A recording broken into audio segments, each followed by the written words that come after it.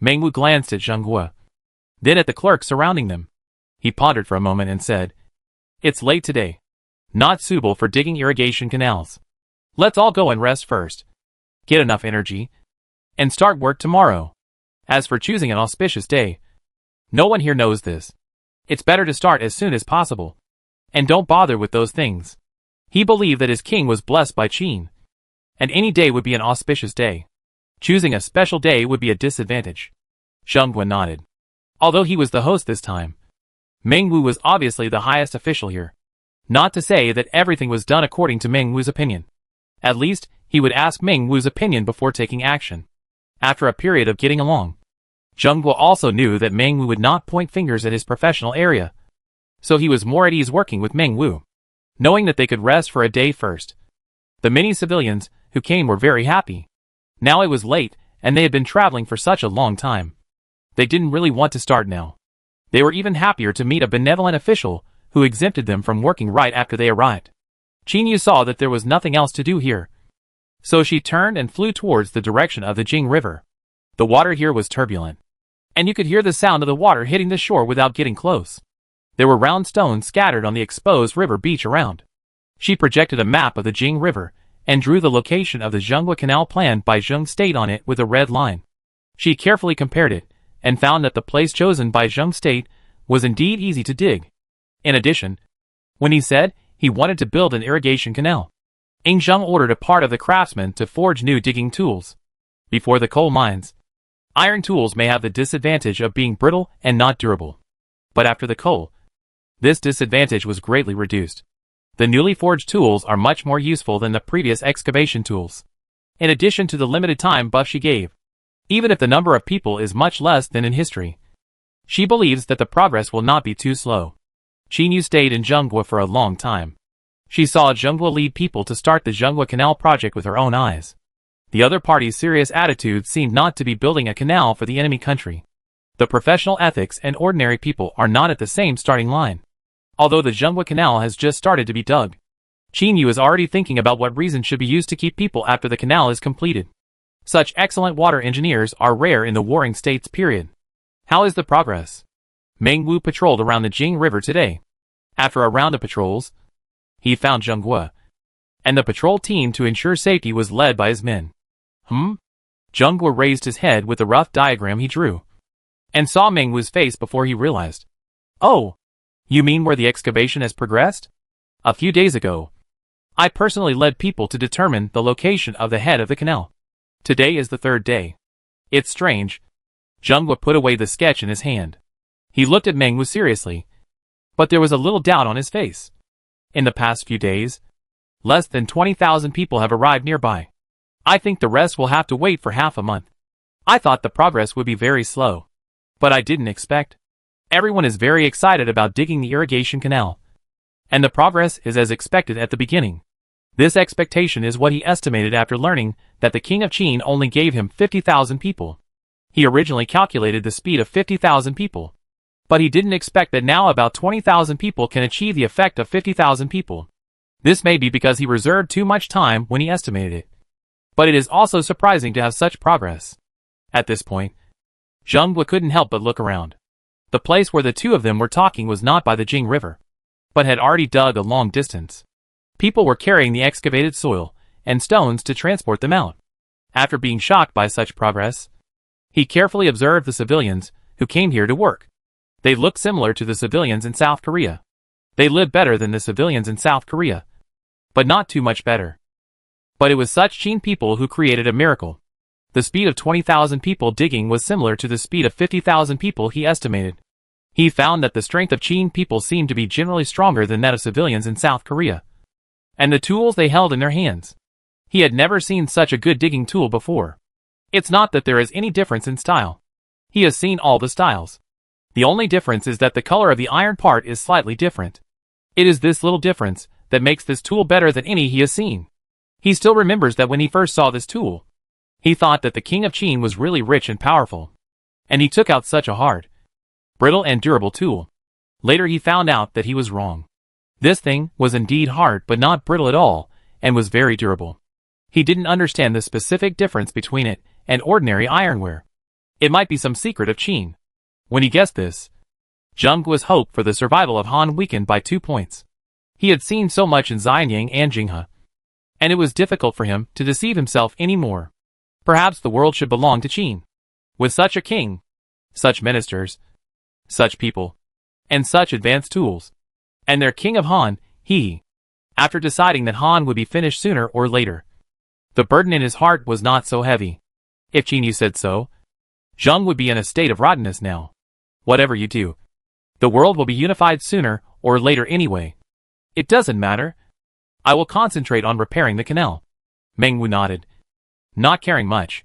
This is the result of the concerted efforts of the Qin people, and the blessing of heaven.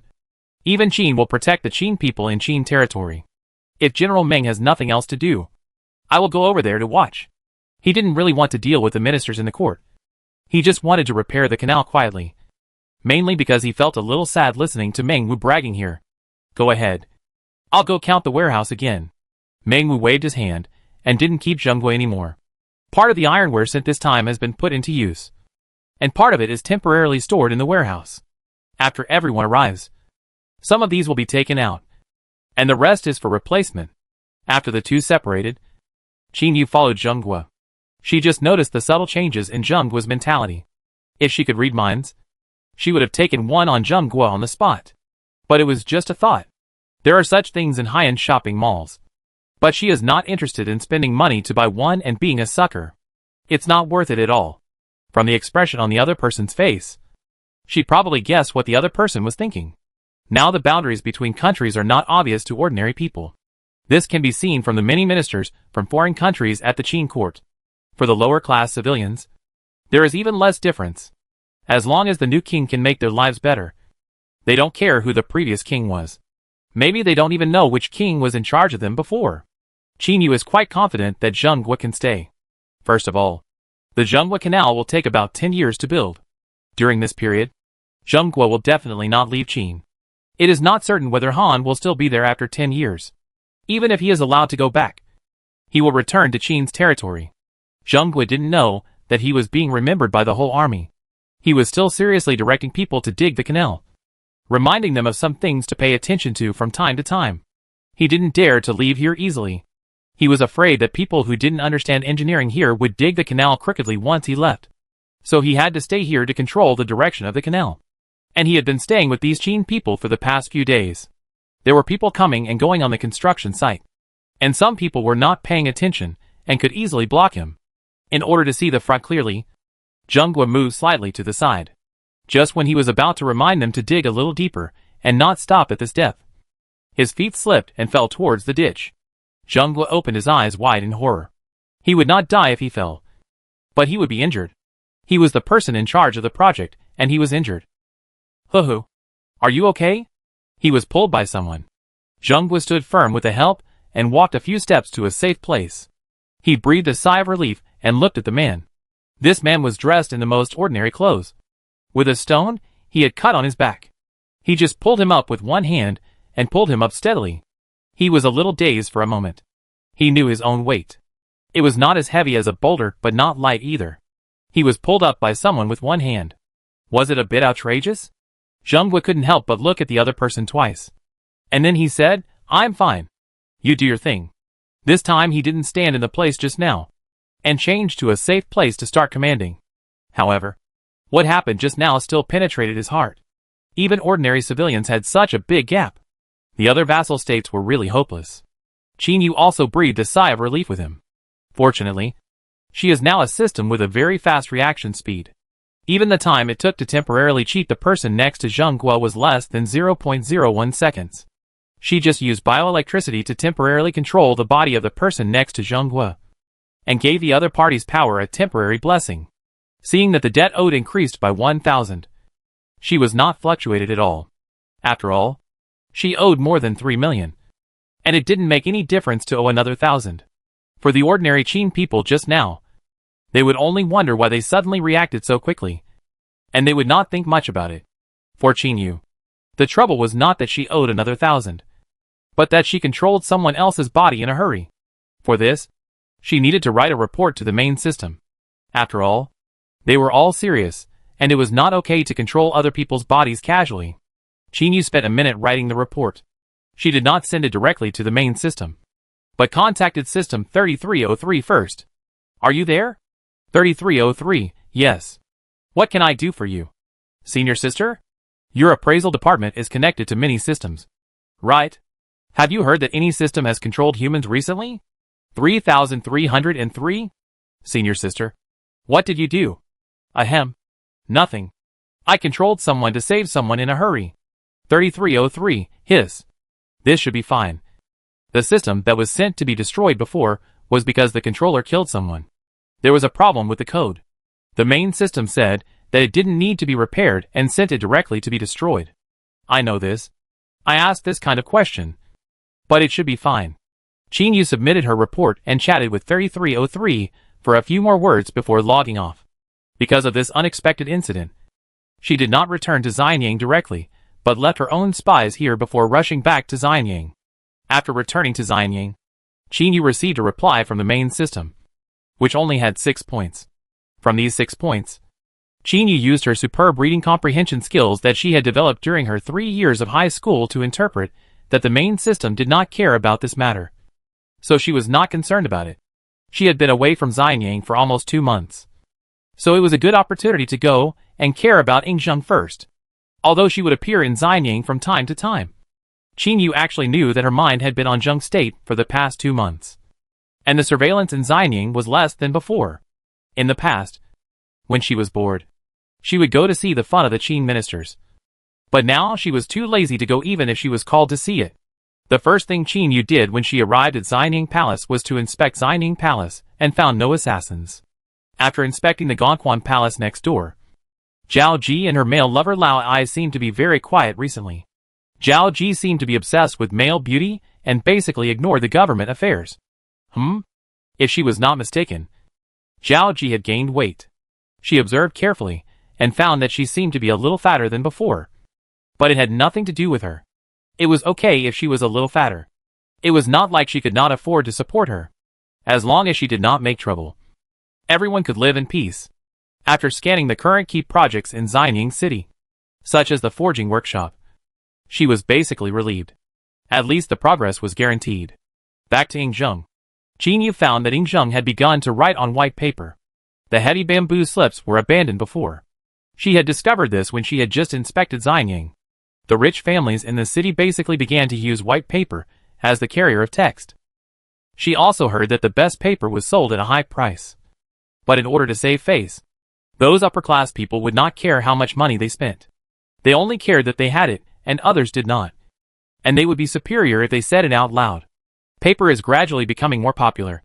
But due to current technical problems, and the unwillingness of some vested interests in the court to give in, paper is only circulated in the upper class as a luxury. But they would not guess that the paper they spend money on now is a contribution to basic education in the future. Just by selling paper in the name of others, Yingzheng has made a lot of money. And now he can say that he is not short of money. After spending the second new year after the Warring States period in Xianyang City, the first year of Qin Huangzheng has completely passed. And now it is the second year of Qin Huangzheng. Things in the second year are not too frequent. The biggest thing may be that Duke Biao led people to go to war. Unlike in history, because Yingzheng had simulated it in the game before. He specially met Duke Biao before he went to war, and hinted that he should honestly abide by Lu Bui's new policy.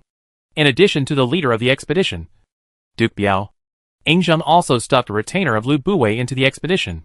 On the one hand, it was to show goodwill to Lu Bui, and on the other hand, it was also considered that even if the people under Lu Bui did not support the new policy in their hearts, they should support it on the surface. This way, Duke Biao could be stopped when he made a mistake. After all, Duke Biao had experienced many dynasties, and demoting him when he was old would easily make the old people in the court feel cold. Yingzheng did not have such a crazy idea to kill all the old ministers of the previous dynasty. It is better to have less trouble than more. The demotion of a general is not a big deal now. In the second half of the Qin Huangzheng period, Qin received nearly 1 million national fortune points after the victory. She looked at Yingzheng, who was handling the government affairs next to her, and said softly, "We won. Qin's territory has one more piece. And she is one step closer to paying off her debts." Yingzheng put down the brush in his hand and stood up suddenly. Except for the time when Meng Ao led troops to quell the rebellion in the first year of Qin Wangjing's reign. Strictly speaking, this was his first victory after he ascended the throne. His usual calm appearance could not suppress the smile on the corners of his lips. He clapped his hands happily and cheered. Not long ago, he learned from Qin Yu that the irrigation canal in Guangzhou was dug smoothly. Today, he learned such good news again. He was in a good mood. Qin's territory was expanded. And Ing Zheng looked at Qin Yu with some curiosity, asking, Qin has gained another piece of territory. Do you have any special feelings? Qin Yu complained, what else can I feel as a system? I got 1 million national fortune points. And my debts went from more than 6 million to more than 5 million. Does it count? But she couldn't say that. She said in a light tone, another snack before the meal. Speaking of this, she remembered the potato chips and fat house, happy water in her previous life. So she casually said, the taste is similar to the food cooked by slicing potatoes in a frying pan. As soon as she finished speaking, a bronze tripod fell in front of her. And the tripod was full of potato chips. And the capacity was almost the same as a bathtub in later generations. Qin Yu? Except that the shape of the tripod was too antique, and the potato chips in the tripod were somewhat out of tune. Everything else was good. No, not good at all. She was just talking casually. Why did such a strange thing suddenly appear in front of her? But in front of Ing Zheng. She picked up a potato chip with her beak, chewed it, and then swallowed it. Well, this thing is really similar to the original flavor of Oxfam potato chips. It would be more perfect if there was a bottle of Fat House, happy water. What is Tongsheng? This is Tongsheng. Ing Zheng was only surprised for a moment by the sudden appearance of the bronze tripod. But he didn't find it strange anymore. He first asked Qin Yu, can Zheng take a piece? Anyone who sees such a magical scene will be curious. Qin Yu hesitated for a moment. You probably can't touch it. But it doesn't hurt to try. After getting consent, Ing Zheng rolled up his sleeves and reached out to touch the potato chips in the tripod. As Qin Yu said, Ing Zheng couldn't touch it. Seeing this, he didn't insist on it anymore, and turned to the government affairs to be handled and started his work as the king of Qin. Although Qin Yu acted naturally, she actually started to poke Tong, who she was familiar with. In private, she had a question. Does the system really have such a thing as taste? Why do the potato chips in the tripod really taste like potato chips? While eating potato chips, she contacted the familiar system, and even asked Tong, the dean of teaching before graduation. Indirectly, when the bronze tripod suddenly appeared just now, she actually thought about it. If the bronze tripod was placed by an enemy or a hostile leader, it means that the opponent's ability is far superior to hers, because she didn't notice any other abnormal signs from beginning to end. If there was such a power to harm her, it would be better to solve it directly by force. There was really no need to tamper with the potato chips. So for the sake of her country, she ate it boldly. Now thinking about it, she actually didn't regret it. She would just ask the leader she knew what happened afterwards. Whether there was a bug in the system, or whether the new function was launched without notifying all the out-of-office systems. The first to reply was the junior, who worked for her. The distance between it and her was also the closest compared to other leaders. Probably only one universe away. And the universe between other systems and her was at least doubled. System 3303, our program doesn't have a sense of taste. Although the main system has always been humanized. That's for the host. When upgrading various systems, they usually choose to upgrade practicality. The main system has always considered such fancy functions unnecessary. System 3303, recently, there is a new function online. But it's not this. It may also be that I didn't receive the notification. Senior sister, have you received the notification? Qin Yu was thoughtful. 3303 hasn't graduated yet. It stands to reason that it is more informed than herself. After all, it will go back to the system college from time to time. And she has been in the warring states for more than 2 years. 3303 said she didn't know. So it was basically not because of the new function. Seeing 3303's rhetorical question, Qin Yu didn't directly tell what happened to her, but used the I have a friend method to get away with it in front of 3303. If 3303 had been through the human network, he might realize that this matter was not simple. But it was just a simple system. Naturally, she would not say, is this friend you are talking about you? Qin Yu, I heard it from a friend of mine. I am not sure. I am looking for more friends to confirm this. System 3303, I see. It should be a rumor. The college has not issued any notice. Seeing that she had gotten away with it with System 3303, she clicked on a classmate and batch student she met at school before. System 666 replied to her with a bunch of words. The first 800 words were all about explaining the various bugs that might occur in their system, as well as the bugs that have been discovered so far. In the end, there was only one sentence of effective advice. And this sentence was also placed at the end, suggesting that she take some time to come back and check her system program to see if there was any error. Chinyu thought about it, and it was possible. She could leave part of the program here, and then return the main program to the system space to see if there were any bugs in the program. That is, she is now a system, and one system can be used by two. If it was before, she would have to bear the workload of 2 times, not to mention splitting it in half. Thinking about her previous life as a programmer, she didn't die suddenly from overtime, and she didn't have a bald head when she died, so she couldn't help but feel a little lucky. Chinyu thought expressionlessly, and clicked on the dialog box of the Dean of Teaching. The Dean of Teaching spoke briefly and efficiently. He just cared about whether there was something wrong with her program, and suggested that she come back for repair. After reading most of the replies, she actually had a bias in her heart. And now it was the last hesitation. She had suspected before that the main system actually knew that she was not a simple system. And now the Dean of Teaching's ambiguous attitude also explained some problems. After thinking about it, Chinyu decided to go back to the system space to check whether it was really a problem with her own program, before finding a way to become a human. She didn't want to collapse because of a program bug, so she really sent it. Anyway, it's just an extra sense of taste. It shouldn't be a big deal. The potato chips must have been created because I was too obsessed with them. In the end, there might be something wrong with the computing program, so it's necessary to go back for repair. She owed so many creditors, and the system didn't say what to do with her. It shouldn't be a big deal if there was just a bug. The main reason was that she didn't see the potential of a villain in the main system, so she felt more at ease about going back to the system space for repair. Chinyu left part of her own program, and the main program embarked on the Star Road back to the system space. Although the intelligence of the program left behind was not as good as that of a human, the thinking mode was based on hers, and generally speaking, it was impossible to tell who was the main and who was the deputy.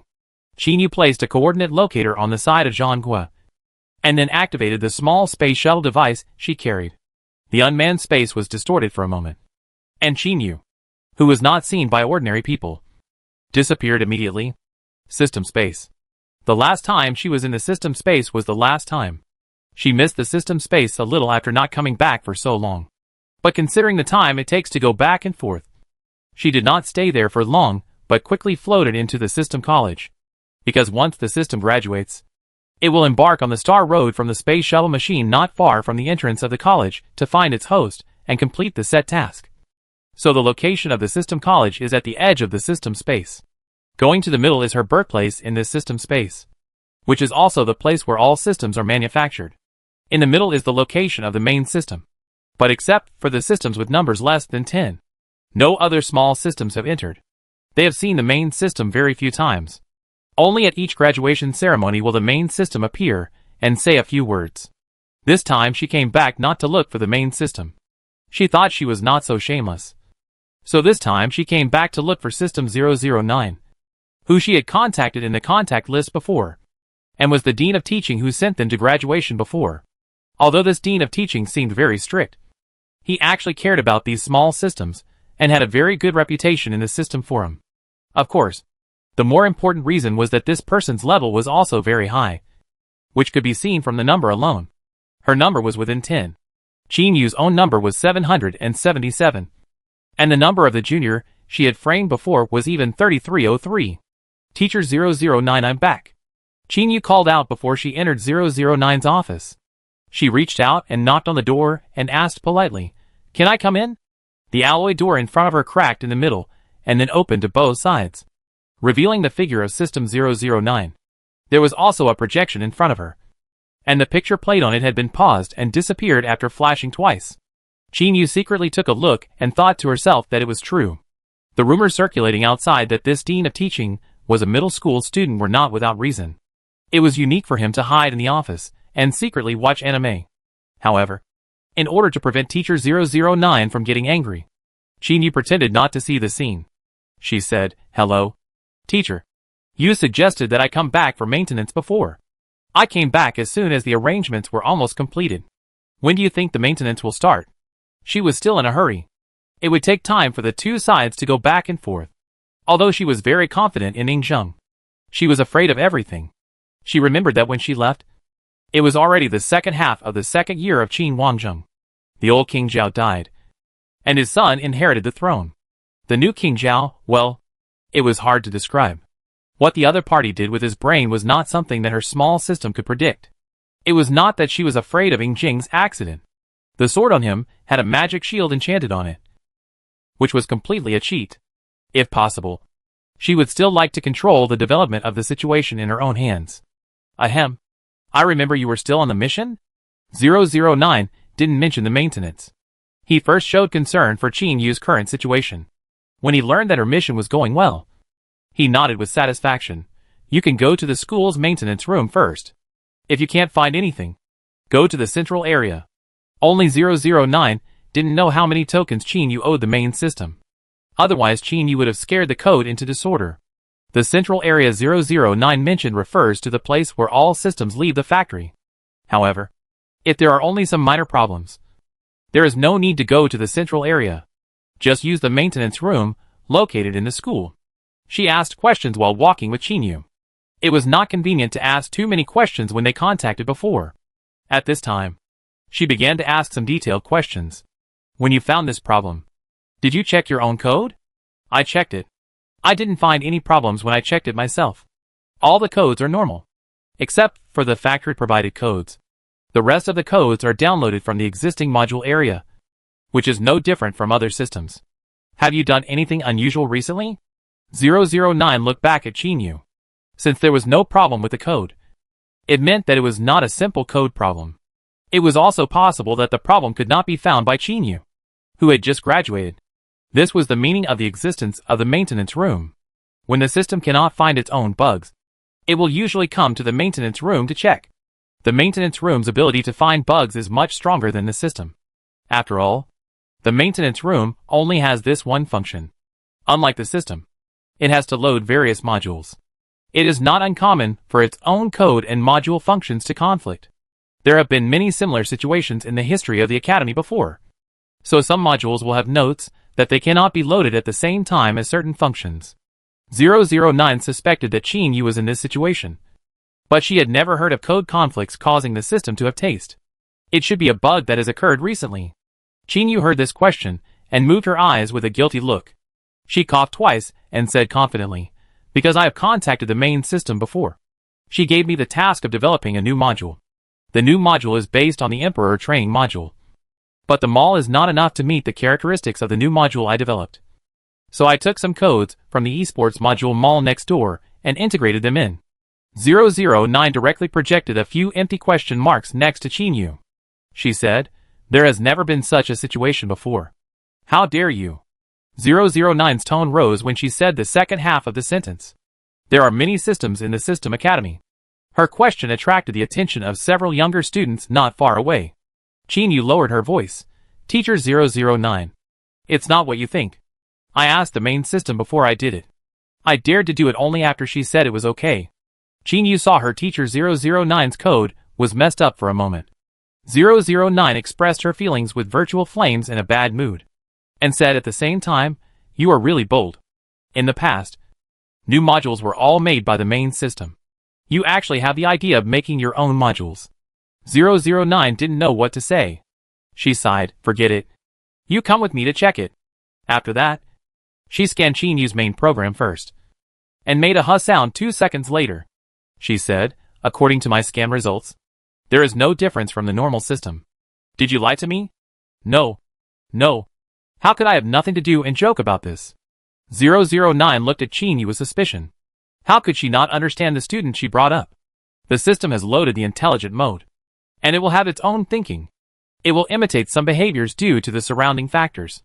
The imitated behaviors are mainly from intelligent species, such as humans. When Chinyu was still in school, she was the kind of system that liked to watch fun. If she went out this time, she might be led astray by humans. Because they are his students. 009 will not think that it is his students' problem. Their systems are very simple when they leave the factory. The ones that are not simple are because of the host. That is, they are led astray by humans. Qin, no. I am not a good system? You are still the same as before. Forget it. Let's go in and check it out first. Unknowingly, the two systems have floated to the door of the maintenance room in the school. The door of the maintenance room sensed the arrival of the two systems and opened immediately. The colors inside are pure white and silver. And occasionally some green light flashes. Which means that there is no system in use now. 009, you stand in. I will operate outside. And do all the inspections? Qin thought about it. Since he came here, he might as well check his whole body. She was not afraid that 009 would find out that she had a human soul. Because all systems would be thoroughly checked in the central area before leaving the factory. And only those with no problems in the underlying code would be allowed to leave the factory. The report from that year was still in her database. And there was nothing abnormal on the surface anyway.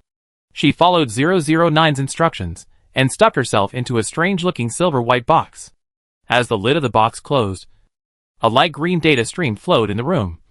And 009, who was observing next door, recorded the data. She looked at the data and test results carefully. The test was over in less than 2 minutes. The final conclusion was it was normal. No problem. This conclusion surprised 009 for a while. If there was no problem, it meant that Qin was deceiving her. If there was a problem, it was obviously a big problem. And it was no longer something that could be seen in the college's maintenance room. 009 was busy studying the data report and did not let Qin out immediately until Qin started knocking on the door from the box. Dong dong dong. Dong dong dong. 009 then noticed that her student was still in the box. After she let the hole out, she waited for Qin to come to her. Teacher, how am I? Is there something wrong with the code? Tell me the truth.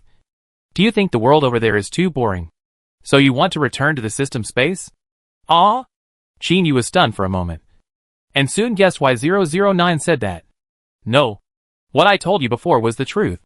I am living quite well over there. And the host is very promising. I think I can get a promotion and a raise in a few hundred years. 009's heart suddenly became heavy. So this is a big problem. The school's maintenance room can't see your problem. You and I will go to the central. 009 stopped talking before she could say anything. She received a very important message from the main system of the central area. The message content was only 4 short words: she is fine. Qin was about to agree when she found that the air pressure around her was low. She tentatively called out twice, Teacher. Teacher? Are we still going to the central area? 009 was angry. She conjured up a giant cat claw and hit Qin out like a ball. Teacher, what are you doing? Qin voice was a little out of tune, because she flew through the air at a high speed.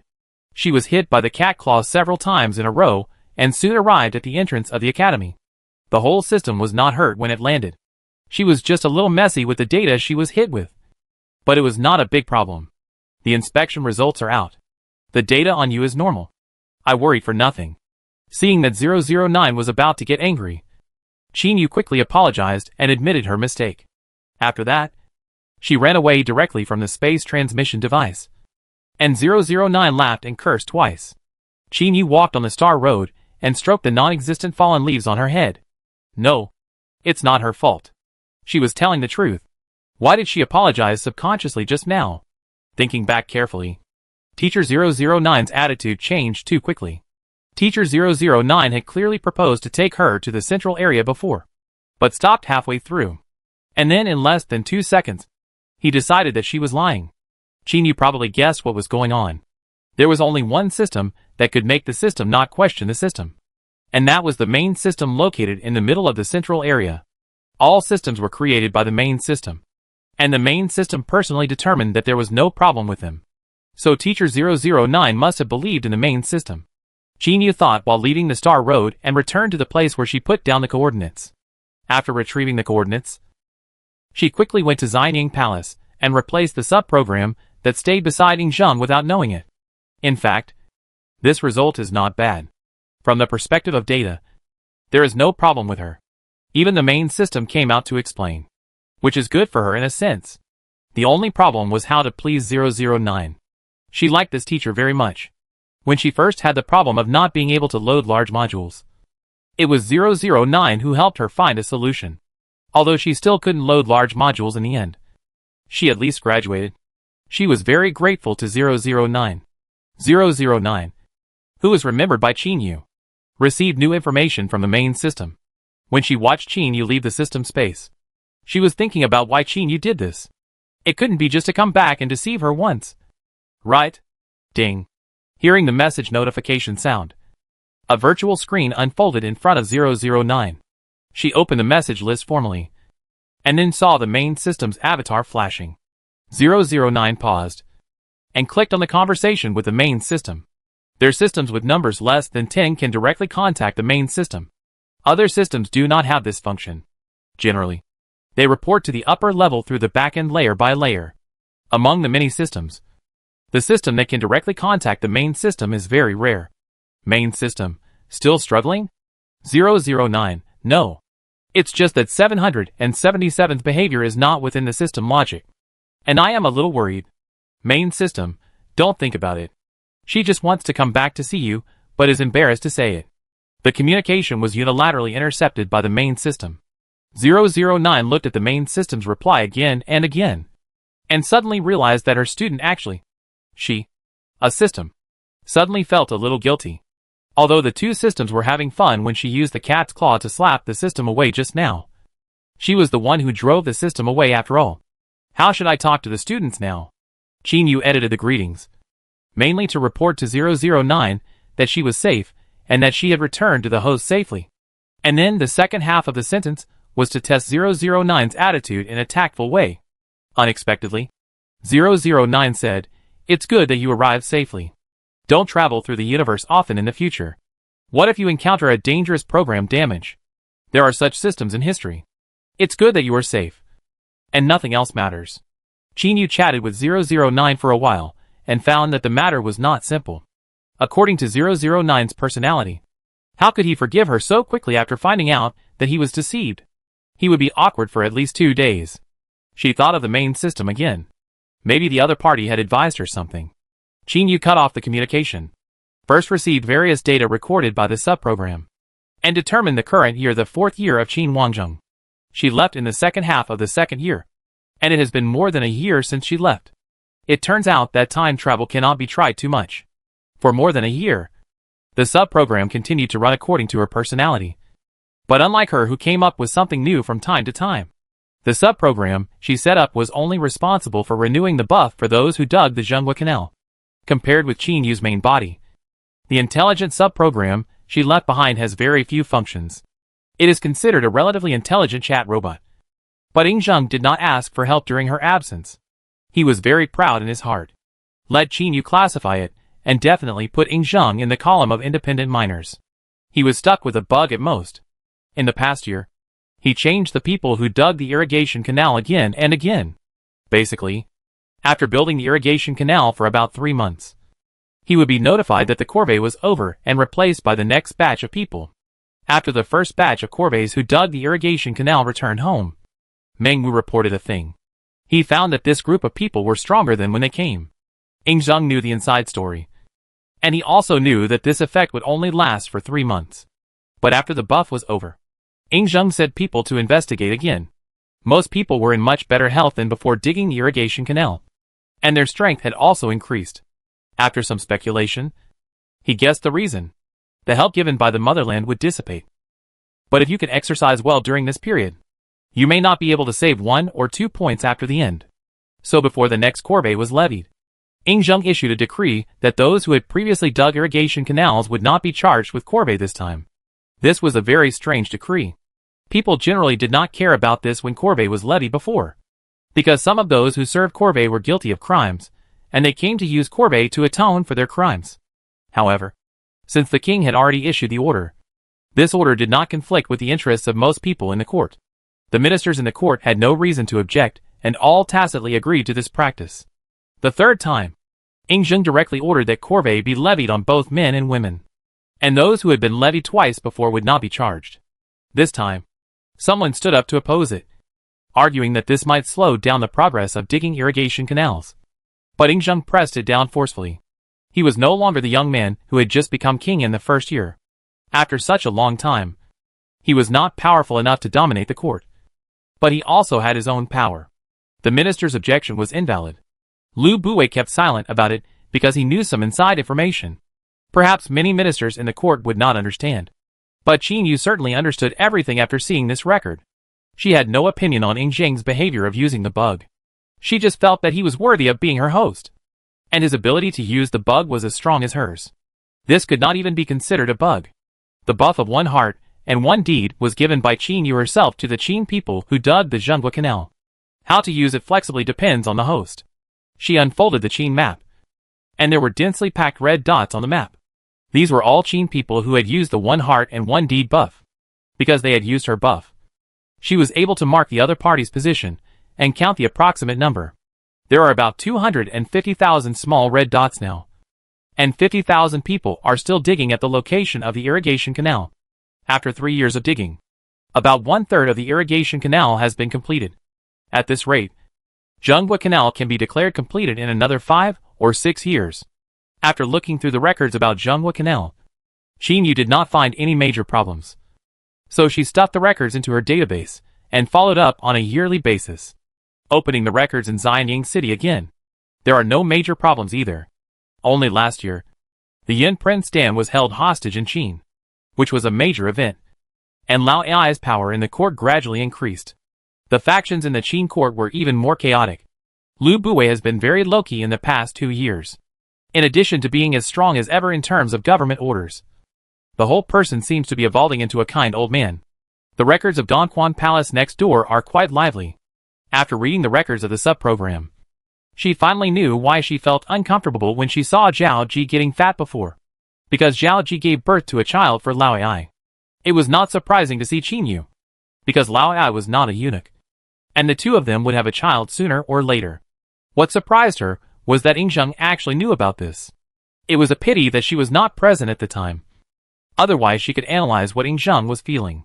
The record written by the deputy program for her was only a few short sentences. At first, he was angry.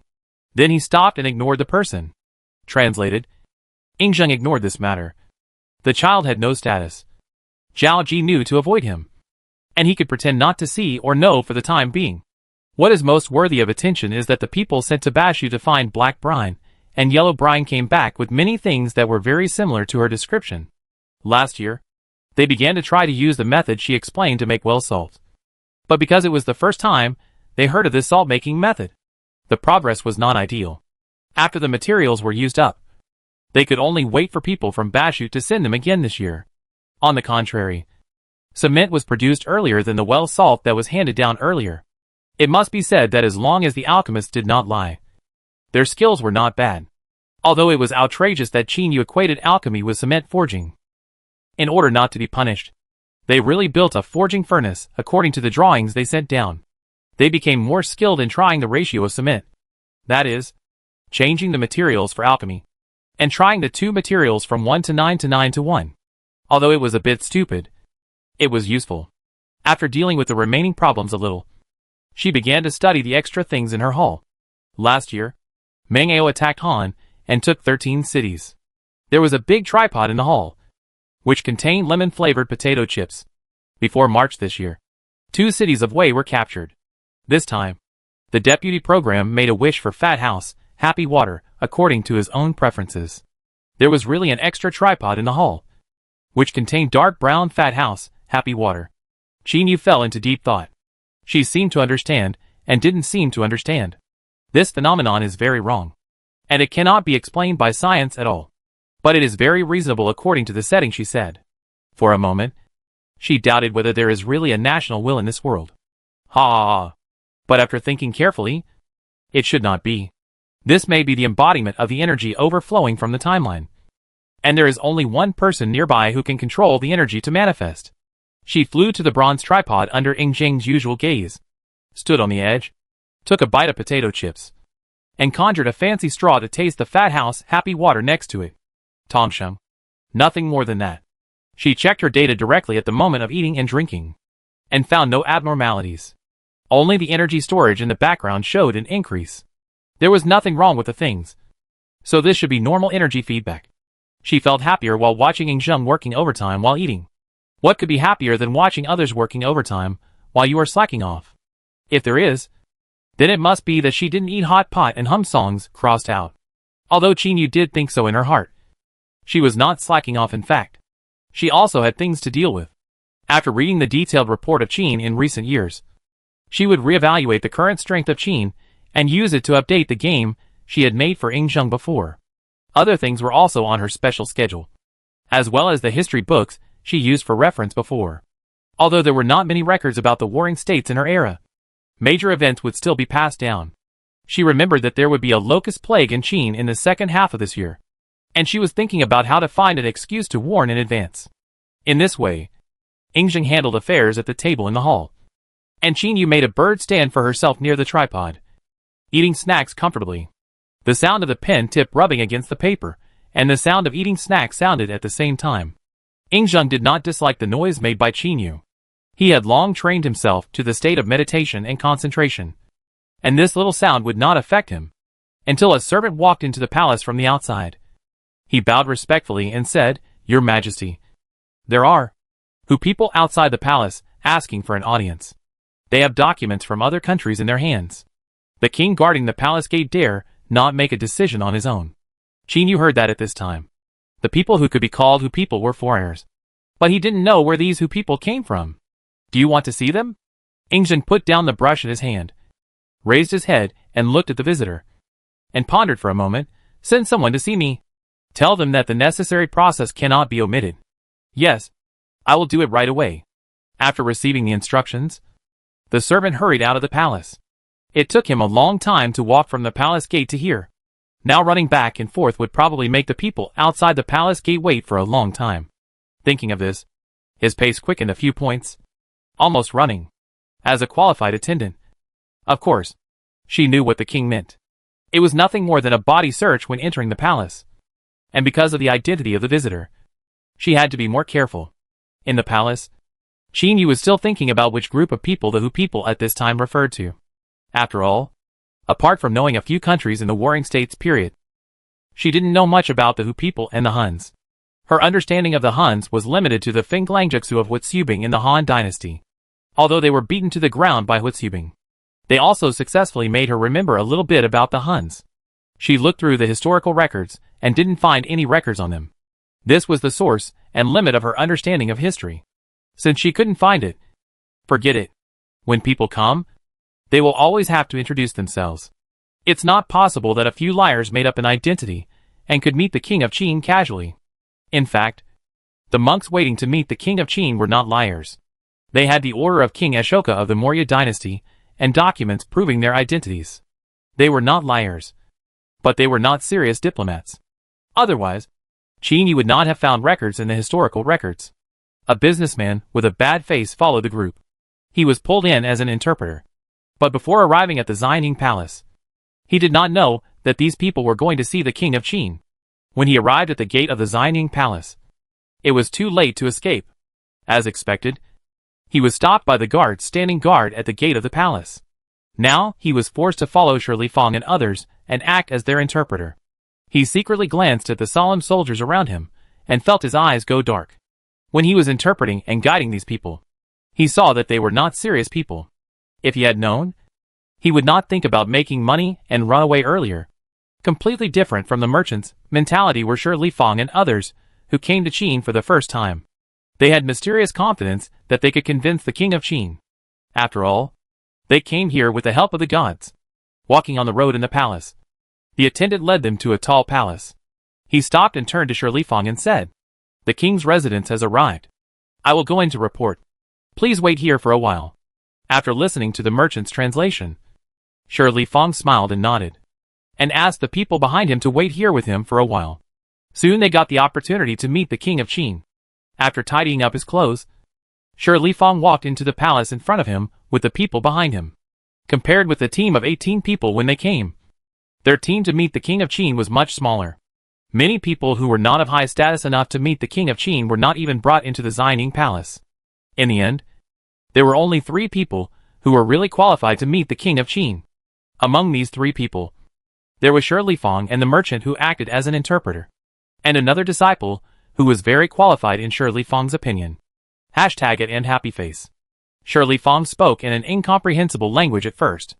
Qin Yu thought he was trying to speak in Xinjiang, but apparently he gave up halfway through. Qin Yu could understand what Shi Fang was saying because of the translator, but she was not interested in being a simultaneous interpreter for Ying Zheng. The merchant standing next to him carefully considered the words and reported to Ying Zheng, "Your Majesty, this who envoy is called Shi Fang.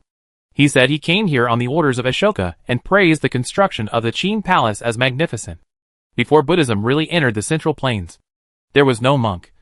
So the merchant paused for a moment and gave Shilifang a name according to his own analysis. He couldn't help feeling guilty when he said it. The king of Qin is so powerful that he can't use his age to guess at all. The attendant standing next to him immediately held the certificate of Shilifang and placed it on Ying Zheng's desk. Ying Zheng glanced at it and saw that it was indeed the handwriting of the Hu people. The material used was excellent, and the person who came didn't seem to be a fake. Qin Yu wanted to laugh when he heard this. This merchant took advantage of the fact that both sides didn't understand, and he added another sentence at the end. But he just wanted to make Ying Zheng happy, so there was no need to expose it. Ying Zheng nodded slightly and said modestly, "What are you all here for?" Happy face #+. Ying Zheng looked at the merchant who acted as an interpreter. "You tell me." Who knew that the merchant's face was tangled? How should he explain that the other party came to preach? There were originally hundreds of schools of thought in the Warring States period. It would not be good for these people to interfere. And if he had a relationship with the Hu people's religion, wouldn't it be? He shuddered. No. He still had a lot of money to spend. But he couldn't just leave Ying Zheng alone. The merchant thought he was just an innocent person involved and didn't want to die here, between life and death. He had a flash of inspiration and realized a skill called the art of language. "Your Majesty." This envoy said he came to offer a treasure. There was no other way. He had followed all the way. Although he had never seen the treasure, they said. It must be a great treasure to be brought here after going through thousands of hardships. Oh! Ying Zheng was interested. Is this Hu people trying to show goodwill to our great Qin? Show it to me. The merchant modified Ying Zheng's words and expressed this wish to Shi Fang in a tactful way. But unlike what he imagined, Shi Fang frowned and chattered. The merchant, who was a temporary translator, couldn't laugh at all. His tone was a little excited, as if he was asking a question. Only Qin Yu understood this sentence directly. He asked, "You just buried the treasure you mentioned before?" Ying Zheng frowned and found the merchant's strangeness. He said, "What? Is there any problem?" At this time, the merchant realized that sometimes the art of language is useless. Even if he concealed the bad points in a paragraph, it was useless, because he didn't expect to be backstabbed by his teammates. Qin Yu, who was watching, heard it very clearly. This was probably caused by the poor language level. The merchant didn't understand the important sentence that Shi Fang said before "where it belongs," which led to a translation error. If she were to translate, she would summarize Shi Fang's words into 2 points. First, Sakyamuni is great. Come and join us. Second, Sakyamuni chose a suitable place to bury his relics. Nothing. Just burying the so-called treasure on the spot. Ying Zheng didn't even feel angry after listening to Qin Yu's explanation. He was just a little speechless, as if a group of monkeys were performing in front of him. "Your Majesty," Shi Fang said, that before entering Xianying, they found the holy tomb. "So it's gone." Holy tomb? Ying Zheng caught a key word, and he began to wonder what the treasure these people were talking about was. And they sent it to the tomb before they got to Xianying. Shi Fang said a lot this time, and the merchant tried his best to understand what Shi Fang meant. Because of the previous accident, he didn't dare to hide anything. So he just broke the jar and said the real purpose of Shi Fang and his group. Now he just hoped that when the king was angry, he would not be imprisoned with him. He also told Ying Zheng the little story prepared by Shi Fang, about how Shi Fang saw the deceased Sakyamuni at night, and about the holy tomb they found in the original place after Sakyamuni left. Hearing this, Qin Yu couldn't hold it anymore, and her voice was a little puzzled. Is it true or false? How come I don't know? Regardless of whether this is true or false. If it is false, it is false. Even if it is true, it must be false. After all, there are examples in later generations that prove that the unity of that kind is a dead end. and it is better to strangle this kind of sign directly. Yingzheng didn't believe what Shi Fang and others said. And it was even more impossible to believe what Shi Fang and others said after hearing Qin Yu's question. He sneered. Everyone wants to cheat him these days. It's true that he was the king of Qin for a short time. But he's not that easy to cheat. Come on. Throw this evil Hujia demon into the dungeon. He had no intention of giving face to the Maurya dynasty. What? You can still come to fight me across thousands of miles. Looking at the monks being dragged away, Qin Yu had no sympathy. Some things should not appear at inappropriate times. She first used the database to analyze the places where Shi Fang and others passed by when they came. Just teach them a lesson. No need to kill them directly. They must be familiar with Ashoka's territory. At least more familiar than me. Yingzheng understood Qin Yu's hint and gave 2 instructions to the attendants standing aside. The 2 black-hearted people looked at each other and saw smiles in each other's eyes. If Qin Yu were to evaluate the behavior of Shi Fang and his group, it could be summed up in one sentence. They preached but not completely. Because after meeting, Yingzheng did not believe what they said at all. And without the support of the king of Qin, their wish would not be realized. They even had no chance to go to other countries. After all, they were still in prison, and it was better to think about how to get out of prison before preaching. However, with Yingzheng's instructions, their life in prison was not bad. At least better than that of ordinary criminals. At most their freedom was restricted.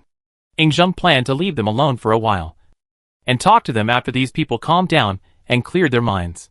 It was also for this purpose that the merchant who served as an interpreter was kept. But unlike Shi Fang, who was imprisoned, he lived in Xianing City, and Wang Jian and his men arranged a place for him, and his treatment was still acceptable. The next time Shi Fang and others were waiting, I am afraid it would be the 3-court trial. After a few days, when Yingzheng was reviewing the memorials, he found that Qin Yu seemed absent-minded, and he asked with concern, "Are you worried about something?" "It's okay."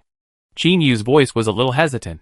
Because of historical records, she investigated the places in Qin that might have locust plagues in advance. She investigated the provinces that were prone to locust plagues according to the summary of later generations. She found that the number of locust eggs buried deep underground this year was indeed a bit too much. There are too many eggs in the soil. I'm a little worried. Because she studied farming in a system school before, she had some experience with locust plagues. Locust plagues are a long-standing global disaster and are no joke.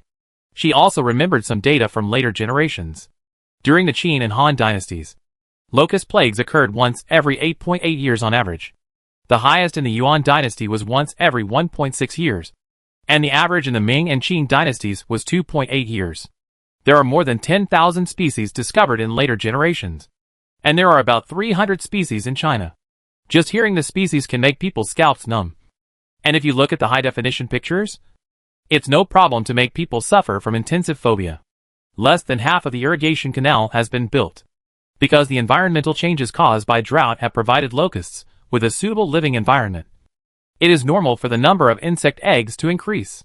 It is better to think about how to prevent and control it before the disaster occurs. This is a new topic for Yingzheng, because even if he has played the Qin King Overtime Simulator before, he would only think of ways to deal with locust plagues after the disaster occurred. Because he could not observe the changes in every piece of land in Qin every day. Even if he wanted to manage it, he could only wait until the locust plague occurred.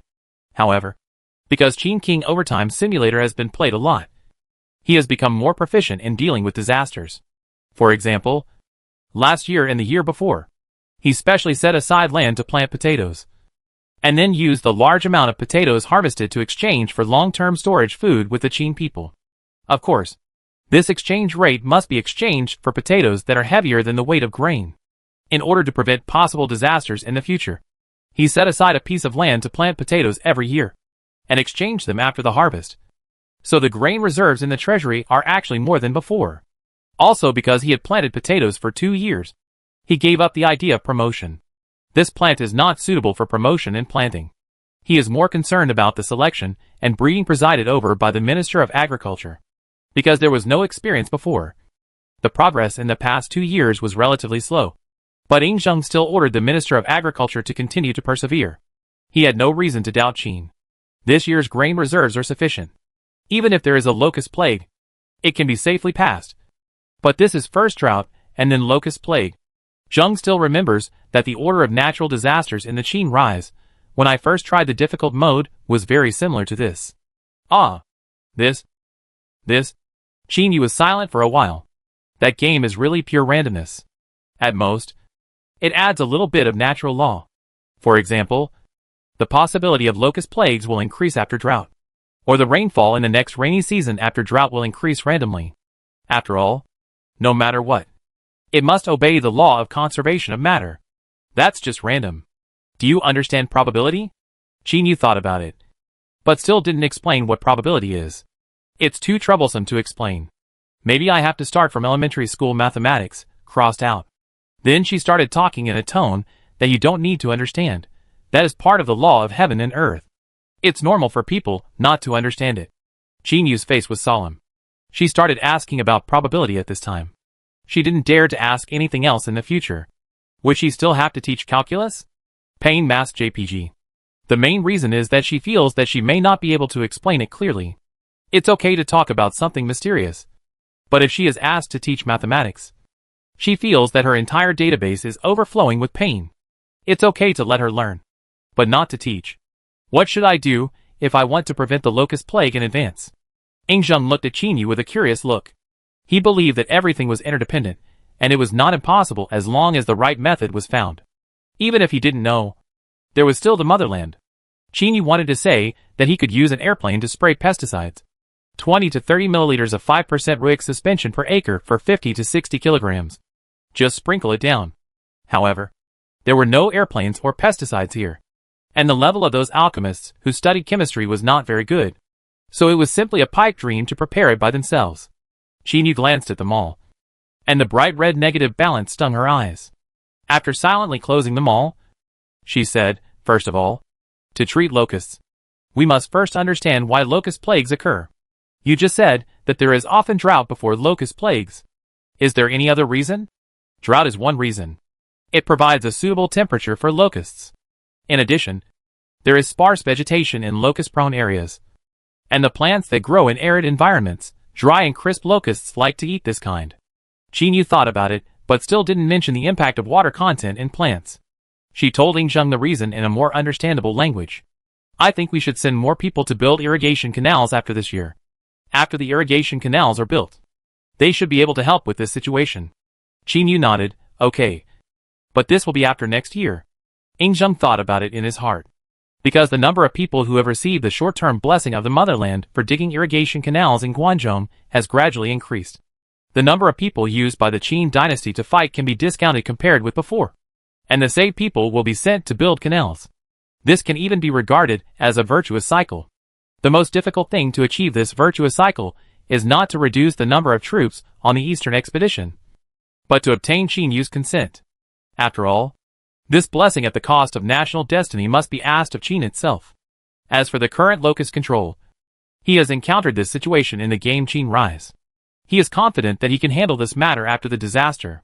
Although the difficulty in the game is not as difficult as in reality, he has the help of the motherland in reality, which is far from comparable to him in the game. As for this year, you can try to use domesticated poultry to eat the locusts in the fields, or find the place where the eggs gather in the fields, and boil water to pour on the locusts to kill them in advance. But this efficiency is a bit low if it doesn't work. Hold a sacrifice at the Wei River. Xianyang City is built to the north of the Wei River, and it is not too far to hold a sacrifice at the Wei River. She felt that she had evolved to the point where she could solve problems by offering sacrifices. But she felt that she would lose out if she didn't hold a sacrifice. Anyway, the locust plague had to be solved. So it was better to hold a sacrifice to boosting Zheng's reputation. If poultry could solve this problem, she wouldn't have to come in person. It's also quite troublesome to use ultrasound to control birds to come and eat locusts. Speaking of eating. She bought a corn in the mall and put it on the table silently, without attracting the attention of the servants at the door. She said, why not grow this to extract oil? And then fry the locusts until crispy and eat them. This can also be eaten as a staple food. It's a new plant I found.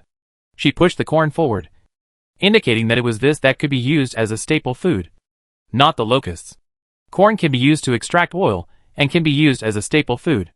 The most important thing is that it tastes good. In Qin Yu's mind, Corn is second only to potato chips in terms of taste. And even fried chicken can only rank third. Even if Zhang had never come into close contact with locusts, he knew that they were insects. He hesitated a little. Can locusts really be eaten? Because it was the first time he heard that locusts could be fried in a pan. He forgot what this new and strange plant was. Yes, if there really is a locust plague, the locusts eat food, not anything else. And they are not poisonous. So they must be edible. Put oil in a pot. Turn on medium heat. Fry the locusts until golden brown. Then take them out. Gwa. The Koreans next door are crying with envy. Just like rabbits eat grass and wolves eat rabbits. Wolves don't mind rabbits being herbivores. The strange metaphors didn't sound strange to Zhang. He was used to Qin Yu's strange descriptions from time to time. Even if she compared the house to a small box, he wouldn't be surprised. In fact, there are many benefits to eating locusts. But be careful to handle them cleanly, and don't eat too much at one time. It's easy to indigest. It's best not to eat them when you are pregnant. This thing can also nourish the kidneys. But eating too much at one time will increase the burden on the gastrointestinal tract. Her suggestion is to mix locusts with rice.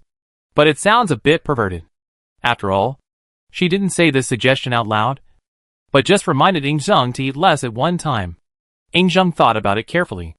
Not everyone in the Qin kingdom can be as entangled as the ministers in the court. There are more civilians who are hungry. They don't care whether it tastes good or not, as long as they can eat it. Locust plagues have been impossible to eradicate since ancient times. If locust plagues cannot be prevented, eating locusts to stop losses seems to be a reasonable thing. But this new plant was found by the motherland. And according to the previous process, he had to plant it himself for the first time before he could bring it into the world. Obviously, he couldn't use fried locusts to stop losses in the past 2 years. And he used poultry. He actually didn't have any hope for this. Not many people could afford to raise poultry at this time. After all, people could only eat 2 meals a day. So how could they afford to raise poultry? Finally, after discussion, a plan to control locusts was temporarily decided. And they only waited for the order to be issued in the court.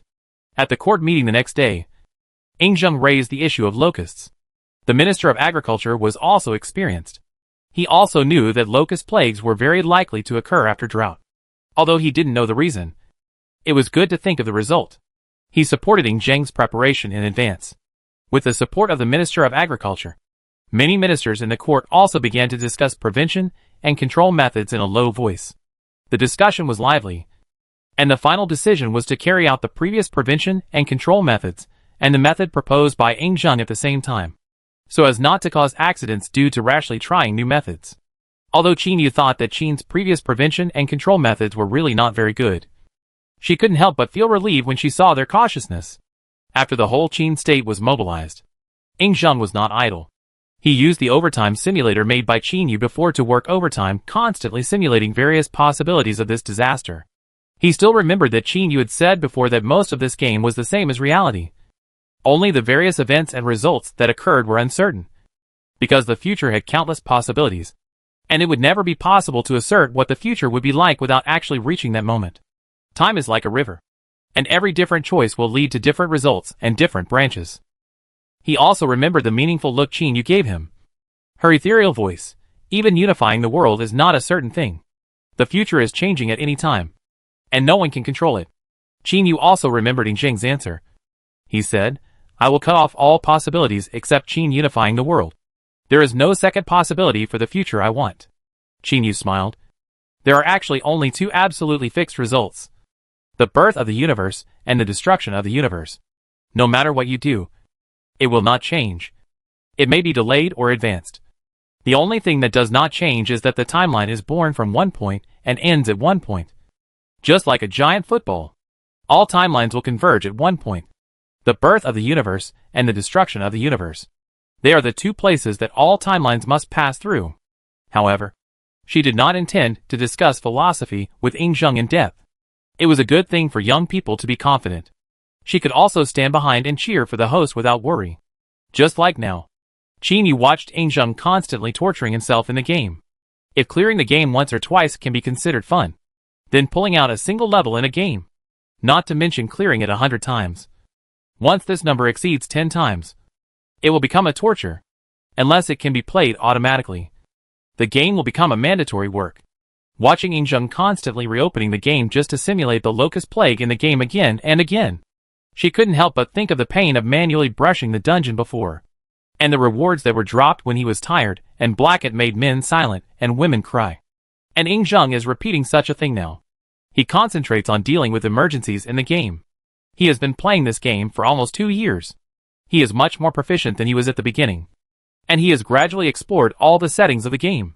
For example, before brushing the possible locust plague as a dungeon, he saved the game progress that had been advanced to the 20th year of Qin Wangjung. In fact, he saved more than this archive. He also learned to save the game when he was undecided. But he was also very clear-headed. Reality is not a game. And reality cannot be saved. So he would think carefully before making a decision in reality. The game is still going on. This is his 5th simulation today. The first 4 times went smoothly. If nothing unexpected happens, this time will also be fine. The reason why he is still continuing is that he is not satisfied with the process in the middle.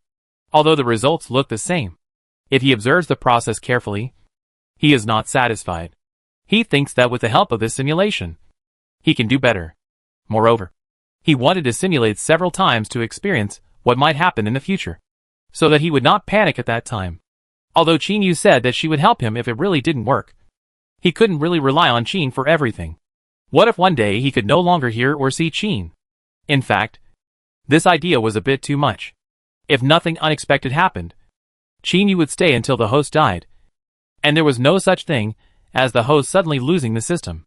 However, this risk avoidance measure was also fine. And not relying on it was what Qin Yu wanted to see. That's great. Qin Yu saw the host working so hard and consciously, and couldn't help but praise him, and said, "Nonsense, by the way. If Zhinger works harder, I will retire sooner or later." She even simulated an electronic fish pond for herself. And a fish pond, like a physical entity, appeared in the palace.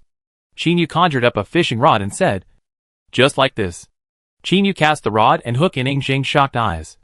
And ripples appeared on the calm water surface, spreading outward like water rings. A moment ago, this was the interior of the house. And the ground was made of bricks and stones. Now there is a small fish pond, and even a small lounge chair. Qin Yu is lying on the lounge chair, with a mini fishing rod, and a small fish basket placed next to her right wing. And potato chips and fat house, happy water play side by side on the left. The highlight is happiness. Although it is not really fishing. It is almost the same. Of course, she is not fishing for real fish. She is fishing for electronic fish composed of data. It is said that the scene is materialized in the palace. In fact, it can be seen as a realistic naked eye reality holographic game. A fishing game that can be played without any equipment. If you don't deal with it, the game will be over. Qin Yu, wearing sunglasses, reminded casually that in terms of the speed of time in the game, if some things are not dealt with, they will be handed over to subordinates by default, and then judged in a fixed way. There is actually no other disadvantage, except that the subordinate's handling level is random. But with Yingzheng's personality, he would prefer to deal with it himself. After hearing Qin Yu's reminder, he also put his attention back to his game. He saw that a government matter had been missed, and he quickly restarted the game. Qin Yu started fishing by herself. She said it according to reality. So it was normal that no fish was caught after waiting for almost an hour. Qin Yu watched a carp jump out of the water not far away, and then flipped over and fell into the pond. She was silent for 2 seconds and pulled out the system panel angrily. She modified the density of fish in the pond and the hunger of fish. She didn't believe that she couldn't catch it this time. After a quarter of an hour, Qin Yu was somewhat resigned to her fate. Perhaps this was fate. She was not born to be suitable for fishing. She couldn't catch fish even if she played video games. Just when she was considering whether to delete the game and destroy the evidence, she thought of Yingzheng, who was still simulating overtime next to her. So Qin Yu coughed twice. "You must be tired of facing the locust plague in the game after so many attempts. Do you want to try fishing?" According to the theory of game relativity, if she is the only one who makes a fool of herself in a game and Yingzheng, the only one who can play games with her, does not make a fool of himself, then she will be doubly foolish. If Yingzheng makes the same foolish move as her, then rounding it off, neither of them made a fool of themselves. As for the fact that Yingzheng caught fish, but she didn't consider it. How could a novice catch fish right away? Impossible. Absolutely impossible. Moreover, she used a fishing rod from later times. If she didn't teach him, Ingzheng probably wouldn't know how to operate it. Of course, she wouldn't cheat like that. She conjured up a recliner and gave Ingzheng a fishing rod, inviting him to go fishing together. I haven't been able to catch any fish in the water. Why don't you try? Ingzheng looked at Qin Yu's appearance and said hesitantly, Can you really catch fish like this? Oh, you mean in the form of a black bird? Normally it was difficult. But she wasn't a real bird, so the fishing rod was still usable. The only thing that prevented the fish from taking the bait might be the skill of Qi technique. Qin Yu thought about it and explained.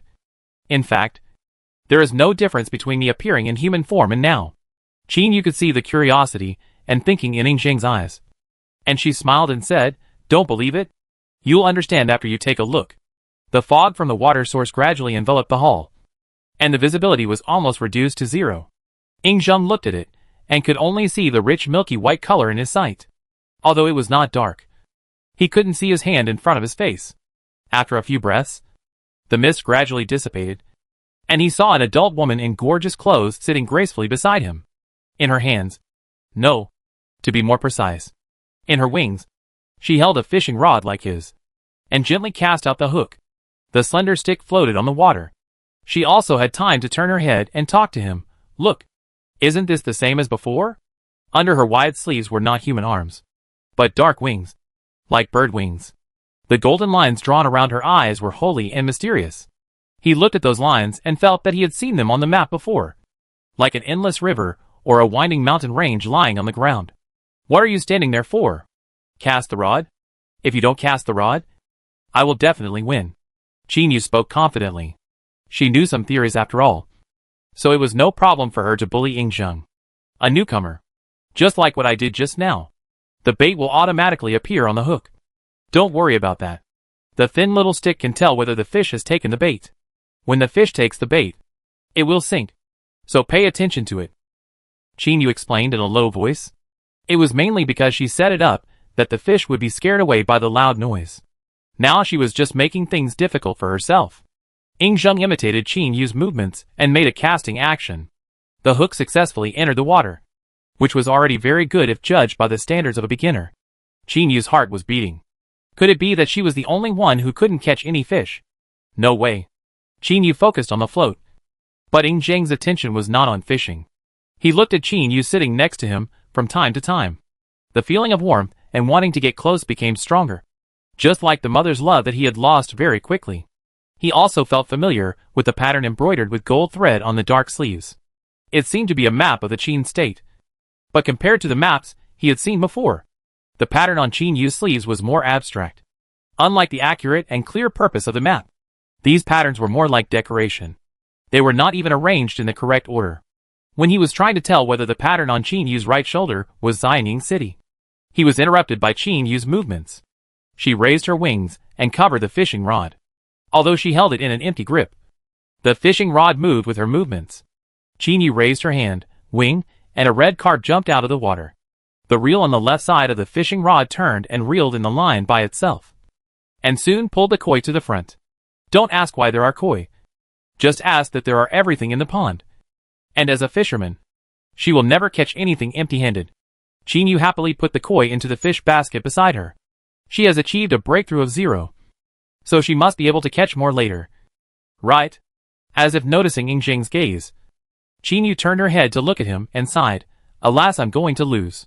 But no matter how Ingzheng looked at it, he felt that the pure golden eyes of his motherland only conveyed one message: happiness. The eyes full of smiles looked at him, which was completely different from what he said. Try hard. Fishing is quite simple. Just a little. Qin Yu stopped talking because she saw the float in front of Ingzheng move, and a fish was hooked. Qin Yu, the smile gradually disappeared.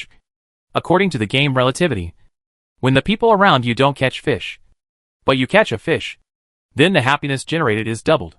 But once the people around you also catch a fish, everyone has the happiness of fishing, which is about the same as before when no one caught a fish. And the happiness will disappear instantly. I see. The skills you taught are really useful. Forget it. Qin Yu saw it. What fisherman? It was all her own fantasy. This is not a real fish pond. In fact, Whether you can catch fish is still purely luck. That is, the probability in the card drawing game. She had no expectations for her luck. After all, she always got the guaranteed bet in the card drawing games in her previous life. There were also some card drawing games where she never got the guaranteed bet, because there was no guaranteed bet in those games. After recognizing herself, she quit the game. Forget it. Forget it. Shihuang adjusted her recliner to a comfortable angle, leaned back, and started swinging. After calming down and just treating this as a leisure and relaxation, she couldn't help humming a song. In the corner where she didn't notice, there was a buff in the fish pond. Summon. Effect, summon dependence.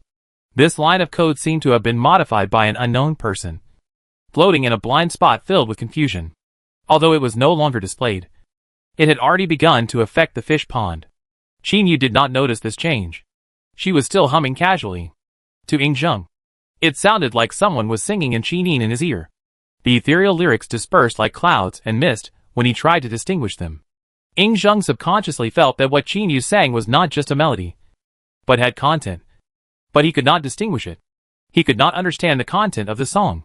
He could only feel that Shihuang was in a good mood at the moment, just like an ordinary person enjoying life. But everything about her reminded him that this was not an ordinary person. This was Shihuang. And this was the will that Shihuang had condensed, at a very close distance. He could even hear the gurgling of the stream, the singing of birds, and the whistling of the wind coming from Shihuang's sleeves. From this angle, he could only see Shihuang's profile. But the flowing gold pattern at the end of Shihuang's eyes could be seen clearly. A concept appeared in his mind. That was a river. A river in Shihuang territory. So the corresponding gold pattern on the other side was a mountain. Are the fish in this fish pond really fish? Or are they really just fish?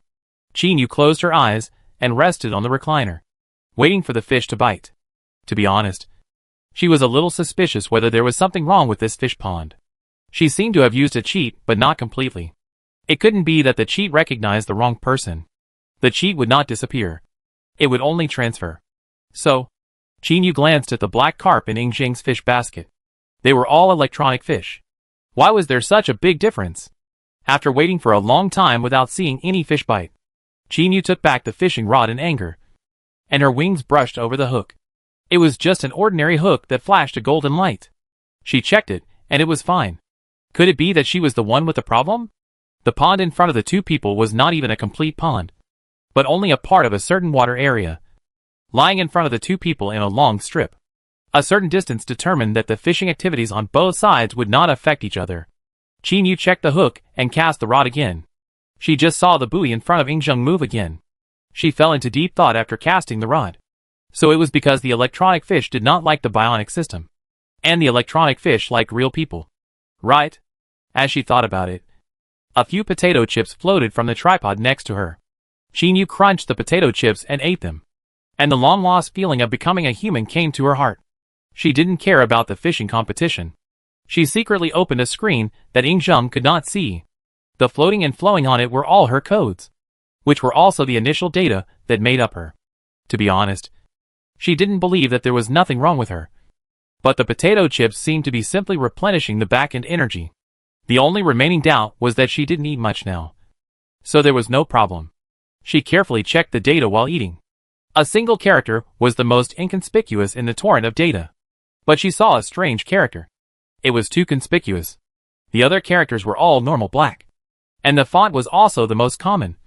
But the character she found was different. It was white, and it was very conspicuous in a sea of black characters. Shihuang subconsciously stopped crunching potato chips, and then watched the white character disappear. Crunch.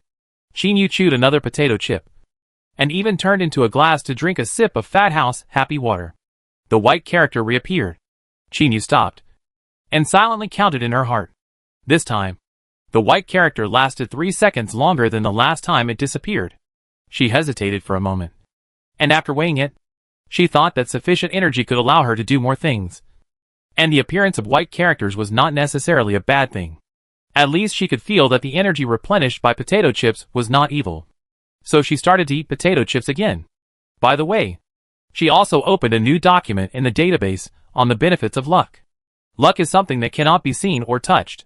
There is a sense of intimacy, but no detailed information can be obtained. This is luck. After observing the white characters for a while, she began to modify her code. She did not learn nothing after studying in the System Academy for so long. For example, she created a firewall that can produce effects within the system. She used data to transform a firewall and trap the white character inside. Now she wanted to do an experiment, stop replenishing energy, and then start replenishing energy again to see if the white character would break through the firewall. She waited 3 seconds longer than last time, and the white character disappeared. She started replenishing energy again, and when the energy entered the background and merged with her, the white character appeared. There was an extra white character in the firewall with data as a cage, and its light seemed to be a little brighter. Qin almost understood. This character will only appear at the same place where it disappeared last time, which means that their positions are fixed. This character has appeared at this position for so many times. She thought about it and decided to wait until there are more characters. This character alone really doesn't show anything. No wonder nothing could be found in the maintenance room of the System Academy. Hua! It was the sound of water being moved. Qin came out of her thoughts and looked up at the water. It was obvious that something unexpected suddenly appeared on the clear water. A triangular fish fin made Qin stunned for a moment. The items produced in this water area are a bit strange, a bit like a card game she played before. She was fighting in the city, but the dropped items seemed like she was mining. It was outrageous. Well, that can't be said. Maybe the dropped items were snatched from the monsters, which seems a bit reasonable. She looked through the output of the pond water source, and then she saw the effect of her cheat fisherman never comes empty. Anything can appear. Anything can be caught. In short, casting the rod will definitely catch something. As for what it is hard to say. So it is reasonable to catch a shark inland. Right? Qin looked at the shark that jumped out of the water with an expressionless face. She actually forgot this. She was only concerned with modifying the data before, and did not pay attention to the specific attributes of the buff. What a mistake. The gray-white skin, the agile posture, the sharp fangs, the huge body, and the height of the jump. Just a little bit can lift the roof. Qin raised her hand and flapped her wings, and a strong wind pushed the ferocious shark back into the water. After comparison, she found that this was a great white shark. But was it so easy to swipe out? She frowned in thought. And for some reason, she always felt that the fish jumped out of the water to escape. But why would you? An electronic fish. Escape? Could the electronic water drown the electronic fish? Even if it was because of the rule she set. There were natural enemies chasing closely under the water. It shouldn't have behaved like this. Because she really couldn't think of any creature in the sea that could force the great white shark out of the water. She didn't use much force to slap the fish, so she didn't judge it as killing the shark. But since the shark was slapped back into the water, there was no other movement except for the splashing water and the normal fluctuations on the water surface. After a while, the water surface returned to calm, and the terrifying big fish just now seemed to have never appeared. This is a harmless bug for Qin, and he will just need to pay attention to it next time. This is the first time that Yingzheng has seen this kind of fish. Before, he mostly read the records in books, and he may not be able to match the species of fish. Is this small surface of water actually leading to the ocean? Why didn't you catch it just now? He was a little curious.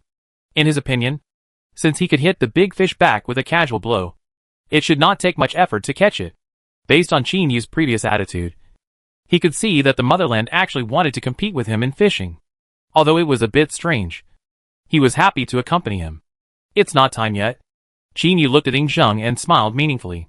Yingzheng was stunned when he heard this, and subconsciously began to ponder the deep meaning of this sentence.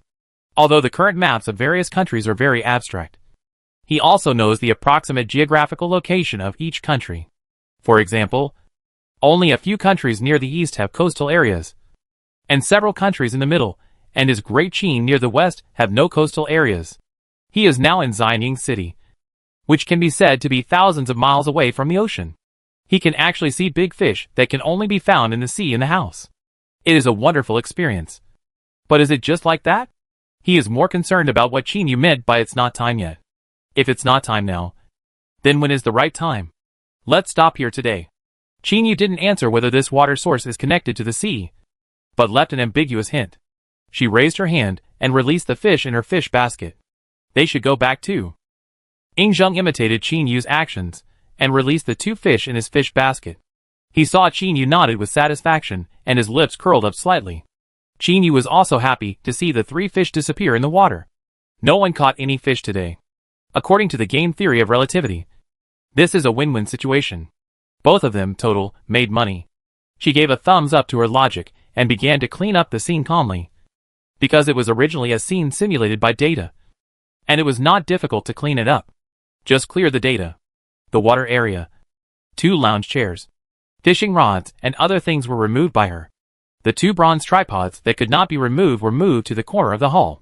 She was too lazy to find a place to put them. Anyway, only she and Ing Zheng could see the bronze tripods in the hall. Even if there were servants and maids who came to clean up, they would not be able to see them. There was no need to move them around. What she was thinking about now was whether she should come up with some fancy special effects to grab a good reputation opportunity when she was offering sacrifices to the Wei River soon. After thinking about it, she decided to forget it. She had to go to the mall to buy the special effects with national luck points. If she used projection, the range was not large enough. The special effects that were too small and inconspicuous would not have much effect. There was no need. Qin Yu closed the mall panel and gave up the idea of buying something. She comforted herself in her heart that even if there were no special effects or changes at the sacrificial ceremony, it would be good to use the fact that the locust plague was solved after that. She could find a way to promote it then. A few weeks later, news came that a locust plague had indeed occurred in the drought area not long ago. Because preparations were made in advance, it was not too serious in the early stage, and it could be controlled by pure human capture. However, Qin Yu personally observed the situation in the fields. She knew that this was just the beginning. When the locusts gradually became adults, the locust plague would be even more powerful. Regarding the records of locust plagues, the Book of Songs mentioned get rid of the moths and crickets, and do not harm my fields. The ancestor of the field has a god, holding the fire. Because of the lack of knowledge, there is the saying of locust god, and there is also the saying of locusts and fish, shrimp, transforming into each other. But Qin Yu knew that this had nothing to do with the locust god, but because there is a special point on the hind legs of locusts. When they are touched, locusts will change their original habit of being alone and become gregarious. Usually locusts like to live alone. Their harm is limited, and they will not cause a lot of losses. But sometimes they will change their habits and like to live in groups, and eventually gather in large numbers and fly over the fields, forming a locust plague that will cause great losses to agriculture. This can also be regarded as a probabilistic event. Before it happens, it is impossible to predict whether this year's locusts will become gregarious. But if the density of adults is too high, there is no doubt that a locust plague is inevitable. Which is why she gave a direct warning when she found that the eggs in the field were too dense. Qin Yu projected what she saw on the table. But on the small table, millet and beans were poking out, and a few locusts, called moths in the warring states period, and the larvae were nymphs, were lying on the few branches and leaves. The branches of the plants were not bent because of the grain, millet and beans, but were bent by these locusts. Switching to the scene in the air, the dark clouds in the sky were gathering, and the Qin people looked desperate in the fields. Qin Yu sighed. She was still setting up equipment in the mountains and forests near the locust plague. Even if she used ultrasound to call the birds over, it would take time. Before that, she could only hope that the local people would hold on first. She missed the pesticides of later generations again. Insects in later generations are basically resistant, and the effect of pesticides may be weaker. But the insects nowadays are different. Insects nowadays have evolved less than 2,000 years. If there were pesticides, they would be a sure kill. This time, we can only use the natural enemy hunting method to deal with it, and then slowly study it later. Let's go to Weha River today and hold a sacrifice tomorrow. He frowned when he saw this situation and couldn't wait any longer. Although the process of the sacrifice may have some problems in a hurry, and the scale is not as large as the sacrifice that has been prepared for a long time, the situation in the fields is not optimistic. Judging from the memorials reported, the old method can be used for the time being, and some poultry can be released in the fields to control it. But when he saw the locusts lying on the leaves of the plants, he knew that the locust plague was only a matter of time. They were not capable of resolving this natural disaster. He had simulated it in the game, relying solely on human power. They could only do their best to rescue people after the locust plague. Losses would still occur, not much less than in the past, but the number of deaths due to the locust plague would decrease. Ingzheng thought that if he wanted to borrow Qin Yu's power, he had to report to the heaven and earth and communicate with the people. In fact, Qin Yu had already arranged a lot in the mountains and forests, and more time was actually left for the birds to travel. If she used data to simulate birds herself, not to mention whether she had the ability to project so many birds, the energy she spent was not a small number. The energy she had supplemented before might not be enough, but she could still afford the energy for setting up the bird control device. There was no suitable pesticide in the mall, and she didn't dare to use the one she could buy. People in this era didn't understand the horror of pesticides in later generations. If they were not processed after harvest, it would be bad if something went wrong. Let's go now. Xianying City is built to the north of the Wei River. The distance between the two is not too close or too far. In fact, there is no need to rush to offer sacrifices, because the time for birds to travel is fixed, and it doesn't matter if you go earlier or later. But seeing that Ingzheng cares so much about ordinary people in Qin, she didn't tell him this, but nodded. You go first. I'll go and check the situation, and I'll be back tomorrow. In Xianying prison, a middle-aged man walked in the prison. He walked into a room where Shihuang and others were imprisoned. He was followed by a person who was responsible for translation this time. But he was not the same merchant as last time, but a new one he found. Wah wah. With the sound of the chain being untied, the wooden door was opened and made a creaking sound. Shihuang and others in the cell looked up at the direction of the cell door. They had been imprisoned in prison for nearly a month, and no one had ever come to see them during this period, just because the king of Qin said that they were Huji monsters. Even the jailers rarely came to this direction, except for the jailers who delivered food on time every day. They rarely saw other people. The person acting as an interpreter took a step forward and stood in front of Shihuang and others. This is Mr. Zhuang. He has something important to see you. I am just here to help you communicate. It's not worth mentioning. It's a bit rude to visit you suddenly. I hope you can forgive me. After the translator spoke to Shihuang and others in a language familiar to Shihuang, Shihuang looked at the Mr. Zhuang seriously. He heard the familiar language again, as well as the local Qinqiang, and felt a little dazed. This situation happened in the Xianying Palace before. He stood confidently in front of the king of Qin, full of confidence that the king would be able to understand the wisdom of Gautama Buddha and believe what they said. However, the truth was cruel. What they said was not believed at all, and they were thrown into the prison in Xianying. Now someone was talking to them as a bridge of communication. But it was different from before. This was the Xianying prison. He didn't fantasize about preaching smoothly. It would be good to be able to get out of prison alive. Mr. Zhuang's words caused a small commotion. Shihuang stood up and raised his hand to press lightly, signaling them not to speak. He now knew very well that the people in Xianying City were not easy to deceive, not easy to talk to, compared with those people he met on the road. The people here were much smarter. He was too confident before and thought that everyone could understand Buddha. Who are you? What do you want to see me for? After the translation, Master Zhuang understood what he said, and he smiled. You don't need to know who I am, nor do you need to know my purpose. I just want to ask you a question. Do you want to go out? After learning from the translator the purpose of the man in front of him, Shihuang was silent. Of course he wanted to go out. Not only himself, but also with the people behind him, and then run away from Qin state, away from this barbaric land to try their luck in other countries. But how could there be a sudden good thing? He was silent for a moment. What exactly do you want us to do? Nothing. Just want to ask you. Do you know about the locust plague happening outside now? After listening to the translation, Shihuang's question marks were about to pop up from the top of his head. He knew that this was a natural disaster. And then, there was no more. He had been in prison for nearly a month, and the jailer who was guarding him was not bored. So how could he tell him about the outside world? Asking him if he knew was simply nonsense. He definitely didn't know. What do you mean by telling me this? Does this have anything to do with them? Master Zhuang's mouth twitched, and he didn't hide it anymore, and said directly, of course it has something to do with you. So I told you on purpose. Shihuang began to think about what this had to do with them. He couldn't blame them for the natural disaster. Shihuang felt cold in his heart, and froze for a moment.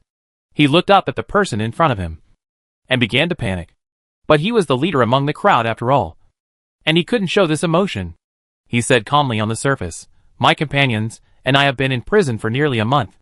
We don't know what's happening outside, So how can we say that this natural disaster is related to us? Master Shihuang smiled, causing everyone to look at him with strange eyes. It is because you have been in prison for nearly a month that this natural disaster is related to you. Master Shihuang smiled and looked at Shi Fang. And he guided him to think. Why was there no locust plague before you went to prison? And why did there be a locust plague after you went to prison? You also said that this is a natural disaster. Since it is a natural disaster rather than a man-made disaster, it must be because of something that caused the dissatisfaction of heaven. Can you understand? Shi Fang raised his head suddenly. His pupils trembled slightly because of shock. He understood the hint in the words of Master Shihuang, and was shocked because he understood it. It turns out that the Qin state is not a monolithic entity. They also have contradictions within. And this contradiction may save them. I need to think about it. Okay. I'll give you a day to think about it. You must give me an answer tomorrow. This kind of opportunity is rare. So you must seize it. After taking a look at Shi Fang, who was struggling with his feelings, Mr. Shihuang turned around and left.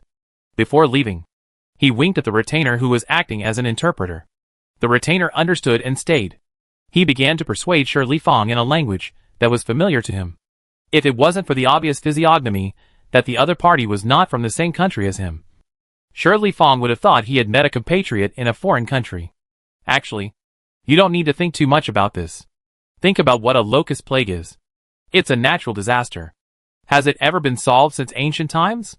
Isn't it always waiting for the locusts to eat up all the edible things, causing famine, and then going to disaster relief?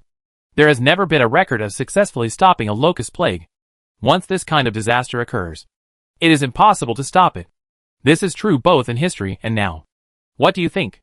Listen to my advice. Even from the perspective of interests, working for Lord Shihuang is a lot of benefits. Don't you want to get out of prison? This is a completely profitable thing with little risk. Why not do it? Shi Fang looked at him, seemingly unmoved. I will give you an answer tomorrow. TSK. The doorman sneered and looked at Shi Fang with disdain. He said calmly, Do you have any other choice? There was a long silence in the room. Shi Fang closed his eyes, chanted a Buddhist name silently, and ignored the doorman. But he couldn't control the rest of the people's hearts. They all understood what the doorman said. The doorman shook his sleeves and didn't even look at Shi Fang, who closed his eyes to rest. He walked out of the dungeon with a relaxed step. Less than half a minute after the doorman left, the people who were standing or sitting not far from Shi Fang gathered around and asked Shi Fang what to do next. Shi Fang looked at these people and sighed. If he was alone.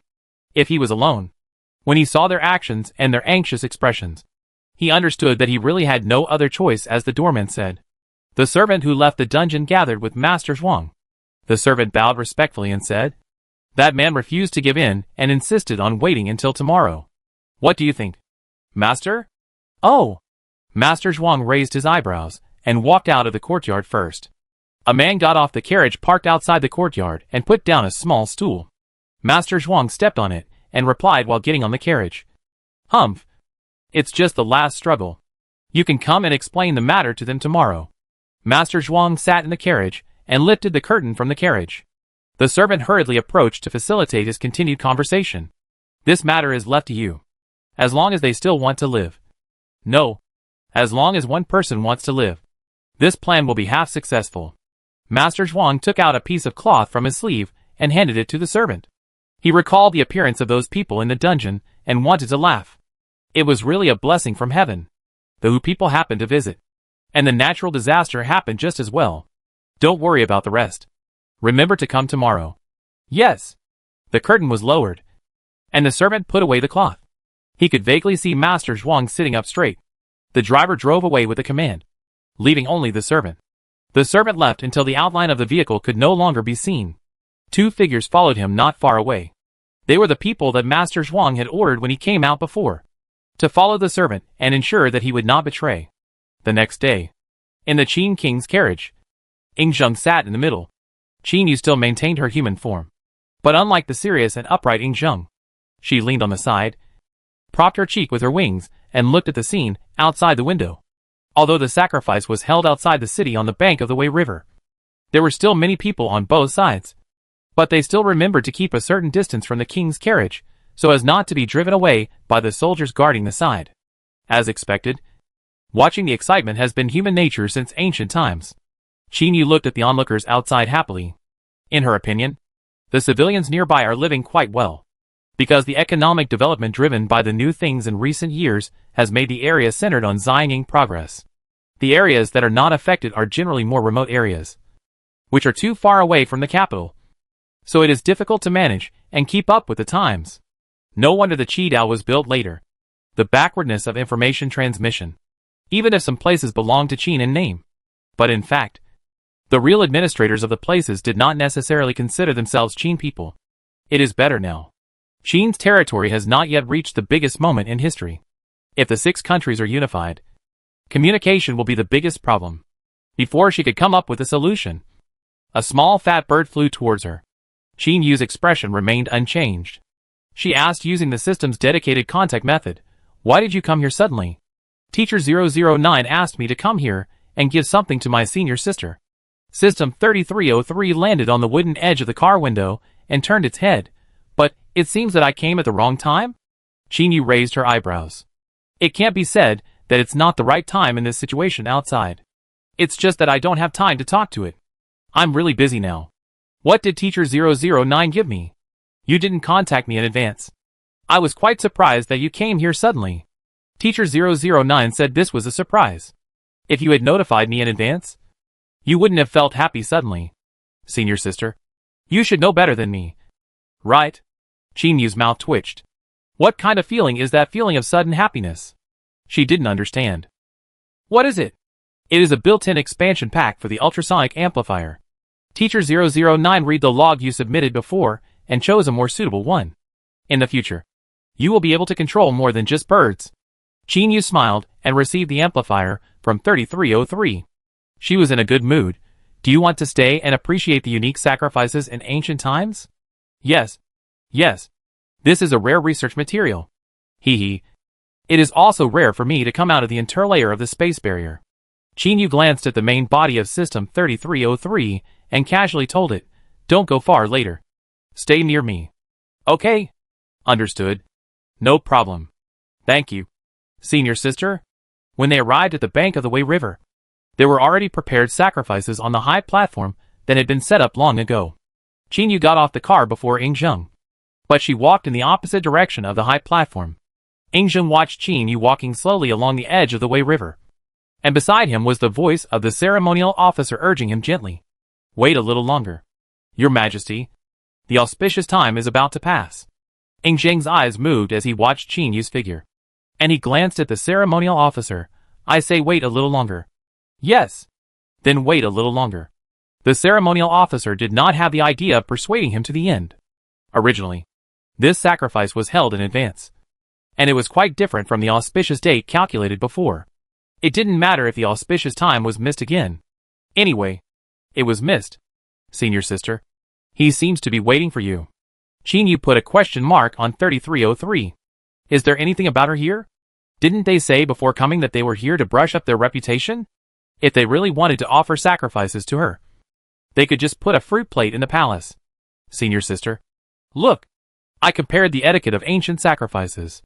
It's almost too late for the nearest auspicious time today.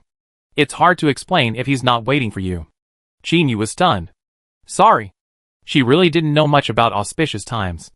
Ahem. A mistake? A mistake. I think we may have a communication problem. But it's not a big deal. There are no gods here anyway, so no one will care. Then let's not take a walk. I wanted to chat with my senior sister. The little fat bird, like a ball, scratched its head with its wings, feeling a little embarrassed. It was it that suggested taking a walk along the Wei River together. 3303 nodded.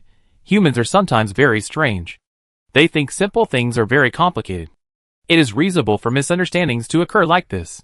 Qin Yu, why do I feel like you scolded 2 people? Ahem. It's okay. It's the same if you come back after the sacrifice is completed. Of course, this doubt will not be spoken out loud. I'll take you to meet him later. Ah? Then what should I be? 3303 still knew what Qin Yu was doing, and it couldn't figure out its own position after thinking about it. How about my identity as a little brother? No problem. 3303 agreed readily, and began to mutter. Then should I wear black sunglasses and a black suit? Would it feel better?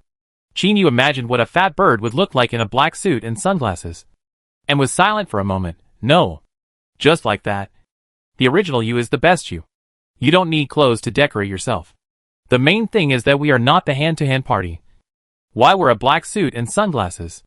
3303 was embarrassed by Qin praise, and stood carefully on her right shoulder. No problem. I'm ready. To be honest, it was the first time for it to face such a big scene. So many living humans standing together made it a little dizzy. Because 3303 proposed a walk. They didn't walk too far. Qin pretended to stretch out her wings to receive something, and then immediately walked back. She took a single step, and crossed dozens of meters. In less than a few breaths, she arrived at the position of the carriage.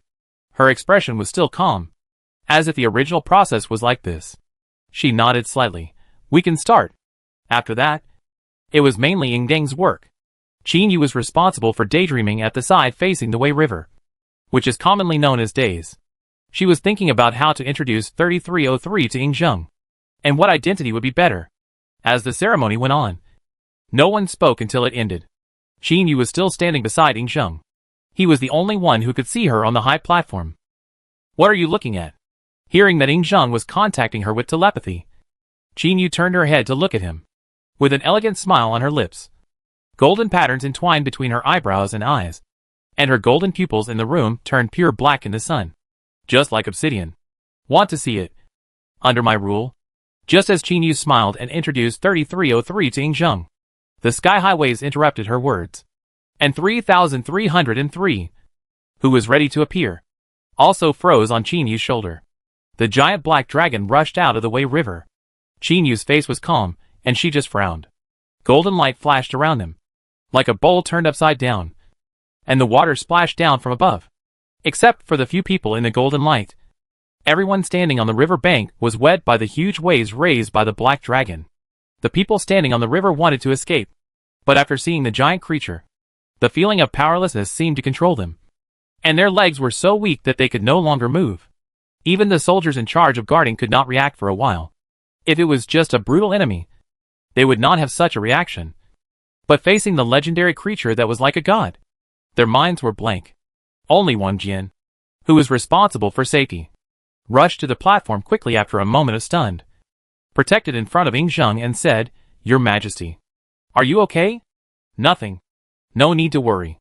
Ingzheng himself was very calm. He was only surprised when he first saw the black dragon. Unlike the people who were frightened in their hearts, he knew that the one standing next to him was the Qin country. And this black dragon seemed to be called out by the motherland. So he didn't need to be afraid. Qin looked at the black dragon and suspected that it was made by 3303 and Teacher 009 after learning bad things. He asked 3303 in his heart, Is this not a surprise? Did you do it? Under Qin indifferent gaze, and Ingzheng's sudden realization, the black dragon slowly lowered its head and bowed 3 times to the platform, like a human. The civilians who fell to the ground in fear around them also retreated. Such a scene was incomprehensible to them. No. Isn't this what you did? Senior sister? Senior sister. You know that my deception skills are so poor. How could I possibly think of such a thing? Qin, thank you. I was touched. Also, weren't you supposed to introduce me? I don't need to do this to steal my limelight. 3303 puffed up her chest. If you don't look at the fat appearance, it looks like it. Oh my god. This thing is really a living thing. I detected it. It's alive. This is unscientific. I remember that this world is not a fantasy world. Qin heard 3303's exclamation and subconsciously threw an identification at the black dragon. But before the identification touched the dragon, it sank back into the water and disappeared. There was no other way. The host was watching. She couldn't say she knew nothing. She could only admit in front of Ingzheng that it was her doing. I forgot to tell it not to come out and greet. Qin looked at the confused people below the stage. Will there be some trouble? Chirp chirp. 3303 chirped in cooperation and attracted Ingzheng's attention. The black dragon emerged from the water and disappeared into the Wei River. But the splashes it made would not disappear. The waves as high as 100 meters broke into even finer mists as they rose from the sky and fell back down. The area around the high platform now seemed to be shrouded in mist. If nothing else, it looked like a scene where an immortal was traveling. Zheng analyzed from the few words Qin Yu said that Qin Yu was originally going to introduce this bird with a white body, like a ball of wool. As for the black dragon that suddenly appeared, it was just to greet him, and was probably sent away by voice transmission. Although this bird looked ordinary, since it was specially introduced, it should not be an ordinary bird. You should comfort those who were frightened first, and we will talk about the rest when we return to the palace. After saying this, Qin Yu's figure shattered like a phantom, turning into light particles and blending into the environment. At the moment when the black dragon jumped out of the water, she considered what she had said before. So some people on the scene saw her figure in a few short breaths. And now when she left, she caused a small group of people to exclaim. Although the voices below were chaotic, she could hear them clearly, because she did not leave at all, but entered the invisible state with 3303. She still had to stay to investigate the matter about the black dragon. So how could she leave now? Looking at Zheng, who was talking nonsense on the stage and attributed the incident to auspiciousness, Qin Yu nodded. He was worthy of being her host, and he didn't even need to write a draft when telling a lie. In fact, it's because he thinks that's the truth. 3303 complained in a low voice. But it had already seen the true face of the senior sister. It took so long to see it clearly. It was really not easy. Qin Yu brought 3303 to the water in a flash. She suddenly asked, 3303, "Are you afraid of water?" "Ah? Why do you ask this suddenly? Aren't you afraid of getting into the water? You're not very smart." This sounded like concern. But 3303 always felt something was wrong. However, now was not the time to pursue this. It was worried about something else. Does that dragon eat Tong? You are afraid. Qin Yu's tone was firm. She glanced at 3303 and laughed softly. Ahem. That's not because 3303 wanted to make excuses for himself. But after thinking about it, he decided to use data to speak. According to the data, if that dragon eats Tong, I have a 90% chance of not being able to beat the opponent. This is all scientifically based. How can this be called fear? Then there were various data listed, as well as the detailed data results it had just identified, which showed that it was a clerk Tong, and it was normal that it could not fight. Qin Yu pretended not to hear the evidence 3303 listed, and walked towards the center of the water. She walked on the water without causing any ripples. So will you get soaked? After all, she is numbered 777, and 3303 is separated from her by generations. She doesn't know the specific situation of the current system, and 3303 is still using a solid body. If the material used to make the outer feathers is really not waterproof, then 3303 may have to change his body after going into the water once. No. This is feathers made of the latest waterproof material of K09P. After covering the whole body with a layer, there is no possibility of water getting in. Okay. Then hold on tight. Qin Yu's body suddenly sank and quickly descended into the water.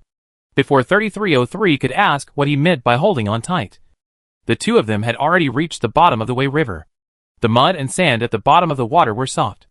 If a real human came over, he would probably sink into the mud immediately. But the two people who came down were not human. So naturally, there was no such worry.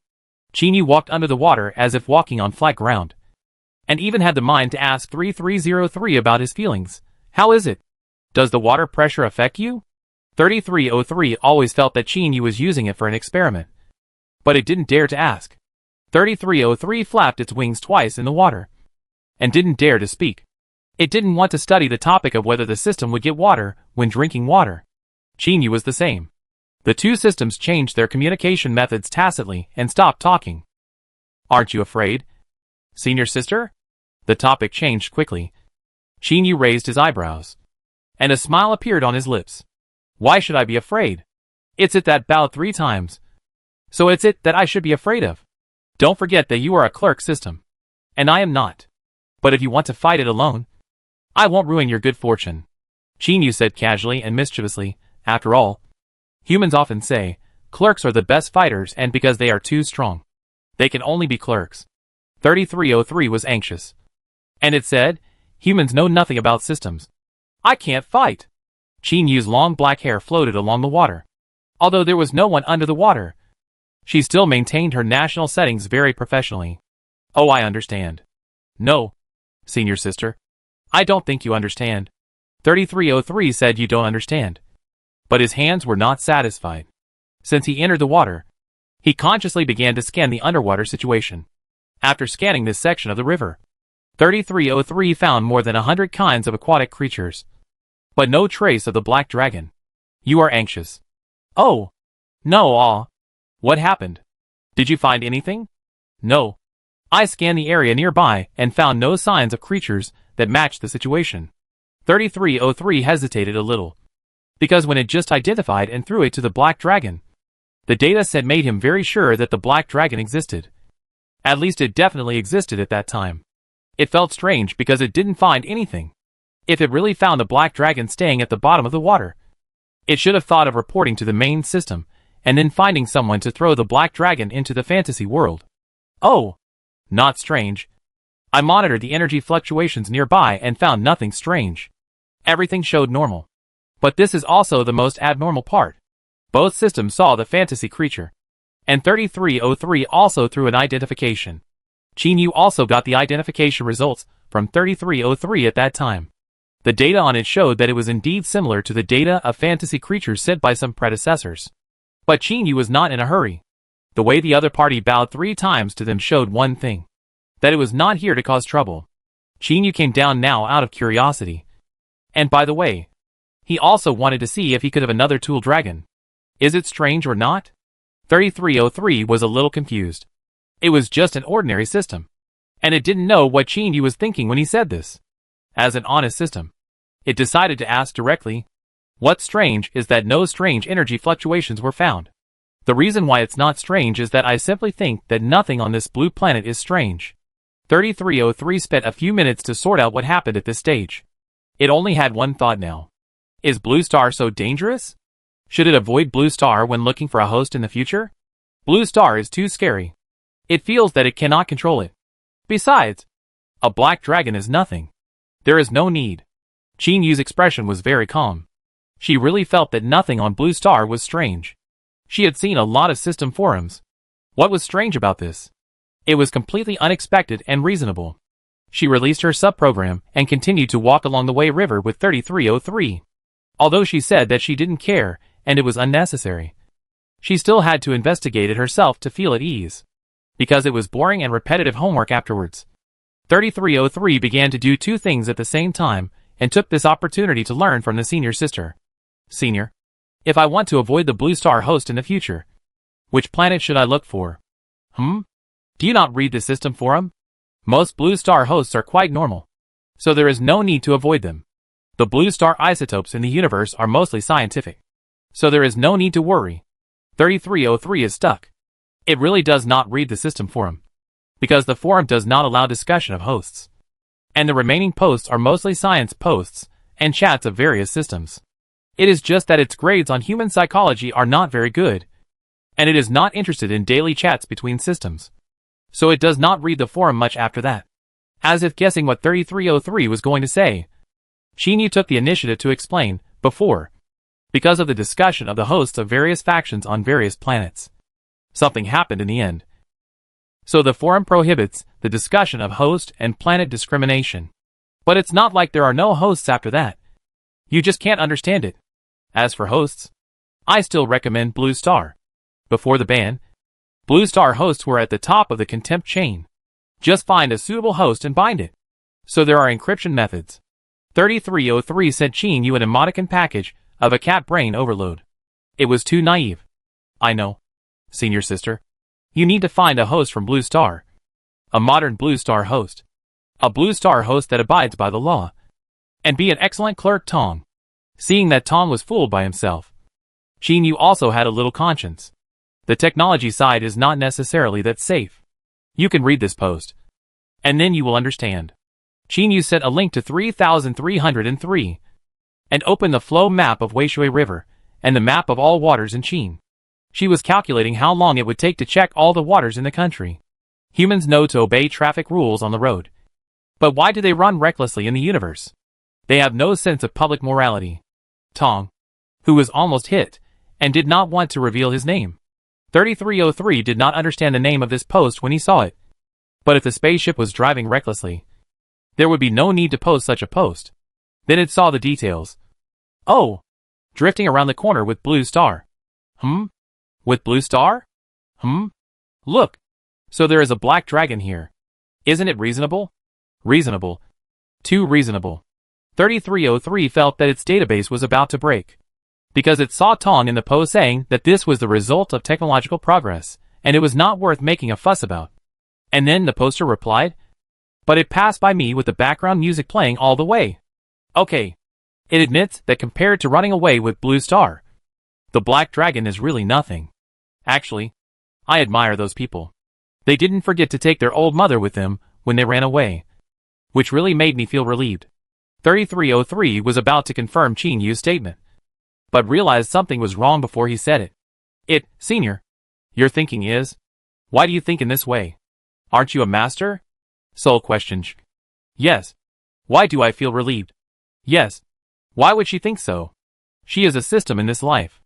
It is well known that systems have no emotions. They are all cold-blooded killers, crossed out. In fact, Qin Yu believed from the beginning to the end that her emotional ability came from her memory as a human in her previous life. She once thought about whether she was a system with memory data or a human soul with system ability. In the end, she figured it out. As long as it was herself, it would be fine. At the moment she was conscious, she was herself. She would not be any other system, nor any other human. Now think about it carefully. In her previous life, she was still a human and lived for more than 20 years as a single noble. Her love for cubs was limited to two-dimensional paper lowly. In short, she was a two-dimensional limited lowly control. Three-dimensional. Except for the country setting she has made up for herself. She has no reasonable identity to think about the problem from this perspective. But isn't this country setting made up by her? Qin Yu fell into deep thought. Before she could figure out this philosophical question, 3303 conjured up a miniature luminous thread-bound book. From the gap between the bird and the book, you can still see the dense and tiny words on the pages. 3303 flipped through a few pages with difficulty and closed the small book with its wings. It suddenly realized, Senior Sister. I understand. This is the legendary sense of substitution. Right? Senior Sister is much better than me in this aspect, so she can easily substitute herself into the story and feel such emotions. No wonder Senior Sister is so good at human psychology. I learned it. Qin Yu looked at 3303's confident look and couldn't bear to discourage it. She could only agree. Right. That's it. You can understand this truth, which means that your human psychology is not far from the passing line. If you work harder, you may be able to achieve excellence, and then graduation will not be a problem. 3303 was even happier after hearing the encouragement from the senior. It was not easy for it to graduate successfully. Yes, Senior. I will continue to work hard. I believe that under the guidance of Senior, I will graduate successfully. I thought so too. As for whether the final result would be different from what she thought, she could not guarantee it. She could only guarantee that the experience she gave to 3303 was indeed true. Then let's go back. By the way, what identity do you want to meet my host as? After Qin Yu and 3303 investigated this area of water, she had a guess in her heart. The archives of this world had been sent to her when she entered the world. There were indeed no fantasy creatures in this world. Then, excluding all impossibilities, the rest was the truth no matter how outrageous it was. This fantasy creature was born because of her. And all the abnormalities started from the massive increase in the territory of Qin. She even went a step further and guessed that the black dragon might be related to the abnormal white character in her underlying code. But now that 3303 was by her side, it was not easy to do experiments again. She had done experiments before, even if she did not actively accept the product of the energy in the cauldron. Her backstage energy display was constantly changing. There was no disadvantage, and the advantages were not obvious at present. She couldn't really follow her words and act as the will of the Qin state in the future. However, since there were some speculations, she didn't want 3303 to investigate with her at present.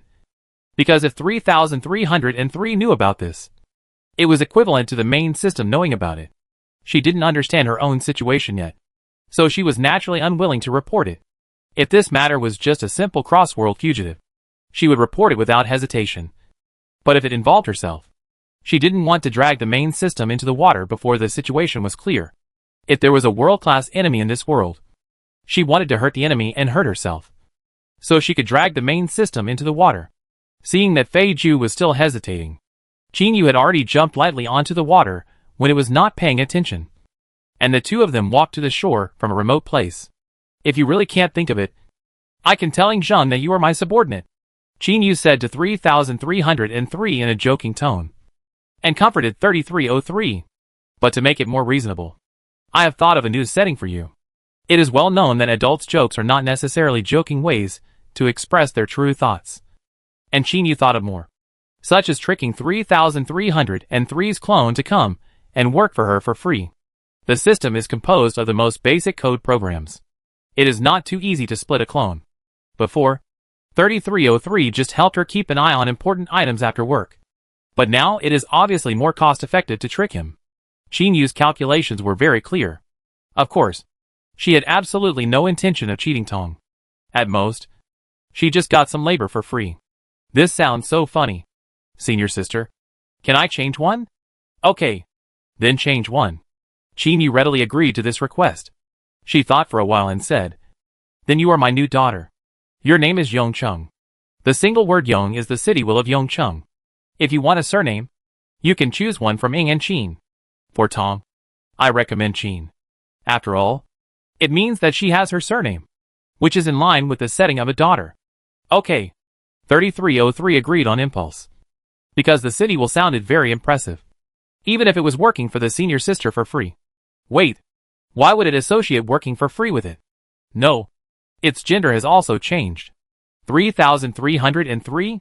Senior sister, didn't you just say it was my brother's? Ah? Aren't the systems of your 33 system genderless? I just said it casually. Didn't you just dislike the title of younger brother? Then daughter/princess. That should be fine. Yes, our 33 system is indeed genderless. Then senior sister, wouldn't it be okay if you just told the host that I have no gender? 3303 didn't quite understand. Their 3-3 system and later systems are all genderless, because the main system is to prevent the system and the host from falling in love and then resigning and running away. So gender is no longer set after the 33 system. Asking Qin Yu to call her senior sister is because the system of the 7 system still has gender settings. He may not understand this. Qin Yu paused. She also knew the reason why 3303 was genderless. She could only say that the main system was naive. Genderlessness could not prevent the system and the host from falling in love. XP's wide range of hosts would only shout that I was even better.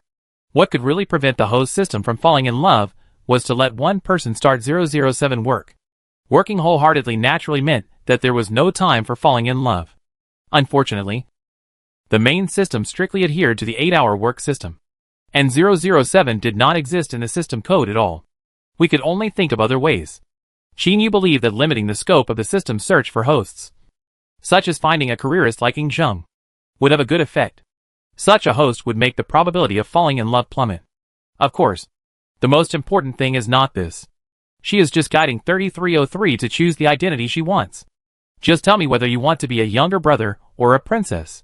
Qin Yu did not talk about the issue of seniority. Being a younger brother is at least of the same generation, and being a princess is a direct reduction of seniority. She did not mention the responsibilities corresponding to the princess's identity. 3303 hesitated for a while, and still chose the title that seemed more impressive. I want to be a princess. Okay. No problem. Call me Mom first. Qin Yu smiled with a curled lip. Obviously, 3303 has not seen the part where humans assume that rights and obligations are equal. 3303. Ha ha ha. Just kidding. Qin Yu calmed down the mad Feichu and asked 3303 to stop thinking about the ethical issues involved. Do you want to visit Xianying City or go back to the palace with me? The two Tongs are still on the banks of the Wei River.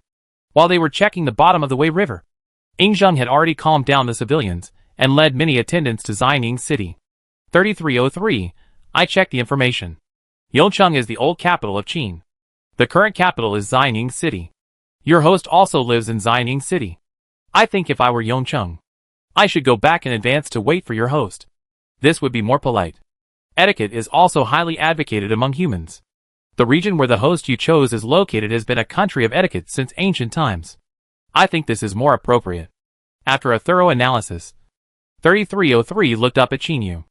Qin Yu actually saw the meaning of asking for encouragement in its eyes. She got into the role a little too fast. But Qin Yu didn't mean to dislike it. She raised her wings and rubbed 3303. Praising him, not bad. You can think like this, which shows that you have made progress. As she said that, she adjusted her current state and changed to flight mode. Of course, she didn't cut off the signal, but really flew in the sky with her wings. 3303 followed her. Although the fat bird was round and fat, it was not slow to fly. At least they would be able to reach Xianing Palace before Yingzheng returned to the palace. Dusk. The sun shone inside the palace wall. 3303 had already made a confession with Qin Yu, waiting for the only person who was to see to arrive. When Yingzheng walked in, he saw his motherland leaning on the woven and entangled branches.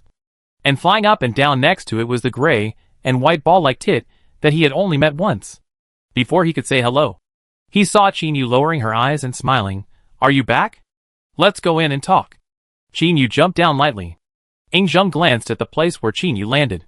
There was not even a trace there, as if no one had just passed by. After dismissing the servants and maids around, the two knelt on both sides of the table. Qin Yu's expression became serious. This was the first time Yingzheng saw a serious expression on Qin Yu's face. She was always confident and lively like a young and energetic young person.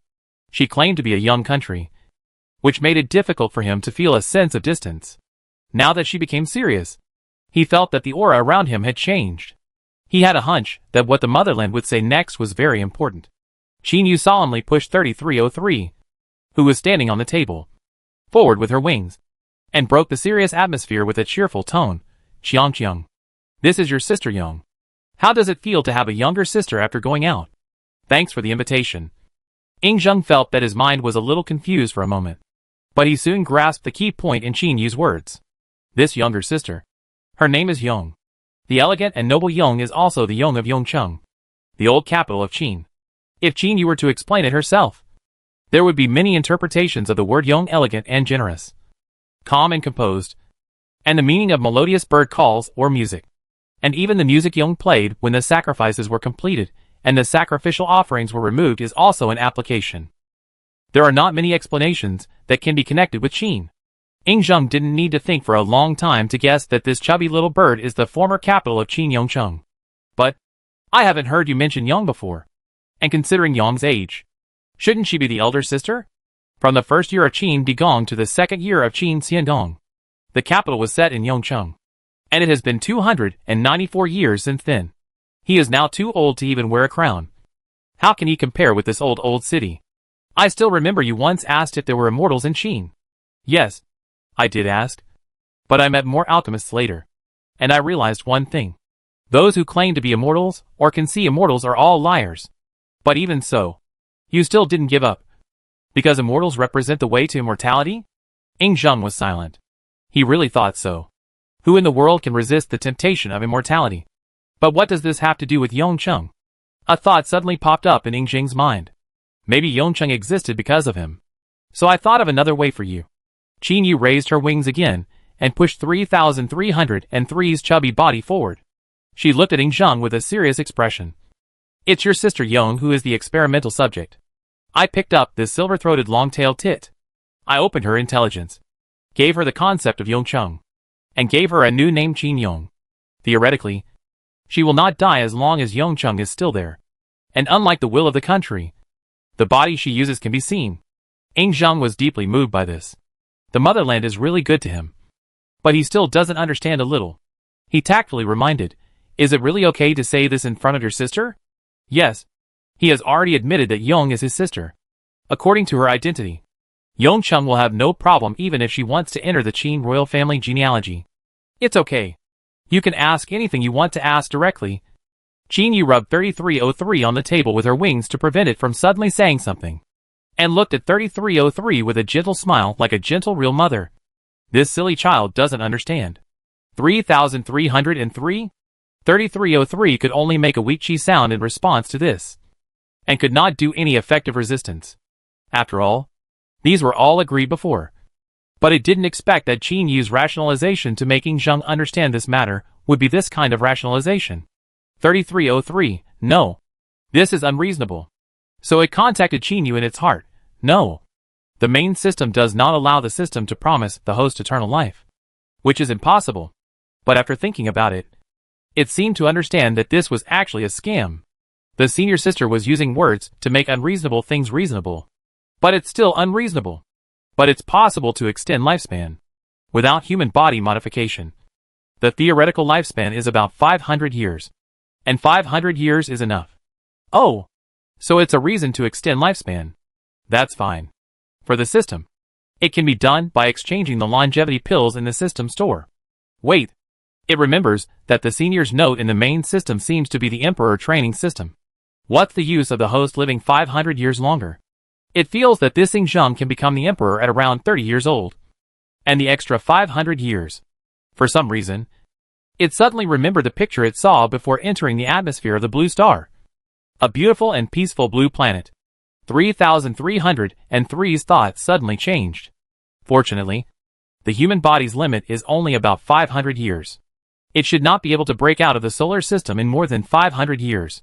It doesn't have to worry about how to be biased without leaving any traces when it encounters the host next door. 3,303, who is using data to simulate the possible future, is really like what Qin Yu said, this silly child. Ing Zheng's excited heart also calmed down. Looking at Yang's appearance, he always felt that this method has great side effects. She just doesn't understand. Or, after becoming Yang, she became like this. This is what I want to tell you. There is no free benefit in the world. Eternal life also has a price. She has the concept of Yongcheng. But she also loses the possibility of having spiritual intelligence. She was not born like this. I forced the concept on her. So of course, it won't be perfect. However, because of her, I thought of a compromise. But the lifespan is not as good as Yang's case. Normal people know what to choose. And Ing Zheng is no exception. Although he cannot live forever, the extra time he lives is free money. So he must choose a compromise. What will happen if you compromise? Probably live a few hundred years longer. The concept of Xianying will be linked to you. But it will not be really imposed on you. Well, no power. Only the extension of life. It can be regarded as taking advantage of the loophole. Ing Zheng was instantly moved. He not only thought of himself, but also wanted to ask his useful ministers, if the capable ministers in the court do the same with me, it is only a matter of time to drive out the surrounding barbarians. Qin Yu looked at Ing Zheng with surprised eyes. And her light voice was puzzled. You want to learn from Zhou's enfeitment? That's fine. But be careful not to give them the opportunity to establish a country. Forget it. Zheng has no plan to enfeff. And he has never had such an idea in his life. Talents always appear in the endless cycle. Just carefully select them from the people. So do you want to take this path? If you accept it, you must at least ensure the existence of Qin and Xianying during the hundreds of years you live. Qin Yu's eyes flashed with cunning. But this was just a performance for Ing Zheng to see. So that he knew that as the will of the country, he still valued his own existence. Ing Zheng nodded firmly. Naturally, there would be corresponding responsibilities if he took the benefits. And it was his lifelong wish to continue Qin. The requirements of the motherland coincided with his own goals. And this barely considered a deal was obviously a win for him. Then after this year, I will spend time to do this. And try to get it before you get married. Ah. Speaking of this, Qin Yu wanted to gossip a little. She was now equivalent to Ing Zheng's mother. So it was normal to ask. Zheng, do you have someone you like? No. As a king, I can't easily say I like someone. Besides, he really has no interest in love affairs. Even if he marries a wife in the future, it will be for political reasons. Qin Yu felt a little regretful. She was still quite curious about this question. It was always difficult to resist curiosity in the country. In fact, I suggest that you just marry one. You can leave a successor. But you don't need to have so many children. She made such a suggestion not only because of her modern point of view, but also partly for Ing Zheng's consideration. You are going to live for hundreds of years. You will marry too many people and have too many children. I am afraid that you will not be able to bear it when you send your wife and children off. I have seen many old people sending off young people. The hearts of those who stayed behind are twisted. I don't want you to be like that. Even if Ing Zheng is the future emperor in her heart, he is still a human being after all. The feeling of sending off all the people around him alone will touch her even if she is indifferent. She dare not bet on the probability of Ing Zheng's mental abnormality. Think about it yourself first. And you can give me an answer later. The example just mentioned seems to have some problems. But there is no such feeling when a black-haired person sends off an old person. Forget it. As long as the meaning is conveyed. Qin carried the 3303 on the table and left the hall. And even left the Xining Palace and came to Xining City. The streets in the city were bustling with pedestrians, most of whom were rushing home. And some had just returned from outside the city. She and 3303 strolled on the street together. Although people around them couldn't see them. They unconsciously made way for the two systems when they passed by. How about staying to take charge of Yongcheng? I will pay you with energy. Actually, it's okay if you don't have energy. I just checked my backstage energy, and it's quite sufficient. Senior sister, I'm very happy that I can stay and study. I have to trouble you to hide it from the main system. I'm really touched. QAQ. Qin was silent for 2 seconds. She always felt that she, a junior, was using her own CPU. But it was really hard to refuse the free labor. Conscience or something. Go away. Don't look for me, crossed out. In fact, there are really few people who follow the rule that there can't be two systems in a single world. I will pay for the energy. Wait, you just checked the backstage and found that there is enough energy? Yes. I replenished it once in the gap of the space barrier before I came here. It didn't cost much to come here. So you don't have to worry. Qinyu's mouth twitched. Am I worried that you don't have enough energy? I'm worried that you have too much energy. Then what about the sudden increase in your backstage energy? Recently, the development of Qin State has accelerated, and the timeline has been compressed and overflowed with a lot of energy. But it is not stable and not suitable for extraction. You'd better see if you have extracted it unconsciously. So that's the case. I have only seen this kind of situation in textbooks. No. Then I should be fine. Senior sister? Well, it's always better to be careful.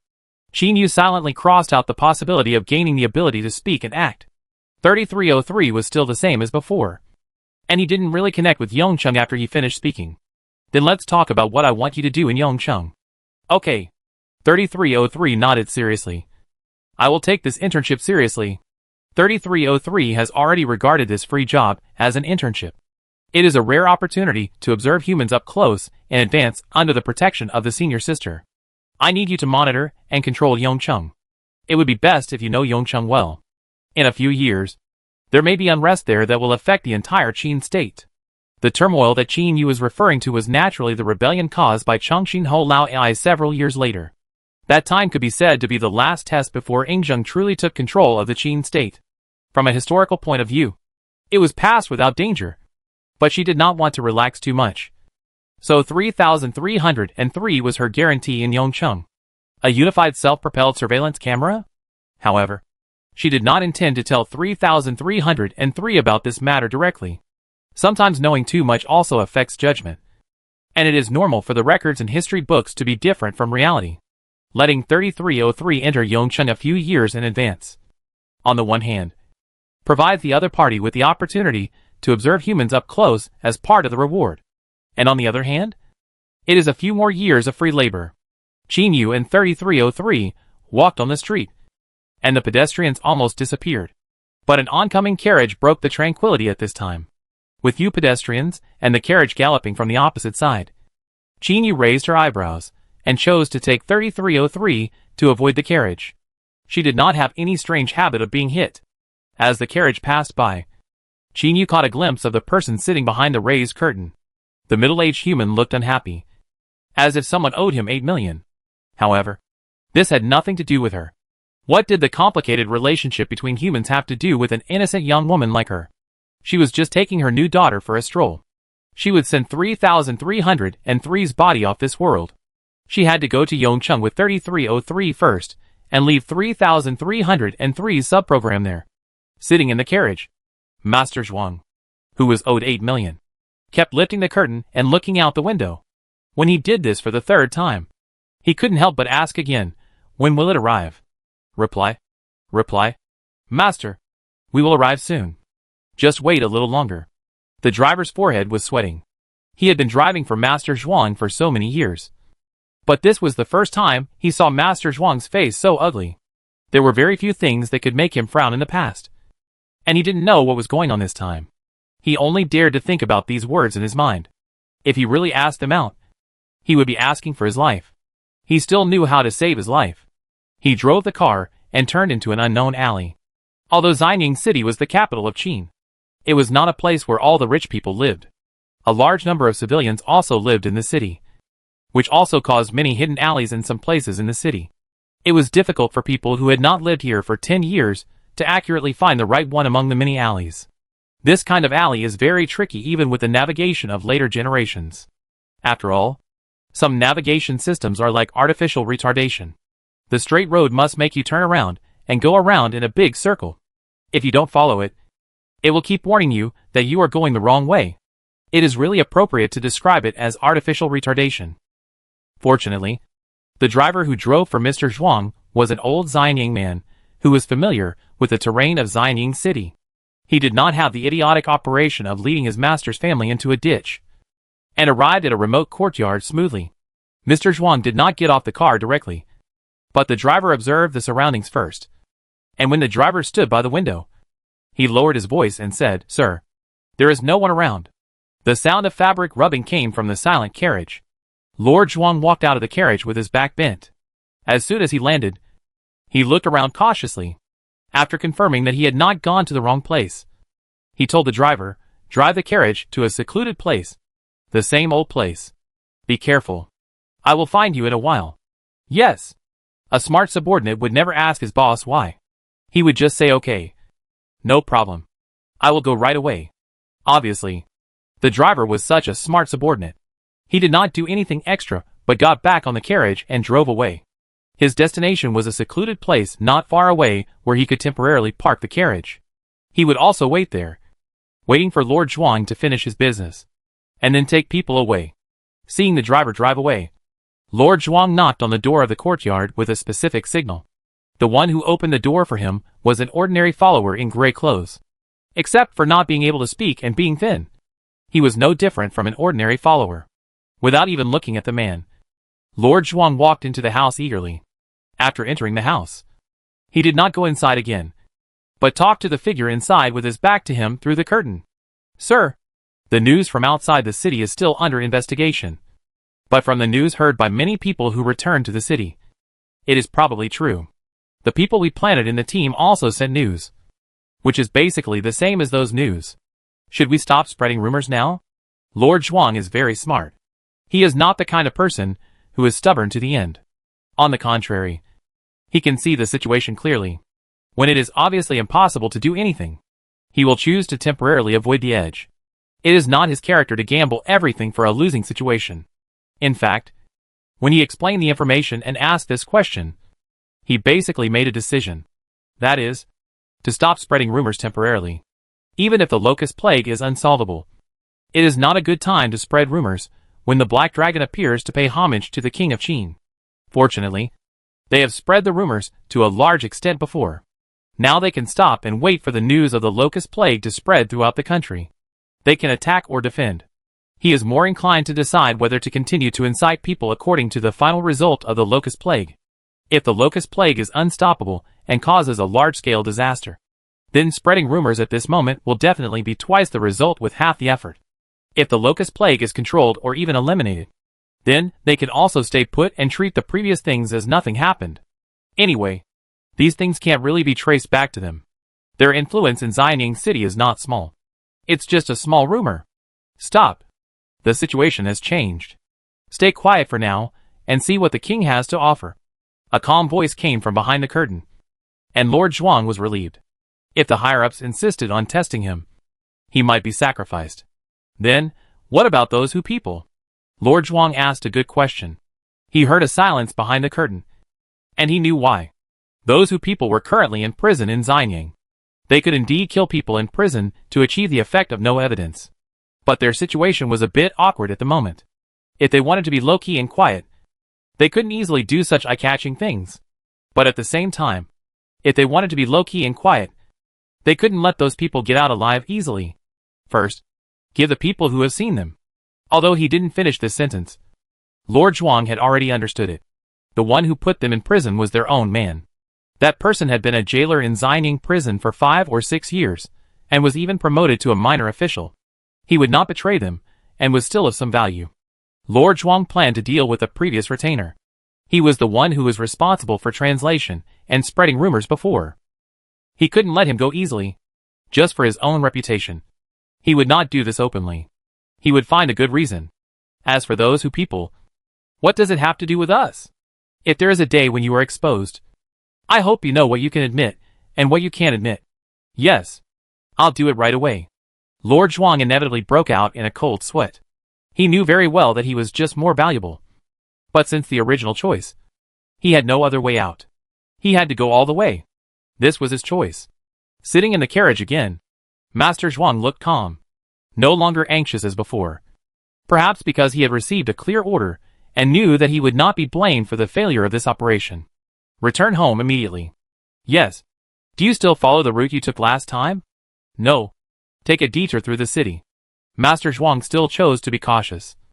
But when the carriage started moving, a slight sigh was covered by the sound of the wheels rolling over the stone slabs. It was now close to night, and the sun only had a ray of light in the sky. In Master Zhuang's anxious heart, the carriage finally returned to his own house. After passing through the front yard, Master Zhuang came to his study. He told the servant beside him, "Go and invite Mr. Jiang over." The Mr. Jiang he was referring to was naturally the retainer who went to the dungeon with him last time. Besides him, only this retainer who served as an interpreter was present. If Shihuang and the others were still useful, he might have kept this retainer and tried his best to erase his traces in this matter. But since he had decided to abandon Shihuang and the others, this retainer was naturally useless. Master Zhuang, why did you call me down so hastily? What instructions do you have? The doorman came into the study room, closed the door behind him, and looked at Master Zhuang without noticing anything. He said, "What you ordered has been done. Shihuang has agreed to cooperate with us." "No. The situation has changed, and the cooperation has been terminated. Shihuang has nothing to do with us anymore." The doorman was stunned when he heard this. He felt a little uneasy and had a bad premonition. How long have you been a doorman here?" "My lord, it has been more than 3 years." The doorman was even more uneasy when he heard this. He always felt that something unexpected was going to happen. The people above don't want this to be related to us. You know that? Right? The doorman's heart hummed, and his heartbeat began to accelerate. He heard himself speak with difficulty. "I understand. So, I will send you to Jinyang. After all, we have worked together for such a long time, and I don't want to make things so ugly at this time." The doorman understood the subtext of Mr. Zhuang, which meant that he would not be killed to silence him. The doorman was immediately moved. "Don't worry, sir. After arriving in Jinyang, I will still let you order me. You are glad to think so. Your family is still in Xianyang. This transfer is also a last resort. So let's keep a low profile together." The doorman was completely relieved when he heard Mr. Zhuang's threat. This should mean that he would not be killed to silence him. Then do we need to? The servant made a gesture to get rid of the Shihuang. He was also afraid that something might go wrong with the Shihuang. Although Lord Zhuang might not be in trouble, he would be the first to bear the brunt of the consequences. "Humph," Lord Zhuang sneered. He picked up the book bound with paper on the table and turned the pages one by one. "Don't worry about it. You might as well investigate the secret of this paper with this time." He stroked the paper gently. Even for him, he didn't have many books bound with paper in his hands. This one was copied by him personally. Mr. Zhuang's voice became lower and lower. He frowned and thought for a while, then told a guest named Jiang in front of him, "Okay. Go pack your luggage and get some money. You know where to go. Someone will arrange for you to go to Jinan later. Take the money and leave this door. You and I will no longer have any relationship on the surface." Mr. Zhuang sighed and began to instruct the guest like an old friend. But the real plan behind this was probably only known to him and the person who led the guest to Jinyang. He did not intend to let this insider go. But the means of doing things would not be so obvious.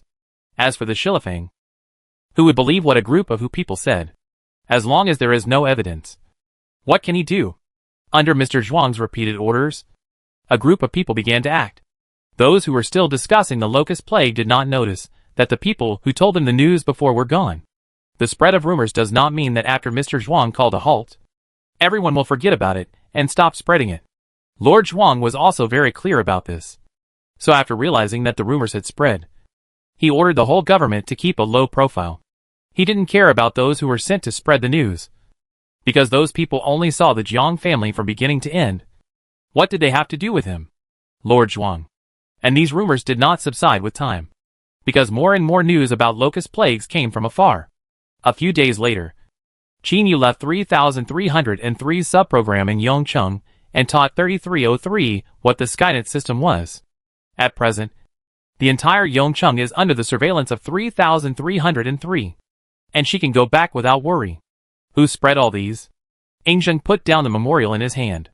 Because of the promotion of paper, the memorial he held in his hand was closer to the memorial in later generations, rather than the bamboo slips that were wholesale by kilograms before. Although it didn't look as much as before, the memorials piled up on the entire table still looked a little scary. Qin Yu said that fortunately she was not a monarch.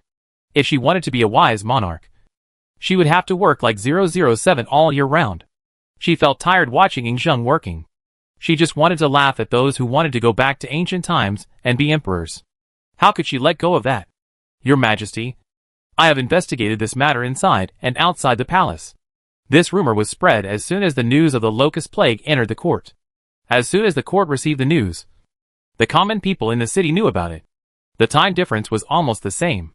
Ingzheng tapped his fingers on the table, listening to Wang Jin's report while thinking about which force was behind this matter. During the period when the rumor spread, he and the motherland paid most of their attention to the place where the locust plague occurred. They really didn't pay much attention to Xining City.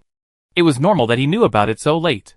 The rumor spread the fastest in the early stage, but later on, for some reason, the scope of spread gradually slowed down. After some investigation, I have some guesses. Those who are behind the scenes have stopped doing so for some reason. Those who are still discussing the locust plague are indeed ordinary people. These people have nothing to do with the ministers in the court. Qin Yu told Ingzheng the information she found. And when Wang Jin reported, she started to monitor Xining City again. The only people who are still discussing the locust plague without knowing anything are the real common people who are not well informed. Anyone with a sensitive political sense will not discuss these things. Most of those who are still discussing are people who cannot recognize the real situation. Send some trustworthy people to keep an eye on the Xining prison. If there is any movement from the Hu people, report it directly to me. Be careful when doing things and try not to alarm them. Yes, I will be careful. Wang Jin received the order and left the hall. The servants and maids who were dismissed during the conversation were still standing outside. They lowered their heads and pretended not to know that Wang Jin had come at this moment. After Qin Yu returned to the Xining palace, the country and the people tacitly did not mention the previous things. Some things can only be known in the future. It is useless to mention more now. What Ingzheng is more concerned about is whether he will not see Qin Yu in the future. Can I see you later? Of course you can. I just need to spend some time to do that thing. I will do it as soon as possible. Qin Yu paused and said, don't worry. I will definitely catch up with your coronation. Besides, I will go after the new year. She calculated that after the new year, she would leave a batch of buffs for the irrigation canal, which would be enough for Zheng State to dig at least 2/3 of the irrigation canal. After that, it would really rely on manpower. Now the national fortune points owed to the mall were too many. At least it would take a while for the territory to expand a little to pay off the debt before continuing to owe. Qin Yu was a little amused and helpless when thinking about it. Others paid back money to avoid owing money. But she paid back the money to the mall to continue to owe money. Fortunately, her boss was a good system like the main system, not the infinite flow of the main god next door. Ingzheng nodded. And he said, when you are not here, I will also govern Qin well. Puff. Qin Yu smiled and said, I know. And I believe that Zhenger you will do it. You should also pay more attention to rest after handling government affairs. To be honest, she was not worried that Ingzheng would learn to be lazy. This was already the most self-disciplined teenager she had ever seen. Even if no one reminded him, he knew what he should do. He had his own clear goals and worked tirelessly for them. It's a pity that she went to investigate this world. When she comes back in a few years, there will be no young Ingzheng to watch. When she comes back, she will probably see the young version. Ahem. Ingzheng was very happy about Qin Yu's concern. But he still insisted. Those are what Zheng should do. It's right to do these for your strength. Qin Yu admitted that she was moved. Such a self-conscious and self-disciplined host is really rare these days. She raised her wings to cover her lips and smiled. Then I'll wait and see. Unlike Qin Yu's calmness, Lord Zhuang was a little uneasy. His people had told him that Wang Jian, who had recently served in the palace and was the confidant of King Qin, would go out of the palace from time to time. Although he didn't know the other party's specific thoughts, he could guess a lot from the other party's route of action. In the end, it was Master Zhuang who calmed down. He no longer cared about Shirley Fang. Anyway, the Hu people could say that they were framed no matter what. Those Hu people had nothing to do with him. If there was a chance, he could find a way to send them away, and then get rid of them. He had done this many times, and was very skilled. The only thing related to him was the retainer. But the retainer had been sent to Jinong. It was reasonable to say that the probability of being related to him was very low. Normal people would not think about checking the whereabouts of a retainer. Master Zhuang was still able to calm down. But Shirley Fang was different. They had been in prison for nearly a month. It had been 5 or 6 days since the last time he saw the retainer. Shirley Fang could still stay quietly in prison. But his companions were different. They were on the verge of emotional breakdown. The reason was also very simple. It was inevitable that some prisoners would be punished in prison. In recent days, someone in the cell opposite was even dragged out and never came back. They didn't think the other person was released. How could a released person be dragged out by the jailer? And they could see that the other person was still alive. So the 2 jailers were not here to collect the body. Then there were only 2 possibilities. One was that the other person was taken to another prison, and the other was that the other person had been executed. But no one among them thought that the prison was transferred. They all had the same view, that the person was dead. I heard that Qin had many tortures. Even if you don't die, you have to take away half of your life. This was said by someone who was familiar with Qin. He had heard the news when he came to Qin before. He had only 2 impressions of Qin, the strongest among the vassal states, and the heaviest punishment. That's not the case. We have Wang Ling.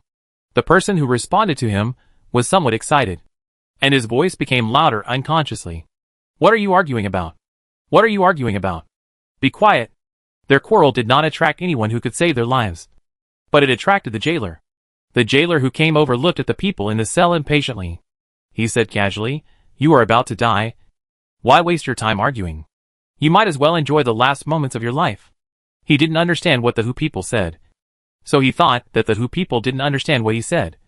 But even if he thought that the Hu people could understand these words, he would still say them. Shirley Fang suddenly opened his eyes and looked at the jailer. His Qin language was indeed quite lame. But it didn't mean that he couldn't understand it. Although he could only understand the general meaning, he also understood what the jailer opposite was saying. He stood up and walked forward a few steps, looking at the other person through the prison door made of logs, staring at the jailer with his eyes, as if he wanted to carefully identify whether the other person was lying. Are you telling the truth? The jailer looked at Shirley Fang in surprise, and he looked at the monk in front of him in disbelief. Can you speak human language? Yes. Shirley Fang simply replied with one word, and he would not say anything more difficult. Of course it's true. Otherwise, do you think the people opposite you have a good life outside? The jailer looked at Shirley Fang sarcastically. But this was really nonsense. He didn't get the news that these people were going to be executed.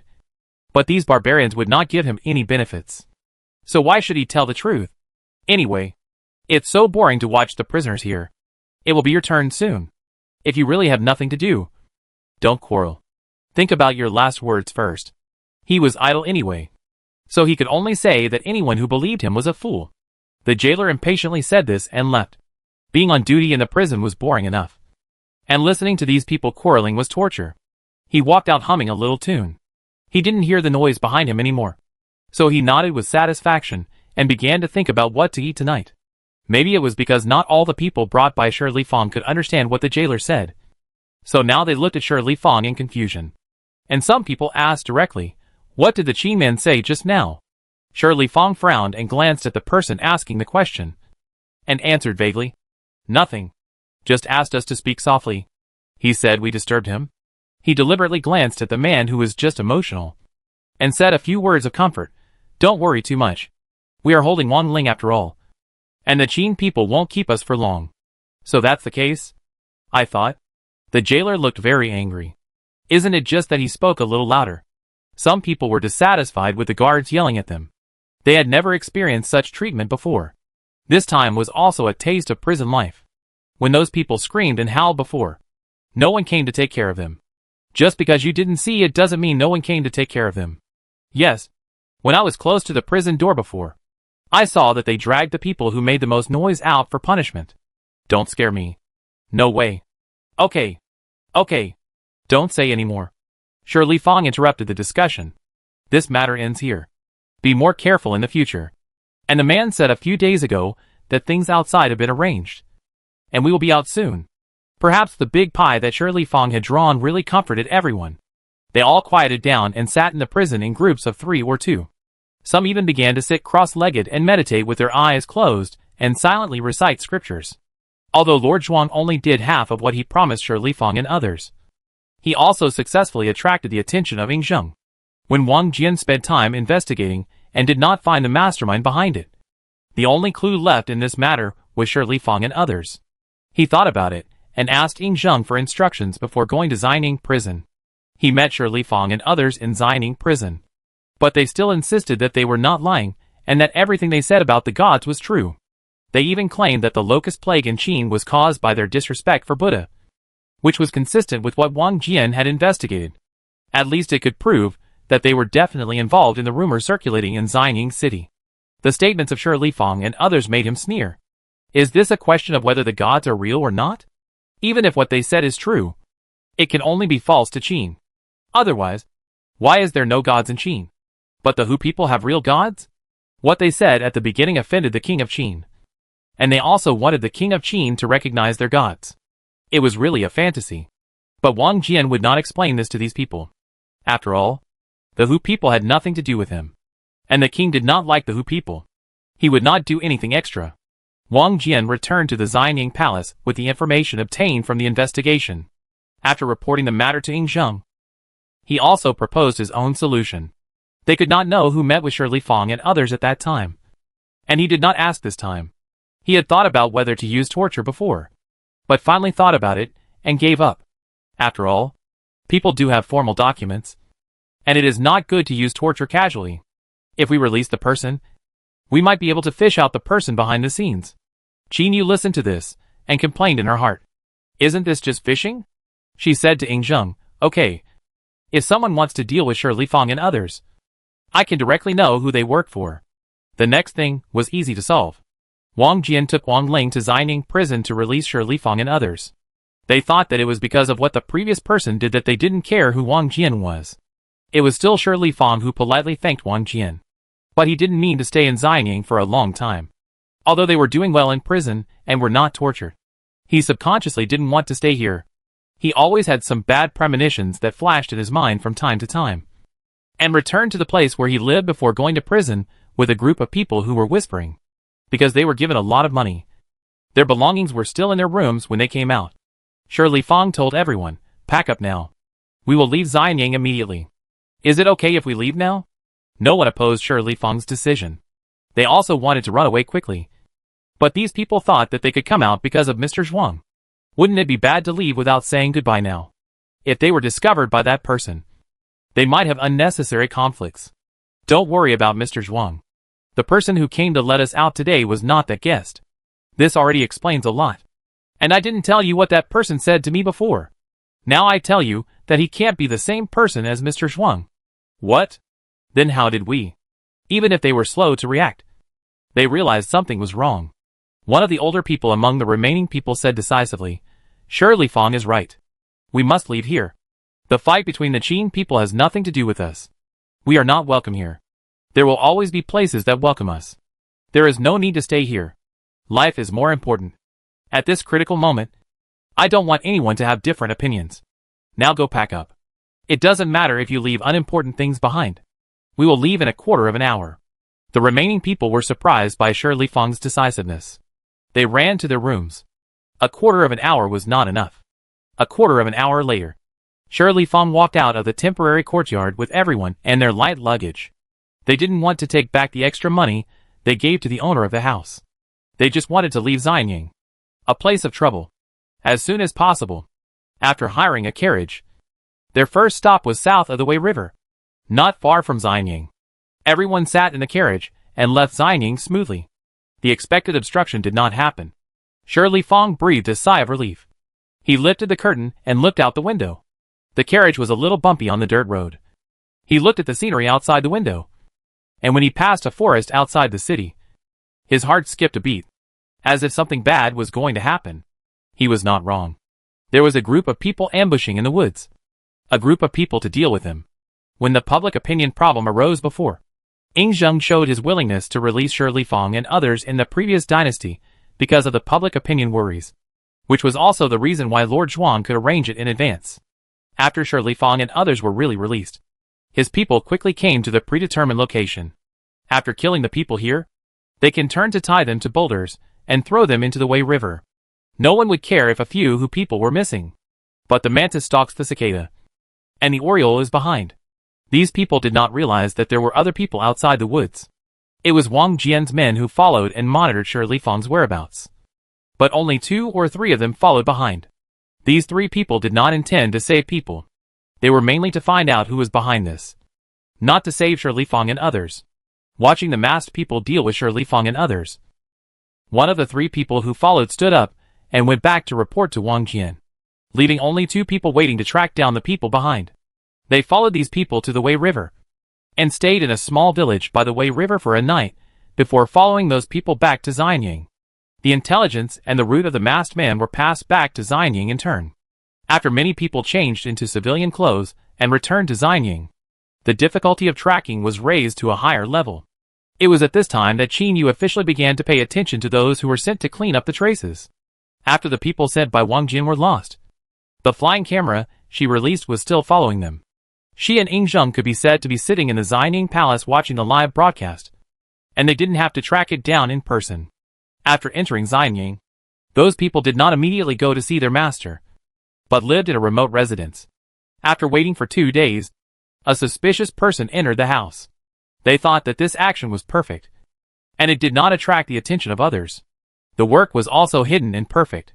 However, the fact is that Qin Yu and Ing Zheng were watching the live broadcast in the Xianying Palace. Qin Yu frowned and added another category to her little notebook. This category records the forces that have malicious intentions towards Ing Zheng, and they are all the kind that will settle accounts with them sooner or later. In her opinion, these people are just grasshoppers in autumn, and they won't be able to jump for long. After listening to their conversation, Ing Zheng pondered for a moment and said, "I'm afraid someone is very dissatisfied with my taking the throne. There have been many such people since he inherited the throne. He has also seen such dark means. Now that he knows the answer, he doesn't find it strange, but he still wants to know who is behind it." Qin Yu slightly adjusted the camera. Now she looked at the picture suspended in the air, and she felt like watching an ancient spy war movie, or a TV series. After the suspicious person who came to the house left, Qin Yu also let the floating camera follow him. After waiting for only half an hour, the person behind the scenes appeared. It's Mr. Zhang. Ing Zheng obviously knew the Mr. Shihuang in the picture. His real surname is not Shihuang but Zhang. But no matter how careful he is, he can't escape the surveillance camera. Not to mention the flying self-propelled camera controlled by Qin Yu. Keep it for now. I didn't know he had joined the forces in the court. After Ing Zheng's explanation, Qin Yu understood that Zhang Shen was not a powerful official. Nor was he a powerful official. There must be someone behind him. Everyone in the whole army decided to play the long game and try it out in the court first. Qin Yu didn't know whether the master behind this person would be caught before she went to various parts of the world to investigate. She silently wrote the information about this person in a memorandum, which would be opened only after several years. Before that, she asked 3303 in Yongcheng to help her keep an eye on Qin State. She planned to go to various parts of the world to investigate and study the abnormality in herself as soon as possible. After saying hello, Qin Yu left Xianying City. She first went to Weishui to look for the figure of the black dragon under the water again. At the same time, she did not forget to open her panel to observe the abnormal white character. After such a long time, this character has been fixed. Now the second white character appears from time to time. She did not find anything wrong when she came to the bottom of Weishui. She scanned the bottom of the water again, and there was no trace of the black dragon. Qin Yu left Weishui and came to the place where the locust plague occurred. The birds invited before had arrived. In addition to artificial locust extermination, birds were the main force this time. After ensuring that the locust plague could be safely passed, Yu headed east again. She needed to check this blue planet once, in a limited time, and find out her own situation by the way. In the past few years, Yu's footprints have spread all over this beautiful and mysterious blue planet. And she has even checked under the deep blue sea. Although she saw the scenery that was difficult to see as a human. It also prolonged the time spent on this special trip. She originally planned to complete the trip within the year. But plans could not keep up with changes. And she spent more time in the deep sea than on land. In the end, she spent more than 4 years traveling all over the blue planet. And at the same time came to the conclusion that this world still abides by science and not metaphysics. The only unscientific thing is herself. During these 4 years, the white characters in her underlying code continued to increase. Now there are more than 10 characters. Even if it is calculated as a simple code, these characters can at least form a complete sentence. When the character reached 35, she felt a vague connection in the dark. A feeling that was about to come out. But it was as if covered by a layer of gauze, and could not be distinguished. In a sense, this was also a kind of accumulation. Yu carefully felt this feeling, and had some guesses. Perhaps she would have to return to Qin to know why. Before leaving, she condensed the shadow of a planet in front of her. And the dark blue waves surrounding her were like skirts, fluttering around her. If Blue Star is used as a game map, then she has now lit up all the gray maps. She even made a detailed model of Blue Star, which marked various data of various regions and countries, including population, science and technology, culture, etc. Many detailed data were collected by the way when she traveled around the world. She felt that there would be many opportunities to use these data in the future. After sorting out the data outside Qin, she turned Blue Star and zoomed into Qin's position. After more than 4 years of expansion, Qin's territory has expanded a lot.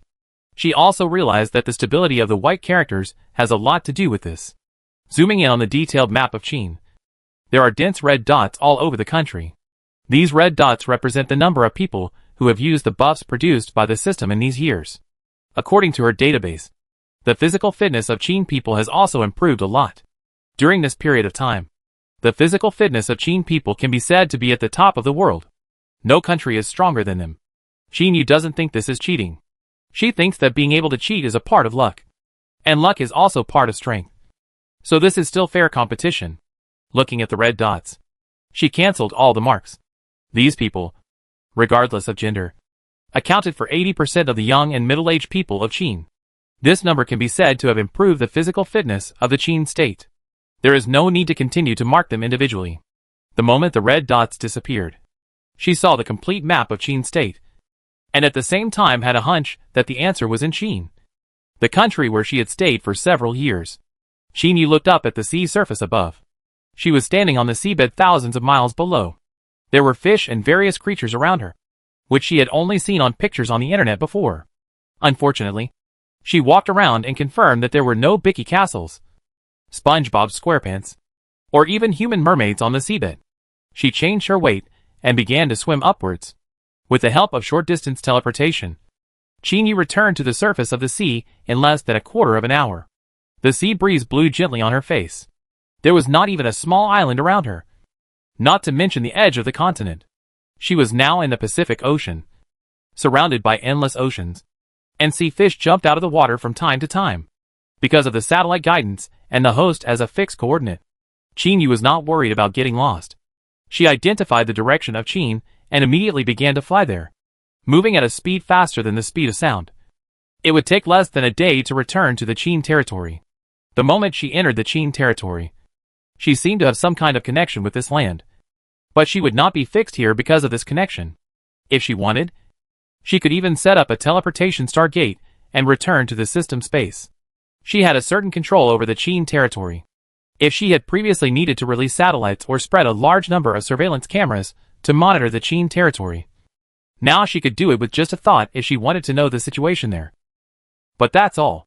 If she wants to do something else, she can't be so free. Especially in the interference reality. She can only do it as a system. She was thinking about the possibility of working for 2 bosses with 1 salary. The first boss is the main system of the manufacturing system, and the second boss may be this planet. This situation is not recorded in her system data, but it is not impossible. Yu was calm. This answer was within her expectations. Isn't it just one more boss? At least she can still feel the boss's love for her. Which shouldn't be bad. She stood above Xianying and received the data records from the subprogram about the major events in recent years. In 242 BC, the 5th year of Qin Huangsheng, Mengao attacked Wei's Xuanzhou and other 25 cities, built Dongjun, and discovered a new use for coal, honeycomb coal. In 241 BC, the 6th year of Qin Huangsheng, Zhao Pangxian led Zhao, Chu, Wei, Yan, and Han to attack Qin and arrived at Xi. In 240 BC, the 7th year of Qin Huangsheng, Qin established Puyang County, which belonged to Dongjun, and designated Puyang County as the seat of Dongjun. In the same year, the technology of 100 steelmaking was broken through, and no weapon could match it in the world. In 239 BC, the 8th year of Qin Huangsheng, the Northern Fuyu Kingdom was established, and Lushur Chunxia was compiled. In the same year, Mengao died, 1 year older than the historical records in the database. And now is the time recorded in the Ziji Tongqian as the 9th year of Qin Huangsheng.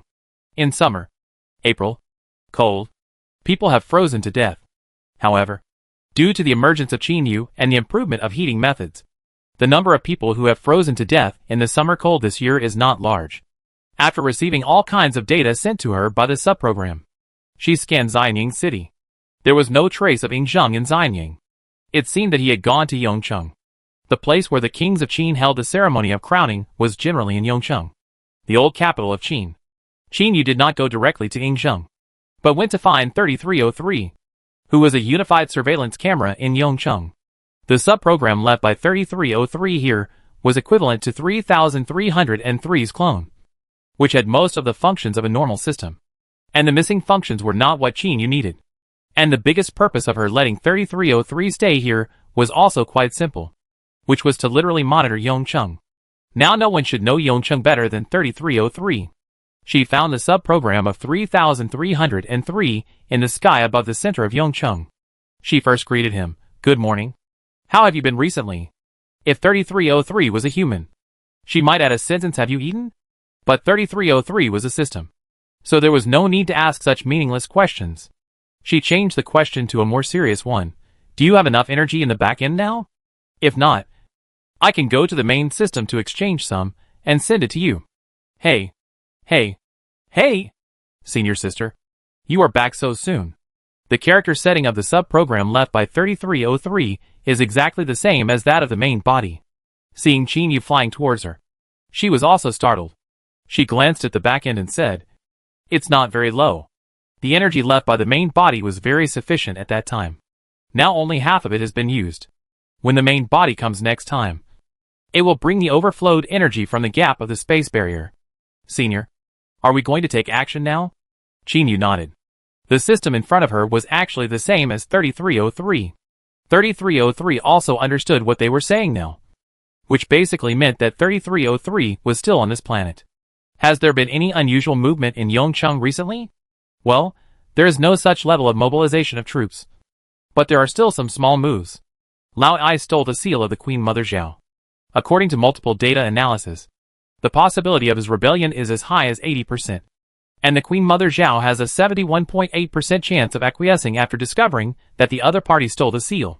The two high possibilities almost explain the unrest of this crown ceremony. Qinyu frowned and asked, "Does Yingzheng know about this?" Her own subprogram was fixed in Xianying City, and the scope of detailed observation was not large. It would be better to ask 3303 for detailed information. "I already know. After you left, I was also keeping an eye on Yingzheng. After he came to Yongcheng, someone reported to him that Lao Ai wanted to rebel. After Yingzheng learned about it, he sent Wang Jian to investigate the matter. However, Lao Ai was secretive, and it was difficult to find evidence. No evidence of Lao Ai's rebellion was found. However, during the investigation, Wang Jian found that Zhang Churen, who had been investigated before for spreading rumors, was actually working for Lao Ai. It was not a complete loss." Qinyu frowned. In reality, the power group headed by Zhao Ji and Lao Ai was so powerful that it was impossible to find evidence under such circumstances. It is not realistic to rely on Yingzheng's own power and the power of the royal family to break the situation. Another power must be introduced. There are not many people in the court who can compete with Zhao Ji and Lao Ai. The person who reported it must be someone from Madame Huayang.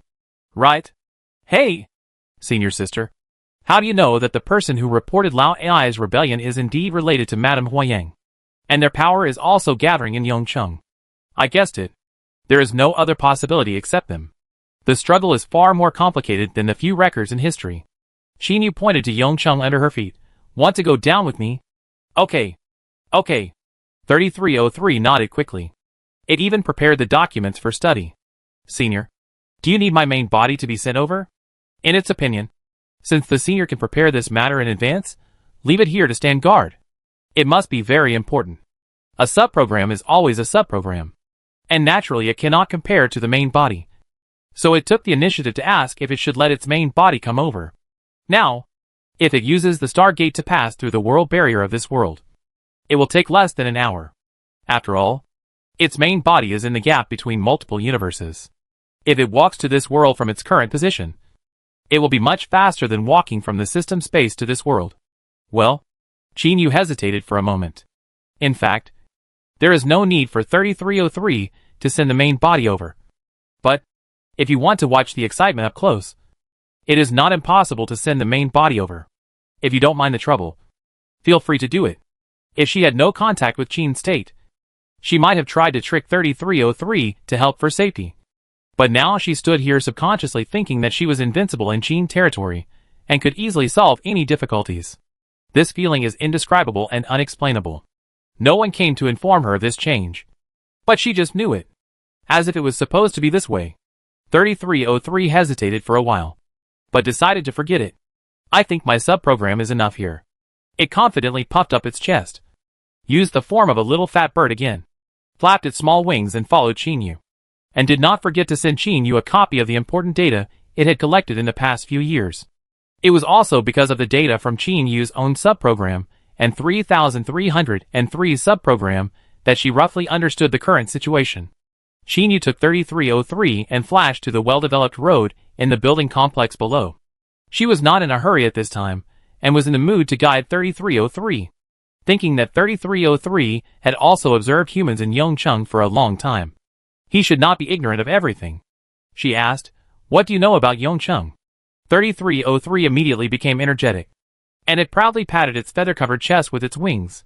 No human in this city knows Yongcheng better than me. And I have even investigated Xianying carefully. Oh! Qin Yu showed an interested look. She raised the corner of her lips and asked, "What do you know about the current forces? And what is the deep meaning of what they have done in the past 2 years? If you can analyze it, I won't have to worry about you being cheated after graduation." According to my observation, there are several forces in Yongcheng now. Among them, there are 2 powerful forces. One is headed by Zhao Ji and Lao Ai. The other is the Chu faction represented by Lady Huayang. And the 2 weaker parties are the King of Qin and the royal family, as well as Lu Bui and his followers. Qin Yu nodded, good understanding. Continue. After getting the affirmation, 3303 suddenly became more confident. It explained its understanding a little.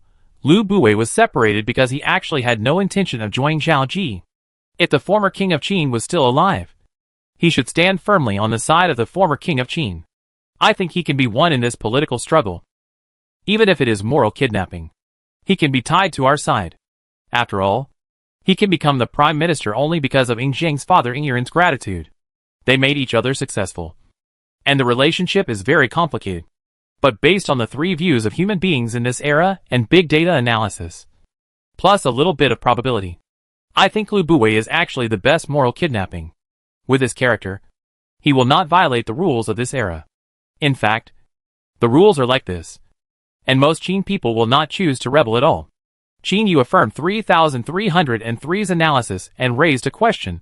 Then, the scenery passed by, and they had unknowingly walked into the interior of the building complex, which was the palace where Ing Zheng temporarily lived in Yongcheng. Do you know why Lao Ai wanted to rebel? She walked into the palace where Ing Zheng was with a smile, and looked at the person sitting on the upper seat with a smile in her eyes. This sentence was like asking Ing Zheng who was sitting on the throne. Chirp. Chirp. 3303. Because of human greed? The throne seems to be very attractive to humans? In fact, Ing Zheng also thought so.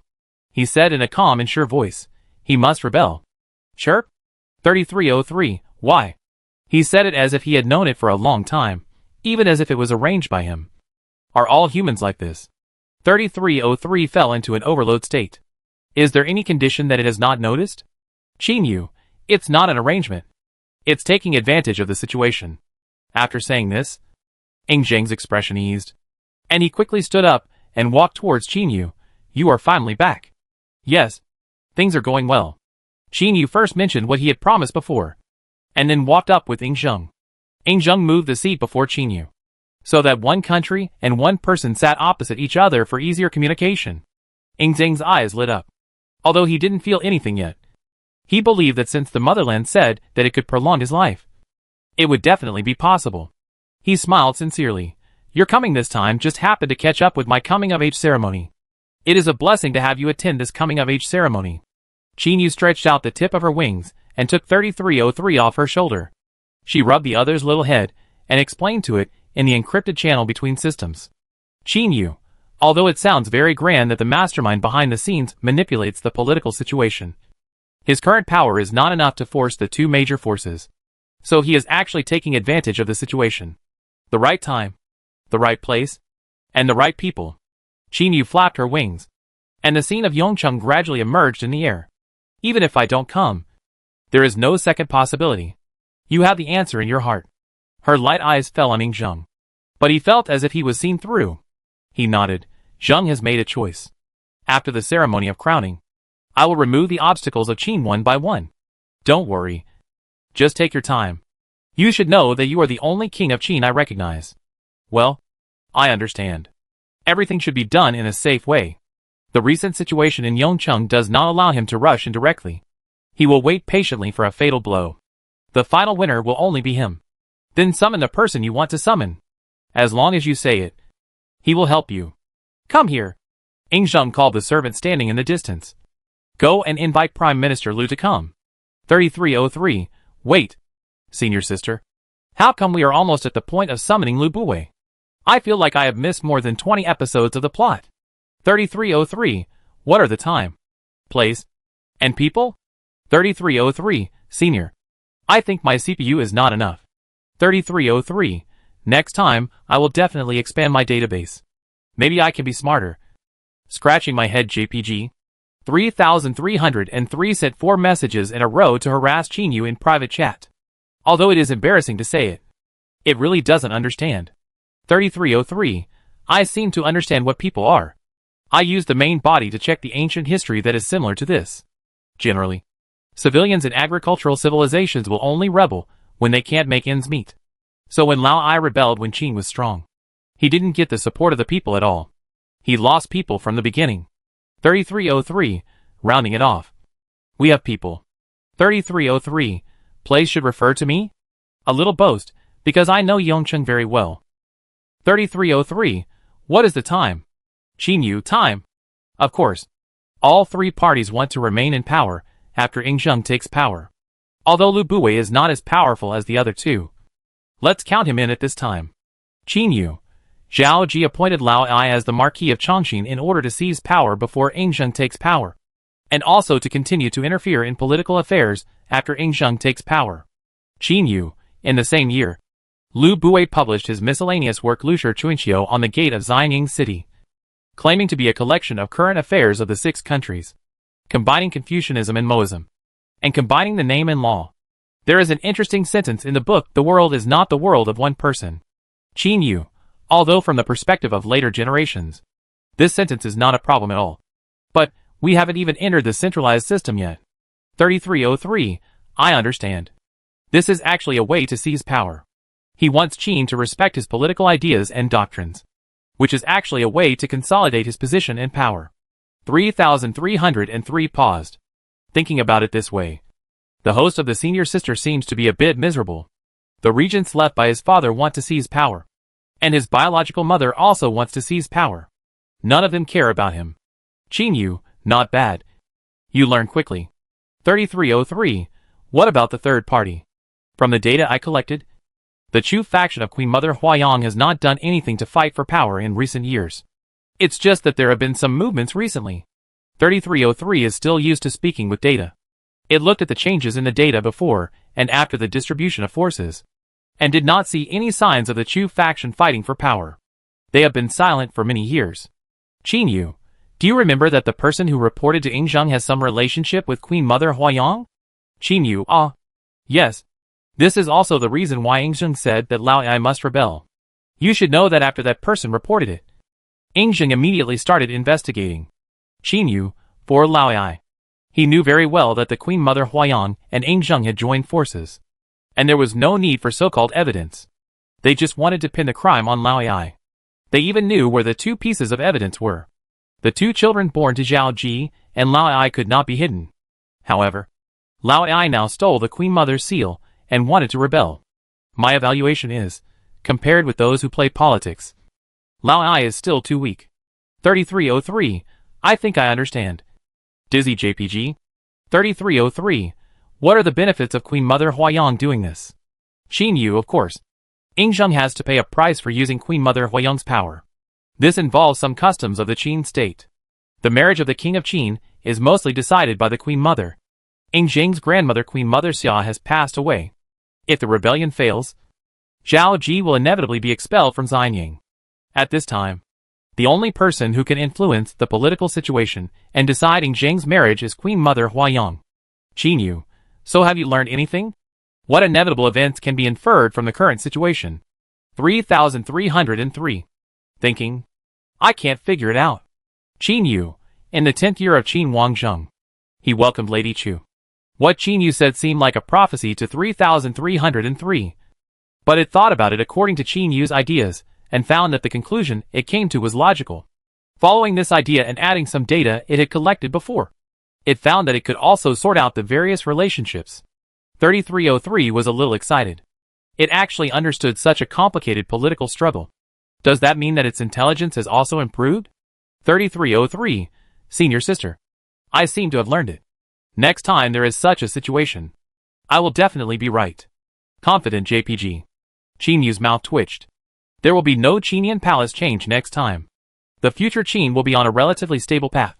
Even if Yingzheng gradually holds all the power in his hands, there will be no such big conflict. Just when 3303 was happily bursting out of his side, a notification sounded outside the palace. The person walking against the light at the door of the palace, not far away, was Lu Bue, who was summoned. Your Majesty. Lu Bue. Greet you. After entering the palace, Lu Bue first saluted to Yingzheng, then looked up at the king who was about to hold the ceremony of crowning. In a trance, Lu Bue felt as if he could still see how he looked when he first ascended the throne many years ago. In the blink of an eye, it was already time for the crowning. The decorations in this hall were gorgeous and exquisite, and many servants and maids had just been dismissed by Yingzheng. When they left, they did not forget to close the door of the hall. The huge hall only had 2 rows of candles around it as light sources. Although the light was much darker, Lu Bue always felt that he was still exposed to multiple beams of light. In fact, when he just came in, he felt as if he was being watched. But he was sure that the source of the sight was not Yingzheng, who was sitting high up, but an unknown existence, invisible, unknowable, and unspeakable. After Lu Bue bowed his hands, both the king and his minister fell into silence. It was the first time in so many years that they were on opposite sides in this situation. However, it was not completely opposite. In this game, Lu Bue was the one standing next to him. In fact, the only people on both sides of the chessboard were the Queen Mother Huayang, Yingzheng, Zhao Ji, and Lao Ai. Since Prime Minister Lu is here, I won't waste my words. I just want to ask Prime Minister Lu one thing. Are you going to rebel with Lao Ai? I dare not. Lu Bue's face was covered with cold sweat. He didn't expect Lao Ai to commit suicide like this. At that time, he just wanted to send a male favorite to the Queen Mother. He didn't even know the word rebellion. I am not familiar with Lao Ai. Before, my great Qin attacked Wei. The king of Wei wanted to protect himself. He discussed with his ministers. One minister suggested that he could help Lao Ai so that the Qin people would abandon me. Doesn't this show that he and I are not the same kind of people? I have firmly supported my great Qin's great cause from the beginning to the end, and I have no second thoughts. What Lu Bue said was true, but he still took into account that Zhao Ji was Yingzheng's biological mother, and did not mention anything about Zhao Ji in this matter. Yu was not very happy to hear this. The words just sounded nice. But there was no actual promise. She looked at Lu Buwei with some disappointment, but did not force him to do anything. These things were ultimately between Ying Zheng and Lu Buwei, the king and his subject. She could not suddenly appear in front of Lu Buwei and ask him to unconditionally support Ying Zheng. She would not, and could not do so. This was not in line with her country's setting. And Lu Buwei might not listen to her. Ying Zheng nodded, looking like he agreed with Lu Buwei's statement. He also knew that Lu Buwei's interests were actually tied to Qin. But that was also tied to Qin, not to him. If Lu Buwei firmly supported him, he would not think about separating himself from Lao Yi at this time. He would consciously find a way to quell the rebellion without asking him. The quelling of the rebellion in the next few days will depend on Prime Minister Lu. Ying Zheng's voice was flat, as if he was talking about something insignificant. Lu Buwei was also stunned by Ying Zheng's attitude. He opened his mouth and wanted to say something, such as, how can you be sure that there will be chaos in a few days, or that the minister is old? It is better to ask someone else to lead the troops. But Lu Buwei did not say it. He was a little flustered when he thought of these ideas. His heart told him that once these words were spoken, they would disappoint him. As for who she was, he couldn't figure it out. I will definitely do my best. Lu Buwei bowed deeply and made a promise to the young king. But he knew that he could not do much. I don't know what the king plans to do next. If you already know that there will be chaos in Qinyan Palace, it is better to postpone the ceremony for a few days and hold it after the chaos is quelled. Lu Buwei's words at this time were also sincerely for Ying Zheng's consideration. He did not know the specific situation of both parties. If he only looked at his own power, he would not be able to quell the chaos while holding the ceremony.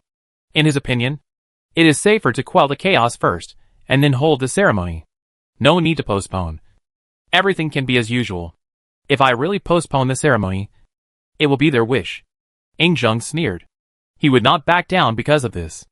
Although this time it looked dangerous on the surface, it was actually more dangerous than when he was appointed as the crown prince. But from all aspects, they would not lose. And 3303 also spoke the subtext for Ying Zheng. It said, how can Falong Qimian lose? Qin Yu slightly side-eyed her eyes. She chatted with 3303 privately. Did you also learn about esports? 3303, because my senior sister said before that being an esports system is very suitable for me. So I went to the system forum to learn a little bit. Qin Yu, then do you know the follow-up of this matter? Falong Qimian really lost in the end. Qin Yu, be good. Don't set a flag in the future. 3303, okay. I have already engraved the flag into the code. Looking at 3303's serious answer. Qin Yu really wanted to say that she shouldn't engrave everything into the DNA. But after thinking carefully, are 3303 and she both systems? Isn't it normal to add some code? LV Buwei stopped trying to persuade Ying Zheng when he learned that he had made up his mind. He believed that Ying Zheng would not make an irrational choice because of impulse at this time. After nearly 10 years of growth, the 13-year-old boy has now grown into a qualified king, dispelling the thoughts in his mind. Lu Buwei responded, I will pay more attention to the movements of nearby soldiers. Then I'll trouble Prime Minister Lu. Hearing the polite response, Lu Buwei smiled slightly. His relationship with Ying Zheng was not so bad before. But it was not anyone else's fault. He calmly said goodbye to Ying Zheng and left the hall after getting permission. If the prediction was correct, then the Qinyan Palace would not be far from chaos. He might have been able to watch before. But now, he had obviously been dragged into the water and had to prepare in advance. As for the obvious change in Lu Buwei's attitude, Ying Zheng attributed it to the complexity of human nature. He did not even hint that he would welcome Mrs. Chu to Qin. But Lu Buwei surrendered on his own initiative. Qin Yu realized that it was not that simple. She tried to interpret the abnormal white characters for several years. Although she could not fully interpret them, she did not gain anything. At least she could write a gray character now. Yes, in order to distinguish it from the abnormal white characters and the black normal codes that came with the factory.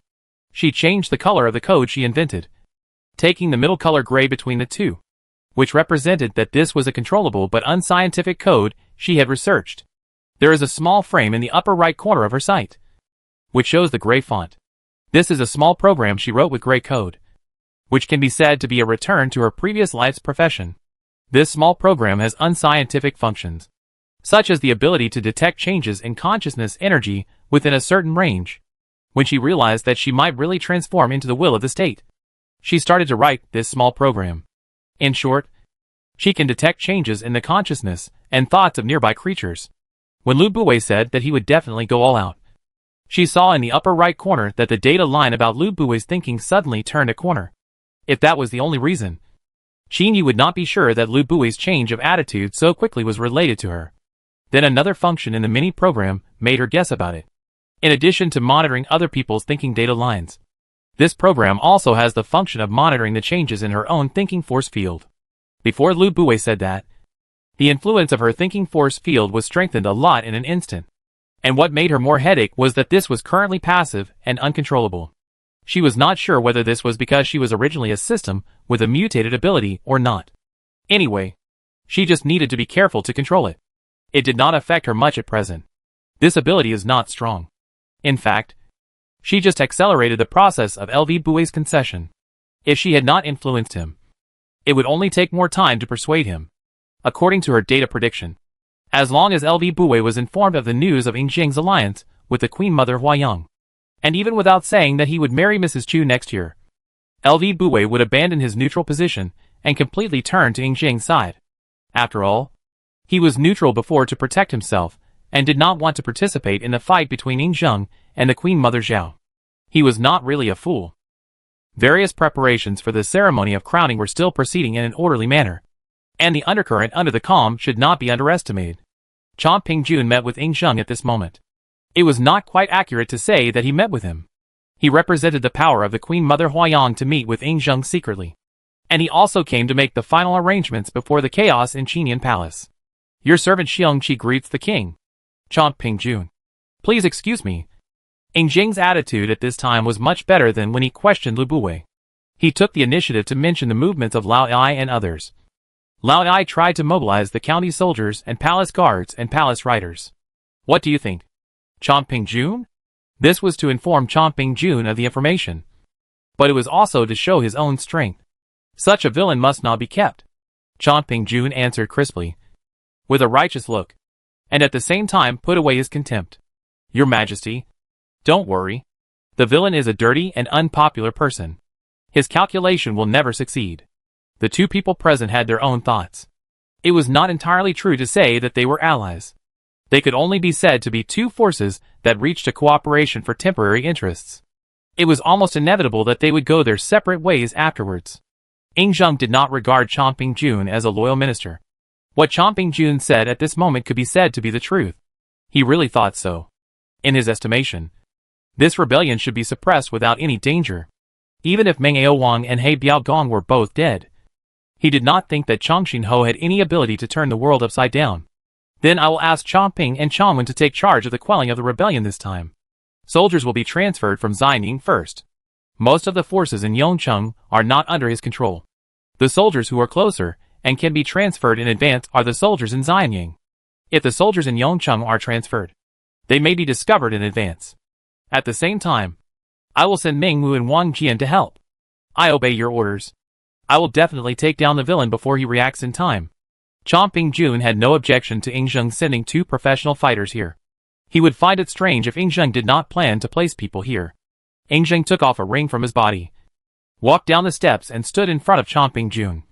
Raised his hand and handed the ring to Chong Pingjun. Take this ring to Xianyang to find Ming Tian, and let him take you to the forge. The people in the forge will provide you with a batch of new weapons. Thank you, Your Majesty. Chong Pingjun stretched out his hands to take the ring, and his eyes flickered. He had received news during the Eastern Expedition a few years ago that the Qin army used new weapons. But the number of weapons was only provided to the soldiers on the Eastern Expedition, and he did not have many in his hands. In Xianyang, only the soldiers guarding the Xianyang palace were issued such weapons. Now that he knew that the number was not that small, he looked at Yingjing deeply. Perhaps the young king of Qin did not want to deal with Lao Ai on a whim.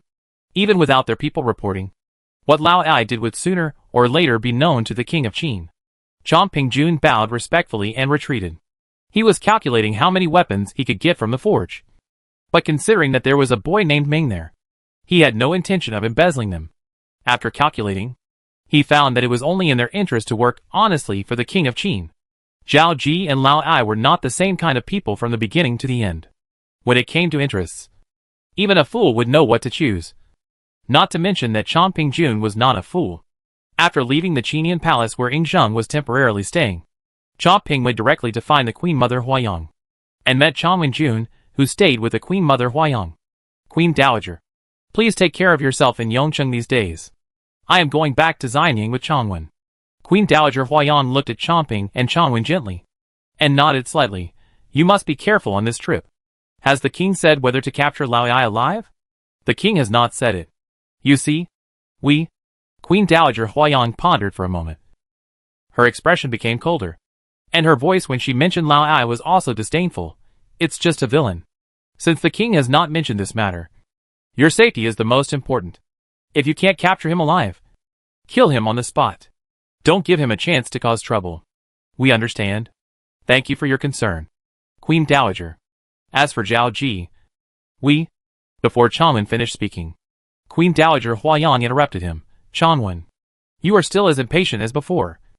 And you want to call me Queen Dowager Zhao. We are just fanning the flames of her affair. But we are not the ones who really hate her. The minister saw the Queen Mother trying to kill the king, and the son saw his mother trying to kill him. She didn't need to explain which identity would have more resentment. Chongping and Chongwen smiled at each other. It was indeed as Queen Mother Huayang said. It was not them who really hated Zhao Ji. All you can do is stop the people who died for the king.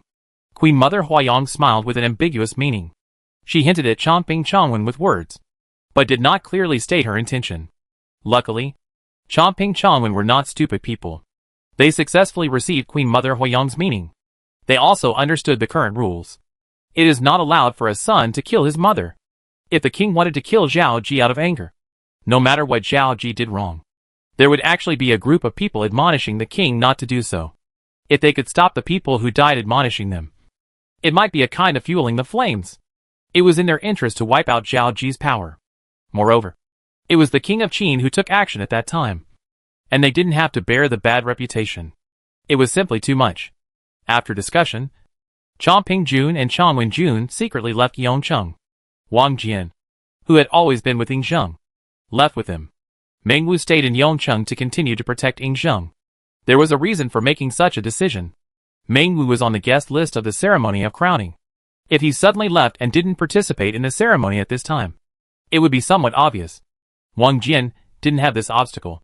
His current status was not high, and he couldn't reach the point of being written into the guest list. It was more appropriate to send Wang Jian to follow Chongping Jun and Chongwen Jun. On the day of the divination ceremony, many ministers were waiting to watch the ceremony in solemn formal attire. Since the father of the king of Qin had passed away, the host was replaced by an elder of the clan. This elder with white hair and beard could be regarded as a figure of the same generation as the grandfather of Yingzheng. He was fully qualified to replace the king of Qin Zhuangxiang. He stood at the east step and waited for the guests to be divined and admonished. The three officials held trays and stood at the bottom of the west step according to the rules. In less than a quarter of an hour, all the guests who participated in the ceremony arrived. They stood outside the venue waiting for the auspicious time. When the protagonist of the ceremony came, the ceremony could officially begin. Regarding the selection of the main guest, Yingzheng actually hesitated. According to tradition, the main guest is selected by the host, and it is better to choose a male teacher with both virtue and talent. If Lu Buwei had not postponed the ceremony before, he would actually be a very suitable candidate. In response, Qin Yu said that she could solve it. Just tell Yingzheng to write her name, and she will be the one to add the crown. And said bluntly, those who watch the ceremony will not remember my human form. The brain will protect humans from forgetting things that should not be remembered. So there is no need to worry about everyone going crazy after a ceremony. The only problem is that those people will not remember who the crowner is when they recall it later. No matter how much they think about it. It is just a bunch of air. And they are witnesses of the ceremony. If they think too much, it may affect their mental state. A few years ago, she might have to buy props like blurred memory. But now she does have such a defect when she appears in front of people with her physical body, which can be regarded as her own passive. Except for Yingzheng, the host. Everyone who has seen her will forget her figure. They know of her existence, but no one will remember her appearance. And even the understanding of her existence will be forgotten soon. Zheng agreed without much thought. But the list needs to be tampered with. He inserted his people in advance, which is not difficult for him at present. After all, it is just a guest list and not a government order. It is much easier to modify the seats in the crown ceremony than to modify the government order. Because she had to crown Zheng, Qin Yu temporarily learned the process of crowning, bought a few large fireworks in the mall, and asked 3303 to customize a giant blackbird pattern. After preparing some special effects props, she owed the main system another 500 points. Which means that now she has no worries about debts, and cannot care about such a small number as 500. For today's ceremony, she deliberately made her mimicry more solemn. She wore a black dress with a pattern of mountains and rivers embroidered with gold thread. Her hair like crow feathers was tied up, and on her head was a golden crown of a black bird with wings spread out. Her makeup was the same as usual, with mountains and rivers around her left eye and rivers and seas around her right eye. Qin Yu considered whether to change her wing-shaped arms into human arms, but she thought better of it.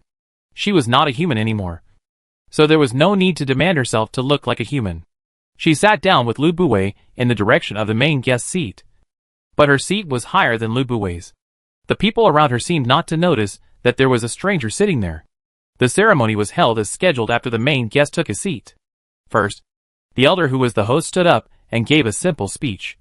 Then the crowner took his seat, and the praiser combed his hair. When it came to the part where the main guest washed his hands, something went wrong.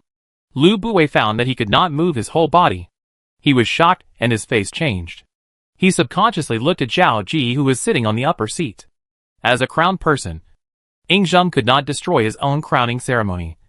So there was only one possibility. He gritted his teeth and tried to force himself to get up. But when he heard a crisp cry, he was firmly fixed in place. Regardless of the venue, all the guests subconsciously looked at the sky outside. Zheng couldn't help but smile when he saw the giant black bird coming as expected. Auspicious clouds surrounded him, and flowers bloomed in the air. When he came, no one dared to speak. They subconsciously held their breath. Without exception, this strange phenomenon did not last long in the sky, but turned into a golden light and projected into the room. Qin Yu's figure also appeared in the eyes of everyone. Their hearts, which were already shocked, were immediately shaken again. Some sharp-eyed people had already noticed Qin Yu's seat. The other party was obviously sitting there at the beginning of the crowning ceremony, but no one of them noticed it at the time. Qin Yu smiled gracefully and waved to the attendant holding the wash basin. The attendant walked towards Qin Yu blankly. He just felt that the person in front of him was so gentle. The closer he got, the harder it was to resist the other party's orders. Qin Yu raised her wings and symbolically touched some water droplets, just as if she had washed her hands. She stood up and walked in front of Zheng, looking at the official next to her. Without saying a word, just looking at him quietly, the official immediately bent down and took a few steps forward to present the scarf on the tray. Many guests just looked at it, but no one raised any objections after Qin Yu appeared. Their subconscious cognition was that the appearance of the person in front of them was reasonable. When they saw that the other party was going to crown Zheng in person, they would even unconsciously feel jealous. Qin Yu took the scarf, and her right wing touched the back, and her left wing was close to the front. In fact, her wings could not hold the scarf, and she relied on the invisible 3303 to hold up the entire scarf. She opened her mouth and chanted a blessing softly, and her light voice echoed in the hearts of everyone present. On this auspicious day of the month, you will be wearing your first clothes. Abandon your childish ambitions and follow your virtues. May you live a long and healthy life and enjoy great fortune. On an auspicious day of the month, you will be crowned. Abandon your childish ambitions and follow your virtue. May you live long and have a good life, and may you be blessed with good fortune. On an auspicious day of the month, you will be crowned. Abandon your childish ambitions and follow your virtue. May you live long and have a good life, and may you be blessed with good fortune. Qin Yu's voice spread outward like a misty cloud. All the guests who participated in the ceremony could hear the blessing, while those who were not on the guest list could only hear a vague voice. The farther away from the ceremony, the vaguer the voice. Qin Yu only read it once, but it echoed in this ordinary room. No one at the scene stood up to question it.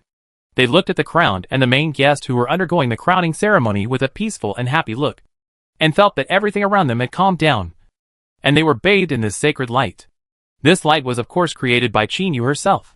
The reason why the guests around her felt comfortable and subconsciously wanted to watch the ceremony quietly was because she exchanged some small gifts for them in the mall. Another reason was her own passiveness. All creatures in Qin would subconsciously respect her, and they would attack Qin people even more. Where is Chongqing Ho going?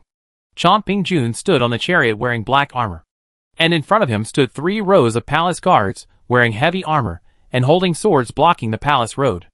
As soon as he opened his mouth, he was the old Yin-Yang master. He rushed back to preside over the action here. He brought not many people, even less than 1/3 of Lao Ai's side. But the advantage of blocking the palace road to defend the opponent was also limited. He looked at Lao Ai with a smile and a group of soldiers behind him, and waved his hand in front of his eyes, as if he saw a flying fly. If you have any urgent matters, please tell me. We are all Qin officials, so don't be polite. Maybe I can help you. Lao Ai laughed in anger. He said, You, the Prince of Chu, are also Qin officials. Do you dare to say it in front of the King of Chu? I have important matters to do, so I won't waste time talking to you. Do you want to give in or not? Important matters? Chong Pingjun's face darkened. Lao Ai's words obviously touched his sore spot. He looked at Lao Ai with an expression of looking at a fool. Could it be that someone still thinks of himself as a powerful official? He has rebelled and still doesn't know what's going on. With so many soldiers, I'm afraid you will learn from the traitor. For the safety of the king, I will naturally not give in, unless Marquis Chongqing gives a reason. Chong Pingjun stood on the chariot and talked to Lao Ai without fear. He was just watching a joke now. The black armor he wore did not make him afraid of being attacked. This set of black armor was newly developed. The previous armor plates were difficult to manufacture, and the copper/iron armor was too heavy. The forging house specially approved by the King of Qin had this latest black armor. Although it was still much heavier than leather armor, it was much better than leather armor in defense. And after wearing it, you can move freely, and there is no hindrance when you swing and stab. Among the group of palace guards he led now, only the first 3 rows wore such iron armor for heavy armor guards, and the 2 square formations behind him were ordinary soldiers. But the weapons they held were much more advanced, even if the people he led could not hold on. His brothers Chong Wenjun and Wang Jian should have brought soldiers to cut off Lao Ai's retreat. He was actually here to delay time. Meng Wu also stood on a chariot, but he had no intention of intervening in the conversation between Chong Pingjun and Chongqing Ho Lao Ai. He just watched the two of them talk slowly. He was not good at talking. Of course, I received the news from the palace that there are assassins among the guests. For the safety of the king and the queen mother, I will go to rescue them. Now, Lord Chongping, you are stopping me. Are you in cahoots with the assassins? Really? I don't believe it. Lord Chongping also saw a flash of golden light over there before, but he didn't know the details. However, since the Queen Mother Huayang didn't send anyone to ask him for help, Lord Chongping would definitely not believe Lao Ai's lies. Hearing Lao Ai's nonsense, Meng Wu couldn't hold it anymore. He looked at Lao Ai with disgust and said, I don't know if there are assassins in the palace, but I see one right in front of me. Lao Ai reached out and took out something from his arms, held it up, and said loudly, Look carefully at what this is. This is the Queen Mother's seal. Are you going to follow these 2 rebels to stop me here? Bold rebels dare to falsely convey the Queen Mother's order. Chong Pingjun shouted angrily, suppressing the slightly fluctuating morale of his army. He also took out a handwritten order and held it up. The king has ordered that no one is allowed to enter before the end of the crown ceremony today. Those who trespass are no different from rebels. While Chong Pingjun was delaying time, except for Qin Yu, Yingzheng, Queen Mother Zhao of Huayang, and others at the crown ceremony, no one else knew anything about what was happening outside the venue. They were all immersed in Qin Yu's blessing, and could not spare their minds to think about other things for the time being. Qin Yu watched Yingzheng show his guests his long robe and scarf, and then perform formal bows to his parents. The position of King Zhuangxiang of Qin was temporarily replaced by the elders of the clan, and the position of his mother was undoubtedly Zhao Ji. After the bows were finished, Yingzheng sat facing Dongzheng, and she dipped her head in clean water again to get back to her place, and waited for the official to present her with a hat. After receiving it, she walked towards the person wearing the crown. She knew the situation outside very well, but she didn't care. No matter how hard Lao Ai struggled, he would not win in this fight, because it was the second time to chant the blessing. Qin Yu was already very proficient in the business. She added some of her own understanding to how to chant the blessing. Compared with just reading it out before, she was more like singing this time. Auspicious month and time. You are dressed. Respect your dignity and be prudent. May you live a long life and receive blessings forever. The praiser cooperated to take off the scarf for Ying Zheng. Qin Yu knelt in front of Ying Zheng and put on his hat. Then stood up and reset according to the procedure. The singing caused a slight vibration, and the people at the scene seemed to hear the heaven and earth responding, the mountains and rivers echoing, and the rivers and seas agreeing. 3,303, with its fat body and hat on its back, struggled to cooperate with the performance of the senior sister. It was a little overwhelmed now, because its backstage energy monitoring meter was about to explode. Fortunately, it acted quickly and forced this function to stop directly. Otherwise its subprogram would be scrapped here on the spot. Its data was also somewhat confusing. As a normal commander, it really couldn't figure out how this was done. The singing spread out along the palace, attaching a layer of light golden light particles to Chongping Jun's side. Under the sun, each piece of armor of the 3 rows of heavy armor guards in front seemed to be covered with a layer of light golden light. However, the 2 parties who just broke down the talks did not pay much attention to it. They just thought it was a normal reflection phenomenon under the sun. After all, it was a new type of armor, and they were not familiar with it. When Lao Ai saw Chongping Jun take out Ying Zheng's hand order, he immediately understood that Chongping Jun had already formed an alliance with Ying Zheng. So it was useless to say more. Since Chongping Jun had already bet on Ying Zheng, he would not give in because of his power. Lao Ai, then there is nothing to say. Listen to the order. Charge. The shouts of killing suddenly resounded in the nearby sky. The people led by Lao Ai fought hand-to-hand with the palace guards of Chongping Jun. Chongping Jun frowned. He actually wanted to delay for a while. But unfortunately, the talks broke down in less than a quarter of an hour. The weapons and heavy armor on their side are superior to those on the other side. The only disadvantage is that there are too few people at present. But this problem will be solved soon. The large army led by Chong Wen-jun and Wang Jian should arrive soon.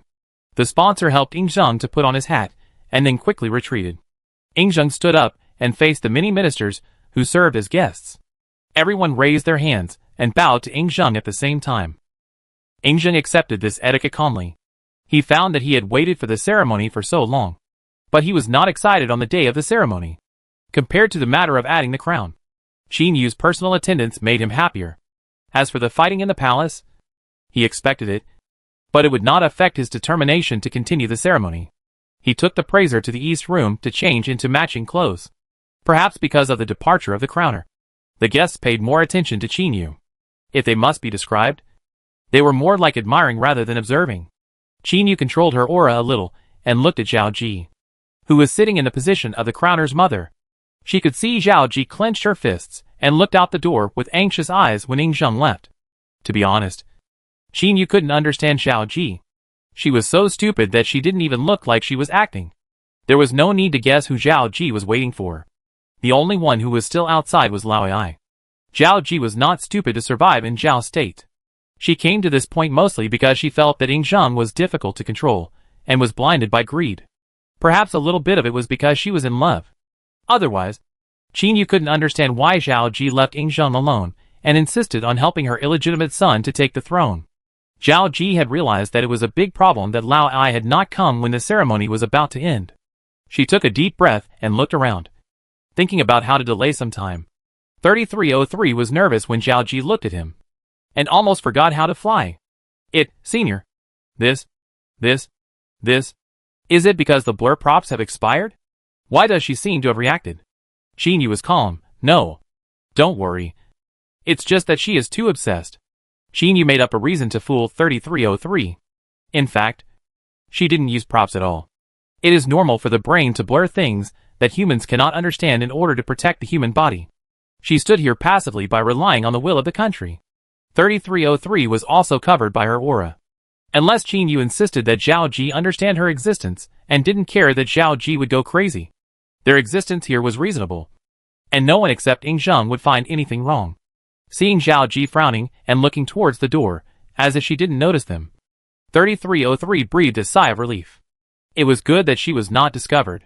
If she was discovered, there might be trouble in this ceremony. Ying Zheng walked out of the east room. He turned a deaf ear to the faint shouts of killing. The guests were unaware of what was happening outside because of Qin Yu's presence. He showed the guest his clothes and then bowed to the main guest, Qin Yu, in a formal manner. When it came to the third crowning, Qin Yu also saw the impact of her previous singing on the palace guards led by Chongping Jun outside. And she began to deliberately control the direction of strengthening. After a moment of silence, Qin Yu took the futu, walked in front of Ying Zheng and chanted loudly, with the righteousness of the year and the order of the month. All are dressed in jia. Brothers are all here to complete their virtue. Huang Yu is boundless and receives the blessing of heaven. This time, in addition to the resonance of heaven and earth, there was also the clanging of swords. The song was majestic and sharp. When the song came, the palace guards led by Chongping Jun rushed forward from both sides to fight with Lao Ai's men. The archers he led were also shooting arrows at Lao Ai's back, trying to use up the bows and arrows before Chongwen came to support. When the reinforcements came, it would be the time for a melee. Golden light flashed from the sword. And Chongping Jun also realized that something was wrong. The swords on their side would glow. Is there something wrong with this? If Lao Ai was a time traveler, he would have to say I'm awesome. There's a cheat. Wait. After going through all the procedures of the ceremony, Qin Yu quietly put away her influence. She stood beside Ying Zheng in gorgeous clothes. But no one noticed her presence. The sound of fighting outside also rang out at this time. Many ministers reacted one after another. Some of them showed panic. And some were furious. Where did the thief dare to be so presumptuous here? After the ceremony, Ying Zheng was close to Zhao Ji because he had to talk to the elder of the clan who replaced his father. He saw his biological mother holding her sleeve with her right hand and looking outside with a panicked look. He asked calmly, "Who is the mother waiting for?" As a country with abundant martial virtues, although the guests watching this ceremony were basically wearing formal dresses and were not convenient to move, some people rolled up their sleeves and reached for their waists when they heard the noise outside. The result was that they touched nothing. Weapons were not allowed to be brought to the ceremony. This minister with abundant martial virtues hesitated. It was also because of this hesitation that Li Si, who was not far away, stepped forward and grabbed the man's arm and pulled him back. Forget it. Forget it. There are shouts and killings outside. But no one has broken in. This means that the palace guards have stopped people. You should stay here to protect the king's safety instead of going over to help. Li Si persuaded him twice. Mainly because the person in front of him didn't even have a weapon. Wouldn't it be a gift if he went over? Anyway, the king's ceremony had been successfully completed. And he was not in a hurry at all. Because he worked under Lu Bue and knew a little bit of the inside story. The impulsive minister calmed down and came down the steps given by Li Si. He could see that Li Si gave him face and persuaded him tactfully. When he realized that he had no weapons, he also realized that he was impulsive.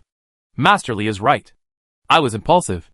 After that, he organized the people nearby to surround Ying Zheng for protection. Ying Zheng was surrounded by the crowd. And the two queen mothers and many members of the royal family stood beside him. Qin Yu didn't want to join the crowd, so she stood away from the crowd. The blessing she just chanted also acted on everyone present. The effect may not be too obvious, but there are still some small improvements. In addition to the royal family and important officials who were protected, some people were sent out to contact the palace guards or tried to leave the palace to pass on the news. Queen Mother Huayang was standing next to Ying Zheng. She looked in the direction of Ying Zheng, but her sight passed Ying Zheng and finally landed on Zhao Ji. She raised her lips and mouthed to Zhao Ji, "I want an end." When she adopted Ying Yiren as her son, she wanted to change the child's wife, but unfortunately failed. Unexpectedly, the fortunes turned. Although her son's wife was not her own, her grandson's wife would soon be her own. Queen Mother Huayang was in a very good mood, and she didn't feel much even when she looked at Zhao Ji's face. "Zheng, you have to remember that people can lose once, but they can't lose for a lifetime. Some people just can't see the situation clearly, and they lose everything at once." At that time, because of Ying Yiren's insistence, she saw the situation clearly and weighed the gains and losses, and finally let her son make Zhao Ji the queen. Zhao Ji did much more than she did. Queen Mother Huayang turned the jade bracelet on her wrist, thinking that the two illegitimate children would also be caught by her people. From today on, Zhao Ji will be kicked out of the political center of Qin. The more Queen Mother Huayang thought about it, the more comfortable she felt. She lost once more than 10 years ago, and today she will win it all back. Yingzheng nodded calmly, and said a few words along with Queen Mother Huayang's words, which made Zhao Ji grit her teeth in anger. Her face gradually became ugly as time went by. She had no more cards. Even her son who stood with her last time left her. She had lost everything. Zhao Ji even thought that what Lady Huayang said was right. She lost everything at once. I don't know if you have noticed something. Because the area near the ceremony is still safe. Some ministers began to whisper. And some found something wrong. They didn't notice it before because they were concentrating on the ceremony. But now they found that something was wrong. What? An imperial censor stood on tiptoe and looked out. Today was really exciting. None of the capping ceremonies he had attended before were so exciting. In theory, even if Chang Pingjun and Chang Wenjun were not Qin people, they were qualified to watch the ceremony. They didn't come today. Isn't it strange? What's the matter? They are princes of Chu. Who knows what they think? Not coming is reasonable. Okay. If this doesn't count, there is another person. Who? Didn't you notice that Meng Wu is missing? Although the Ming family lost the old General Meng Ao, their status should not be underestimated. And I remember that General Meng Wu received an invitation. He was on the guest list. Look where he is now. The imperial censor who was talking to him fell into deep thought. He knew very well that the Ming family would not rebel. Meng Wu's son was still in Xianyang. The royal family and the Ming family had a good relationship. Meng Wu was the one who led the palace guards to fight back against the thieves. Thinking about it this way, he always felt that this matter was not that simple. Will it be? The censor secretly glanced in the direction of Yingzheng, lowered his voice, and said to his friend, Your Majesty has long known that there will be trouble today. The people around him were silent, and no longer participated in the discussion. If this was really the case, it was a game between major forces, and neutral people like them should not get involved. When they guessed the truth, they also observed the people around them, who were attached to the forces. And they really found clues. Li Si, the Lord, looked relaxed when he stood beside Lu Xiang, while Lu Bui frowned and looked into the distance as if he was worried. However, because of the relationship between these two people, they always felt that they knew the inside story. But they didn't know it completely. While many ministers were thinking about it, Chang Pingjun was fighting as if he had divine help. Lao Ai's troops, which were 3 times that of Chang Pingjun, did not advance much. Even if Lao Ai's reinforcements came later, it was useless because Wang Jian and Chang Wenjun rushed to the scene with the soldiers from Xianyang. The time they chose was very good. If it was later, Lao Ai might have run away. If it was earlier, Lao Ai's accomplices would not have arrived, which would not be conducive to completely uprooting Lao Ai's forces. Chang Pingjun saw the flags rising far behind him.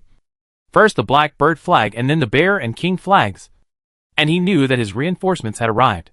With Chang Wenjun and Wang Jian coming, he didn't have to delay time for the sake of stability. Chang Pingjun's smile became increasingly rampant. He drew out the sword from his waist and pointed it directly at Lao Ai. You have no way out. I advise you to surrender now. Maybe you can still keep a complete body when the time comes. People nowadays attach great importance to things after death. Not to mention such important things as whether the body is intact or not. So Chang Pingjun's threat is also useful. As for whether it has a positive or negative effect, it depends on what Lao Ai thinks. Lao Ai looked around inconspicuously. If today's matter is not successful, then he will die without a burial place. Queen Mother Zhao may escape because of her status. But if he surrenders, there is no possibility of survival. His eyes were sharp. And just when he wanted to let the soldiers around him fight with him, he heard many footsteps behind him. He was a little surprised. This is the reinforcement. But when he turned around, he saw Lao Ai's eyes were about to burst. It was not his reinforcements coming from behind, but the team led by Chang Wenjun and Wang Jian. His reinforcements surrendered. The man who brought Lao Ai's reinforcements was also a man who knew the situation. When he came, he saw Lao Ai was still blocked on the palace road. And behind him were the troops led by Wang Jian and Chang Wenjun, who cut off their retreat. He immediately realized that they were doomed. It was impossible to succeed in the uprising now. So when Wang Jian asked him about it, he decisively claimed that he was here to protect the emperor. Then, when Wang Jian took out the Qin king's order, he surrendered and firmly stated that he was fooled and that he had good intentions. Wang Jian discussed with Chang Wenjun and left some people to guard the officer and his confidants. The rest of the ordinary soldiers were ordered to stay where they were temporarily. His soldiers did think they were here to rescue the emperor, although they were a little dissatisfied with losing the opportunity to gain military merit. They did not openly resist the orders of Chang Wenjun and Wang Jian. This is also the reason why Lao Ai fought for more than half an hour, and finally saw Chang Wenjun and Wang Jian. Chang Wenjun's personality is more impatient, compared with Chang Pingjun, who is shrewd and likes to be weird. He did not say a word and started to fight directly. Even the order was given by Wang Jian. Chang Wenjun had long disliked Lao Ai. This kind of villain didn't know his surname when he got the upper hand. Even he, a nobleman of Chu, had to be humble in Qin. Why was he so arrogant as a little male favorite? Chang Wenjun was in a good mood and even forgot that there was Wang Jian beside him. Wang Jian was not angry when he was ignored. He left alone to report the news to Ying Zheng. Because of the existence of Chang Pingjun and Chang Wenjun, he knew that he would not get much credit for the pacification of the rebellion. It was better to report to the king first, which would also reassure many ministers in the court. It was also very important to maintain his image. Chang Pingjun saw that Chang Wen had cut off Lao Ai's retreat but didn't say anything, so he could only do it himself. He shouted loudly, "Those who surrender now will not be killed. I also know that you were just deceived by Lao Ai, the villain. In the name of protecting the emperor, you actually have no intention of treason. If you surrender now, you still have a chance to be lenient. Don't think about you, but also think about your family. If you surrender now, I will plead with the king, and the blame will only be on Lao Ai. At most, you will be punished with a few years of corvée. Don't be stubborn." Chang Pingjun is indeed a shrewd fox. He is much better than Chang Wenjun, who took action directly without saying a word. His words will be a sure kill. The collective punishment in Qin law is no joke. Now that Chang Pingjun pleads for mercy, they still have a chance to survive. They were just deceived and didn't really want to rebel. Only a small group of people with high status among them truly rebelled. The rest of them might never see the king again, let alone have the idea of rebellion in their hearts. Only a fool would think of rebelling. Hearing what Chang Pingjun said, the soldiers led by Lao Ai hesitated for only 2 or 3 seconds before throwing their weapons directly. And at the same time, they did not forget to squat to avoid the attack from the opposite side. The surrendered soldiers avoided them one after another. The heavy armored guards, who walked in front of them, were alert to the surroundings, and quickly came to Lao Ai. Only some of his confidants were still resisting, because these people knew that even if they surrendered, they would die. So it was better to resist to the end. It was a pity that the army's morale had been scattered, and they had no chance to break out of the siege. Chang Pingjun smiled and got off the chariot, and walked forward under the protection of the heavy armored guards. Chang Xinho. Good afternoon. At this moment, Lao Ai was already kneeling on the ground, being held down by the heavy armored guards around him. He saw from the corner of his eyes that the heavy armored guards around him were like gods descending from heaven, and he brought only rotten fish and shrimps. Lao Ai also recognized the reality, and gave it a try, but failed in the end. His limbs were controlled, and he could only look up at Chang Pingjun Xiongqi. He was getting more and more annoyed with this man whom he had never dealt with in the past. He thought that after his power was eliminated, this man in front of him should be very happy. Ha ha ha, Xiongqi. Don't be so proud. My fate will be your fate sooner or later. Lao Ai knew that he had lost completely, and there was no second chance. He had no choice but to die.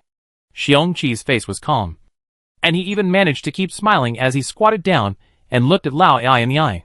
He said, "That's not necessarily true. Compared to a fool like you, I have seen much more than you." In fact, he had far more choices than Lao Ai, and his personal ability was also stronger than Lao Ai's. He didn't care about Lao Ai's words that sounded like a curse before his death. "Okay." Chang Pingjun waved his hand to signal the soldiers behind him to move forward, and told them, "Pick up the weapons on the ground and count the number. Not a single one is allowed to be missing."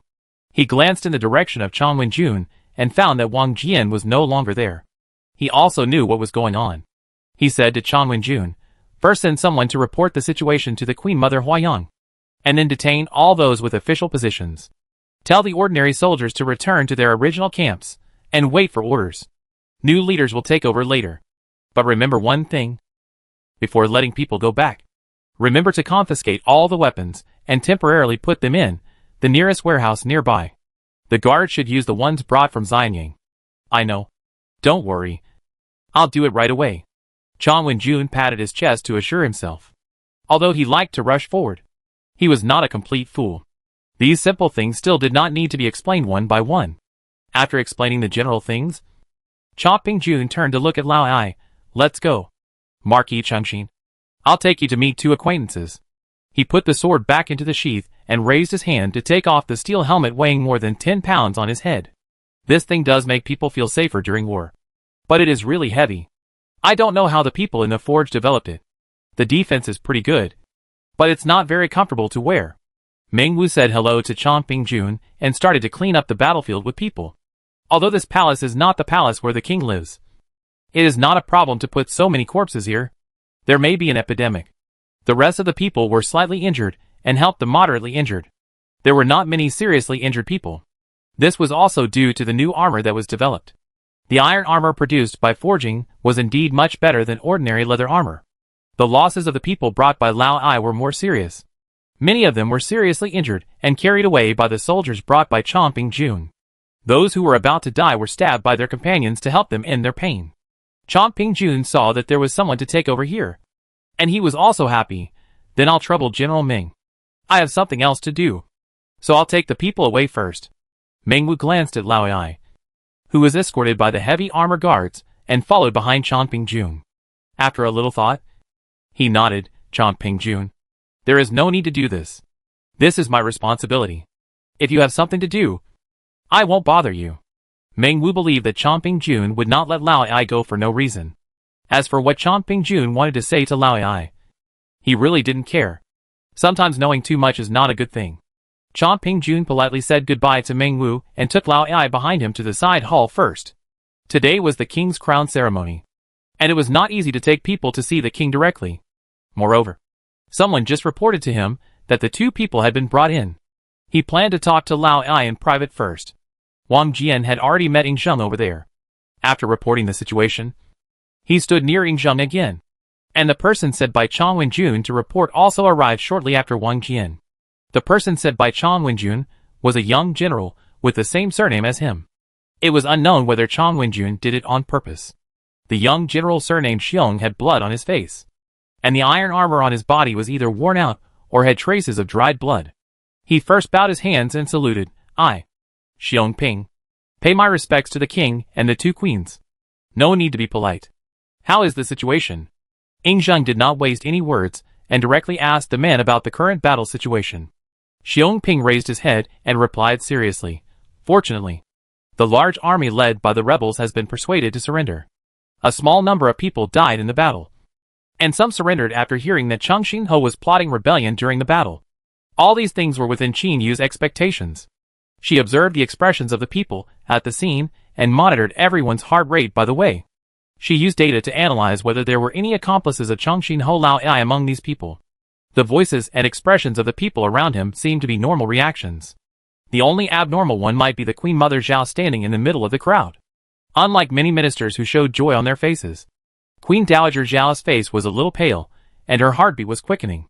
Just like when one's heartbeat quickens after seeing something horrifying. She was afraid. Mother, you don't look very good. Are you feeling unwell? At this time, Yingzheng asked her with a concerned tone, and his eyes were full of sarcasm. Although he was concerned on the surface, his real words seemed to be mocking the choice of Queen Mother Zhao. Is this your choice? It's really funny. Zhao Ji felt cold all over. She saw the blood on the face of the young general and felt that Lao Ai was in danger. She stood there with all her strength and managed to utter a sentence from her teeth. Where is the mastermind? Reply to the Queen Mother. The thief Lao Ai has been captured by Chomping Jun and is now temporarily detained in a side hall. Today is the ceremony of coming of age. I am afraid of offending him. Zhao Ji breathed a sigh of relief. As long as Lao Ai did not admit to rebellion, there was actually a little room for turning around. She nitpicked. Then it's not offending you to stand here in an untidy manner? Shihuang Ping seemed to have just realized the blood on his face. He quickly raised his sleeve to wipe it and knelt on the ground. The effect was not very good, and he looked even more scary. Please forgive me, Your Majesty. I was just anxious to bring you the good news. I forgive you. Get up. Yingzheng waved his hand carelessly. His coming-of-age ceremony was over now. Besides, Qin Yu was here, so there was nothing to offend. Mother, grandmother, don't worry anymore. Now that the thief has been caught, this palace is safe. The banquet can continue. Don't worry. The last sentence was said to the ministers who were watching the ceremony. And it was also a signal to the Queen Mother Huayang. He acquiesced to Chong Ping-jun's interrogation of Lao Ai first. The Queen Mother Huayang smiled and said, Zheng'er is thoughtful. Today is your coming-of-age ceremony. Just make your decision. I will give you a gift in a few days. Qinyu, something is wrong. 3303, what's wrong? Qinyu, Queen Mother Huayang. 3303. Will you come with me to the side hall? 3303, sure. Watching the surveillance is not as good as watching the scene. The little fat chick stayed on Qinyu's shoulder. Qinyu and Zuochuanzi disappeared in a flash. This was a new function she had learned. She did not use the system space jump ability, but relied on her own short-distance teleportation within Qin. Compared with space jump, the power she spent on short-distance teleportation was much less than that of space jump. Maybe it was because she didn't have to pay tolls for using her own abilities on her own territory. The extra money she spent on using the abilities granted by the main system was equivalent to paying tolls. And she couldn't use these tolls now. After rounding up, it was more cost-effective to teleport over short distances. Ingzhum glanced at the place where Qinyu disappeared. Although he was curious about where Qinyu went, the focus now was on the banquet after his crown ceremony. So he didn't think about it anymore. Qinyu brought 3303 here at the right time. As soon as she entered the palace gate, she saw Chong Ping-jun confronting Lao Ai. It's not quite accurate to say that they were confronting each other. Lao Ai was in a mess at this time, tied up with rough hemp ropes and lying on the ground. The two heavy armored guards who were originally escorting him had already retreated. And Qinyu and 3303 just caught up with the highlight. Marquis Chengxin might as well consider pleading guilty. There is no point in struggling like this. Right? Lao Ai, am here to save you. There is no other possibility. Ha ha ha. Chong Ping-jun laughed as if he heard something funny. You don't think we need a reason to kill you, do you? I have the support of the Chu clan and the king. Do I need a reason to kill a thief like you? Since there is no need, why are you wasting your time talking to me here? Lord Chongping? Lao Ai was unmoved. If Lord Chongping wanted to kill him casually, why would he have to ask him to confess here?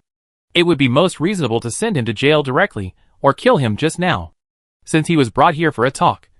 Although the situation was not favorable, Lao Ai felt that he could still save him. Well, you make sense. Chongping Lord walked up to him with a look of approval for Lao Ai, and his expression gradually became cold. 3303, what is this development? Qinyu, it is a development of intrigue. If you keep reading, I roughly understand what Lord Chongping is thinking. Qinyu, there is no need for a reason to kill Lao Ai, but there is a need to kill Zhao Ji. After all, she is the Queen Mother of Qin. That's not wrong. Chong Ping-jun walked a few steps with his back to Lao Ai, then quickly turned around. But I didn't lie either. He leaned close to Lao Ai and lowered his voice. Now that the king has been crowned, what happened today is enough to kill you. But it's not enough to kill the Queen Mother. Lao Ai suddenly looked up at Chong Ping-jun. His expression was shocked. He didn't expect Chong Ping-jun to want to kill the Queen Mother of Zhao. Even if there was today's incident, the Queen Mother of Zhao was still the king's biological mother. With filial piety, people in the world would not approve of matricide. Chong Ping-jun actually dared to bring it up. This is our interest. The person standing in front of you at this moment is Xiong Qi, not Chong Ping-jun of Qin. Qinyu, he is talking nonsense. He would never propose to kill the Queen Mother. He just gave Ingzhum a reason and an opportunity. Ingzhum would bear the bad reputation of matricide, and the benefits would be taken by the Chu clan. What a good plan. 3303, then, senior sister, will your host take action? Qinyu, he will. But it is not certain whether he will succeed. There is no shortage of people who die for their advice these days. Qinyu, and he also has to consider the issue of public opinion. After calming down, Queen Mother Zhao will at most be expelled from Xianying. What's in it for me? The alliance between Zhao Ji and Lao Ai could not be very solid. Lao Ai was only after power. If he really loved Zhao Ji, he would not have instigated Zhao Ji to rebel. If he really loved Zhao Ji, Lao Ai should be honest and cautious, instead of being ostentatious and claiming to be Ying Jing's fake father. In addition to being stupid and arrogant, it is inevitable that he does not really want to sit on the throne. So when he spoke at this time, he asked about his own interests first. instead of asking himself what would happen to the Queen Mother of Zhao if he did what they said.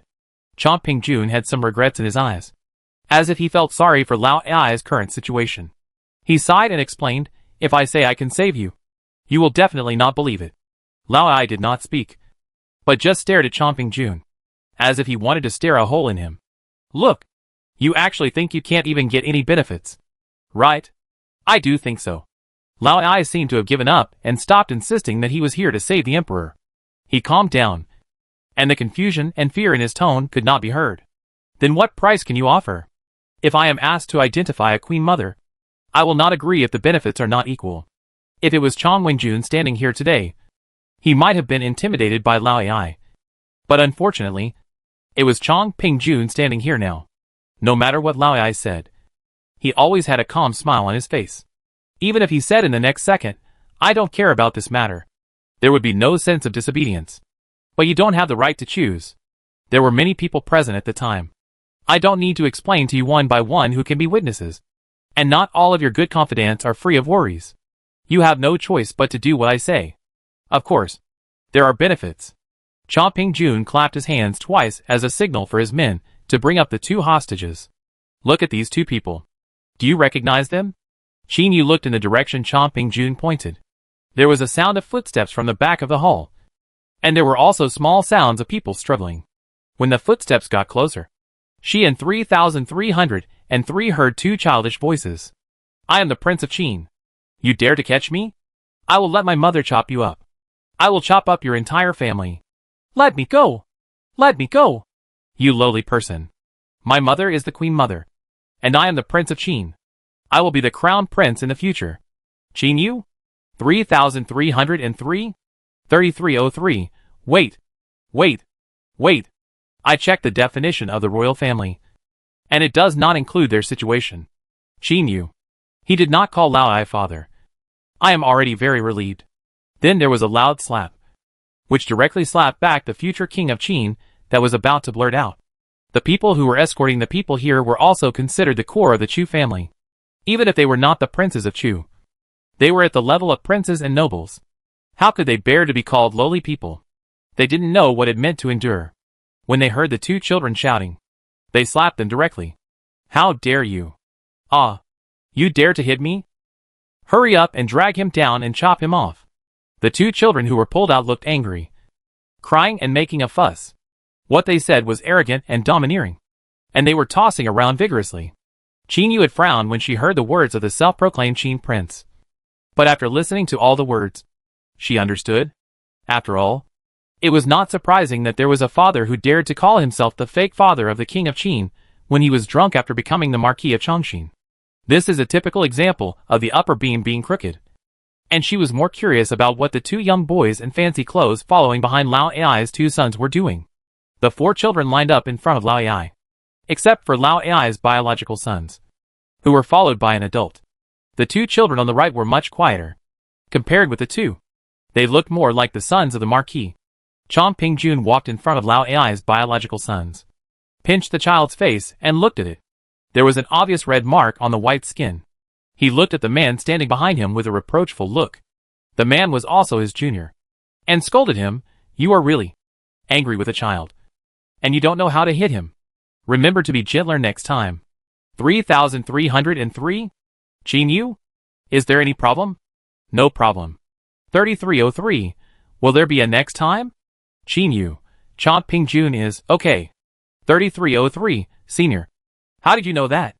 Qin Yu. Didn't you notice that if you just look at it from the perspective of a fun person, he is actually quite fun? The kind of, you can only understand it, not explain it in words.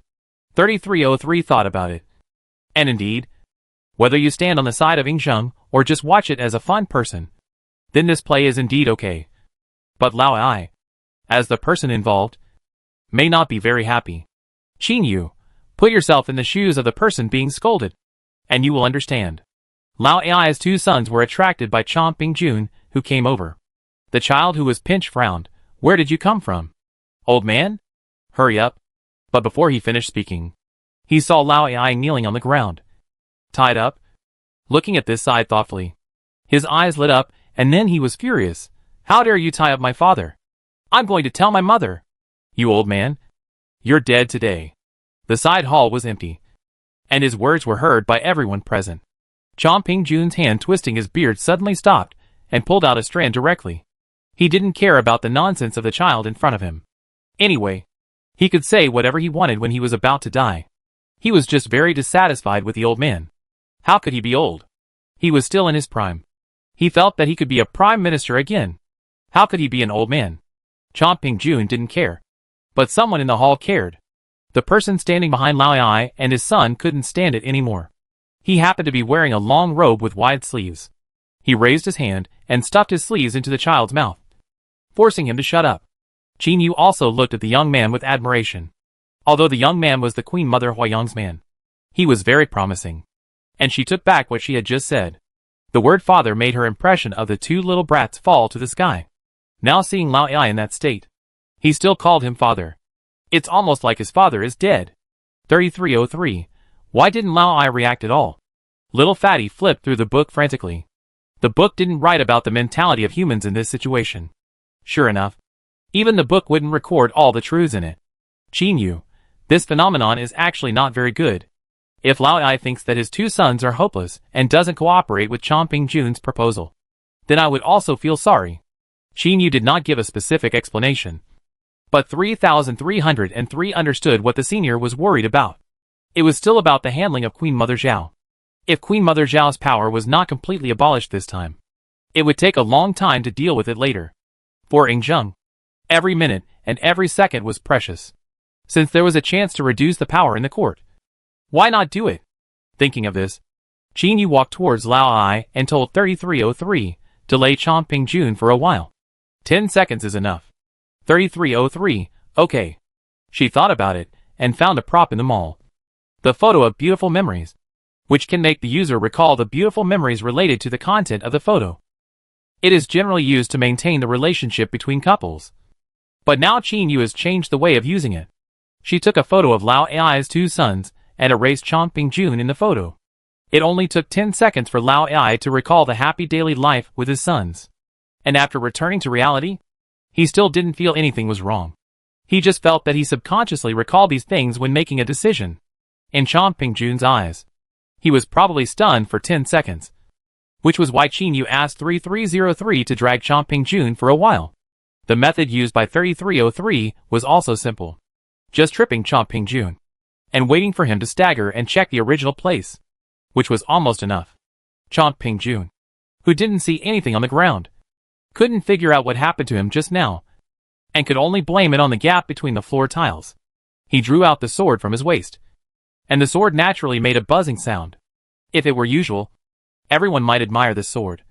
But at this time, the most important thing was obviously not the sword. Chomping Jun put the sword on the neck of Lao Ai's son and asked if Chongqing Ho hasn't thought about it. It doesn't matter.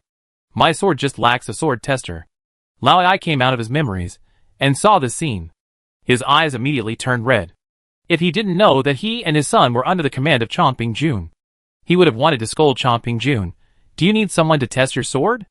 Just now, you used the sword to kill several of my men. Don't think I didn't see it. If you have thought it through, treason is a serious crime. You can't escape the extermination of your 3 clans. But I can save your child. You won't be the last one to have an heir. Lao Ai gritted his teeth and was silent for a while. Chomping Jun was right. Treason is. The 3 tribes were guilty of a serious crime, and they couldn't escape. But his children still had a chance to live. If he did what Chomping Jun said, at least his children could live. He looked at the 2 strange children who had been standing quietly beside him. Are you talking about a substitute? Yes, that's right. The king has seen you, but he hasn't seen your 2 children. It's not impossible to find someone to die in your place. Have you thought about it? Are you going to choose a child who is related by blood? Or the Queen Mother? 3303? But those 2 children are innocent, aren't they? You said it in front of them. The little fat chick was a little anxious.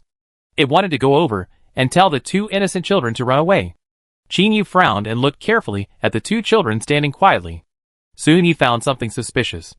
The 2 children followed him obediently, without adults watching behind them. And judging from their appearance and clothes, they didn't look like ordinary people who had been working since childhood. Qin Yu, Check. Whose children are they? Why do I feel that both of them have the surname Shihuang? You have to think about it carefully. If you miss it, you will have no chance. After all, it is very difficult to find children with the appearance that match the identity of the sons of Marquis Chongqing. 3303. Do those two really have the surname Shihuang? Before Lao Ai could answer, 3303 found out the result. These two innocent children are indeed related to Chongping Jun. To be more precise, Chongping Jun borrowed them from their own people on a temporary impulse.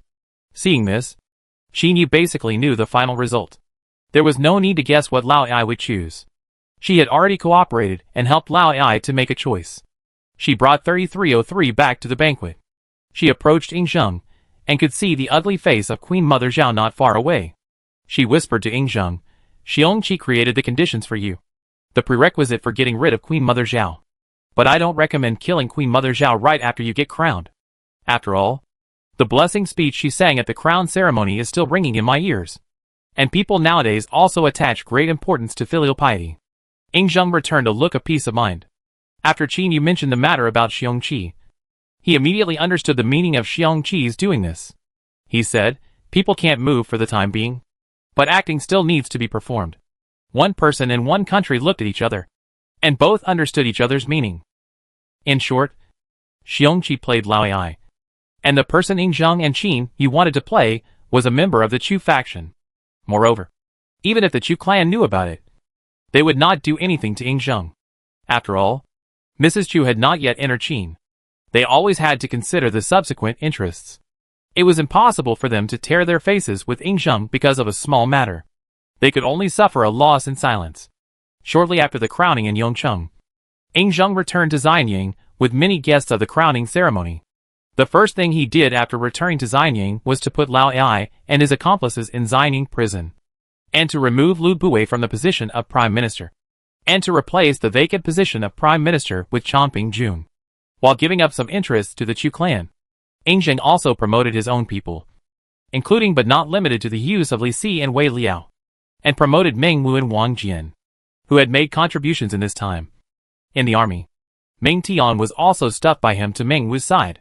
Both father and son were grateful for Yingzheng's trust and reuse. Since then, Yingzheng had his own initial team.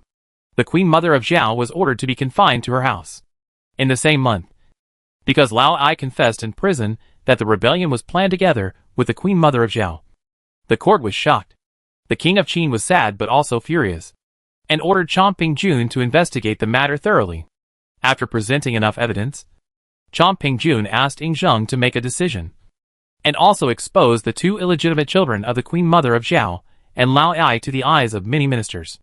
There was an uproar in the court, among which the Ying family, headed by the royal family, was the most angry.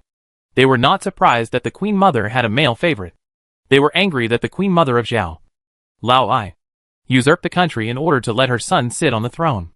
After sentencing Lao Ai to be torn to pieces, and his 3 clans to be exterminated, and his followers to be torn to pieces, and his clans to be exiled, and those with less serious crimes to be exiled to Shu, Yingzheng showed a tendency to kill Zhao Ji. Some old-fashioned people in the court were immediately anxious, and they jumped out to persuade Yingzheng not to do such a thing. On the surface, Yingzheng was very angry, and didn't want to hear them say more. But in fact, he was calm, thinking about how long he had to act firmly this time to deceive Chongping Jun. And it would be best if they felt that he was indeed going in the direction they expected. Before he could give the order, he heard Qinyu say, "Demote him to a commoner, and never use him again. You should also consider your reputation." Sometimes, demoting them is more uncomfortable for these people than killing them directly. People are nothing more than for fame and fortune. And these people who come to advise are for reputation, wanting to step on the king of Qin to achieve their own reputation. She still remembered that the Ziji Tongjian called the 27 remonstrators killed by Yingzheng the 27th of the 28 constellations. In short, Yingzheng's reputation was really bad. The last sentence? Go to welcome the Queen Mother, return to Xianying, and be mother and son again as before. She really couldn't hold it anymore. This is probably equivalent to a person who is related to you by blood wanting to kill you.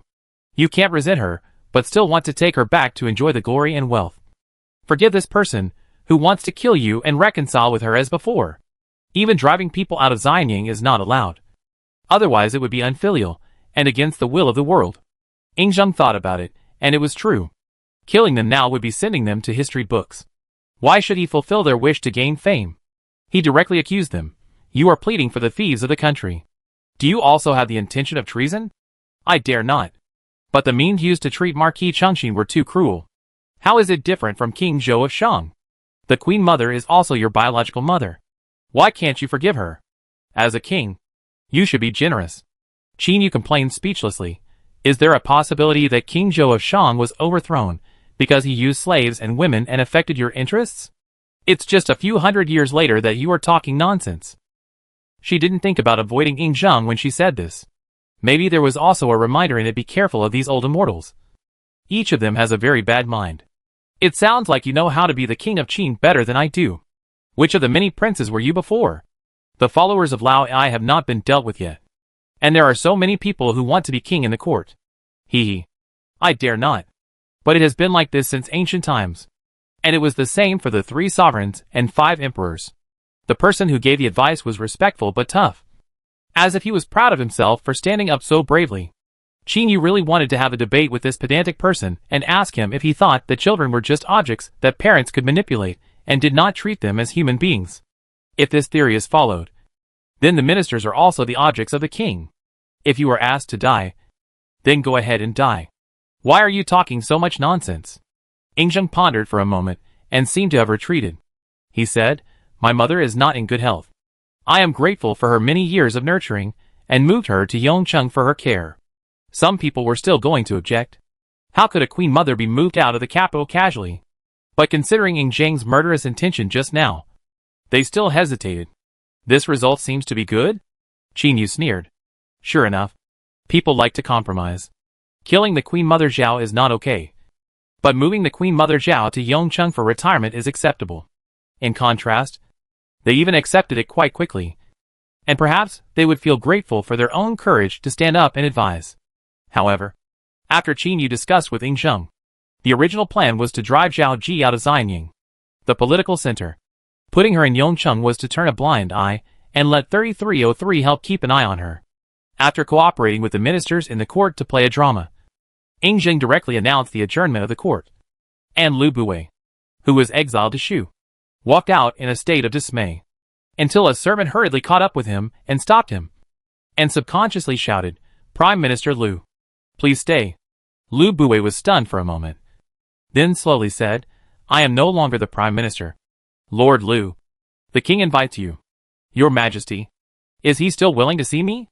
Lu Buwei looked at the servant in confusion. In his heart, he had completely broken up with Zheng. I don't know about this either. And it's not something that someone like me can know. The servant smiled. You can find out if you go there. Please lead the way. There was some fatigue in Lu Buwei's voice. Anyway, it couldn't be worse. Demoting him to Shu was already exile. And the worst would be stabbing him directly.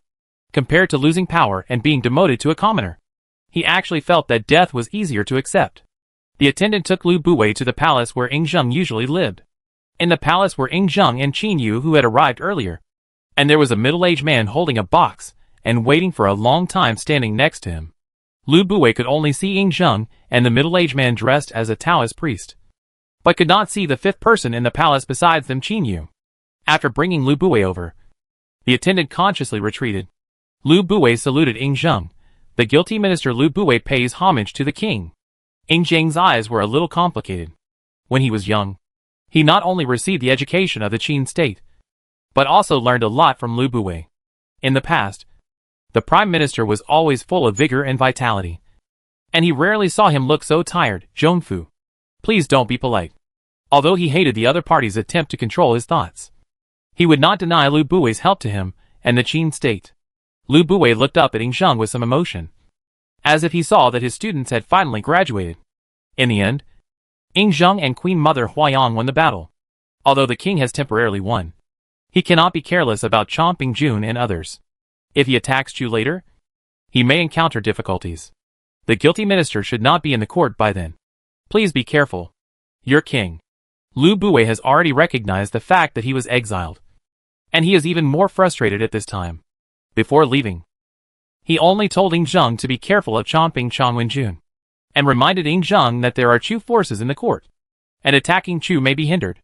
Does Zhongfu think he was exiled to Shu? Ing Zheng approached Lu Buwei. He reached out and took a box from the tray in the hands of the Taoist lily standing next to him, and handed it to Lu Buwei. You can try it. The small box was opened by LV Buwei, and inside it lay snow-white granular salt. In Qin Yu's eyes, although it was not as good as modern salt, it could still beat the salt of this era. Whether it was sea salt produced in coastal countries such as Qi or mineral salt produced in inland countries such as Qin, they were not as good as the small box in LV Buwei's hand at this time. LV Buwei opened his eyes wide, and his fingers trembled as he reached into the box to pick up some white particles. Is this salt? Seeing Ing Zheng nod to confirm this guess, LV Buwei did not doubt that it was poisonous, and directly pinched some and put it in his mouth. It's really salt. No bitterness. No gravel. As a former businessman, he instantly understood what the contents of this small box represented. Your Majesty, what is the name of this salt? Can it be mass-produced? This thing is called well salt, which is obtained by purifying mineral salt from the yellow brine and black brine unique to Shu. As for whether it can be mass-produced, Ing Zheng paused, and he told Lu Buwei generously, I invited Zhongfu here this time for this matter. He pointed to Lili beside him. His name is Lili. He is an alchemist who knows how to purify mineral salt. And he is also the one who went to Shu with Zhongfu this time. I want to use this thing to make money in the world. I wonder what Zhongfu thinks. Lu Buwei nodded. He knew the value of salt to people. Why was Qi so rich? It was because Lin Hai became rich by selling sea salt. And he vaguely guessed the purpose of the king calling him here.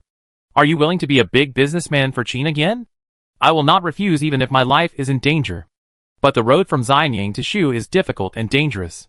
Whether it is making salt in Shu or transporting the black brine and yellow brine to Xianyang for making salt, it will be extremely difficult and dangerous. It doesn't matter. Building roads with cement will naturally solve the problem. Lu Buwei naturally knew what cement meant, since something called cement suddenly appeared many years ago. Most roads in Xianyang City have been replaced with cement roads. This kind of road is still extending from the city to the outside of the city. There is a direct cement road from Yongcheng to Xianyang. Not long ago, Chongping Jun, Chongwen Jun, and others were able to arrive in time with Xianyang soldiers. It was also thanks to the cement road. If cement is used to build a road from Xianyang to Shu, it can indeed solve the problem of difficult roads. His only worry now is that he cannot adapt to the local climate. The poor mountains and bad waters in Shu are not something that everyone can adapt to. But since the king has given the order, he has no right to refuse as a guilty minister. Before departure, Zhongfu can stay in Xianyang for 1 more month, and bring some useful people with you when you go to Shu. Although it is a demotion on the surface, Zhongfu can rest assured that your family and clan do not have to go to Shu to suffer, and can continue to stay in Xianyang. Thank you for your grace. Your Majesty, I have no way to repay you, so I can only do my best to accomplish this. Lu Buwei showed a touching expression on his face, and bowed to Ing Zheng again. Ing Zheng reached out to help him up. What a picture of a monarch and his subjects getting along well. Qin Yu raised his eyebrows and said nothing. The choice before him was just to make the best use of everything. Piaji. Qin Yu looked back at the sound, and she asked in confusion, 3303. Why are you clapping? 3303. So touching. This is the relationship between humans. Before it finished speaking, Qin Yu interrupted 3303. She said, what do you think is going on now? 3303. Mutual understanding? And Lu Buwei's family doesn't have to go to Shu to suffer. It has also done research on Shu in this world. Judging from the data alone, the environment in Shu is not as good as Xianyang. The Prime Minister's wife and Lu Buwei's clansmen, who are used to living in Xianyang, will probably not be able to adapt. If it's mild, they will get a minor illness due to unfamiliarity with the local climate. And if it's severe, they will die of a serious illness. The medical level of this era is very backward, and even a minor illness may be fatal. Is it a concern for the minister that Ing Zheng allows Lu Buwei's family to continue to stay in Xianyang? Qin Yu, what you said makes sense, but it can actually be regarded as a kind of hostage. Qin Yu is not sure what Ing Zheng himself thinks, but in her opinion, Lu Buwei's wife and others staying in Xianyang can be regarded as hostages, just like the common hostages in this era. But hostages are a matter of mutual understanding between countries, and the current situation is more like a tacit understanding. But staying in Xianyang does have its advantages. As long as you don't think about rebellion, you can live a wealthy life. 3303. I need to study more QAQ. 3303 quickly wrote this logic chain into his own code, so that he can refer to it when he sees this situation in the future. As he wrote, 3303 sighed. Humans are so complicated. What they say has not only superficial meanings, but also deep meanings. Sometimes there is not only a second meaning, but also the real intention of the words needs to be analyzed in combination with current events to see what impact it will have. Whenever he realizes this, he doesn't want to be an intelligent system. It's also good to pretend to be a rigid system. While 3303 was struggling to figure out whether he could pass the human psychology exam, Qin Yu was looking at the map of Qin. Compared to when she first arrived, the territory of Qin had expanded a lot. Now, some numbers were floating on the three-dimensional map she simulated from time to time, +5 +3 +2 +6, etc. These numbers were randomly added national fortunes, which meant that even if she didn't actively earn national fortune points, she would sooner or later be able to pay off her debts in the mall. As long as she didn't do large-scale projects, she would sooner or later be able to balance her income and expenditure even if she didn't expand outward. The premise was not to do large-scale projects. Not to do large-scale projects. Once a large-scale project was built, in order to prevent the population from decreasing, she would go to the mall to buy a large number of concentric buffs to reduce the damage to the human body caused by corvée labor. And that's how she got into debt. She silently closed the interface. It was impossible to stop the construction of cement roads in the country. There was a saying in later generations, if you want to be rich, build roads first. She still supported the road construction. So she thought about it and said to Ing Zheng, if we can conquer 5 more cities in the next 2 years, I will have spare energy to help build the cement road, and the speed of road construction will be accelerated. But the premise of completing the construction ahead of time is that there is enough cement, and the recruitment of corvée can be temporarily postponed, because there is coal supply. Limestone is not a rare thing, and calcining cement is not difficult, as long as the appropriate proportion of raw materials is put in and the correct process is followed. Cement can be burned. After hearing this, Ing Zheng also had great confidence in the national road construction. He had felt the benefits of being able to communicate with the national will before. The estimated time for the excavation of Zhenghua Canal was actually about 10 years. But with Qin Yu's help, this time was shortened by about half. As early as 3 years ago, the entire Zhenghua Canal was completed. In the past 3 years, the land in Guangzhou area has been fertile, and the grain output has greatly increased. At the same time, a lot of corn has been planted locally. Guangzhou can be said to have become the granary of the entire Qin state. The benefits of the construction of Zhenghua Canal are also visible to the naked eye. Even the complaints of the people about the collection of corvée have dissipated. No one dares to say that Zhenghua Canal is not good without deliberately provoking trouble. Moreover, he ordered the petty officials in the places where Zhenghua Canal passes to publicize the benefits of Zhenghua Canal, especially the benefits for farmers. According to the motherland, this is a war of public opinion, which is also good for governing the country. Of course, the most important thing is that the petty officials are promoting the truth, not false things. If they exaggerate and deceive people, they may be backfired one day. But they just promote it truthfully. The benefits of building irrigation canals have made him realize that functional facilities are actually an investment, and there must be a return in the later stage. Road construction is also very important to him. His ambition is not only to expand the territory of Qin. What he wants is to annex the 6 countries and unify the world. So smooth transportation is also very helpful to his rule. Now he has the support of his motherland, and he has a plan in mind. He wants to build roads wherever he wants to fight. After instructing Lu Buwei to select some people in Xianyang City, but to go to Shu before building roads, he asked Lu Buwei to retreat first. His plan is to transport the mineral salt to Shu for purification, and then transport the purified mineral salt out for sale. This is also considering the high demand for brine and the difficulty in transportation. Even if a cement road is built, it is not easy to bring the brine out of Shu. Water will inevitably evaporate on the road, so it is better to transport the salt directly. Ing Zheng was going to wait until tomorrow to discuss matters, and then he gave orders to start calculating how long it would take to build cement roads between the cities, as well as the labor and raw material requirements. Lu Buwei left the Xianyang palace. He walked on the street, looked at the familiar environment around him, and sighed. He would leave Xianyang in the future. Although he was not directly executed this time, it was difficult for him to accept the exile. Now the only thing that supported him was the Salt administration. If he could do it well, he could also contribute to the cause of unification. He might be able to return to Xianyang in the future. It took Lu Buwei a long time to walk from the outside of the Xianyang palace wall to the city of Xianyang, and then return to his mansion. He looked carefully at the city and the country he had fought for many years. When he stood in front of the Shihuang mansion, he saw many servants carrying things out of the mansion. They bypassed Lu Buwei, who was standing there, and no one came forward to greet him. He stood there for a moment, looked up at the gate. Yes, he was no longer the prime minister, so the things that violated the rules had to be taken away. You are finally back. It's good to be back. It's good to be back. A beautiful middle-aged woman came out in a hurry. She looked at Lu Buwei with worry in her eyes. The king has issued an order to show mercy. Saying that, this is not a place to talk. Come in with me first. Lu Buwei spoke gently, stretched out his hand to pull his wife in. He saw his wife wearing low-key clothes, without any jewelry. Closed his eyes. Buwei is sorry for the lady. They walked in the mansion, deliberately avoiding the crowd. Without servants around, the couple rarely talked alone. Mrs. Lu was silent for a moment. She looked at Lu Buwei deeply. Be good in the future. Stay away from the guy in Yongcheng. She couldn't say it's okay, but she also understood that there was no way out of political struggle. Lu Buwei smiled awkwardly, knowing that offering a male favorite to the queen mother was a bad move, and nodded. Yongcheng is no longer a country, so Buwei will naturally not waste his thoughts there. In addition to this, Li Chancher is also here. It was he who told me that everyone in the Lu family didn't need to go to Shu. Mrs. Lu paused.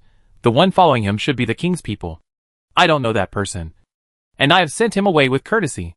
But Li Chancher is still waiting for you here, so he must have something to say. Lu Buwei nodded. Head, I know. Madam, you have worked hard. You should go and rest first. I will deal with the affairs of the mansion first. You don't have to work too hard. I have dealt with most of the affairs of the mansion. I didn't stop those who wanted to leave. I told those who wanted to stay to wait for you to come back to make arrangements. There is no need to rush. Well, madam, I am assured of your work. Then I will go to see Li Si first. Lu Buwei did not ask which guests had left. He knew very well that he could not keep those who really wanted to leave. What was more important now was Li Si's affairs. His wife's hint was very clear. Li Si brought the king's people to inform him. He knew about the Salt administration earlier than him. It was not difficult to guess that Li Si had already defected to Yingzheng. Lu Buwei didn't feel anything about this. It was normal for guests to change their homes. He was used to it. He pushed into the hall and saw Li Si waiting there. I wonder what you are doing here. Lord Li? Li Si stood up quickly upon hearing the voice. He smiled and replied, I am not worthy of being called Lord Li. You are too polite. The king asked me to come here to take over this matter with Lord Lu. But I am not responsible for Shu. I am responsible for Xianyang. Lu Buwei nodded slightly. He was not surprised that Li Si was valued. Li Si was indeed a capable person. With the help of Li Si, Lu Buwei picked a few trustworthy retainers who were still in the mansion and took them to Shu. After Li Si sent Lu Buwei away from Xianyang, he felt relieved. A new trend had emerged. After Lu Buwei was secretly sent to Shu, the construction of roads with cement and Qin was also launched vigorously. At the same time, preparations were also being made for Yingzheng's marriage. The pace of the eastern expedition slowed down. However, Yingzheng took into account the national destiny issue that Qin Yu had mentioned. This year, Qin still conquered 2 cities on the border between Qin and Zhao. Although the war was launched, it was limited to a small area and only 2 cities were taken. It was not even a big deal for the various turmoil this year. What is more eye-catching is the marriage between Qin and Chu.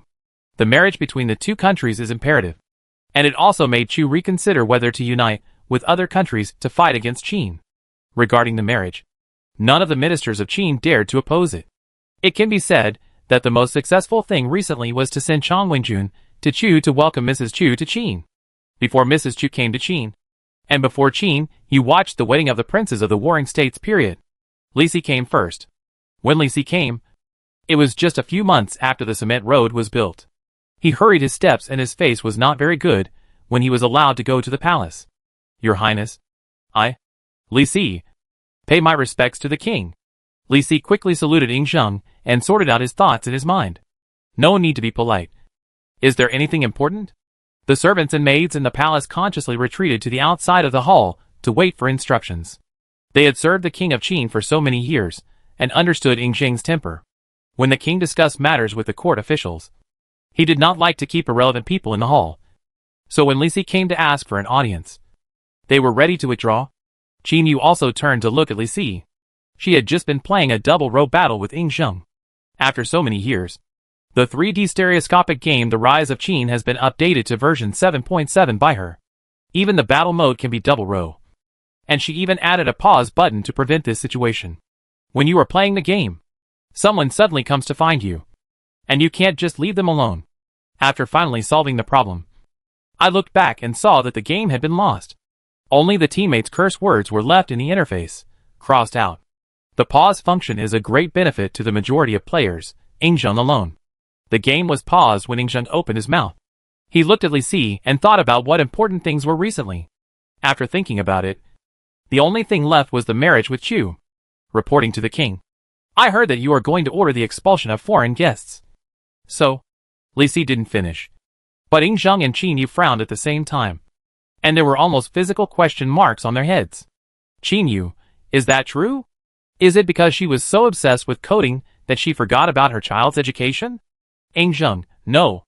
I don't have such an idea at all. Where did you hear that from? How could he not know that he was planning to drive the foreign guests out of Qin? What a strange development. Qin Yu first looked up the historical records in the database.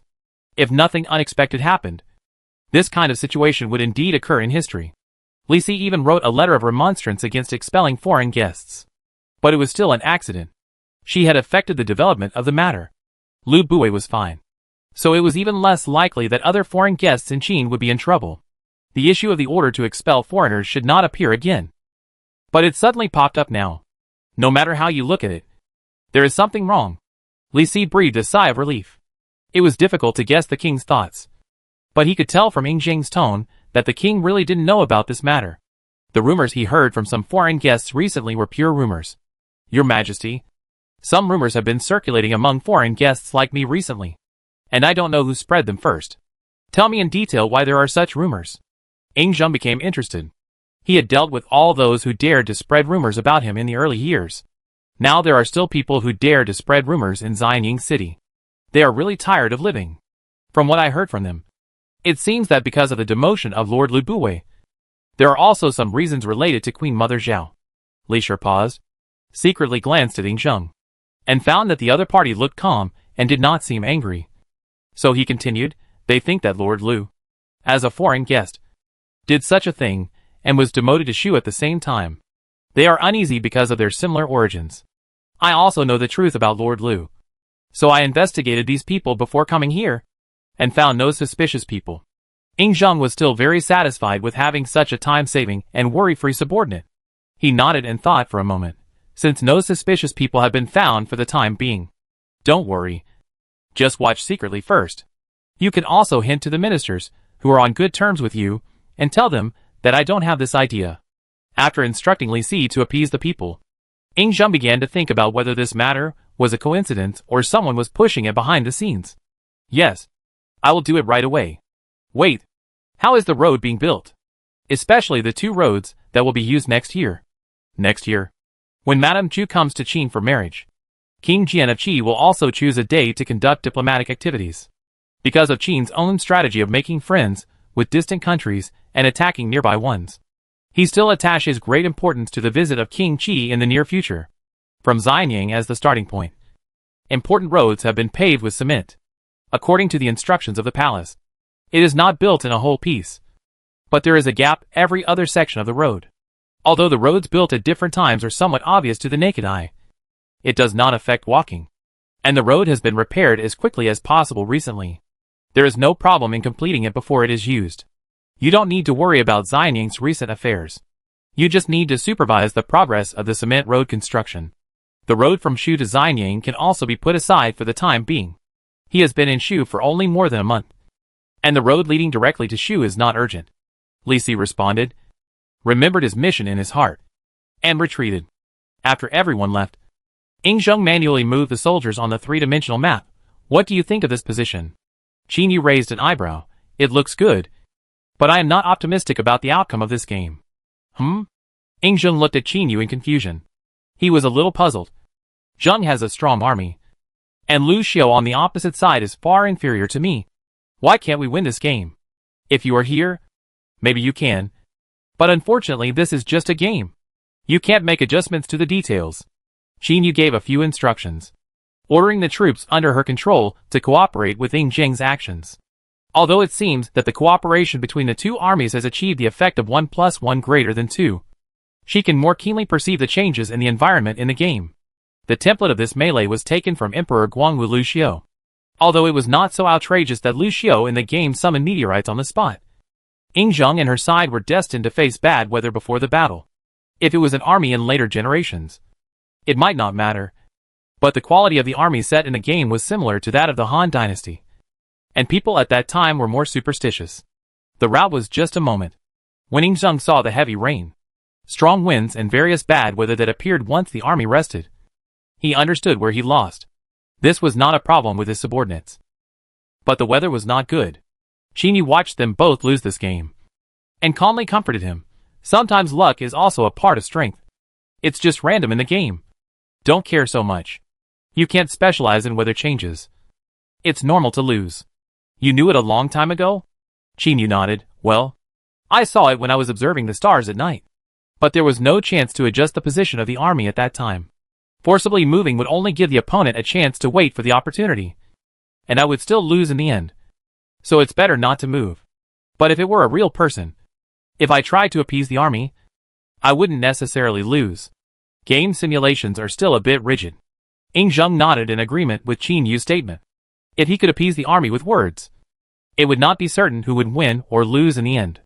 The most important thing is that in this game, he is set as the one who rebels, and is the one who is not morally just.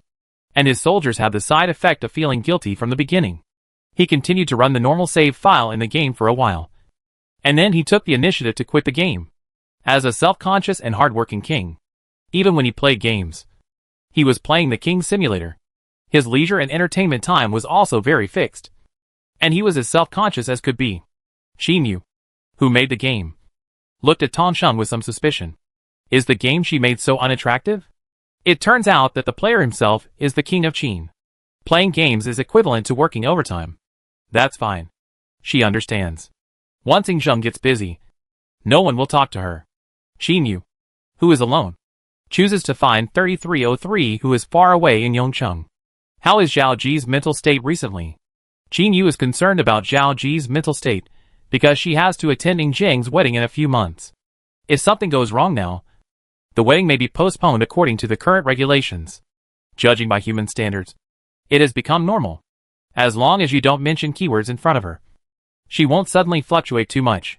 Then, what about the system standards? Qin Yu always feels that 3303 has something to tell her. According to the system, 3303 paused for a moment, and it took out a mini notebook from under its wings very seriously. To be honest, senior sister, I sincerely suggest that you make a virtual character model when the time comes. It will stimulate her a lot. The biggest stimulation should be a child around 10 years old. But it should be okay to take her back to Xianying and pay attention to her. Qin Yu touched her chin and thought. She said, 3303. What do you think about using mall props to give a hint? Don't do anything extra at the wedding scene except the ceremony of crowning. It seems to be possible. As long as the wedding can be held smoothly. 3303 thought it was feasible. So the two of them discussed it and decided to do it. This small prop is not considered a violation.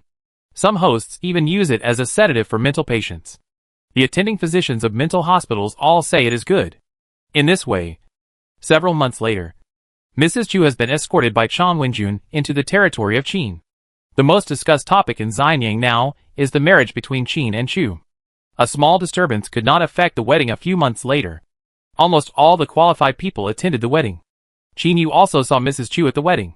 Mrs. Chu looked dignified, which was in line with her impression of classical beauties. In short, she was a beautiful sister. The two newlyweds were both wearing formal dresses, and they were handsome men and beautiful women. Qin Yu quietly took a wedding photo for them and deleted the pictures in the history books in her database. Yingzheng was obviously tall and handsome, but the records in the history books of his previous life were very bad. Qin Yu thought about it and decided to leave a portrait now, and not wait for people in the future to spread rumors. She measured the data of the two, built 2 models in her database, and decided to 3D print the 2 models and give them to them as wedding gifts. With the secret assistance of Qin Yu and 3303, the wedding was successfully held. After today, Yingzheng will also have a family. Maybe Mrs. Chu will also attend when the King of Qi visits. Time passed, and it was the 10th year of Qin Wanzheng. After the wedding, Yingzheng did not drive Zhao Ji away again, but allowed her to live in Gongquan Palace. He also had to consider the public opinion of the world. But although Queen Dowager Zhao returned to Xianying, she was confined to Gongquan Palace.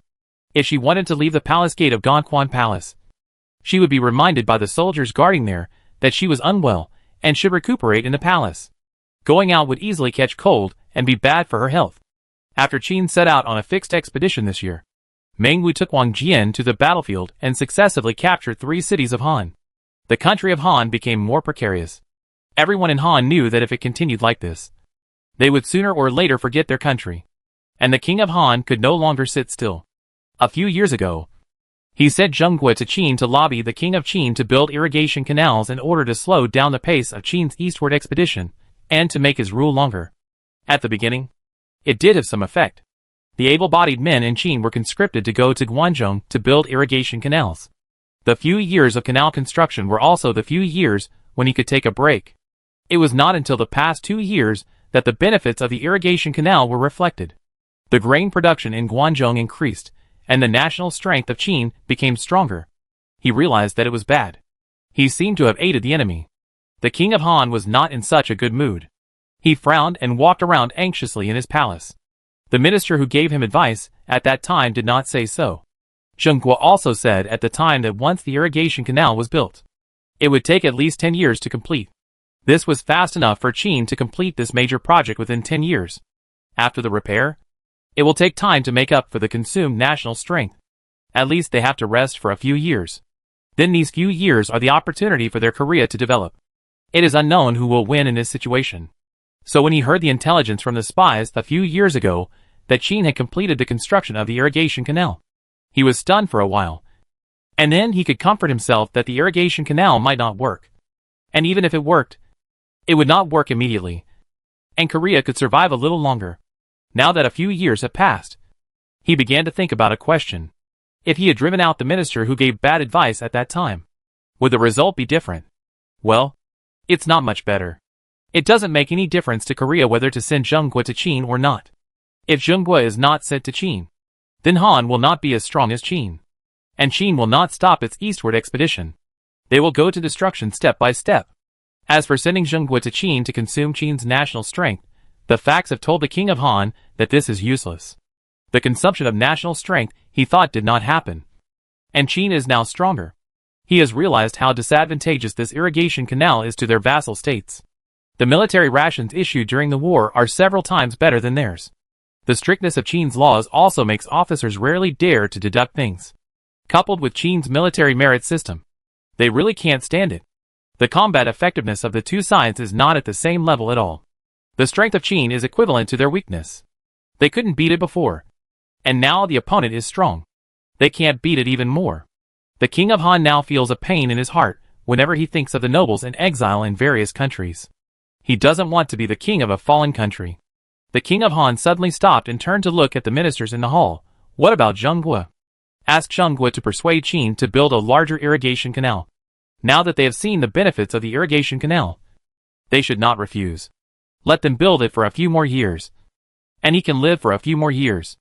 The minister standing below froze and looked embarrassed. He was also a person who knew the inside story. And he was in charge of the intelligence of various countries. So his expression was a little complicated. Your Majesty, Zheng Gui has not returned since he finished building the irrigation canal. Where is he? Did Qin find out that he is one of ours? The king of Han suddenly became nervous. He was not worried about whether Zheng Gui was killed. But he was worried that Qin would hold a grudge after knowing the truth. From the news, it should be no. I guess that the king of Qin left him in Qin. King Han frowned and thought for a while. Then sighed, forget it. Stay in Qin. You go first. It's not that people at that time had a strong sense of state. After all, due to the feudal system, there were more than 100 vassal states. Which country that once dominated the spring and autumn period and the warring states period had not destroyed 20 to 30 countries? For the civilians in their country, it was just a change of identity. Perhaps for the old nobles, who were used to enjoying wealth and glory, Qin's unification of the countries was bad news. But it was not necessarily for the people at the bottom. The death of the old nobles destined the birth of a new class. And the wheel of history cannot go back.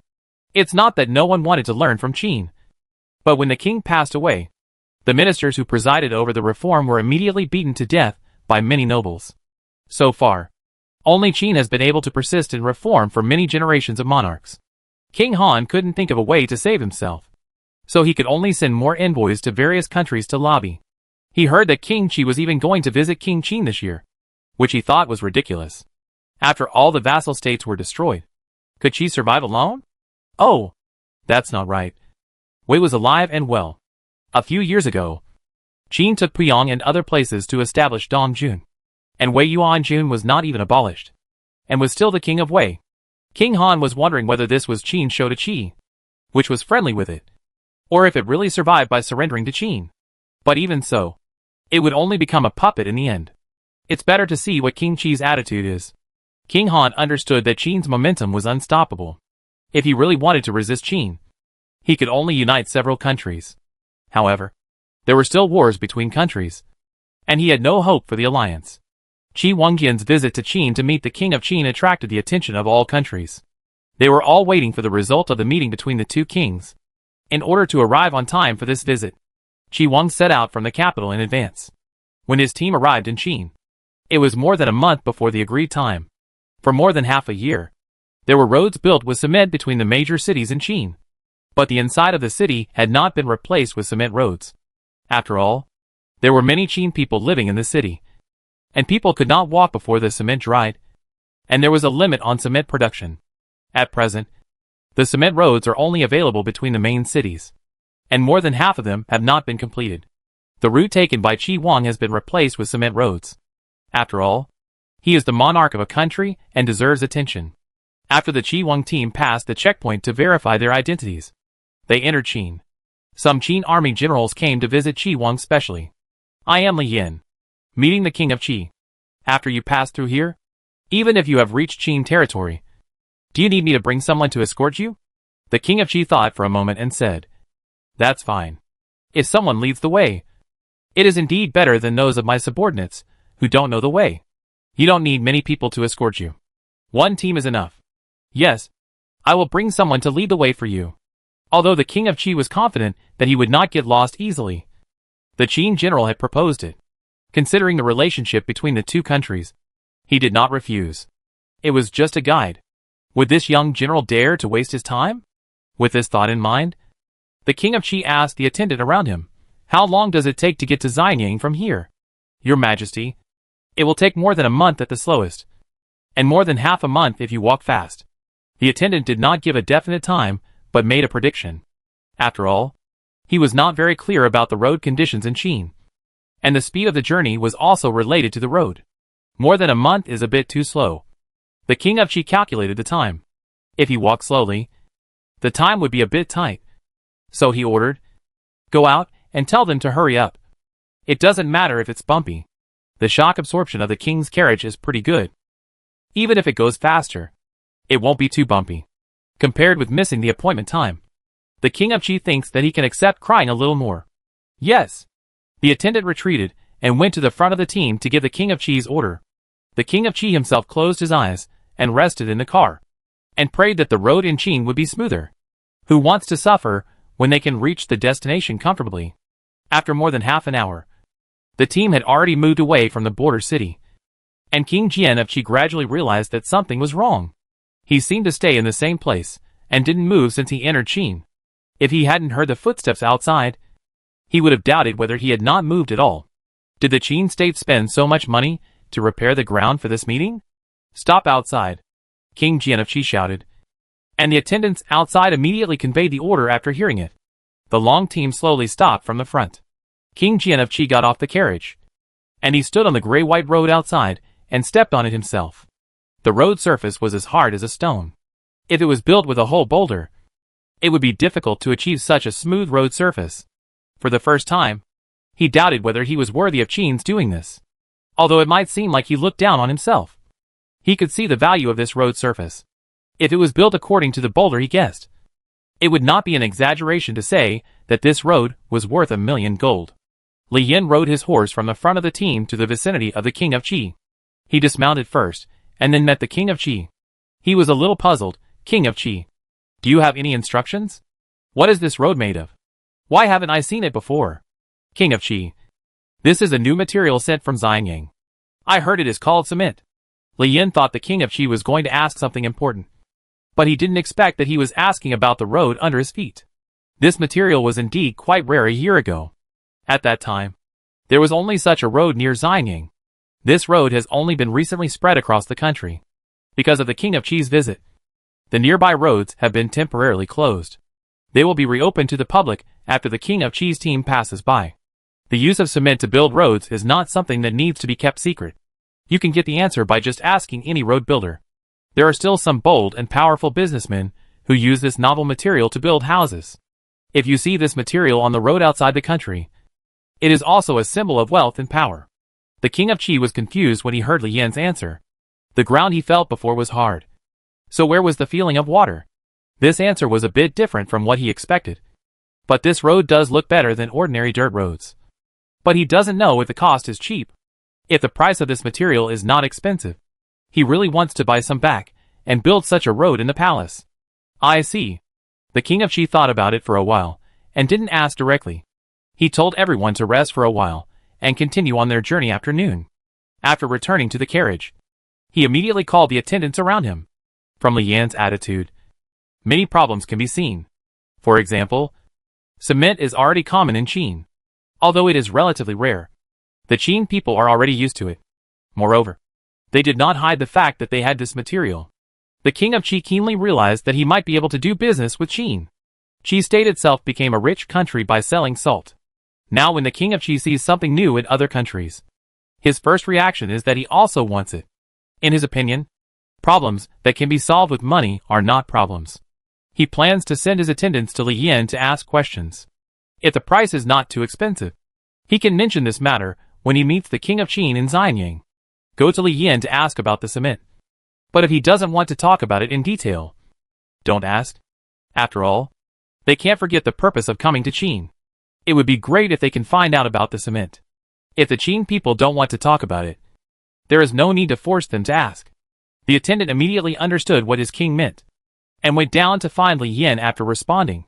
Li Yin sat in the temporary camp and looked at the surrounding scenery boredly. He didn't feel surprised when he saw the attendant from the King of Qi coming over. He directly invited the other party to sit down and talk. Does the King of Qi have any other needs? General Li, you're welcome. I'm just a little curious. The road paved with cement is as hard as stone. Why is it called cement? Li Yin looked at the attendant and roughly understood who sent him. But he didn't tell him. What if the attendant really wanted to know? You know, someone who can still follow the King of Qi at this time must have a high status, and may be the son of an aristocratic family. It's not unreasonable to ask him, because you want to satisfy your curiosity. You can't judge by appearance. Although it looks very hard now. Horses pulling vehicles will not leave marks on the ground. And if it is cleaned up, vehicles will rarely raise dust when passing by. It looks like stone. But actually the original cement is in powder form, and needs to be mixed with water before it can be used to build roads. However, I don't know what to it specifically. I am not the one responsible for supervising the construction of this cement road. Will such a good material be expensive? Ha ha ha. No. If you want to build a road that can be used all year round, using cement will save a lot of money, and cost much cheaper than using the old materials before. I still remember the incredulous expression of my colleague, who supervised the construction of the cement road, when he told me about this. I was also surprised when I heard it. But most of the materials now are used to build roads within the country. Cement is rarely available to the public. I heard that houses are built with cement in Xianyang. If you are interested, you can go to Xianyang to see it. The attendant left with a shocked expression on his face that the thing could be used to build houses. He had just tried to ask other questions. But Li Yin didn't know anything about the details, which was consistent with what he said. It can be seen that he is indeed not the official responsible for building roads. After hearing the news reported by his attendants, the king of Qi became more interested in this cement. If the price is low, and if it is cheaper than the previous road construction method, including the cost of transporting it to Qi, then this material is worth buying in Qi. Thinking of this, the king of Qi was looking forward to what he would see and hear in Xianying. In the past, the rumors about Qin among many vassal states were that the war was brutal and the people were fierce. After walking all the way, he felt that the impression was not quite the same as the reality. When the king of Qi's team arrived at the next city, Li Yin left the team. The next person who wrote escort and read as guide was changed. Also because Li Yin still had his own position. Of course, it was impossible for him to follow the king of Qi to Xianying. King Jian of Qi learned about cement from Li Yin, and he was not surprised to see the cement road again. He just silently told people to hurry up, because they walked on cement roads all the way. The time they spent on the way was much shorter than expected. When the group arrived in Xianying, there were still about 10 days before the agreed time. Before King Qi arrived in Xianying, officials had already gone to Xianying to inform the news. After King Jian of Qi entered Xianying, he was received by Zheng in person. Xinyu was not present at this time. She was studying the problem of gunpowder. On the surface, the meeting between the two kings was like a meeting of old friends. But the impact on the situation between the countries was immeasurable. Because Zheng had already decided on the strategy of making friends with distant countries and attacking nearby countries. He was also very enthusiastic about the arrival of King Qi. And he and a group of ministers welcomed King Qi into Xianying. They greeted each other for a while. And the polite and enthusiastic conversation made everyone around them have the illusion that the two had known each other for many years. Your Majesty, King of Qi, do you want to change the time of the banquet? Because the King of Qi arrived earlier, the banquet was already prepared. But it was not certain whether it would be held tomorrow. Zheng looked at the King of Qi. He was not in a hurry. It depended on what the King of Qi thought. If the King of Qi wanted to advance the time, it would not be impossible to advance it by 10 days. I am not in a hurry. Let's do it as originally agreed. The reason why the King of Qi did not want to attend the banquet immediately was quite simple. Since he had free time, he actually wanted to take a look in Xianying City and see what Xianying, the capital of Qin State, looked like. When he entered the city, he noticed the ground in Xianying. When he stopped in other cities he passed by, he had never seen such a large area of cement roads in the city. He came to Xianying and saw so many cement roads. It must be said that after the city used cement to build roads, it looked cleaner and tidier than other cities. The horses did not raise a lot of dust when they stepped on the ground. Such a clean and tidy city made him feel moved. He wanted to change the capital of Qi into this one. What the King of Qi didn't know was that such a clean city was also because it had a supporting sewer system. Otherwise, it would be wishful thinking to achieve the current effect by only repairing a surface project. The sewer access design in Xianying City came from 3303. At that time, Qin Yu's explanation to Zheng was more metaphysical. She said, although Yong was not very smart in other aspects, she could still find it very skillfully when it came to the lifeblood of the city. These sewers that extend in all directions are like the meridians in the human body. It is more appropriate to come from the city itself. Zheng also agreed to let 3303 design the sewer network. And Qin Yu successfully outsourced the work again. However, she was not a freeloader. Under her guidance, 3303 successfully passed the midterm exam of the System Academy this academic year. Shihuang only saw the benefits of the appearance, but did not see the trouble of transforming the city into such a place. After all, as a king of a country, it is impossible for him to learn how to build sewers and how important the sewage system of the city is. There is no such course in this era. And even if there is, it will not be studied by the King of Qi himself. Zheng also noticed the King of Qi's gaze, and he took the initiative to suggest, if the King of Qi is free, why don't we go to Xianying Palace together? It just so happens that I ordered people to build a high platform in the palace a few days ago. Now you can see a good view from the top. The King of Qi grasped the key words that Zheng said. A few days ago and high platform. If it was ordered to be built a few days ago, it means that the construction of the high platform was not long. But how can a building built in a short time be called a high platform? Although he had doubts in his mind, King Qi Jian did not ask directly. He thought of the roads built with cement in Qin. Could it be that the high platform built during this period was also built with cement? The high platform that Zheng mentioned actually took a long time. It took at least more than 3 months from the beginning of construction. However, compared with the normal construction level and speed of this era, building a high platform in 3 months is already very fast. Speaking of this high platform, it is still to test the theory that Qin said before. With steel as bones and cement as muscles, the building built may be stronger. At first, when the platform was directly poured with cement, it failed completely.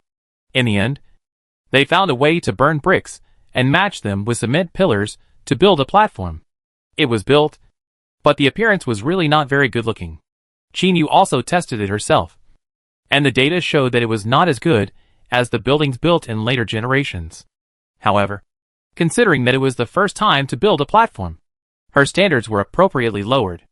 It was already very good to have such a result. What the King of Qi saw with his own eyes was such a platform of about 20 meters. The internal load-bearing capacity was determined after trial and error before the current structure was determined. How long did it take to build this platform? The King of Qi frowned and looked at this rough and tall building. The appearance was a bit ugly, but in terms of height, it was indeed a very high building.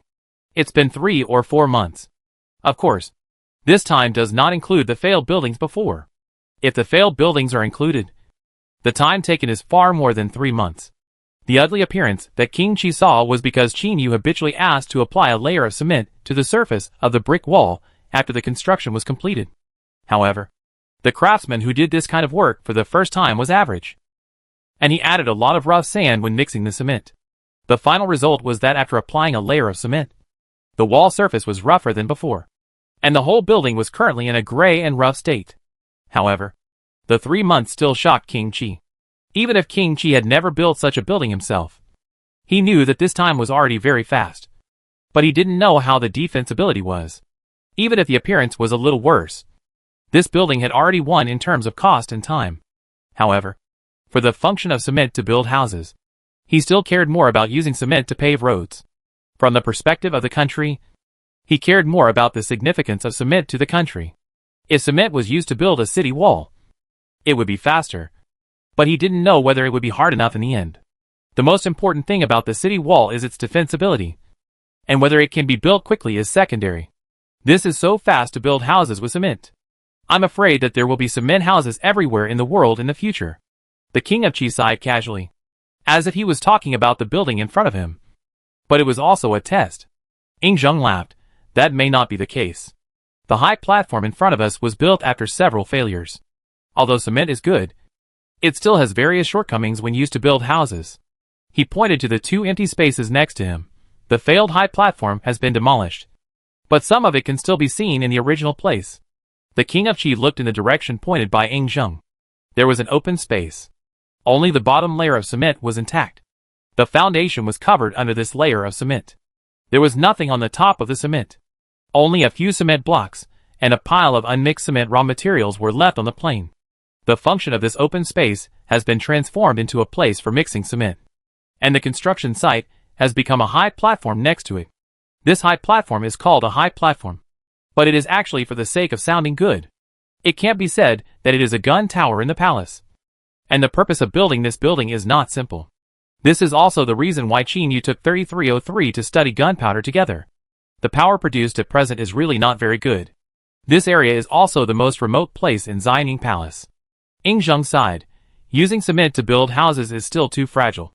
Hearing this, the King of Qi became suspicious. He always felt that the other party was deceiving him. If the houses built with cement are really useless, why did the Qin people try to use cement to build buildings? He hesitated for a moment and nodded. That's true. I saw cement roads everywhere along the way. But cement houses are rare. The two laughed and let it go. As for what they were thinking, only they knew. The banquet for the arrival of the King of Qi was held as scheduled. Zheng chose a sunny day to set up a banquet in Xianying and invited King Jian of Qi and his many followers to attend. On the day of the banquet, the 2 kings sat opposite each other, and the rest of the Qin ministers and the confidants brought by the King of Qi knelt down and sat at a distance from the 2 kings. Unlike the single seat on King Jian of Qi's side, Dang's side had 2 small tables, and the person kneeling next to him was Madame Chu, who had just married him. because the room could not accommodate so many people. This banquet was held outdoors. On a sunny day, they could enjoy the surrounding scenery. Not far above the two monarchs was a giant tree that required 3 people to hug. Qin Yu was sitting on a branch of the tree, bored, and next to her was a fat bird standing on a branch. Although they were watching the singing and dancing performances at the banquet, the two leaders were actually discussing what went wrong with the alchemists who studied gunpowder. However, as two disciplines whose majors were not related to gunpowder weapons, they had not yet reached a conclusion. At the banquet, 5 graceful dancers danced to the music. Their movements were soft and powerful. Even if they were not from this era, the two leaders could appreciate them without a generation gap. It turned out that art can transcend time and space. 3303. I seem to understand why many emperors in the feudal era were obsessed with singing and dancing and ignored government affairs. Qin Yu, because they are not good at anything except watching singing and dancing. And they are too bad at managing the country and can only escape from reality. It's really sad. Qin Yu, a capable emperor, appreciates singing and dancing because he appreciates art. And a king who lost his country watches singing and dancing because he is too bad to escape from reality. 3303. Quickly write down JPG. Qin Yu, although I advise you not to choose ancient people. What if? Anyway, if you are tied to the emperor or an official, you must tell him that the greater the power, the greater the responsibility. People who don't want responsibility, but want power must stay away from such people. Qin Yu, why are you memorizing this? Qin Yu listened to the conversation between the king of Qin and the king of Qi openly, and asked 3303 in the private chat channel. She always felt that 3303's attitude was not right. Could it be that 3303 was also going to fall into this ancient pit? 3303, because I feel that the lifestyle in ancient times is very interesting. The era that senior sister talked about seems to be no different from the System Academy. I also want to try if I can. How should I put it? Just find an ancient host. Qin Yu was silent for a moment, and then said, look at the scene of the two kings scheming against each other in front of you and say it again. 3303. 3303. I definitely don't have senior sister's ability. And I will definitely not choose the king as the host. Qin Yu expressed great doubt about this. When a person, system, says such a thing, it often means that it has already decided. Qin Yu, forget it. I wish you good luck. 3303. Although I have decided not to choose the king as the host. Just in case, senior sister, I still want to ask a question. Whispering. Qin Yu, ask.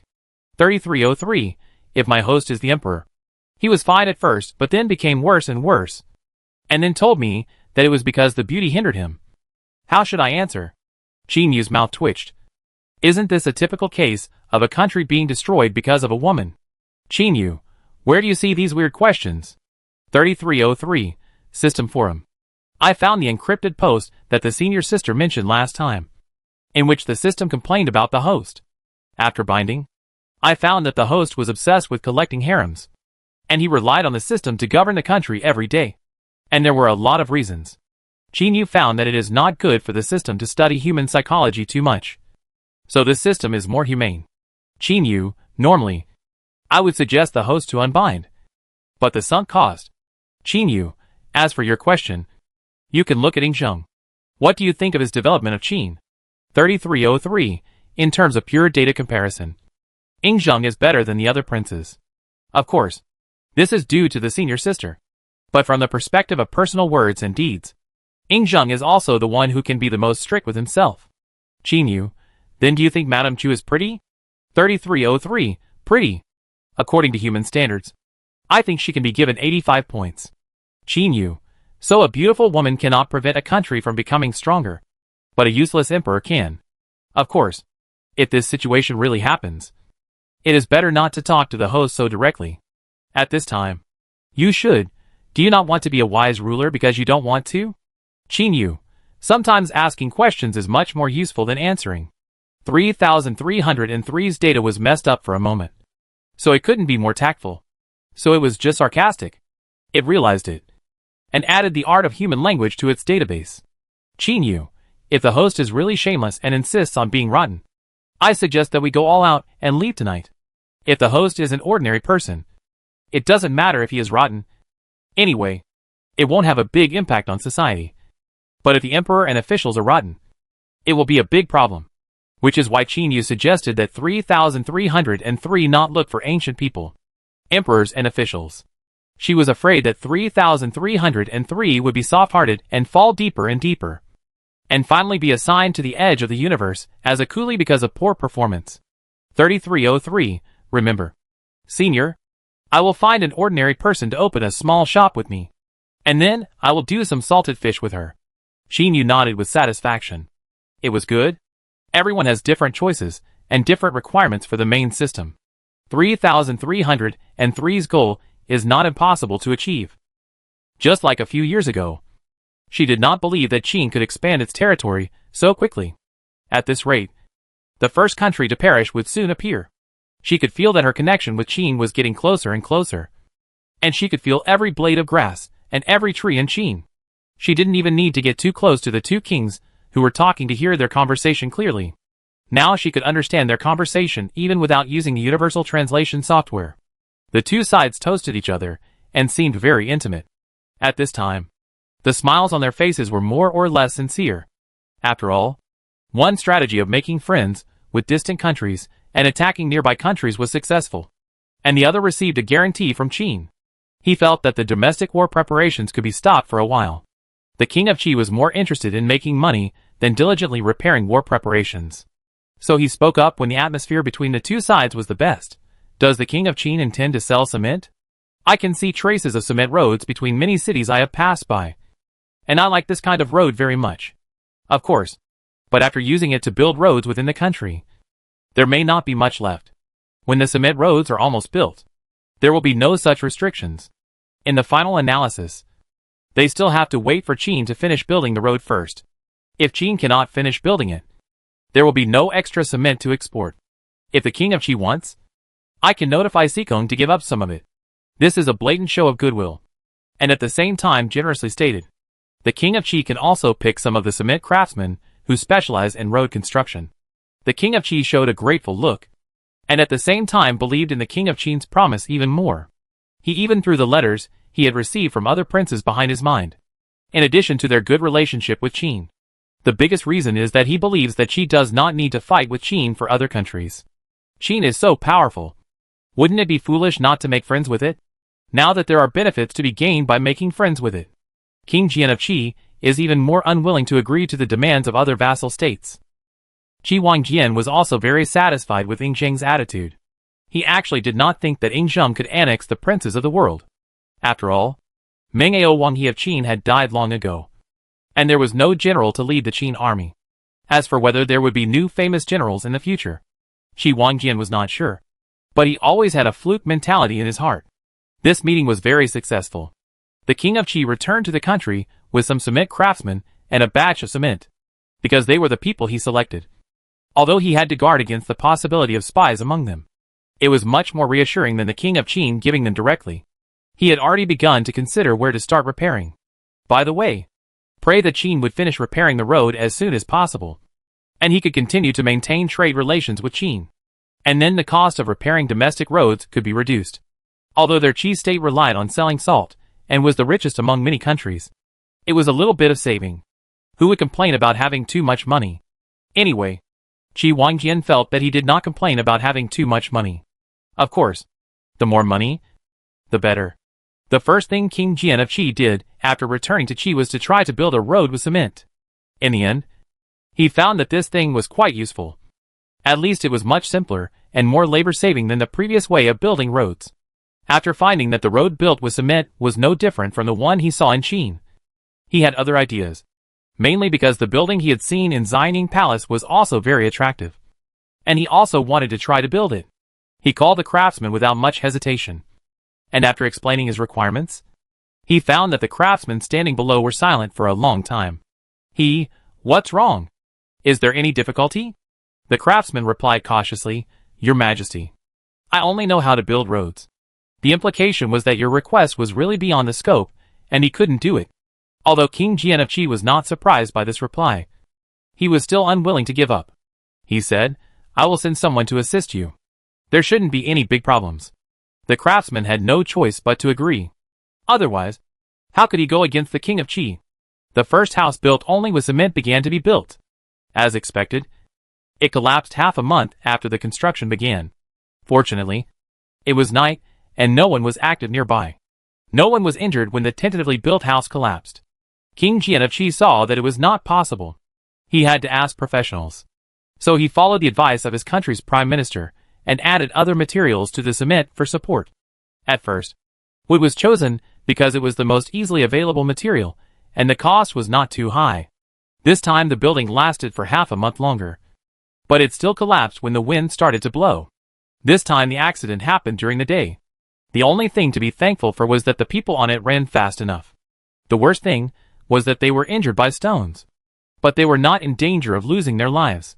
Shihuang gave up because if he changed the material again, the cost itself would be too high. Not to mention whether the cement was enough. It was really unnecessary. Besides, the previous house was quite comfortable to live in, so there was no need to bother again. After giving up building the cement house, Shihuang began to concentrate on building roads in the country. The salt produced in their own country needed to be shipped to other countries for sale. So better road conditions would be more beneficial for them to transport salt. Not to mention that convenient transportation was also beneficial to his own rule. He even wrote 2 letters to the king of Qin for the cement matter. And finally got a promise that he could exchange salt for cement. From the king of Qi's point of view, the ratio of salt to cement is very large. Plus the connection with Qin is closer. From the perspective of weight, they definitely made a profit. From Yingzheng's point of view, the price of salt is much higher than the cost of cement. And Qin is located inland. Most of the salt is imported. In short, they also made a profit. Both kings felt that they made a profit. And this cooperation was a win-win situation. However, the situation between countries had changed before this. The relationship between countries has undergone subtle changes because of the Qin-Qi meeting. Among them, Han and Wei are the most anxious. If other countries still have large tracts of land and can survive, the 2 countries are almost surrounded. Wei is better, because they still have Han in front of them. And Han is the one facing Qin. Most of the margins of their country are bordering Qin. At present, the entire country is in the shape of a character. They are the mouth in the middle, and Qin is the frame that is about to surround them. The only neighbor that was not bordering Qin was Wei. Wei was in a precarious situation, and the king of Han had no intention of seeking help from Wei. When King Jian of Qi was obsessed with building new buildings, the king of Han was anxiously walking around in his palace. He had received news that the Qin-Qi meeting had ended successfully. As expected, the 2 countries had reached an agreement. Even Chu, which had a marriage alliance with Qin, did not dare to stand completely on Qin's side. But she did. Sometimes the king of Han also envied Qi. There was no other reason. The fact that Qi was far away from Qin was enough for him to envy. It was no wonder that Qi had the courage to stand aside. The king of Han was shaking with his hands, just waiting for his attendants to pass on the news to him. The king of Han took the letter, and the words written on the paper made him feel more and more disappointed. It was said that this paper was popular from Qin state, and it became popular in many vassal states in just 2 years. He might have kept the letter carefully in the past. After all, a piece of paper was very expensive, and even if he was the king of Han, he would not dare to waste it too much. After all, Han state was no longer that powerful vassal state. After reading the content of the letter today, his anger rushed straight to his heart, and he angrily tore the letter into pieces and smashed it on the face of the messenger. Get out! Get out of here! After everyone in the hall who was in the way left, he began to roar angrily. He just felt that the words and deeds of the king of Qi made him angry. Not only did he refuse to ask for help in his heart, but he also mocked him at the end of the letter. It was simply. The king of Han calmed down his mood and calmed down to think seriously. If he was the king of Qi, he would probably make the same choice. It was useless for him to be angry here. He opened a new letter again. In addition to Qi state, he also sent letters for help to other countries, including Wei state, which bordered Han state, even though he felt that Wei was in danger of losing itself. In fact, Wei was the most likely to help them. After all, after Han was gone, it would be Wei that would be surrounded. Although Han was almost the next country to become Qin and Xia. If Han was destroyed, Wei would be the next country to be attacked. Therefore, the king of Han felt that Wei was a helper that could be won over, and it would be best if Xiao, which was next to it, could help. But just a few months later, the year after the Qinchi meeting, the king of Han found that his beautiful idea was shattered because of the marriage relationship between Chu and Qin. Chu was ambiguous about his letter for help and never gave a positive reply. Needless to say, Qi was the first to reject him. Wei promised to help a little, but the king of Wei had conditions. If only the two countries sent troops in the end, Wei would not fight to the death to help Han. Translated, it means that they can't help, and it is recommended to rely on their own efforts. The last reinforcement that the king of Han could count on was the relatively close Zhao state. Although Yin state was far away, he still sent a letter to try. Then he didn't receive the reply, but the news of the fight between Zhao and Yin was received first. King of Han. After thinking about it, he also figured out what the king of Zhao was thinking. It was nothing more than that he lost too much land to Qin in the past few years, and wanted to make up for it with Yin. When the king of Han was alone, he was not afraid that what he said would be spread, and he didn't care about his face, and directly cursed Zhao's state as a waste. If he didn't go to Qin to fight back after losing to Qin, he would go to other countries for trouble. What a waste. However, he had a clear idea of his position, because it was because a fight between Yin and Zhao would not benefit him. If it was beneficial, he would definitely not scold. After calming down, the king of Han immediately sent a secret order to the generals stationed on the border to pay attention to the movements of Qin. After discovering that Qin had gathered soldiers, the king of Han almost couldn't breathe while sitting on the throne. He began to think about whether it would be better for him to open the city gate and surrender directly after Qin attacked the capital, or to die and defend his reputation. Just when the king of Han was terrified and thought that Qin was going to fight him, and even sent a letter for help to Wei. Other onlookers also thought that Qin was finally going to take action against Han and annex Han. However, the Qin state did not attack Han state. Report, Your Majesty. The latest battle report from the front line. Where did they attack? The king of Han looked at the man nervously. His hands unconsciously tightened his sleeves. As long as they didn't attack the capital directly, there would still be a chance. Reporting to the king, Qin state attacked Zhao state by surprise, and there was no sign of attacking our Han state. Many of Zhao state's troops were fighting with Yin state, and the defense was insufficient at this time. The Qin people had already succeeded in the sneak attack. Oh, so that's how it is. The king of Han breathed a sigh of relief. Just now, he even thought of the surrender posture, but he didn't expect that it would not be used anymore. Great. Ha ha ha. Good. Good. You go down and get the reward. After listening to the complete battle report, the king of Han felt much more relaxed.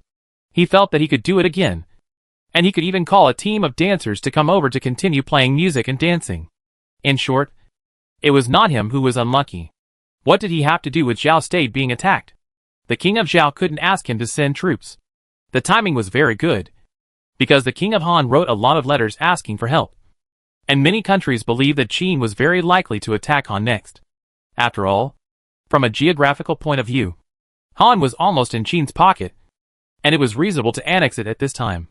But Qin did not expect that Zhao would take advantage of the fact that Zhao attacked Yin, and the country was empty without enough soldiers to guard it, and listed Zhao as a target. It was not expected by many countries that Qin troops would attack Zhao in two ways. By the time they reacted, Qin was about to reach Handan. The king of Zhao had no choice but to order Li Mu to return to the country for defense.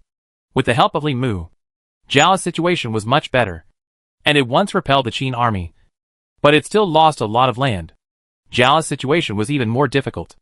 It did not get much benefit from Yin, but lost a lot of land to Qin. But if you really want to stop Qin's steps, I'm afraid only a few countries can do it together. However, the relationship between the countries is now so bad that they can no longer form a coalition. Let's not talk about Qi, which is watching the fun on the side. Just look at the countries near Zhao, and few of them can help him. Yin is still fighting with Zhao, and Han can't protect itself. Wei and Han are in a similar situation. Chu has an unclear attitude due to the marriage. It can be said that Zhao has no more help, and there will be no reinforcements from other countries to help Zhao defend. In the end, it was because the farming season was about to come that Qin took the initiative to withdraw its troops. So Zhao was not defeated all at once. Calculating the advantages of Qin in all aspects, it is not easy for Zhao to persist for so long, not to mention the advantages in weapons and armor. The detailed map provided by Qin Yu alone can bring huge advantages to Qin. The only thing that makes Qin Yu doubt her policy is the progress of gunpowder research. She obviously pulled 3303 to simulate the data and gave the formula. But the effect was not very ideal. She even wanted to dream. However, this battle still brought a lot of new territories to Qin. So much that Qin Yu was a little full. When Qin's territory expanded and was recognized by several vassal states, Qin Yu felt that her power had increased a lot. And she even had a slight connection with this planet. She didn't know what the situation was on this planet. But it was always good to increase her power. It's better to take advantage of it. What really worried Qin Yu and Ying Zheng was the issue of children's education. Although the child was just born, Qin Yu had already considered the problem of there is no prince for 30 years in the world in the future. But it's not a big problem. After all, there is still a prince who has been a prince for 70 years. Ying Zheng prefers to choose a suitable teacher and then let the teacher take care of the child. The main reason is that he himself has no time. In addition, everyone has come this way before, and I have never heard of any king taking care of the child himself. Qin Yu did not want to object to this. Ying Zheng worked overtime every day. It was too miserable to take care of the child after working for a day. Therefore, Qin Yu actively told Ying Zheng that she could take care of the child. It was also too boring in the past few years. The efforts she made also needed time to ferment. She could do her best to help when Qin needed it. And she could calm down when she should wait quietly.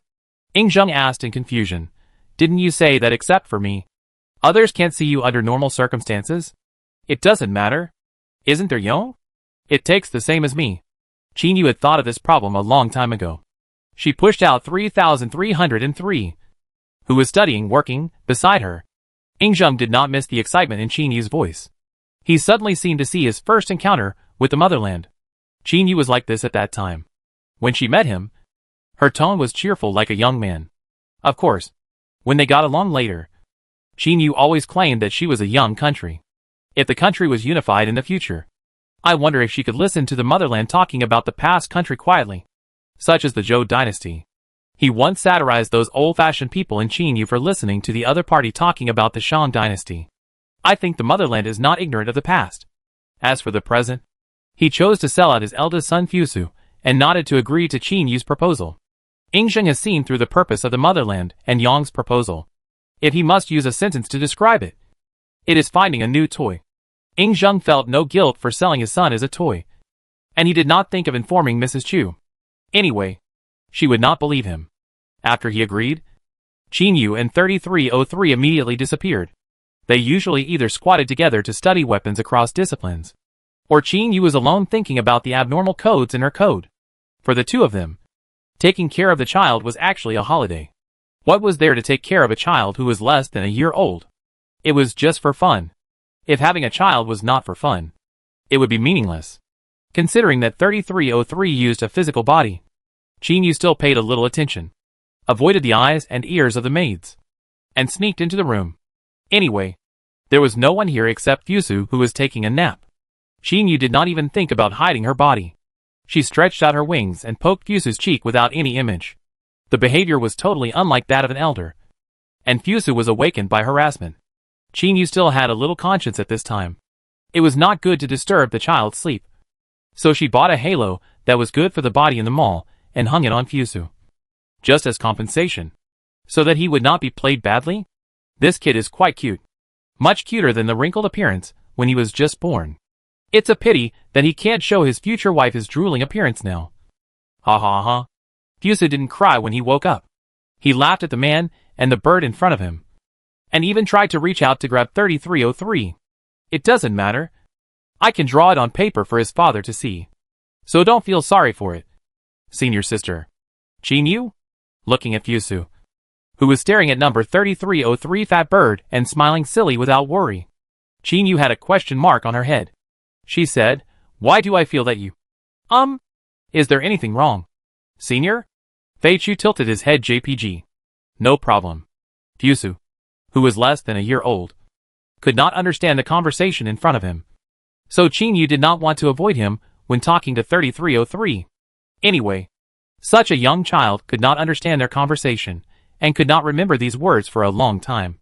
She chatted with 3303 casually.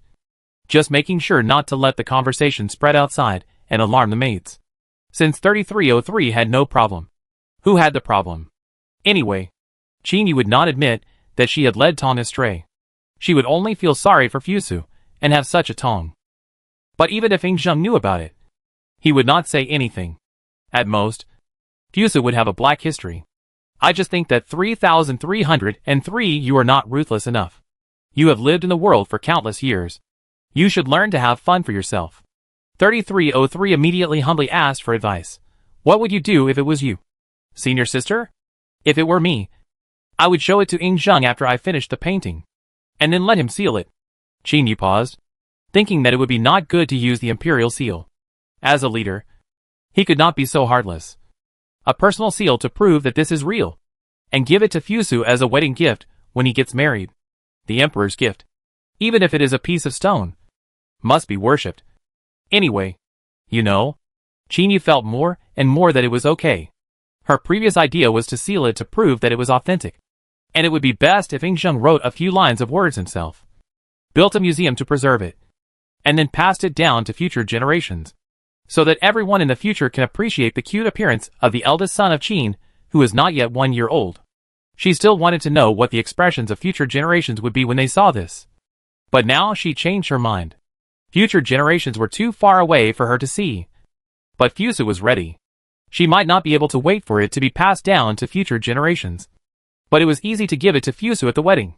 Just waiting, for 16, 7 or 8 years. The little fat chick looked like it had learned something new. And it almost fell from the air while clapping. Senior sister, you are still ruthless. I need to continue learning. Ahem. Thank you for the compliment.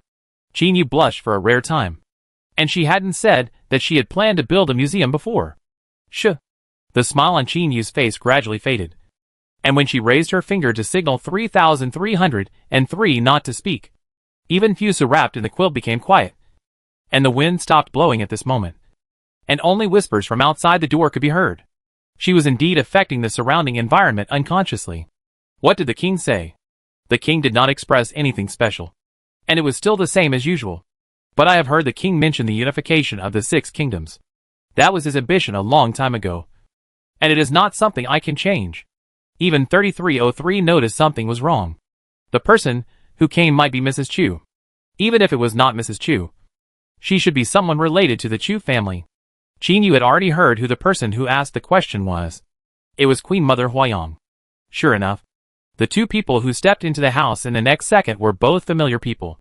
The one standing on the left was Queen Mother Huayang, and the one who followed in half a step behind on the right was Mrs. Chu. Queen Mother Huayang had a look of understanding, and she straightened her sleeves carelessly. I know this cannot be changed, but there are things that can be changed. Madame Chu looked at the only child in the room. The child was looking at her with round eyes. When he saw her, he smiled and stretched out his hands to her for a hug. Her expression softened, and she walked forward to pick up Fusu and coaxed the child skillfully. At the same time, she also understood what Queen Mother Huayang said could be changed. Fusu was her and Yingzheng's child, and he was also half a Chu person. If Qin was inherited by Fusu in the future, then Queen Mother Huayang would also accept it. She found Madame Chu not to ask Madame Chu to tell Yingzheng not to attack Chu. This was impossible if she thought about it. She was not that stupid. About the Queen Mother Huayang looked up at Madame Chu. It was true that she could choose a marriage partner for Yingzheng back then. But it was Yingzheng who decided to establish the Queen. Madame Chu was a little embarrassed. Although Yingzheng only had her as his wife, she didn't have much time to see Yingzheng. And she didn't know about the establishment of the Queen herself. 3303 stood on the window frame, quietly pretending to be a harmless little animal, while Qingyu leaned against the wall and stood next to 3303. Qingyu began to wonder what good show she had missed by being obsessed with research for several months. How come the issue of establishing a queen has just been brought up? The Queen Mother Huayang sighed. You have to know that it is not over after marrying the king. And giving birth to Fusu does not mean that you can live a stable life. You have been thinking about Fusu recently, right? Then you may not know that those old ministers are persuading the king to remarry. Qingyu immediately understood what the Queen Mother Huayang said. In general, the ancients liked to have more children, thinking that this was a sign of more blessings. It was normal to persuade Yingzheng to remarry. Seeing that Mrs. Chu's expression was not surprised. It was known that this situation was very common. But Xinyu thought that the reason why they tried so hard to leave offspring was simply because the ancients had a short lifespan. If they didn't leave offspring, they might die at any time.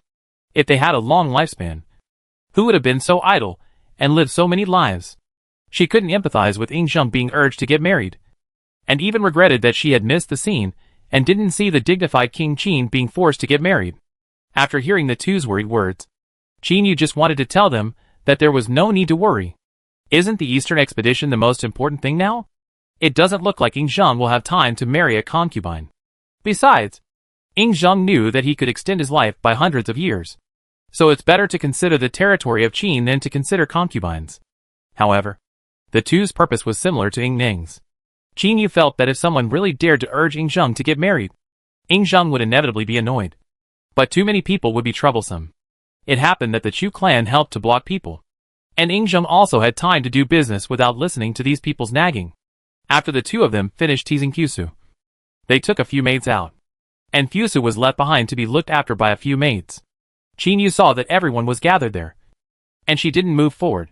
She looked at 3,303 next to her. Why don't we go first? 3303 had no interest in human cubs, and it was dispensable to stay.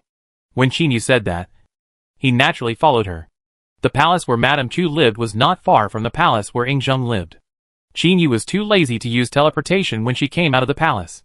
She just walked on the road and talked to 3,303 openly. Anyway, no one could see her, and no one would care about the chubby birds flying up and down beside her. Soon they arrived at Yingzheng's palace. He was still working as usual, and there was no one in the palace. Xinyu took 3303 directly into the study. The furnishings in the study were the same as in ancient times, but there were great differences from the present era. For example, paper that should not appear in this era appeared ahead of time, and the brush that should have been improved many times also appeared at the same time.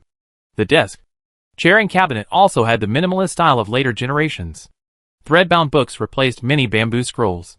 And this was the result of Xinyu not using the powerful weapon of woodblock printing and movable type printing. Most of these thread-bound books were copied and sent to the palace by specialized people. Outside, the most books were still collected by the princes and nobles. It was difficult for people without status to see books. Xinyu took a large and thick paper from the cabinet where papers were placed nearby, and said to 3303, "You can do it. And paint boldly. It is so thick that it should not be easily damaged." 3303 was stunned. It quickly added an AI painting function to itself. But the algorithm of AI painting was not calculated in this way. At least it could not simulate the thinking of people painting. Seeing 3,303's hesitation, Xinyu said, "You always have photos in your database. Project them on the paper. And you hold the brush and walk along the edge of the portrait.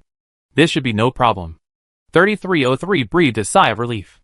Its data told it that as long as it was not asked to create, it would definitely be fine if it just read from the book. It projected several photos in the air and asked Xinyu, "Senior sister, which one do you think is better?" Didn't you say you wanted to draw a drooling picture?" Xinyu had already sat on the chair in the study. She leaned lazily against the back of the chair and felt that she needed a comfortable beach chair. "Ah? Are you serious?" 3303 wanted to perform a pupil earthquake on Xinyu on the spot. Because according to its understanding, even in the ancient times of the neighboring universe, such outrageous portraits would not be left to be passed down to future generations. Of course, it is also possible that people at that time did not have cameras. Otherwise, it is possible that a hard drive is full of black historical photos. 3303 thought for a moment and chose the photo of Fusa drooling. After all, it was not the Fusa system, and it only knew one senior sister here, so it didn't have to worry about others. So it just painted. 3303 started to paint, tracing, seriously with the mentality that it was not its own people, the system, who suffered the loss, because of the characteristics of ink and water itself. And 3,303 itself did not have algorithms for calligraphy and painting. It ruined the first painting. What a shame. 3303 dragged the paper with its beak and stuffed it into the bottom drawer of the cabinet beside it. There were some books in the drawer, but it was already covered with dust. If there were no spiders in the cabinet, 3303 would have seen spider webs when he pulled it out. It opened the book and stuffed its discarded painting in. The first painting was really like a brainless one, and it didn't dare to show it to the senior sister. Qin saw 3303's action, but did not stop him. It was just a discarded painting in the cabinet, which was not a big deal. He could just tell Ying that his sister Yang wanted to give him a surprise. Of course, she would not tell 3303 about this plan, because she was afraid that 3303 would destroy the painting on the spot. And 3303's own plan was to wait for Qin to not pay attention, and then smuggle the painting out and throw it away. With its understanding of the senior sister, it knew that Qin would not miss the opportunity to preserve the black history. And this painting was Fusu's black history, and it was also its black history. After throwing away one, it recalculated the ink smudge speed, as well as the relationship between the force of the pen and the depth of the ink. In short, it traced the original picture again this time. The last one is because it is a real person's original picture, and because of the strength of the brush. In short, the painting is quite ugly. After carefully calculating the data, I traced it again. Although it doesn't look like an ink painting, it has some different feelings. For example, there are more lines in ink painting. It uses ink as pixels, so the picture drawn naturally does not have the artistic quality of ink painting, but is more realistic. 3303 flapped its wings, bit the pen with its beak, and flew up and down to paint. It looked really difficult, but in fact, the energy consumed might not be as much as going out. Qin supported her cheek with her wings, and tilted her head slightly, to watch 3303 paint. The little fat bird seemed to be painting up and down one stroke at a time. After 3303 finished painting, he also conducted a data analysis of his painting according to human aesthetics. There was no artistic quality, but fortunately it looked lifelike, which was still acceptable. It handed the painting to Qin and said confidently, "What do you think, Senior? It has tried its best. If it is rejected, it will cry in front of Senior. It is really too difficult for Tong to let the system draw." Qin held up the paper with her wings and nodded. "Not bad. Great progress. Very promising. When your host takes office, you can also show her your skills. Tong with talent is popular everywhere." "No, Senior. If you really want to draw, why don't you use the ink filter and generate it with one click? For something like drawing, of course you have to draw it yourself to show your feelings." 3303 nodded after being fooled by Qin. But it still didn't understand one thing. "Why don't you do it yourself, Senior?" "Because it's your intention. Why should I do it?" Qin said confidently. "Of course. In fact, she is a general. She was only a programmer in her previous life. Painting is not her thing, let alone Chinese painting. She can't do it. Goodbye. So that's how it is. Then I'll give it to Ying." Qin looked at Fei Qi lovingly. She dared to say that it dared to believe it. "Not bad. Well, just wait here. It's just right that you can ask questions about human psychology. If you don't understand anything, I can teach you. It's impossible to give only one." She planned to take out the first one, but considering 3303's face, she decided to give the first one, which was not well drawn, to 3303 for his own preservation after stamping, and the second one, which was well drawn, to Ying for his own preservation, and to Fusu himself in the future. One thing and two people's dark history. Not bad. Qin and 3303 tacitly started chatting in the private chat channel. Qin was also very serious in explaining her exam questions to 3303.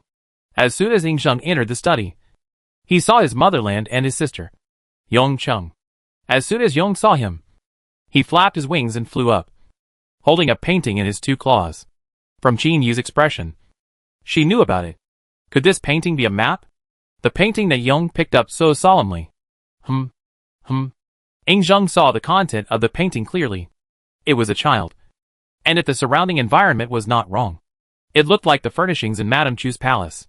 In Madame Chu's palace, there was only one child, his eldest son Fusu. So the motherland and Yongcheng were playing. No, they were playing with the child and found Fusu interesting. Ying couldn't think of any other explanation, because he had already seen clearly that Fusu in the painting was different from normal portraits. Ordinary portraits are as good-looking as possible, and people who need portraits also hope that the portrait shows the best side of the person. This painting is different. It shows Fusu drooling. Ying expression was a little helpless. Although it was quite cute, he was a prince of a country after all, and this kind of portrait was too much. But when he thought about who painted it, he immediately had no opinion. As long as the motherland was happy. How is it? Is Yong's painting okay? Although Yong is not very smart, it is still no problem to draw simple patterns according to people. The little fat bird could only tacitly agree with Qin Yu's words, that he was not very smart. Even he himself felt that he was really not smart sometimes. And he also considered whether to ask the main system to upgrade the system module. Ing Zheng took a look at the portrait that looked like a real person, and knew that Qin Yu was being modest. Maybe Yong was not very smart in other aspects, but he was already top-notch in painting. Since the emergence of paper, people began to paint on paper soon after. One type was purely out of interest or hobby, and the other was to leave their own image on paper. Carving stone statues was too time-consuming before. Painting on paper is a little less labor-intensive, and the profession of portrait artist came into being. However, because of the short time, Ing Zheng has never seen anyone else who can paint a portrait on paper that looks like a real person. Zheng has never seen a better painting than this one. This painting can be called the best in the world. Qin Yu saw that Ing Zheng said what he expected, and seemed to casually say, "I remember that humans need to stamp it." As she said that, she looked at Ing Zheng, and 3303 also looked at Ing Zheng expectantly. The painting was already done, so why not enjoy the best specifications? Ing Zheng took out his private seal from the lacquerware on the table, and stamped it on the paper. He did not ask Qin Yu what he was going to do. This was a respect and trust for Qin Yu, and also because Qin Yu waited for him to come back instead of taking the seal and stamping it herself. Then you look at this painting, and you have nothing to say? I will keep it well. No. It's just the first impression of this painting. You see? Qin Yu stretched out her wingtip to point to the blank space on the edge of the portrait, and said with a smile, "Don't you think there are some words missing?" Yong left too much blank space when he painted. 3303 was stunned. Is this its problem? Why didn't he listen to the senior sister when he was painting? Ing Zheng's eyes moved, and he still wrote 2 lines of words on the blank space of the picture according to Qin Yu's hint. As for the content, it was just normal words to praise children transformed into written language, which looked concise and sincere. Not bad. Very valuable. Qin Yu picked up the painting and admired it for a while, then handed it to Ing Zheng. You can wait until Fusa gets married and give it to him as a wedding gift. If his descendants get poor one day, maybe you can sell it for money. With me, there won't be such a day. Qin Yu raised her eyebrows and looked back at him.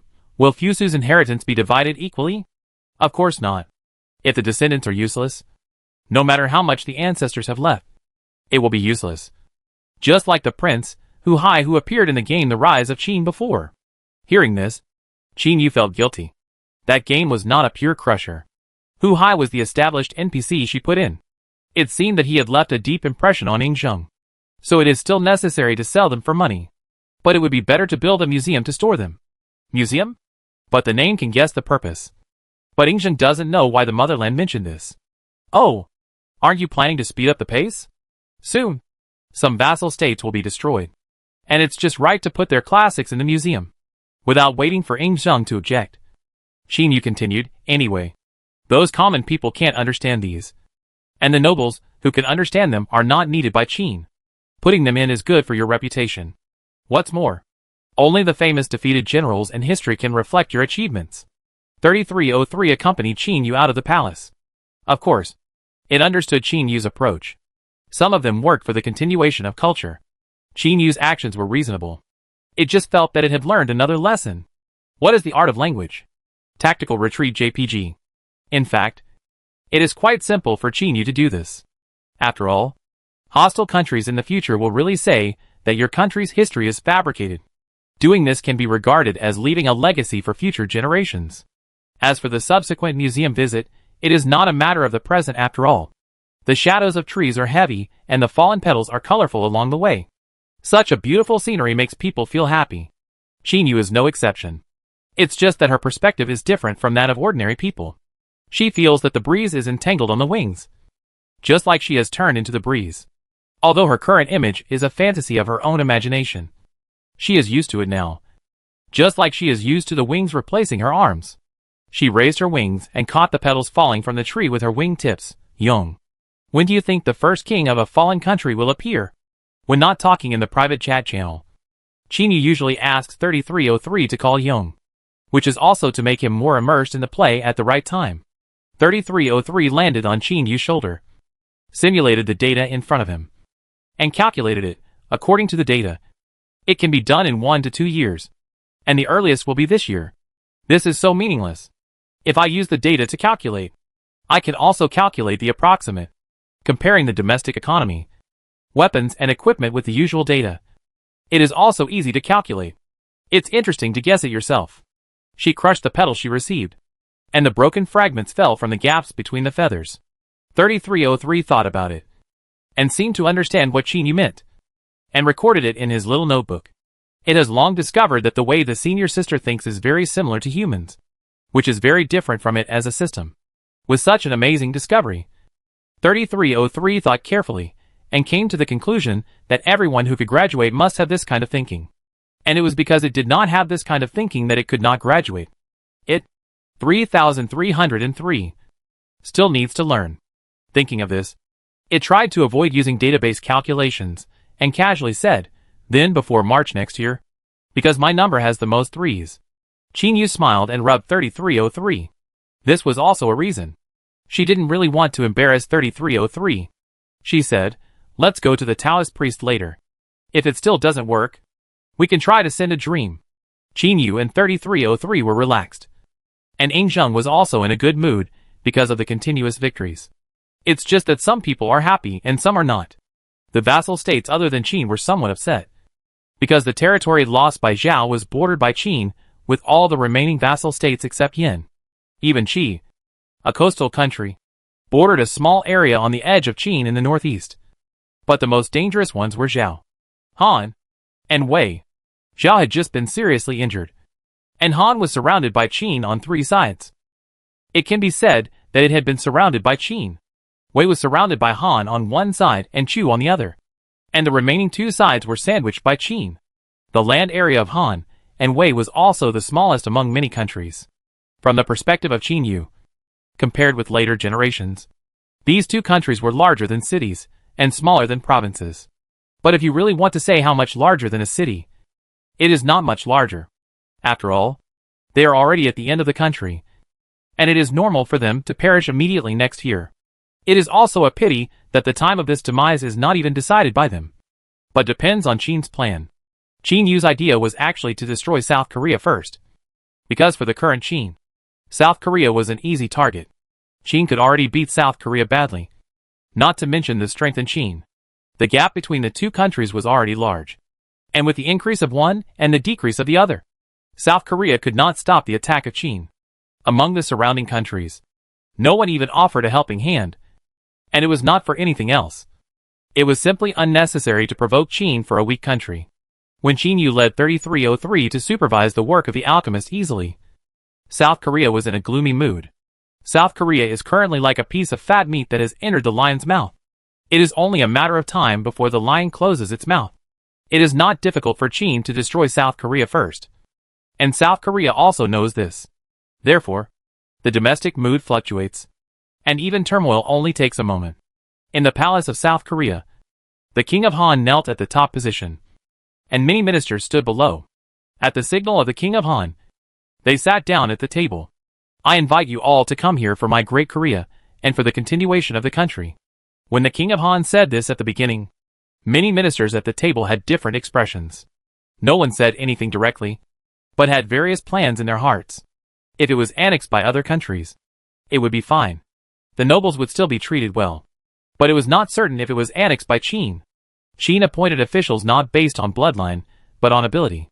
If Han was destroyed by Qin, their prosperity and wealth would come to an end. There were people who truly loved this country, but not many. The nobles were more thinking about how to sell Han for a good price. They still had a little resistance to Qin, but it was only because they would lose their status and official positions after being annexed by Qin. Why don't you talk? Why don't you talk? King Han's question was obviously full of anger, but more of it was sadness. He also knew the future outcome. Unless God had mercy on him and the gods protected him, his country would be doomed. The ministers hesitated a little, but still advised him. Your Majesty, it's not the end of the road yet. As long as you take care of yourself, there will be a chance. What the person who advised was not unreasonable. There were precedents for this. After the country was destroyed or usurped, it was not uncommon for other vassal states to borrow troops to fight back. But King Han did not feel relieved when he heard the implication of his words. He understood that if Han was destroyed, it would be extremely difficult to restore the country. Taking back the land from Qin was like snatching food from a tiger's mouth. They, South Korea, can't do it, and the surrounding countries can't do it either, unless he can borrow a multinational coalition. But if so, how can a small country like South Korea pay an equal price? Sit down. Don't I understand this truth? There are grudges between several countries now. How easy is it to unite to resist Qin? Take a few people to lobby various countries. Although the hope is slim, he still wants to try his best to save it. He didn't say which country to go to because he knew that a single reinforcement was not enough. The second half of the 11th year of Qin Wangzheng, Wang Jian led his troops to cut off the last border between South Korea and Wei. Since then, the entire South Korea has been within the territory of Qin, and it has become a country within a country. The hand holding the chopsticks of the King of Han kept shaking, and the meat slices he picked up fell down, and some oil stains were stained on the table. Your Majesty, are you okay? The servant who spoke was a close confidant serving the King of Han, so he dared to ask a little at this time. But he didn't dare to say more. How am I? How am I? The King of Han had lost his appetite recently, and was in no mood to continue eating. He put his chopsticks on the table, and the crisp knocking sound was extremely obvious in this empty room. The servant who just expressed his concern also held his breath nervously, and dared not say anything extra. Recently, the servants and maids in the palace were in a panic, and he even caught one who intended to escape from the palace yesterday. The reason was also very simple. It was nothing more than because Han had become a country within a country, and it was only a matter of time before the capital was conquered by Qin. Those who were not clear-headed also had the behavior of escaping. However, these people had been dealt with by him, so there was no need to tell the king, lest the king get angry and punish him again. The first unlucky one was him, and those who had been dealt with should be treated as nothing happened. Then, where did the Qin army attack? The attendant hesitated. He was a little afraid to say it, since the entire territory of Han was within the Qin territory. The territory of Han has been constantly reduced. Now the Qin army is about to attack the capital of Han. Your Majesty, you don't have to worry too much. Your health is more important. Get out. Get out of here. The King of Han swept all the utensils on the table with his sleeves. For a while, there was a ping-pong sound. Sometimes everything is self-evident. Do you still want to see the king? The king is waiting outside. I told you to get out. Not to get out. King Han spoke lightly, glanced at the attendant, raised his hand, and slapped the wooden table. Yes. The attendant hurriedly rolled and crawled out of the hall. King Han pondered for a moment, tapping the surface of the wooden table with his fingers. He had heard the reports from the court officials before, although the news was not the latest when it came. Judging from the many news in recent days, plus the attendant's hesitant words and deeds just now, King Han was not a fool. He also roughly guessed the recent situation. The worst-case scenario was that the Qin army was at the gates of the city. He actually expected this day. I see you. Your Majesty. Tell me, what do you want to see me for? Your Majesty, the Qin army is almost at the capital. As for their army, it is really impossible to stop them. If their army could stop the powerful Qin army, they would not have come to this step. Would you like to? When the King of Han heard these words, various thoughts flashed through his mind. He also understood what the other party wanted to say.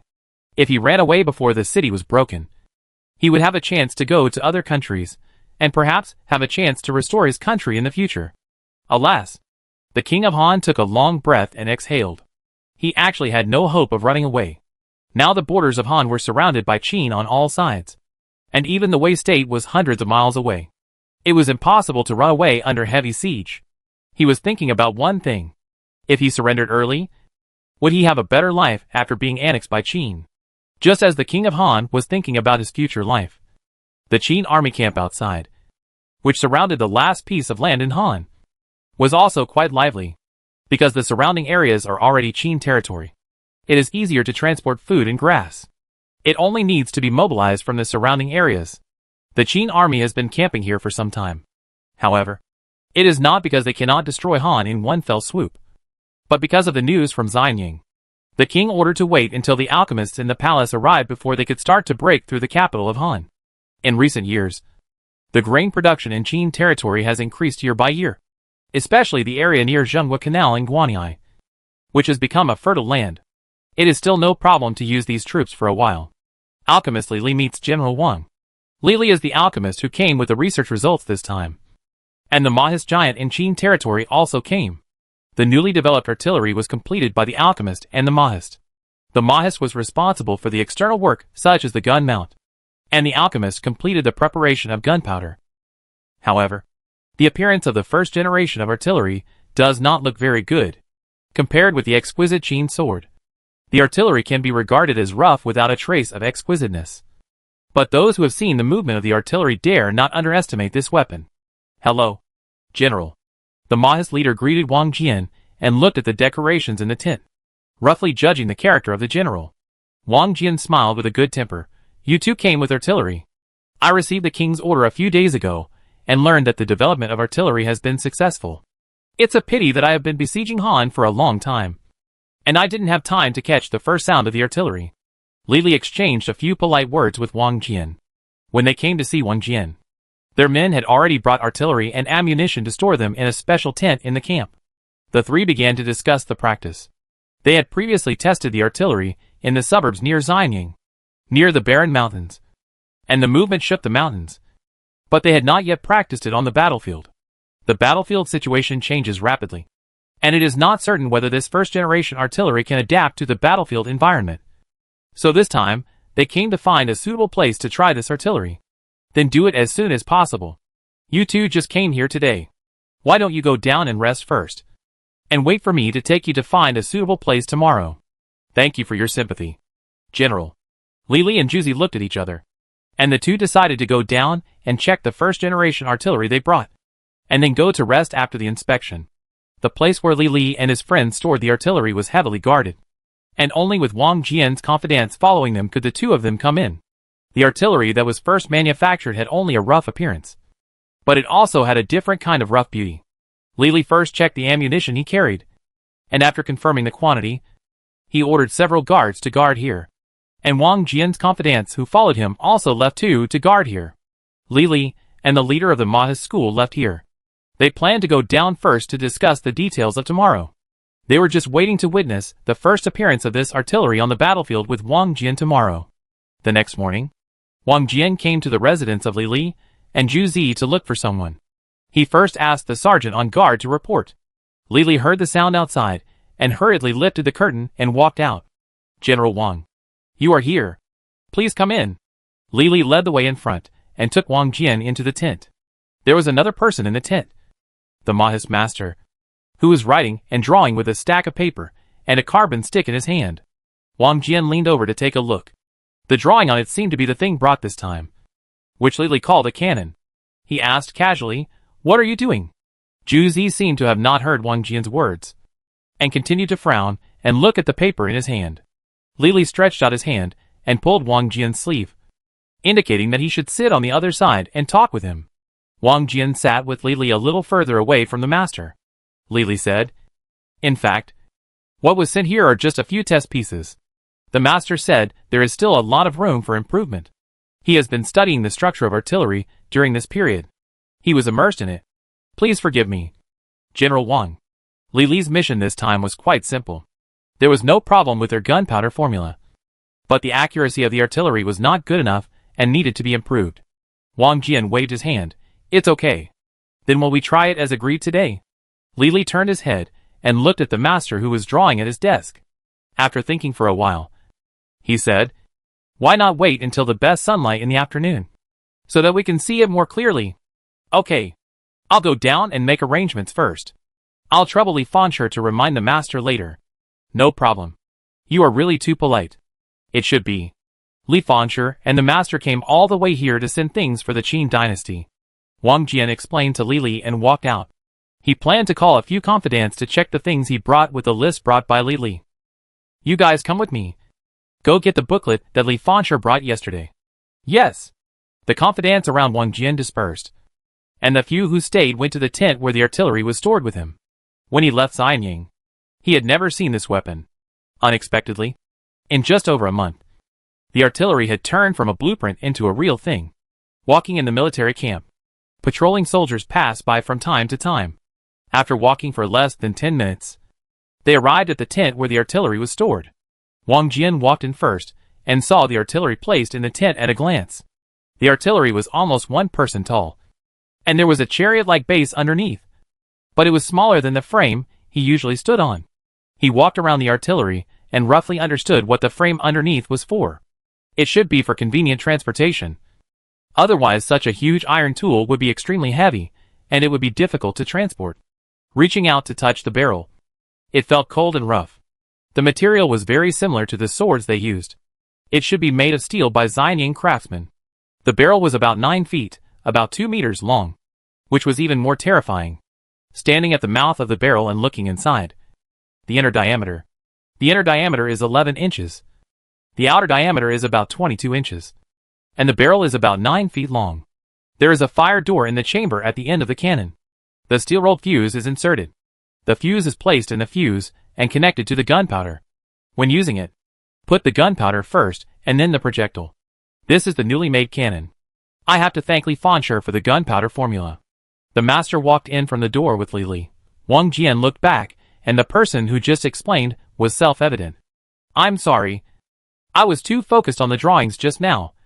The master smiled and apologized to Wang Jian, and at the same time walked forward and opened the wooden box next to him. This is where the gunpowder is. The wooden box was covered with a layer of oil paper, and the gunpowder packages wrapped in craft paper were neatly stacked in the box. The 5 boxes arranged on the ground were all carefully prepared gunpowder, and further away were copper or iron cannonballs. No. It's recorded on the paper given by the king. The person who originally discovered gunpowder was very clever. Li Li dare not take credit. Wang Jian nodded. He had heard about this matter, but it was Li Li who really prepared the gunpowder. God bless the Qin. Several people counted the things together, and Wang Jian ordered people to move the boxes on the ground to the carriage outside, waiting to set off to the gate of Han capital at noon. At noon, several people led a team of soldiers to the gate of Han capital. They were far away from the gate, far out of the shooting range of bows and arrows. They were between the Qin army camp and the capital. Although there were few people, Han State did not dare to open the city gate. They were afraid of being ambushed, and it was too late to go out of the city gate. It would be like delivering food. The giant reached out and patted the gun body, looking at Wang Jian standing beside him. General, do you want to try it? This time, they brought 3 cannons, one of which was relatively delicate, and the remaining 2 were considered as test products of test products, and they were also considered as spares. After all, the first cannon was directly scrapped when it was tested in the suburbs of Xianying last time. They also summed up that it was because the gun barrel overheated and cracked, which caused the entire cannon to be useless. It was quite difficult for them to cast this cannon. The master did not want to use this cannon as a disposable item, and was still trying to figure out how many times the cannon barrel could be fired. Can this general try it? Wang Jian hesitated. He didn't understand this at all. He had only heard about the fuse from the master this morning. He was not sure if he could do it. What if? It was a small matter to waste gunpowder, but it would be a big sin to damage this rare cannon. You can try it. It's best for the general to learn how to use it, or find someone to learn it. If it's used on the battlefield, we can't follow it every time. What the master said is very true. Li Li also has many tasks ordered by the king. If the general has someone to learn how to use it, there is no need for the 2 of us to follow him every day. As he said this, Li Li looked at the few confidants who followed Wang Jian. The reason why he didn't ask Wang Jian to select people in the army before was because he knew that Wang Jian would bring his confidants with him. This artillery is of great importance, and Wang Jian's confidants are naturally more trustworthy. Wang Jian also thought of something. Just like the artillery manufacturing process needs to be kept secret, the method of use naturally needs to be kept secret. He turned around and told the ordinary soldiers on the left and right, "You disperse first. Be alert to whether there are suspicious people approaching. And if you see a suspicious person, take him down directly." They stood on a higher terrain nearby, and there were many plants and trees nearby. It was not a flat land that could see the end at a glance. If you are determined, you can still find a place to hide. It is always good to be vigilant. Wang Jian pointed to the open space in front of the city gate. How about there? The giant looked at the distance and nodded. Well, it's okay. About the same. The giant took out a booklet and a carbon stick bound with cardboard from his sleeve, wrote a few words on it, and prepared to start recording data. Lily, you go first. If you want to fire a cannon, you must first fill it with gunpowder. And Lily is more familiar with the amount of gunpowder. Okay. You open the box first. Lily stood in the middle of the crowd, surrounded by Wang Jian and his confidants, all listening to Lily's words carefully. Immediately, two people stepped forward and opened several boxes containing gunpowder. Take out about 3 paper bags of gunpowder and stuff the gunpowder in from the tube mouth. This is a tool for stuffing gunpowder. You come and take it. Under Lily's command, several people hurriedly stuffed the gunpowder in, and the discarded craft paper was not thrown away, but put back into the gunpowder box. Now we need to adjust the angle first. The great man took over the conversation and looked at the city gate in the distance. The city gate was closed, and there was no one outside the city. Since the Qin army besieged the city gate, no pedestrians have been seen entering or leaving the city, and the prosperity of the capital has been seen. The city seems to have fallen into silence. About this angle, to this angle, within this range, you can move it. The great man gestured with his hand and introduced it to Wang Jian. Here is the device I made. Call 2 people to turn it, and the gun barrel will gradually rise. The great man realized that Wang Jian seemed to have no sense of participation. So he thought for a while and said to Wang Jian, how about the general choose an angle?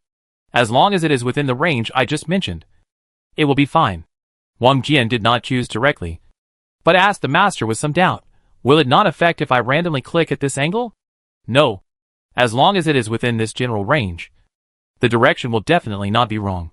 When the master said this, he explained, if the general wants, he can try it all over, because it is not very accurate to begin with.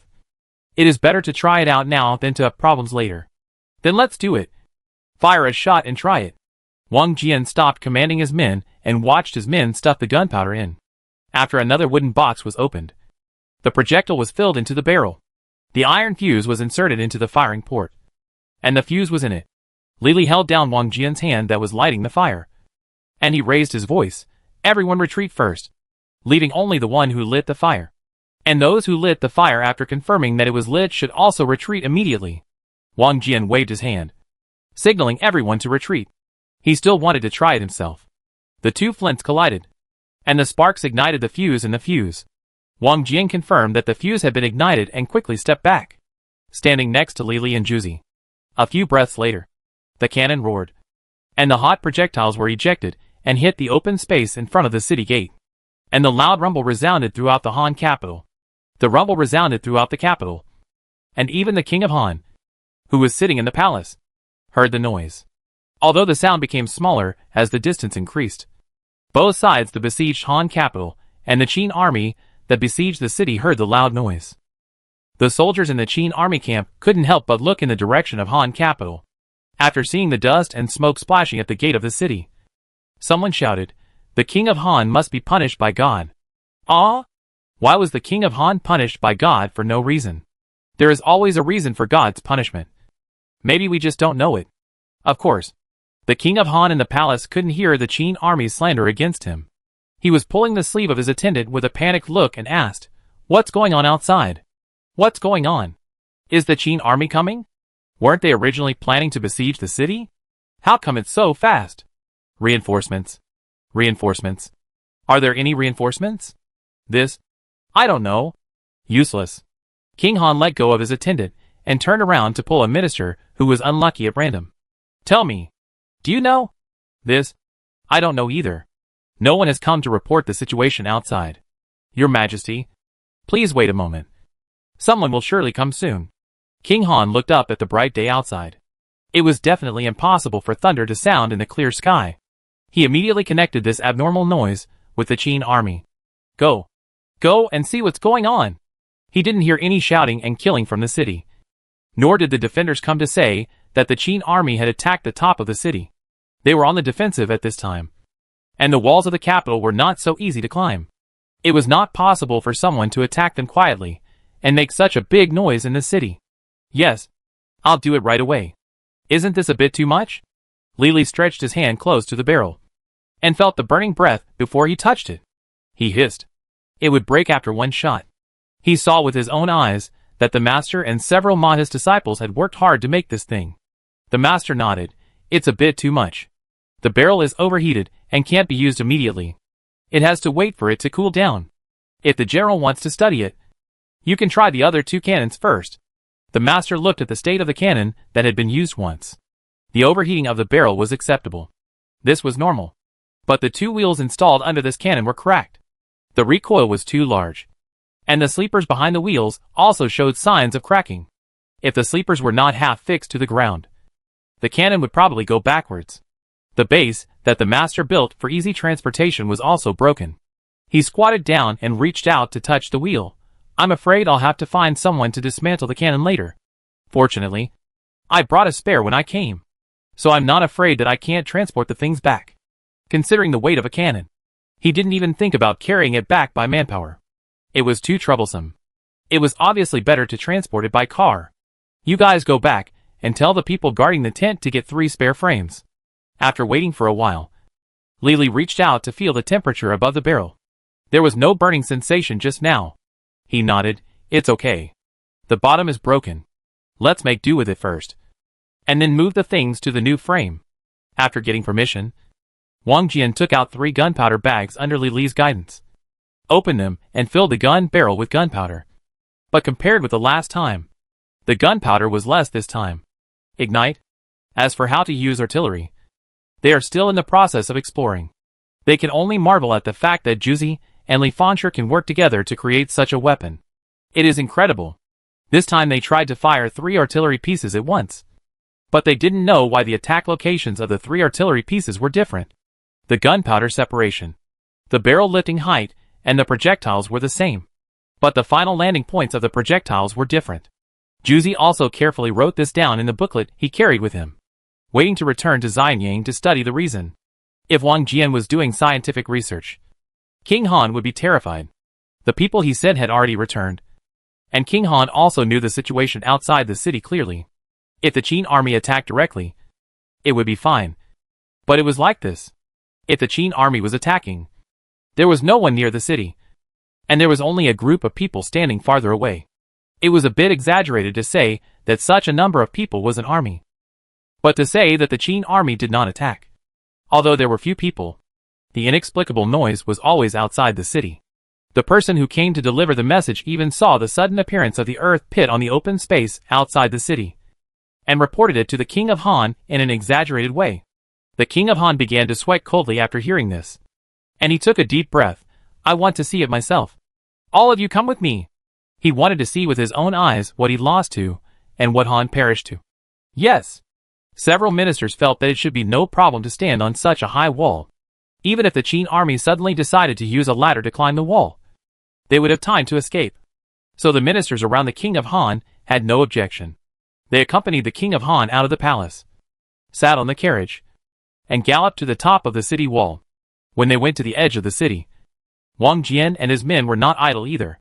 3 cannons fired in turn, and one could hear it from time to time. There were no pedestrians in the capital of Han. They all hid in the houses, feeling uneasy about the situation outside. When the King of Han stood on the aisle on the top of the city wall, he leaned on the edge of the city wall and looked down. The dust was flying below, and the originally flat ground became bumpy. He took a deep breath, clenched his fists, and stood there in a daze for a long time, not knowing what he was thinking. Boom! Because the location of the attack was close to the city gate, those standing on the city wall felt a clear tremor. The 2 attendants standing beside King Han raised their hands to wave to disperse the dust and shouted, Your Majesty, be careful. Because of the sudden attack, the faces of the group of people standing on the city wall turned pale. After a moment of silence, King Han's confidant saw what King Han was thinking, paused and said, Your Majesty, surrender. For the safety of the people in the city. He barely found a reason, just as the last face for King Han, so that King Han could comfort himself that it was for the safety of the people in the city, not because of fear. In addition, the Qin army has not harmed civilians in recent years, when it attacked the city. If you really want to say who it is for, it is actually for themselves. According to the usual practice, the first thing the Qin army did when entering the city was to control the noble class in the city. And all those who were arrested were people like them. The Qin army was not so idle to specifically capture civilians who had no power, no influence, and no status. Of course, he could say the word surrender smoothly because he saw the situation outside and saw the appearance of the sky fire coming down.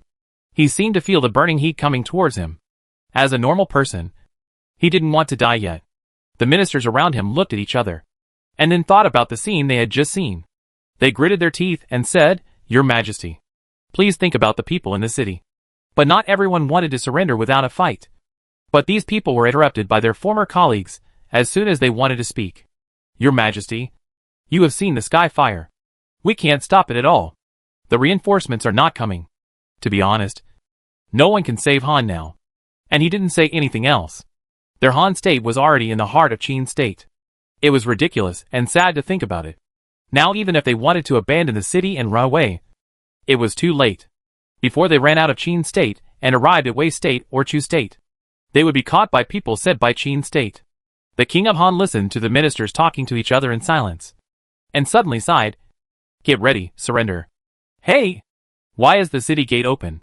The leader reached out to pull Li, who was standing beside him. He didn't dare to pull Wang Jian, but he dared to talk to his colleague, who had worked with him for a long time. The heavy city gate slowly opened, but only a gap, and one of the teams came towards them. "It doesn't look like they are going to fight to the death."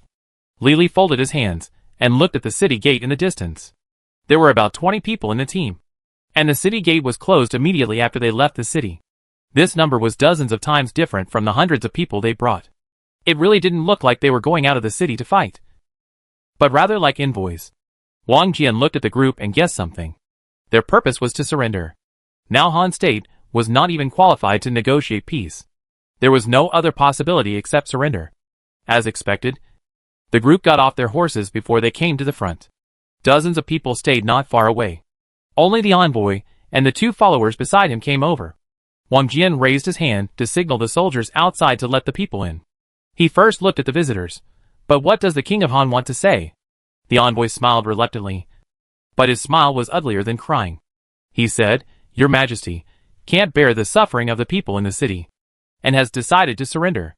Wang Jian laughed a few times, then wait for good news from the king of Han. The day when Wang Jian took people to accept the surrender of the king of Han, the weather was clear and cloudless. Li and Juzi also followed him to experience the surrender ceremony of the enemy king. They entered the capital of Han before the new year and took over the last territory of Han. From then on, there was no more Han in the world. The artillery that played a great role in destroying Han also became famous all over the world. At the end of the 11th year of Qin Huangzheng, Han was destroyed. In the 12th year of Qin Huangzheng, the king of Qin ordered the mass production of artillery. Qin Yu stood on the wall of the former capital of Han and looked into the distance. When she raised her hand, there were more flames on her wings. This was not a special effect she made, but it came out naturally after the annexation of Han. After some attempts, she was sure that the flames could cause damage. Perhaps after her, the wars between countries will also include national will. But now she is the only one with national will. She brought 3303 to the manufacturing plant, which was specially vacated for artillery. The person in charge of the manufacturing plant is Li, the leader of the Mahe school and the representative of the alchemists. Also invited this time was Wang Jian, who had experience fighting with artillery. Wang Jian was proposing modification suggestions to the leader. This cannon is useful. Compared with the past, every expedition went smoothly, and the time to complete a battle was shortened. However, there are some disadvantages. The cannon and the ammunition are too heavy to carry. If we plan a surprise attack, we will definitely not be able to carry it. Master, do you think it is possible to make it smaller? Smaller? Master frowned and thought. Cannons are just a new weapon. How easy is it to improve them? Now the cannon is installed on the city wall to defend the city. The Chang people in the west are afraid to attack. The number of soldiers guarding the city can be reduced a little. It is also good for siege, but it is troublesome to transport. The attack range is large, but the accuracy is not good. It is usually used at different times from the time when the soldiers charge. Li smiled. General Wang, we have contacted many times. You will get better with more use. The king said the same thing at the time. He has already found smart soldiers to be trained as artillerymen. The great man came out of his contemplation and answered Wang Jian's question just now. He said, there have been attempts before to reduce the weight by reducing the thickness of the gun barrel. But it was scrapped quickly. And it was too worthless compared to the heavy artillery. I see. Great man. Please don't worry too much. I'm just making suggestions. And it's up to you to do it specifically. Qin Yu felt bored after listening for a while. And planned to see it for herself and try her ability by the way. Her extra ability came from this world. And it stands to reason that she could enchant the weapons in this world. So she planned to give it a try. Qin Yu thought about it. And almost all the enchanted items in the mall were defensive items. And even the iron sword used for attack had an enchantment like a protective shield. So the enchantment patterns she could imitate were also of the defensive shield type. This kind of enchantment, whether it is delayed or immediate, has a common feature. That is, it must be attacked first. There is no need to think about engraving this on the gun. After firing, a protective shield popped out from the gun body cannot prevent the gun body from being destroyed. Because this protective shield protects people. And it will not be affected if objects are destroyed from the inside. This can prevent the artillery from being attacked. What she wanted to do was actually to engrave the protective shield on the shell, so that there might be secondary damage when it hits. Qin Yu enchanted the engraving method she knew on the shell and the gun body, and chose a method without special effects. The slight spatial fluctuation would not attract the attention of these ordinary people. In their eyes, there was nothing wrong with the artillery and shells stored in the manufacturing plant. It was a few months later that Qin Yu witnessed the effect of her own creations. After conquering Han, Qin attacked Zhao. This time, Qin Yu also came along. It was the same siege, the same artillery formation. Compared with the last attack on Han's capital, there were only 3 artillery pieces. This time, there were 5. If there were more, it would be a bit troublesome to transport. Qin Yu found the artillery piece she had marked and took a look. It seemed that it had been well maintained in the manufacturing plant before it was pulled out for use. The entire gun body was brand new, without any smell of gunpowder. After confirming that the enchantment she had reproduced was fine, she quietly stood aside and asked 3303 to project the surveillance video in the air. The image in the air was the wall of the city in front. Currently, most artillery pieces are used to intimidate the enemy to surrender, or to destroy the city gate to enter the city gate. But this accuracy is a bit. According to Wang Jian's words, it is mainly to suppress the enemy's momentum. Whether it can hit the predetermined target is really up to chance, because it is difficult to train. The artillery soldiers selected now are in the exploratory stage. They know how to use the artillery, but how to hit accurately. So, every time, a predetermined attack target is set. As for whether it can be achieved, it is not certain. It is called a matter of fate. What matters is fate. The barbaric use that Qin Yu saw was also produced in this situation. She first watched a round of 5 cannons firing at the same time, but only one hit the target. The rest can only be said to be in the right direction, without any merit or demerit. However, it is very effective in scaring people, because after the surrender of Han capital, the Qin army did not do anything to other people in the city except detaining the nobles in the city. Only half of the officials in the city were replaced by Qin people, and the rest were still locals. Even after being incorporated into the Qin state, the civilians in the city found that they lived better than before. There is hope for their own future and the future of their descendants. So there is no objection. After this incident spread, the resistance of the city's attack by Qin was much weaker. Qin Yu could also think of the thoughts of those civilians. Anyway, they were all living at the bottom. So it was better to choose a good king. And Qin's system also gave them a channel for promotion. After the siege, the probability of surrender was much greater than before. After the shell that Qin Yu had tampered with was fired, Qin Yu saw it fall on the open space in front of the city gate with his own eyes. Then an invisible defense shield popped out. But except for the pit that was blown out before, nothing happened on the ground when the defense shield popped out. 3303, Senior. I said before that the main system will not let us take advantage of loopholes. This method will not work. Qin Yu's eyes moved and she coughed twice. Then it is still okay to use it as a defense for the artillery position. With 1 cannon and 1 gun, our casualties rate will be greatly reduced. After giving up this evil way, she put her mind on other things. Since South Korea started the road of destruction and unification, Woodblock printing should also be on the world stage. The minimum requirement to become an official in Qin state is to read and recite the Qin law. However, if you only know the Qin law, you can only be a minor official and have no chance to move up. But Qin Yu did this to use the popularization of law as a cloak, but actually wanted people in Qin to learn to read. After unifying the 6 countries, it will be easier to popularize education, and no one in the court will object to this method. After Qin Yu opened her mouth and told Ying Zheng about her plan, she added meaningfully, even if everyone in Qin can be a minor official, this person is not enough. Ying Zheng's eyes lit up. As the motherland said, he would live a long life. It would not be difficult to merge the west, south, and north into Qin. By then, there would be a lot of vacancies for minor officials. Even if it was just to unify the 6 countries, the number of minor officials currently available in Qin was not enough. It was necessary to train some, then write the Qin law on paper and distribute it for free. Now they have money and food, and the cost will not be high if the paper requirements are not high. Isn't it too slow to write one book by manpower? Wouldn't it be faster if it could be completed by stamping it like the jade seal? Ying Zheng picked up the private seal in front of him, turned it over and looked at the bottom. The words carved on it were complicated. He pressed on the blank paper page and clear handwriting appeared on it. The font is too complicated. It is too difficult to carve it on a stone slab or a wooden board. Ying Zheng had the idea of simplifying the text.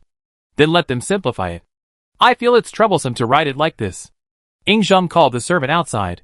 Let Li Si come to the palace to see me. He planned to hand this matter over to Li Si, and let Li Si temporarily put down the work at hand, and put the matter of simplifying the text on the agenda first. End of the year. The new year is approaching, and it has been nearly half a year since Li Si got the job from Ying Zheng. Their progress is average. Ying Zheng's request at the time was to simplify the text used in Qin law first, and it should be easy to write and easy to carve, but it should not be completely unrelated to the previous text. When Li Si simplified the first version, Ying Zheng wanted to nod, but Qin Yu stopped him. She said, "This is still quite troublesome. When it is carved on the wood board, it will be wrong, but it cannot be corrected." Ying Zheng immediately rejected the first version and asked Li Si to revise the second version of dozens of characters. After presenting it, Qin Yu felt that these characters were almost the same as the simplified characters, and it would not be too easy to make a mistake in carving on the wood board and ruin the entire template. She nodded. This is good, and it is comfortable to read. Looking at such text, she doesn't have to worry about being illiterate even if she doesn't use a translator. She can guess the characters 80% by inserting a complete sentence. It is really touching, crossed out. Ying Zheng, then follow this. Remember not to repeat too much, and make carving convenient as the principle. Li Si excitedly bowed. I will complete this matter as soon as possible, and will not delay the popularization of Qin law.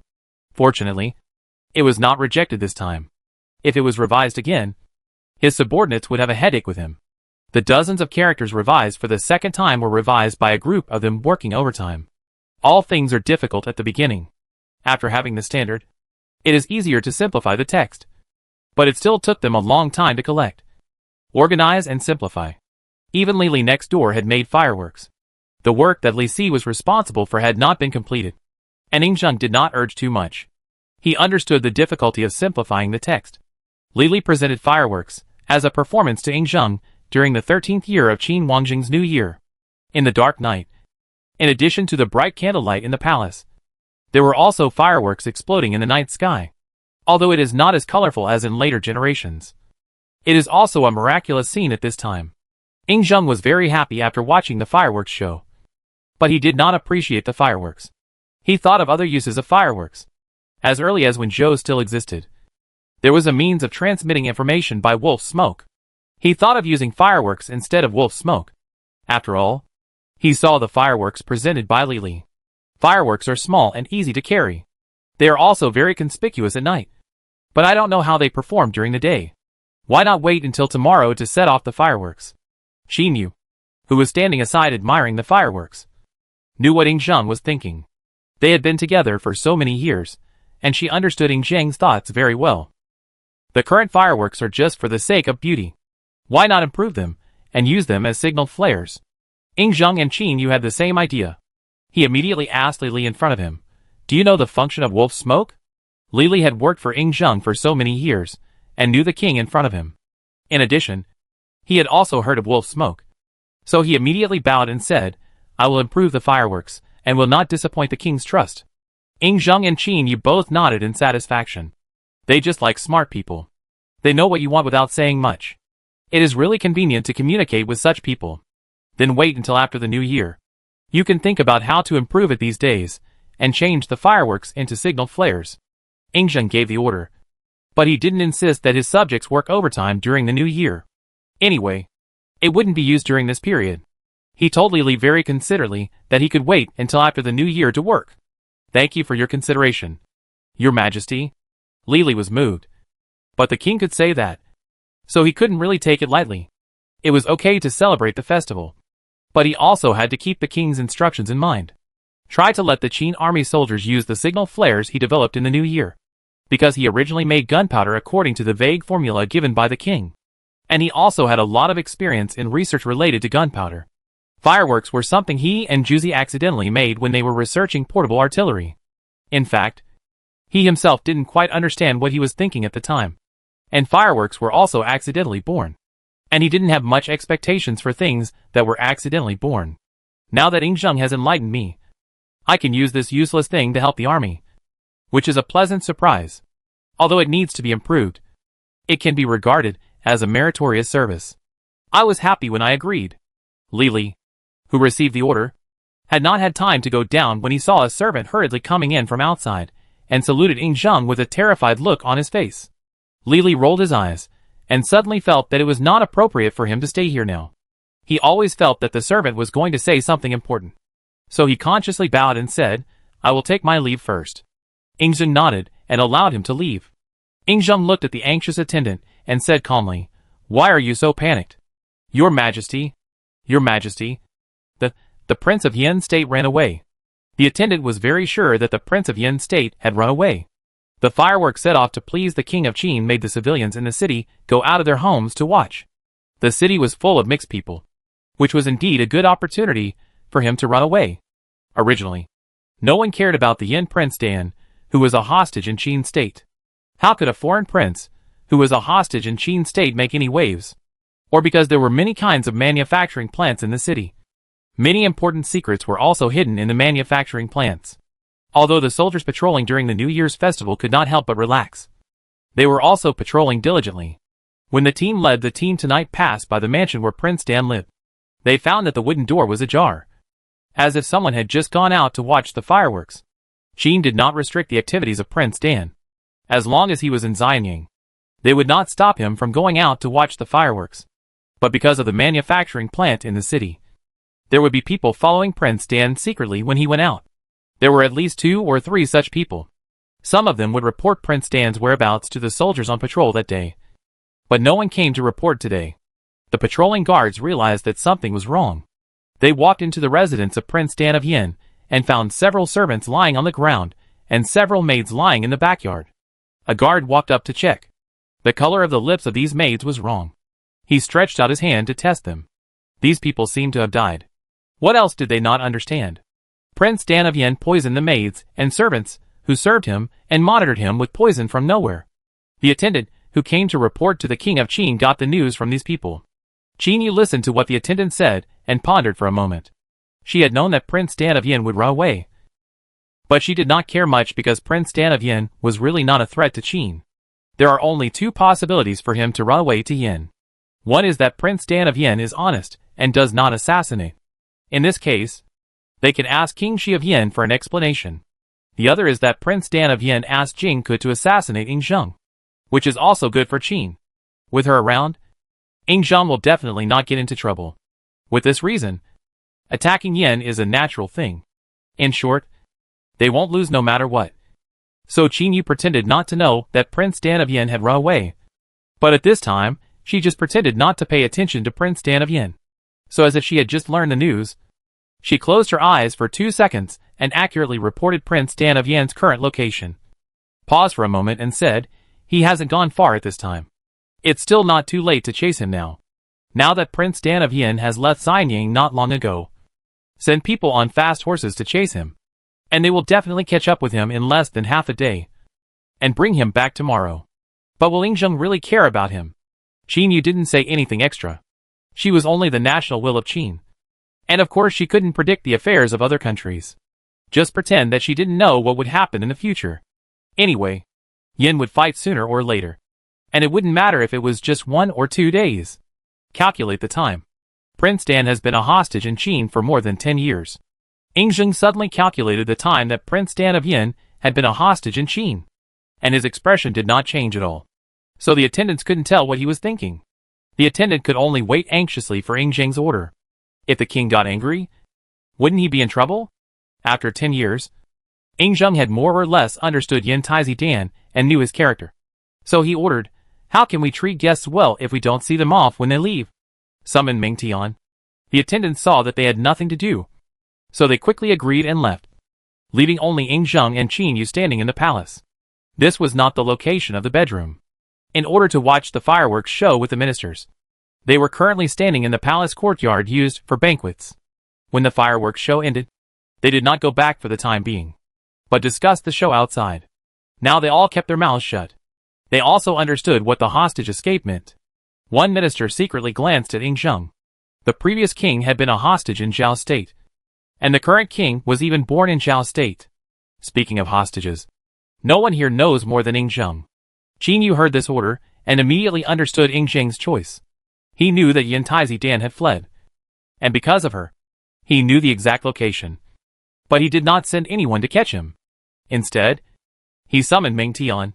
She suspected that Yingzheng wanted Meng Tian to bring people to scare Yin Taizi Dan. With Yin Taizi Dan's character, how could he endure such grievances? Yin Taizi Dan's treatment in Qin was not bad, but he was ignored from time to time. He ran away in anger regardless of the agreement between Yin and Qin. If the king of Qin sent people to chase and intimidate him again, I'm afraid that Jing Ke's assassination of Qin in history would be advanced. But this time, she might not see the famous scene of the king of Qin circling the pillar. And she felt a little disappointed when she thought about it. However, for Yingzheng's personal safety, she would not force any tricks. It would be nice to see the current #1 assassin. Qin Yu was actually quite speechless about Prince Dan of Yin. Yingzheng's father ran away because Qin and Zhao were about to go to war. So he had to run away. If he didn't run away, he would be dead. But Prince Dan of Yin was different. Qin had just destroyed Han recently. And later the priority targets were Zhao and Wei. And Yin had nothing to do with it. As a result, Prince Dan of Yin didn't know whether he had a brain injury, was scared, or was instigated by someone. In short, he ran away without caring whether Qin would attack Yin in anger because of the hostage's escape. He himself was happy to run away. And it also gave Qin a reason to turn against him. If he was still in Qin, Yingzheng would have to consider the face problem. Now that everyone has left, he doesn't have to care about the previous agreement with Yin when he attacks Yin. He was afraid that Yingzheng would not remember that there was a Yin next to Zhao. Qin Yu expressed understanding of Prince Dan's desire to survive, but was puzzled by his political awareness and sensitivity. The timing of his departure was not good for Yin. The ministers who were quick-witted were already thinking about whether they could argue with the king of Yin about the escape of Prince Dan of Yin. If they could gain the city without using soldiers, wouldn't it be a huge profit? Just a while after the attendant went down, Meng Tian came in from outside the palace wall. He was originally sent to do other things, but he didn't expect to be called back halfway. He had roughly known the reason why Yingzheng called him. So he bowed respectfully and asked, "Does the king want me to chase him back? Go out of the city gate and walk east. He hasn't gone far yet. Go and catch up with him. But I don't need anyone to come back." After weighing the pros and cons, Yingzheng felt that the return of Prince Dan of Yin would be a bit of a hindrance. There are so many important manufacturing plants in Xianying City. It would only make Yingzheng feel upset if he, a foreign prince, lived in the city. Now he left. After that, he could send someone to the state of Yin. After all, they would not suffer the loss. "Yes, I will do it." Meng Tian, who had been with Yingzheng since childhood, instantly understood what Yingzheng meant. He said that he would definitely get the job done. Then he left the palace and called a team of men to chase after Prince Dan of Yin with him. Meng Tian perfectly completed the task assigned by Yingzheng. He chased Prince Dan of Yin for more than 100 miles before riding back to Xianying with his soldiers. However, the return journey was a little longer. Besides, Prince Dan of Yin fled from Xianying in a hurry. He was not alone. He had someone to pick him up. With Meng Tian's help, he entered the territory of Yin without any danger. He could finally breathe a sigh of relief. After he was safe, the first thing he did was to hurry back to the capital of Yin. He disguised himself as an ordinary person and stopped the people around him from trying to report to the king of Yin. He knew very well that he had sneaked out this time, and no one in Yin knew about it. As for those who helped him escape, they were spies from other countries that he bribed. Fortunately, not all people in Qin were the king of Qin's people. Although those people were not in important positions, they could help him. An inconspicuous and unappreciated hostage. Escape. He stopped the attendants from reporting back, because he knew what kind of person his father was. If he let his father know before he went back, he would most likely send someone to block him on the way back to the capital, and then pack him up and send him back to Qin. The prince had been in a foreign country for more than 10 years, and he had had enough and didn't want to stay there anymore. He didn't think about going back this time when he returned to Yin. As for what happened next, he would have to go back to Yendu City. By then, he would have gone back, and his father wouldn't say anything. Yin Wangshi was also shocked to see his son at the court meeting. He pointed at Yin Prince Dan and said, "Why are you back? The king of Qin sent you back." Prince Dan bowed and saluted. "Father, the king of Qin didn't send me back." Then it goes without saying how he came back.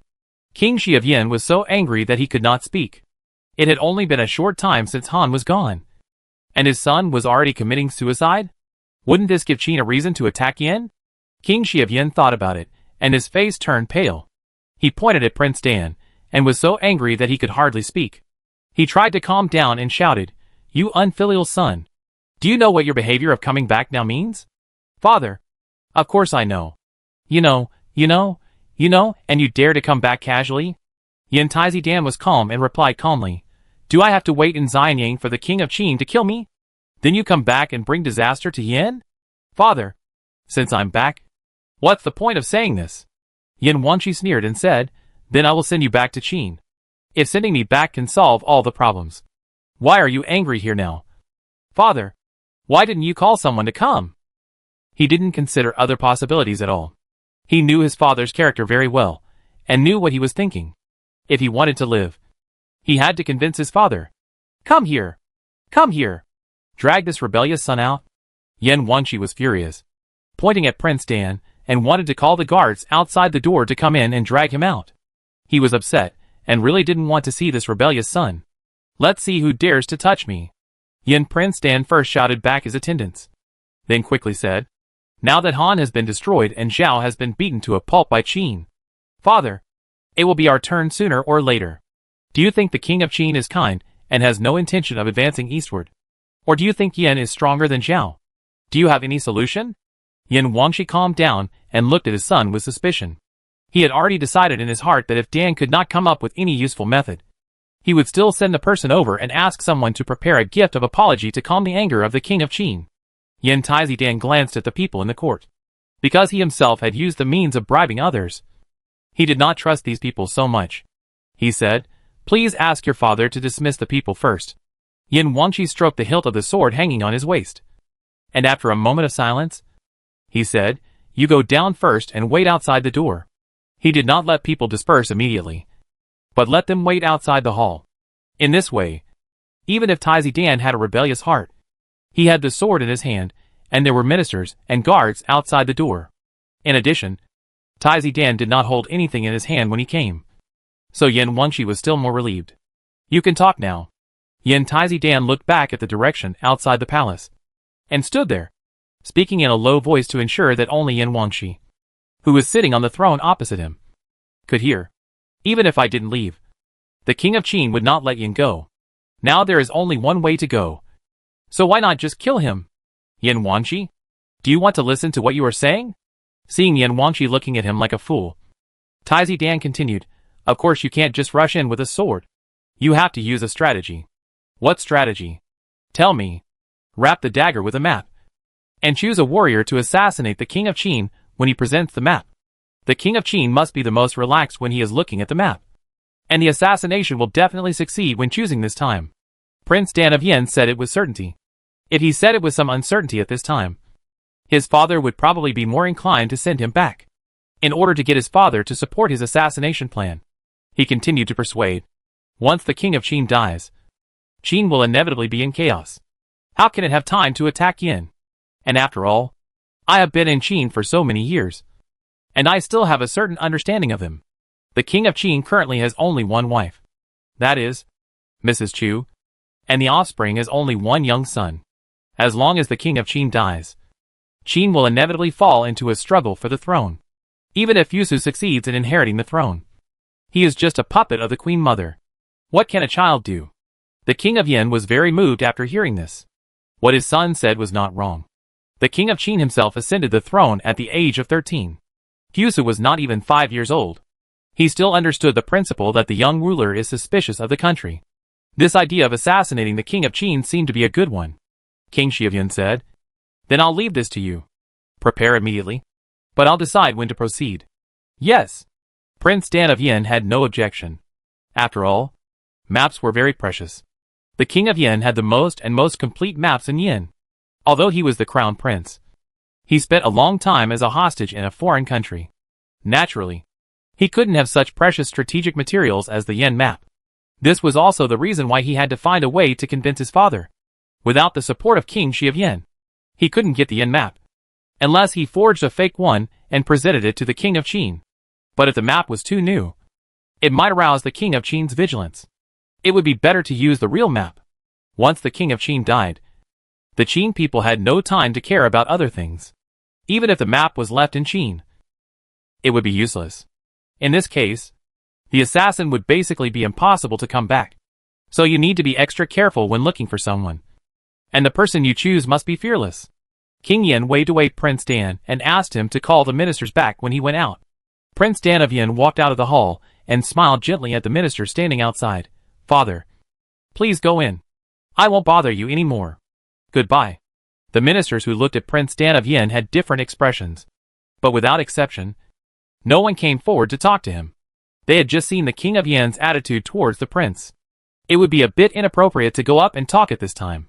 They had to bow to Prince Dan and let it go after the ceremony.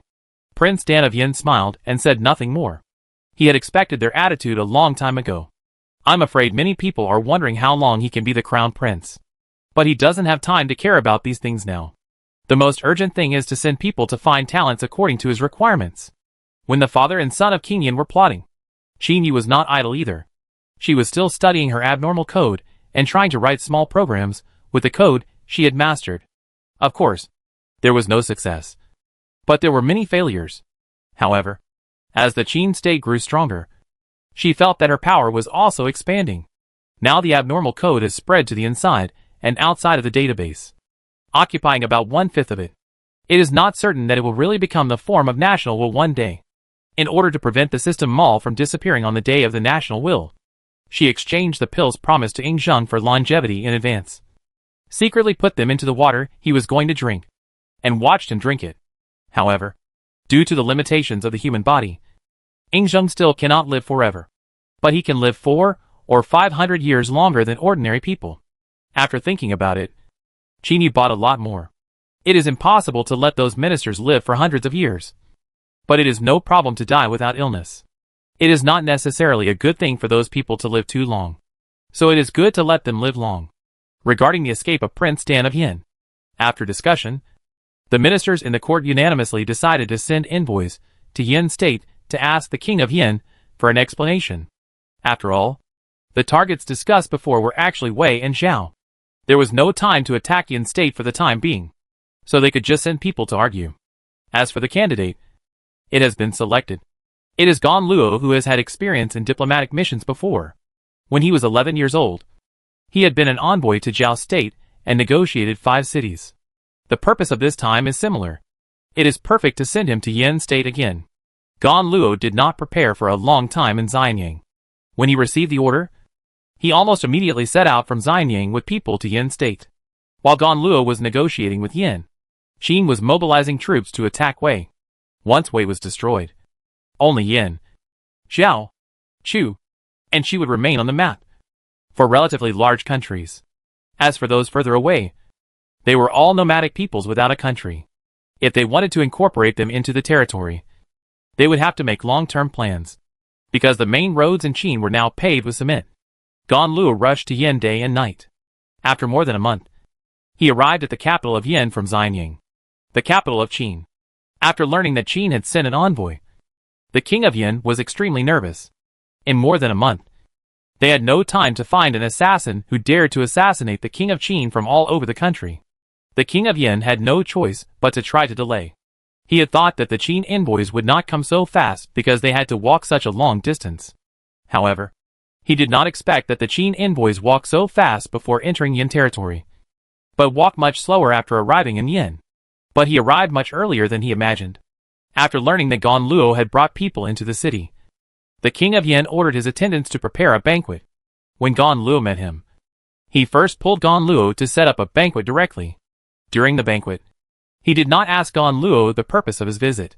A bunch of people around him talked to Gan Luo about this and that, but he did not give him the opportunity to have a long conversation with the king of Yin. And the short conversation between the two of them was often too short to even greet each other.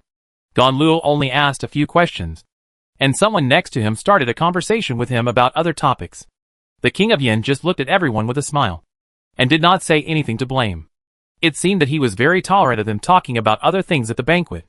This could be justified once or twice, but by the third time, Gan Luo was certain that these people were doing it on purpose. None of the people sitting at the banquet were innocent. Whether it was the king of Yin, who sat at the top of the table, or the ministers who talked to him, they were all insiders, and were working together to delay time. As for why they wanted to delay time, he was not sure. Maybe they didn't want to argue with him, or maybe they wanted to test him. Gan Luo was not in a hurry. Before leaving Xianying, the king of Qin told him that he was not in a hurry. The plan to attack this year was Xiao or Wei, and asked him to try to negotiate more benefits with Yin. Since this was the case, it would definitely be best to wait until the Qin army captured the city and negotiate with the victory. So he was not in a hurry. At the request of the king of Yin, he temporarily lived in the city and slowly discussed the breach of contract. In the 14th year of Qin Wanzhong, near summer, the Qin army had already torn off a large area of land from Zhao State with its advanced weapons. Zhao State fell into a situation of lingering survival. The surrounding countries were in danger. The gifts sent by various countries under various pretexts almost filled the Xianying palace. Such a grand occasion can't help but make people sigh. After Gan Luo, who was far away in Yin State, learned the news of the Qin army's victory, he overturned the previous conditions and added 2 more cities to the conditions. The king of Yin, who was negotiating with him, was silent. He finally knew why Gan Luo was not in a hurry in the past few months. It turned out that he was waiting to raise the price at this time. What do you think, King Yin? I agree. What else can be done? Can you turn against Qin State? Besides, offering a map is one thing. Prince Dan already has news of the assassin, and the people are ready. The map is also ready. At that time, it will not be as simple as just offering a map. The king of Yin sneered in his heart, but he didn't show it on his face. He still looked at Gan Luo with a smile, and even took the initiative to say, "Please rest assured, the cities that have been negotiated will be ceded to Qin. Please say a few good words for me when the time comes." Gan Luo remembered the previous incident with Prince Dan of Yin, and asked a few more questions. Then Prince, "Ha ha ha. Then I will send someone to present the maps of those cities, and the surrounding land with both hands. And you don't need to draw the map again." Gan Luo also tacitly stopped mentioning Prince Dan of Yin. Even if this map is not a map of the entire territory of Yin, it is far more important than the little hostage of Prince Dan of Yin. After all, for the current Qin state, it is no longer important whether Prince Dan of Yin is a hostage in Qin state. The final value that can be obtained from him is naturally more important than the person himself. Gan Luo saw it clearly, and knew how to make choices. The value of what he got in the end far exceeded the goal that Ing Zheng told him at the beginning. Now it was time for him to take the team back to Qin. On the day of departure, King Yin came to see Gan Luo off in person. Gan Luo waited for a while, but did not see the person with the map. He could not help but look at King Yin. "King Yin, what do you mean? Please wait a moment." "Wait a moment." King Yin turned to look at his attendants, and then looked at the minister standing aside and asked, "Where is the prince? Why hasn't he come yet?" "Your Majesty, I don't know. Here comes the prince." I saw Yin Taizi Dan walking over quickly with 2 people. One of them was calm and affectionate, with a little indifference. He looked quite ordinary. He might not be found in a crowd. The other looked extraordinary in both clothing and momentum. A bit like a guard who specially protected the king. The ordinary-looking man held a long wooden box in his hand. And I think the map was in it. Mr. Ganluo. I'm sorry I'm late. Yin Taizi Dan was very nice. Pointing at the two people and apologizing and introducing them. This is Jingke, the person responsible for escorting the map. And this is Qin Wuyong, who is working with us to protect the map. Because part of the map still belongs to Yin State. Yin State needs to keep that part of the map. And Dan's map cannot be cut along the edge. So I ordered people to redraw the part belonging to Yin. But I didn't want to be late. Please forgive me. As he said, he winked at Jingke, indicating that he should open the wooden box. You see, this map has been passed down from generation to generation. And I dare not take the newly drawn one. Ganluo roughly looked at the map shown by the man named Jingke, and confirmed that the map was indeed as Prince Dan said, with a large piece of land in the upper right corner still within the scope of Yin State. So he nodded, no need to do that. It's just that I just arrived so it's not too late. Ganluo said a few polite words, and did not react to the temporary copying of the new map by Prince Dan of Yin. This map has been in Yin State for many years, and Yin State can draw as many as it wants. So there is no need to dwell on it. He just glanced at the inside of the wooden box, and did not find anything wrong. After raising his hand to signal Jingke to put the map back into the wooden box, Jingke and Qin Wuyong joined their team. Ganluo exchanged a few words with the King of Yin again, and then said goodbye to him. The group left Yindu City in the carriage they came from. The time taken to return to Qin was not much different from the time taken to go to Yin before. So it was not yet the end of the year when they returned to Xianyang. When they returned, the residents of the city were curious and went out to watch, until they saw them enter the Xianyang Palace. Just after getting off the carriage and before entering the Xianyang Palace, Ganluo found that Qin Wuyong behind him was always nervous, and even had cold sweat on his forehead. He couldn't help but frown and asked, "What's wrong with you? Did you eat something bad this morning?" Ganluo thought that Qin Wuyong was an envoy representing Yin State after all, and Yin State couldn't say that Qin State poisoned him. So he asked again, "Do you want to call a doctor for you?" "No, Lord Gan. Don't worry about him.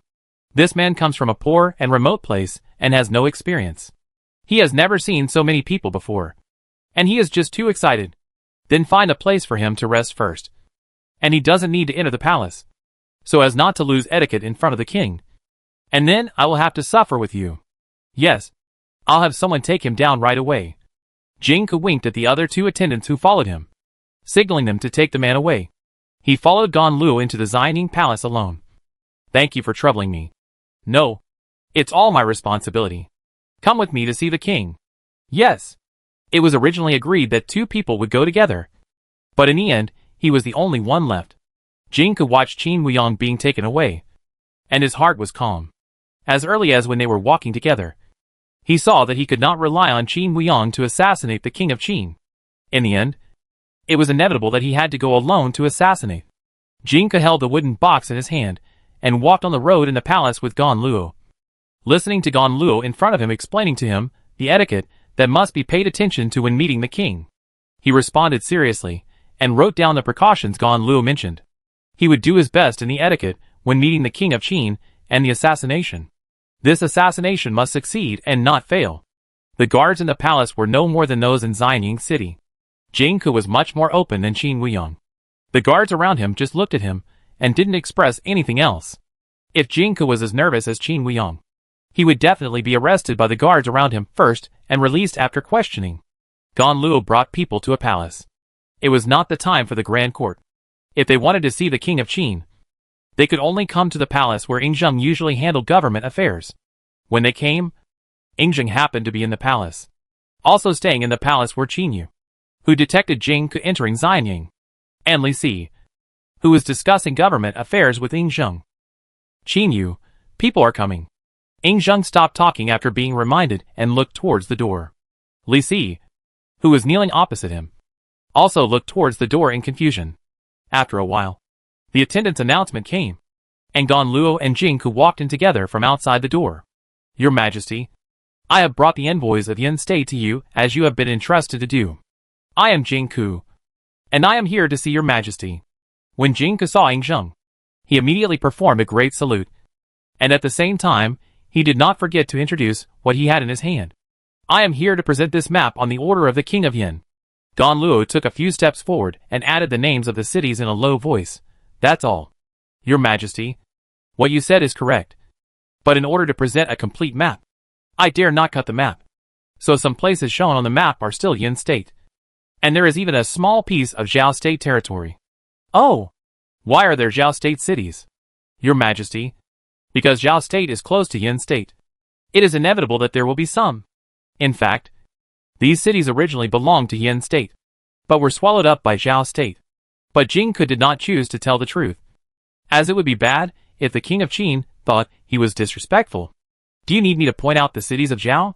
Ing Zheng frowned slightly, and looked in the direction of Qin Yu without leaving any trace. Qin Yu sat upright, and glanced at Jing Ke casually, and nodded slightly to indicate that he could come forward. Come forward and show it to me. Yes. Jing Ke lowered his head, and walked forward a few steps, holding the wooden box containing the map. He stood in front of Ing Zheng, and also in front of Qin Yu. He knelt down slowly, and at this time, his height was just the same as Ing Zheng. He put the wooden box on the table, took out the map from it, and slowly opened it. Ing Zheng seemed to have realized something, and wanted to get up from his kneeling position. Qin Yu stretched out her wings and pressed on his shoulders. Nothing. No need to hide. He then watched coldly as Jing Ke stabbed out with a dagger at lightning speed, aiming at Ing Zheng's chest. Unfortunately, the sharp dagger did not even touch Ing Zheng's clothes before being bounced out by the golden light shield. Li Si was stunned for 2 seconds at this scene, and then shouted, "There is an assassin. Come and save me. I am protected by Qin. You want to hurt me on this land. It's really wishful thinking." Jing Ke punched the golden barrier in disbelief, and severe pain came from his fist. But the barrier did not move at all. The time it took for him to punch it again after being stunned was enough for the guards outside to rush in. He looked in the direction where the dagger flew, wanting to find a weapon for himself, at least to pull a few people to be his scapegoat before being killed on the spot. If I am not mistaken, the other official in the hall is of high rank. Even if the King of Qin cannot be killed because of the golden barrier, killing an important official of Qin is not in vain. Jing Ke's thoughts were completely in a flash. He turned around and rushed to the position of the dagger, reached out and picked up the dagger and rushed towards Li Si. Don Luo was stunned. He never expected that the envoy of Yin State was here to assassinate. Ing Zheng originally wanted to capture him alive, but when he saw Jing Ke running towards Li Si, he didn't have time to think about anything else. He stood up and pulled out the sword on his waist and swung it hard. The sword pierced Jing Ke from behind with a sharp sound and nailed him to the ground. While Li Si rolled on the ground in a mess and avoided Jing Ke's attack, Li Si felt that he had never reacted so quickly. He got up from the ground and stood up gasping for breath. His rationality made him kneel down to Ing Zheng immediately. "I thank you for saving my life. Your Majesty, I was useless, and Your Majesty had to do it yourself. Okay, get up quickly. You don't have any weapons on you. I can't blame you. It has always been a rule that you can't bring weapons into the palace. It would be unreasonable to punish you for this. Thank you, Your Majesty." Li Si stood up with emotion, and his eyes changed when he looked at Ing Zheng. If he had looked at Ing Zheng as a boss who suited his heart and a wise monarch before, now he looked at Ing Zheng as a lifesaver. Qin Yu smiled and covered her lips, hiding her merits and fame. If she had saved Li Si directly, she could have done it. But she didn't do it. Instead, she waited for Ing Zheng to save Li Si. People in this era pay attention to repaying gratitude. With such a relationship, Li Si can do his best for Qin. A group of guards rushed in from outside. The first thing they saw was Ing Zheng, whose figure was surrounded by golden light, instead of Jing Ke, who was nailed to the ground.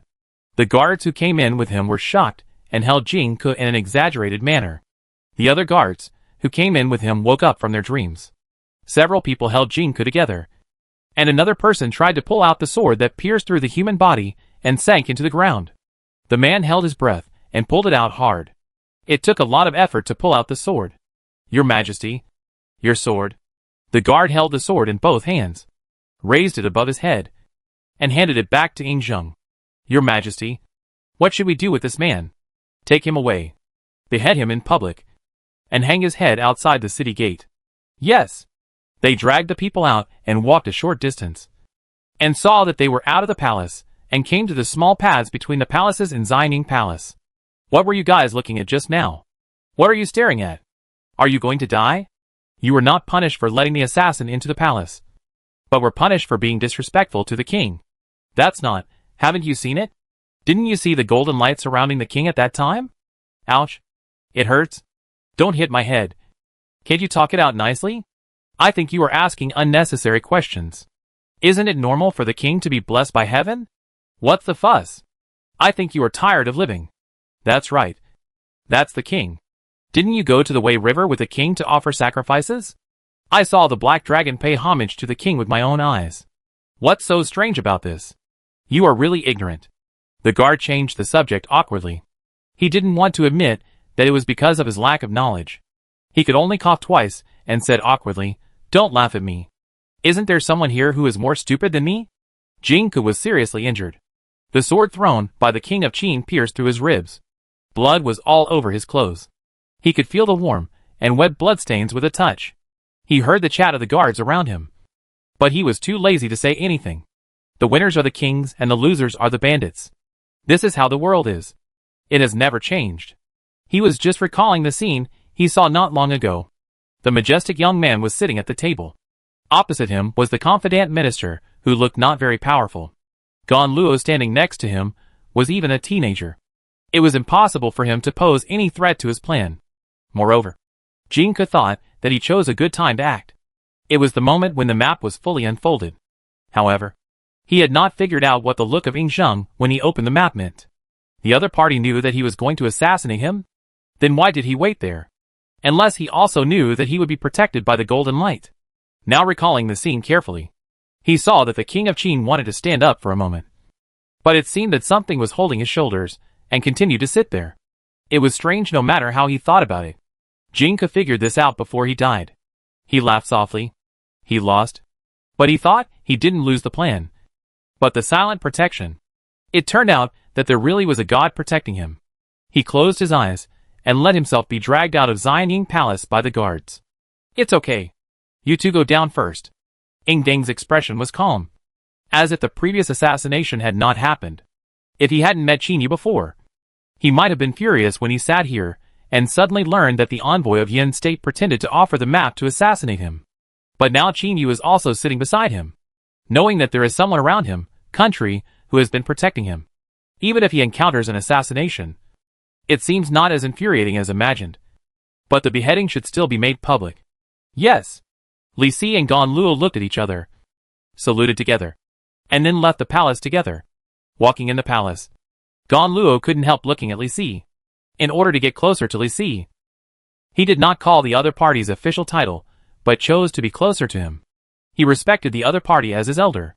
Mr. Li Si, I just seem to see a golden light protecting the king. Li Si paused, but he did not stop and continued to move forward. He said, I saw it. You are not mistaken. The king is indeed blessed by God. Ah, but what's wrong? Li Si slightly turned his head to look at Gan Luo. This young man was polite and well-behaved, and there was no conflict of interest between him and him. So Li Si cared about him. I just seemed to see more than just that golden light. Gan Luo had been to this palace many times, but most of the time, he had come to discuss state affairs. This was the first time he had brought an envoy from another country to present a map. Fortunately, the process of presenting the map did not require him to do anything. He only needed to stand quietly by the side. But the incident happened in an instant, when he saw Jingke take out the dagger from the map. His pupil shook. Jingke was actually here to assassinate. Then what he had just said was all an excuse. What he had said before in Yin State was also an excuse that had been buried long ago. His brain was not satisfied with the reaction, but his limbs could not keep up. When he stretched out his hand to stop it, Jingke was about to stab the king's heart with a dagger. He just didn't understand why the king sat there and didn't dodge, just looking at Jingke coldly. When the tip of the dagger was about to touch the king's clothes, he saw a golden light blooming from the king. Just bounced Jingke and his dagger out together. Gan Luo's first reaction was not to look at Jingke, who was rolling and hitting the wall. His attention was attracted by Qin Yu, who was sitting next to Yingzheng.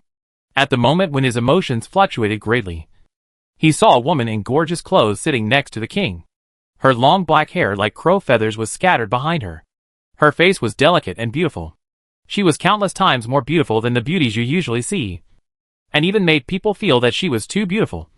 Beautiful to the point of abnormality. The golden eyes did declare this point. She was not a human.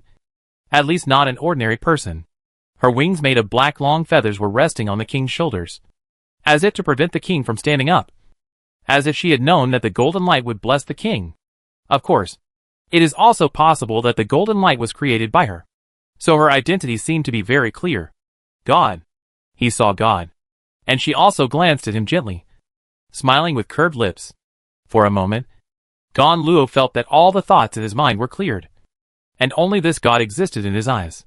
Her beauty and gentle temperament made people feel kind. Just like seeing Mother. She was different from the ancient books, and also different from the gods passed down by word of mouth. But who can be sure what the gods look like? After all, the ancient books were made by the ancients. He had not seen the gods recorded in the books with his own eyes, and no one in the current countries had really seen the gods. However, Gan Luo discovered that even the deeds related to the gods in recent years were actually related to the king. He just wanted to take a closer look at the pattern of the golden patterns around the eyes of the god. But in the blink of an eye, he could no longer see her figure. Gan Luo felt that he was dazzled for a moment. But the golden light and Jingke who was ejected were real. So he felt that he was not dazzled. Maybe the god just didn't want him to see it. Puff. Bang. Clang. It was the sound of the sword piercing into the body. The person falling to the floor. And the humming sound of the sword. He slightly turned sideways to look. And it turned out that Jingke was about to attack Li Si. Gan Luo felt that he had missed a lot of the plot in his stunned moment. He secretly glanced at Yingsheng. The king didn't seem to want to punish them. Gan Luo tried to reduce his presence as much as possible, watching the king deal with Jingke. And they were ordered to retreat first. That's it. At that moment, I saw a god sitting next to the king. Li Si fell silent after hearing these descriptions. Why didn't he see it? Was it because they were not destined to see it? Or did seeing it require some conditions? He smiled and looked at Gan Luo, and said, since the king didn't mention it, he didn't want us to tell anyone. You should know what to do. Right? He would never admit that he couldn't see it. No one would really admit that they had no fate with the gods. Right? Well, I understand. Mr. Li Si, thank you for your advice. So that's the case. His experience is still much less than Mr. Li Si. The two walked out of the Xining Palace while talking about state affairs. Li Si said Gan Luo was listening. The two of them were chatting happily. The news of the assassination of the king of Qin spread like wildfire the next day, and soon spread throughout the entire Xining city. All the residents of Xining city, whether officials, royal family members or civilians, knew the news. However, few of them were worried. The news that the king of Qin was safe was almost spread at the same time as the news of his assassination. In addition to this, they firmly believed that the king was blessed by the gods. And of course nothing would happen. All Qin people basically had this consensus.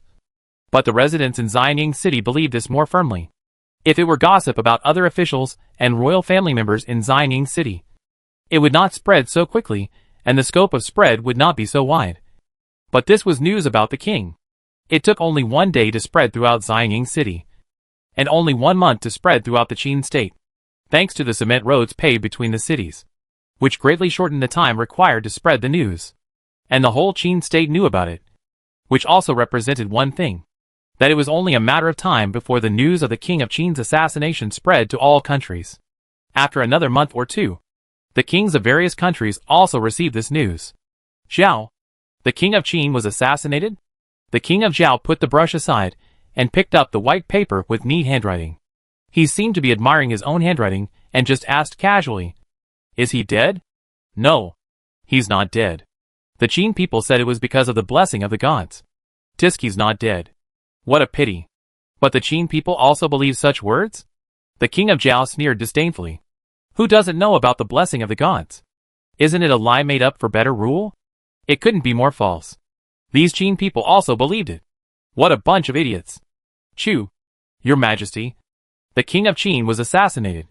The assassin was Jingke, an envoy of Yin state. It is said that he was originally offering a map of seated cities to the king of Qin. Yin Wangxi is probably out of his mind. He dares to do such a thing.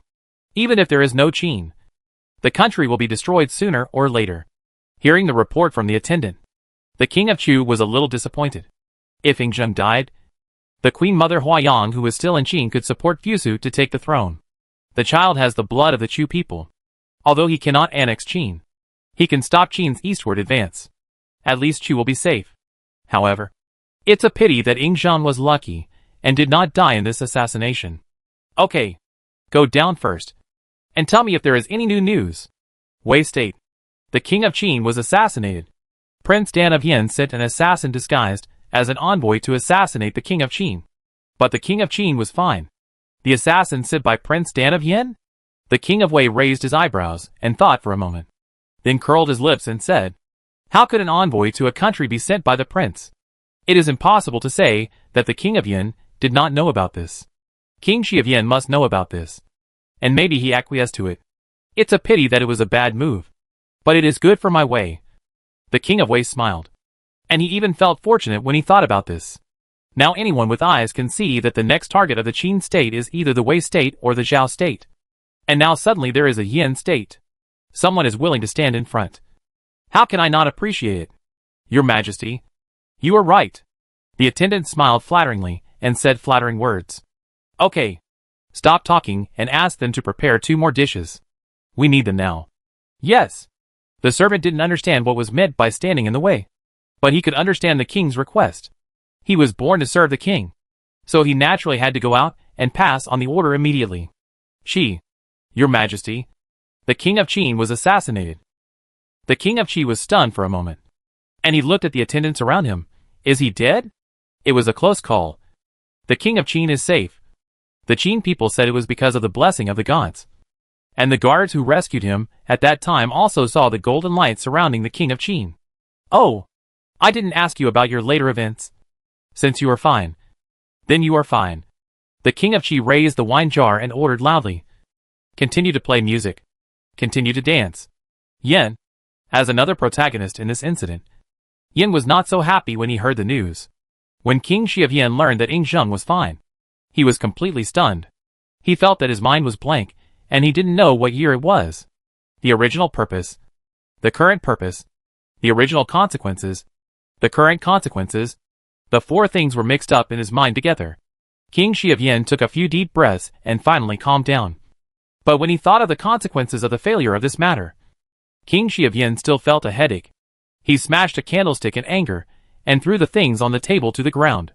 The 2 maids who were serving him immediately squatted down and began to clean up the mess. Go and call the prince. Go and call the prince over. Yes. Although King Shi of Yin was afraid, he still remembered that this matter was planned by the prince. And he just acquiesced to it. He called the prince to ask him if he had any solution if this matter failed. Unfortunately, the assassination was originally a bad idea. In fact, Prince Dan had no backup plan. His only plan was to send Jing Ke to assassinate the king of Qin. And then Qin would naturally fall into chaos. And then, there would be no spare energy to pay attention to Yin. Of course, this was mainly for himself. Qin had not paid attention to Yin, but only noticed Yin because of his escape. Later, in order to protect himself, he wanted to kill the king of Qin and put an end to it. Maybe he could still survive. Yin Wangxi waited in his palace for a while, and the footsteps outside the door sounded. Although it was very light, it was still barely audible. Someone outside also announced, "The prince is here." Yin Wangxi raised his eyes and looked in the direction of the door. The young man who was walking in was his son, the prince of this country, and the prince he personally appointed. But today, Yin Wangxi found that he seemed to have never known this son. This son who had been a hostage in a foreign country for a long time. Or, the Prince of Yin. That's right. He was not familiar with this son. As early as when Dan was very young, he sent him to a foreign country as a hostage. He almost forgot the time when he made Dan the crown prince. The face of the crown prince Dan had long been blurred in his mind. The reason why he could recognize him as soon as he escaped from Qin was because of the exclamation of the ministers below. Some uninformed ministers saw the crown prince in the court, and they were shocked and subconsciously shouted in confusion. He just believed that there would be no desperate people who would bring anyone to the court casually. There was only one possibility, that the minister who brought the crown prince in knew the identity of the crown prince. As for the father-son relationship, sorry, There is none at all. Can there really be family affection between a child who has been away from him for more than 10 years? Yin Wangxi thought that there was no such thing. Just like Dan. He would not have it either. Your Highness. Prince Dan bowed and saluted, frowning slightly, silently observing the expression of Yin Wangxi, who was sitting in the first position. Yin Wangxi, did you know? His voice was calm, as if he was not the one who was furious in the palace just now. He looked at Prince Dan, and nothing could be seen on the surface. In fact, he was observing his son, just like observing a stranger. I already know. Jing Ku failed because of a mistake. Yin Prince Dan was of course clear about the news, but he didn't want to believe that the King of Qin saved his life because of the blessing of the gods. He was more willing to believe that it was Jing Ku's mistake that caused all this. Of course, he also believed that his guess was the truth, and the blessing of the gods was false. Don't pack up. All of you go down, and don't leave any of you behind. Because Prince Dan's voice was particularly light when he said Jing Ku's name just now. Yin Wangxi felt that there was no need to silence them, so he directly let the maids go down. King Shi of Yin looked at his son coldly and asked, "Do you have anything to say about this result?" Prince Dan of Yin was silent for a while, and suddenly asked an irrelevant question. "Father, do you believe what the Qin people said? The King of Qin was saved by the gods, and he was blessed by the gods? Why do you suddenly ask this?" King Shi of Yin frowned and glanced at the people standing in front of him. Of course, he didn't believe what the Qin people said. After all, rumors were passed by so many people, and except for the fact that the King of Qin was fine, the rest was no longer true. I just want to know your opinion. I don't believe what the Qin people said. But no matter what, the rumor that the King of Qin is safe and sound is certain. Father, you can't say that. The arrangements I made at that time were perfect. Wrapping the dagger with a map and adding Jing Ku. It can be said that it is foolproof. But you failed. This is a fact. No. Father, I have thought about what to do if the King of Qin was not stabbed in the vitals. The dagger is coated with poison. As long as the dagger causes a wound, even a small wound, he will die from the poison. So, I think that rumor may not be entirely true. Maybe he is struggling to survive, but just spreading the news to appease the people. I don't believe that a person like Jing Ke can't hurt the King of Qin at all. Bang! With a loud noise, King Shi of Yin smashed an inkstone at the feet of Prince Dan, scaring him back 2 steps. Enough. Stop quibbling. I shouldn't have agreed to you doing this. Get out. Get out of here. Yes. Although Prince Dan was frightened, he did follow the request of King Shi of Yin. He did not make any more excuses, but walked out of the palace. Before leaving, he looked back for the last time and left the palace of King Shi of Yin without any regrets. After Prince Dan left the palace, King Shi of Yin calmed down again. In fact, he summoned not only the prince, but also a trusted minister secretly. What do you think of this? Yin Wangxi had a blank expression on his face. The minister, who stood with his head bowed, secretly glanced at Yin Wang's face, and then thought about the previous conversation between the father and son. He rolled his eyes and spoke tentatively. If the Qin people are angry about this, and if the Qin king sends troops to attack, it must be because of Prince Dan. He took the initiative to replace the envoy to Qin with his own retainers, without the king's permission, and never notified you of this matter, and let Jing Ke go to Qin to assassinate. As he spoke, he observed the expression of King Yin Shi so that he could change his words at any time. He knew that answering such questions at this time was simply a thankless task. He just hoped that the king would be satisfied with this statement. You are right. Lu Qing. Please continue. Don't worry about anything. I can no longer discipline that rebellious son. Dr. Lu breathed a sigh of relief. It seemed that King Yan's intention was very clear. He just didn't want to say that method himself. The king wanted to use him to say that proposal. Letting Jing Ke go to Qin to assassinate is simply treasonous. I never told you about this, which is a great disrespect to you. This matter was caused by the prince. If he hadn't sent his retainers to assassinate the King of Qin, the King of Qin would not be angry.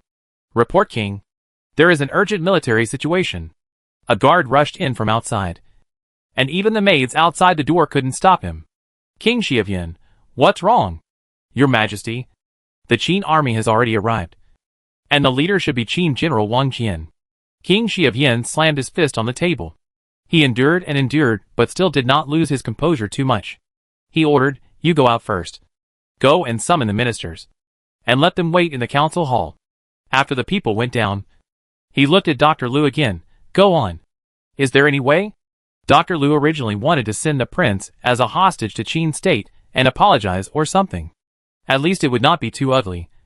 But now he felt that King Yin no longer cared about the so-called father-son relationship. And he felt that King Shi of Yin also thought like him that they or Yin state needed to express their position. If we can say that this incident was done by the prince alone, maybe it can be divided a little bit. The reason why the Qin army is attacking now is because of Prince Dan. If we kill the prince and present his head to the king of Qin, we may be able to get the king of Qin's forgiveness. He was very smart not to say anything affirmative. He had known what Prince Dan said, and what he promised from the king of Yin before. If he hadn't said it so affirmatively, perhaps things wouldn't have come to this point now. For Yin, I agree, Your Majesty. If the people of Yin knew, they would understand you, and would be grateful for your sacrifice for them.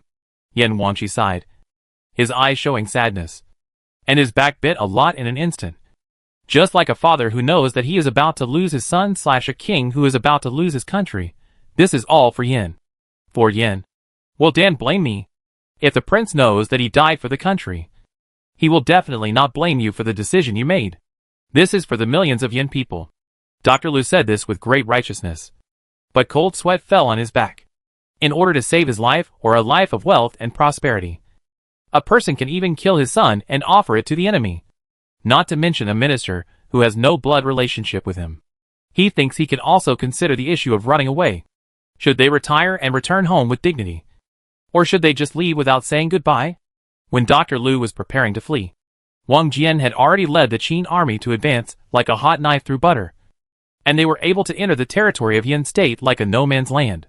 Few cities blocking the Yin capital city could hold out for a long time. And they either surrendered or surrendered after their walls were breached. After the civilians in the first city found out that they would not be killed in exchange for military merits if they surrendered. At most, they would be asked to repair the city walls. Most of the cities that the Qin army passed through surrendered. Anyway, everyone was once a Zhou dynasty person, and it would not make any difference to them if a prince became the ruler. Moreover, they had long heard about the development of Qin in recent years. If they could have enough food in Qin, they could tolerate even the strict laws of Qin. However, it was different from what they expected. After entering the city, the Qin army did not do anything else but gave each of them a pamphlet. And there were literate people explaining it to them. This, am I right? The Qin people are giving us books? The voice of the person who spoke was trembling. You know, in the past Yin state, books could only be owned by nobles. Who didn't have books at home? He opened the book. The handwriting inside looked very new. The quality of the paper was not good. But this is a book. He still remembered that a few years ago, the paper from Qin state replaced the bamboo slips. Those nobles replaced them with paper and recopied the books in their homes. Some of the damaged bamboo slips were burned together. Some people tried to lend them these bamboo slips before, but they were unwilling to lend them even if they were damaged. Even if they paid, it didn't work. Now someone is giving them bound books. There are even literate people explaining next to them. Although this is the law of Qin state, it is a blessing to be able to recognize the words in the book and own such a book. You are not wrong. And I heard him say that the laws of Qin don't seem to be that strict. After hearing this, the soldiers who were maintaining order thought to themselves. Of course, it was because Qin had developed. The laws had been revised several times, and the unreasonable and harsh laws had been cancelled by the king. The person next to him pointed to the person standing on the high platform, who was explaining. He was answering some questions and said, "Don't worry. The book Qin law is free. If you lose it, you can come and get another one. So don't worry." Moreover, this is the first batch printed. The king attaches great importance to everyone and chooses to distribute it here. Regarding the decision on the appointment of officials in the new city, the people sent here will temporarily take over. If local people want to be officials or clerks, they must be familiar with Qin law. The future laws will be based on Qin law, and everyone in the city will also be Qin in the future. Of course, there are no requirements for the origin of minor officials and any official positions. They only need to be familiar with Qin law, regardless of origin or gender. They only need to pass the interview in the first 3 years. After 3 years of taking office, they need to pass the written test. After 3 years, literacy is the minimum requirement. Of course, the content of the written test is only related to Qin law. It will not be very difficult. As long as you study hard for 3 years, you will have a chance to pass it. After successfully taking office, a special teacher will be sent down to teach. What is the test? A voice sounded in the crowd of people who were listening quietly, which was very prominent in the crowd. Oh, the test is also newly implemented. It can be regarded as a trial. It is a way to select talents. It was recently proposed by the king. It mainly consists of written tests and requires answering questions on paper. The clerk in charge of this side explained the meaning of the test in detail according to the instructions in his hand. He saw that the people standing below were ignited with great enthusiasm, and even their attitude towards them became much warmer and friendlier. After all, it was the promotion channel given by the king himself. He emphasized the conditions for recruiting several times, and then arranged a few literate people to disperse and read the Qin law in their hands. The crowd listened very seriously according to the Qin law in their hands. After it was over, the clerk explained again, in the future, it will generally be at this time. As long as you come, you can listen. There will be a special person to explain. If you don't know, you can ask. After explaining everything, the clerk emphasized again, if an official violates the Qin law, he will not only be punished, but will never be hired. Okay, let's disperse. The people around carefully put the books they got into their arms. Although the adults said that if they lost it, they could apply for it again. But they still carefully put the books away. After all, they knew how rare this opportunity was. The old nobles of Yin State mixed in the crowd quietly dispersed, and they each went to find their own masters. What you said is true. They actually tried to win over a group of farmers. TSK. There is no other way. We continue like this, and keep our hands off.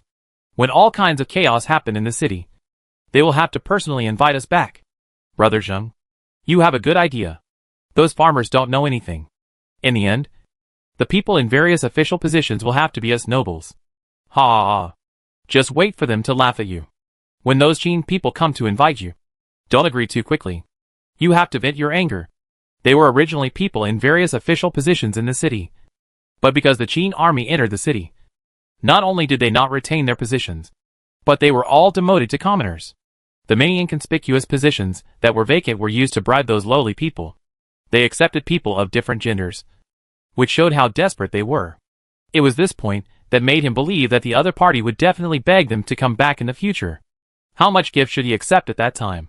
Or should he accept it without seeing any benefit? After all, I heard that Qin's law was quite strict.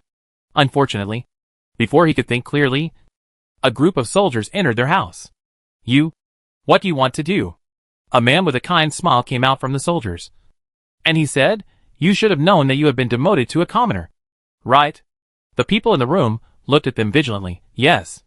I already know. But I have not violated the Qin law. What are you doing here? Since you have recognized the king's decision, you must understand my work. What do you want to do?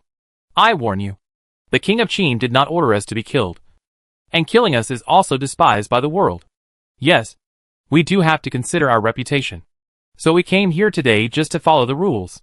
What rules? According to the rules, you are already a commoner. And you cannot continue to keep the tools that violate the rules. Everything that does not match your status has been confiscated and returned to the treasury. Then please. Although they were angry, they still had reason. What this man said made sense. There was nothing wrong with confiscating the tools that violated the rules according to the rules. Thank you for bothering me. The leading Qinli paused, as if he suddenly remembered something. Oh, by the way, please attend the meeting tomorrow. And don't be late. Please come and inform us in person. The next day, when they arrived at the scene, they found that the Qin people had built a high platform with simplified characters written on it, which looked a bit like an open court. What does this mean? Silence. Silence. I think everyone is curious about what this is used for. Let me explain here first.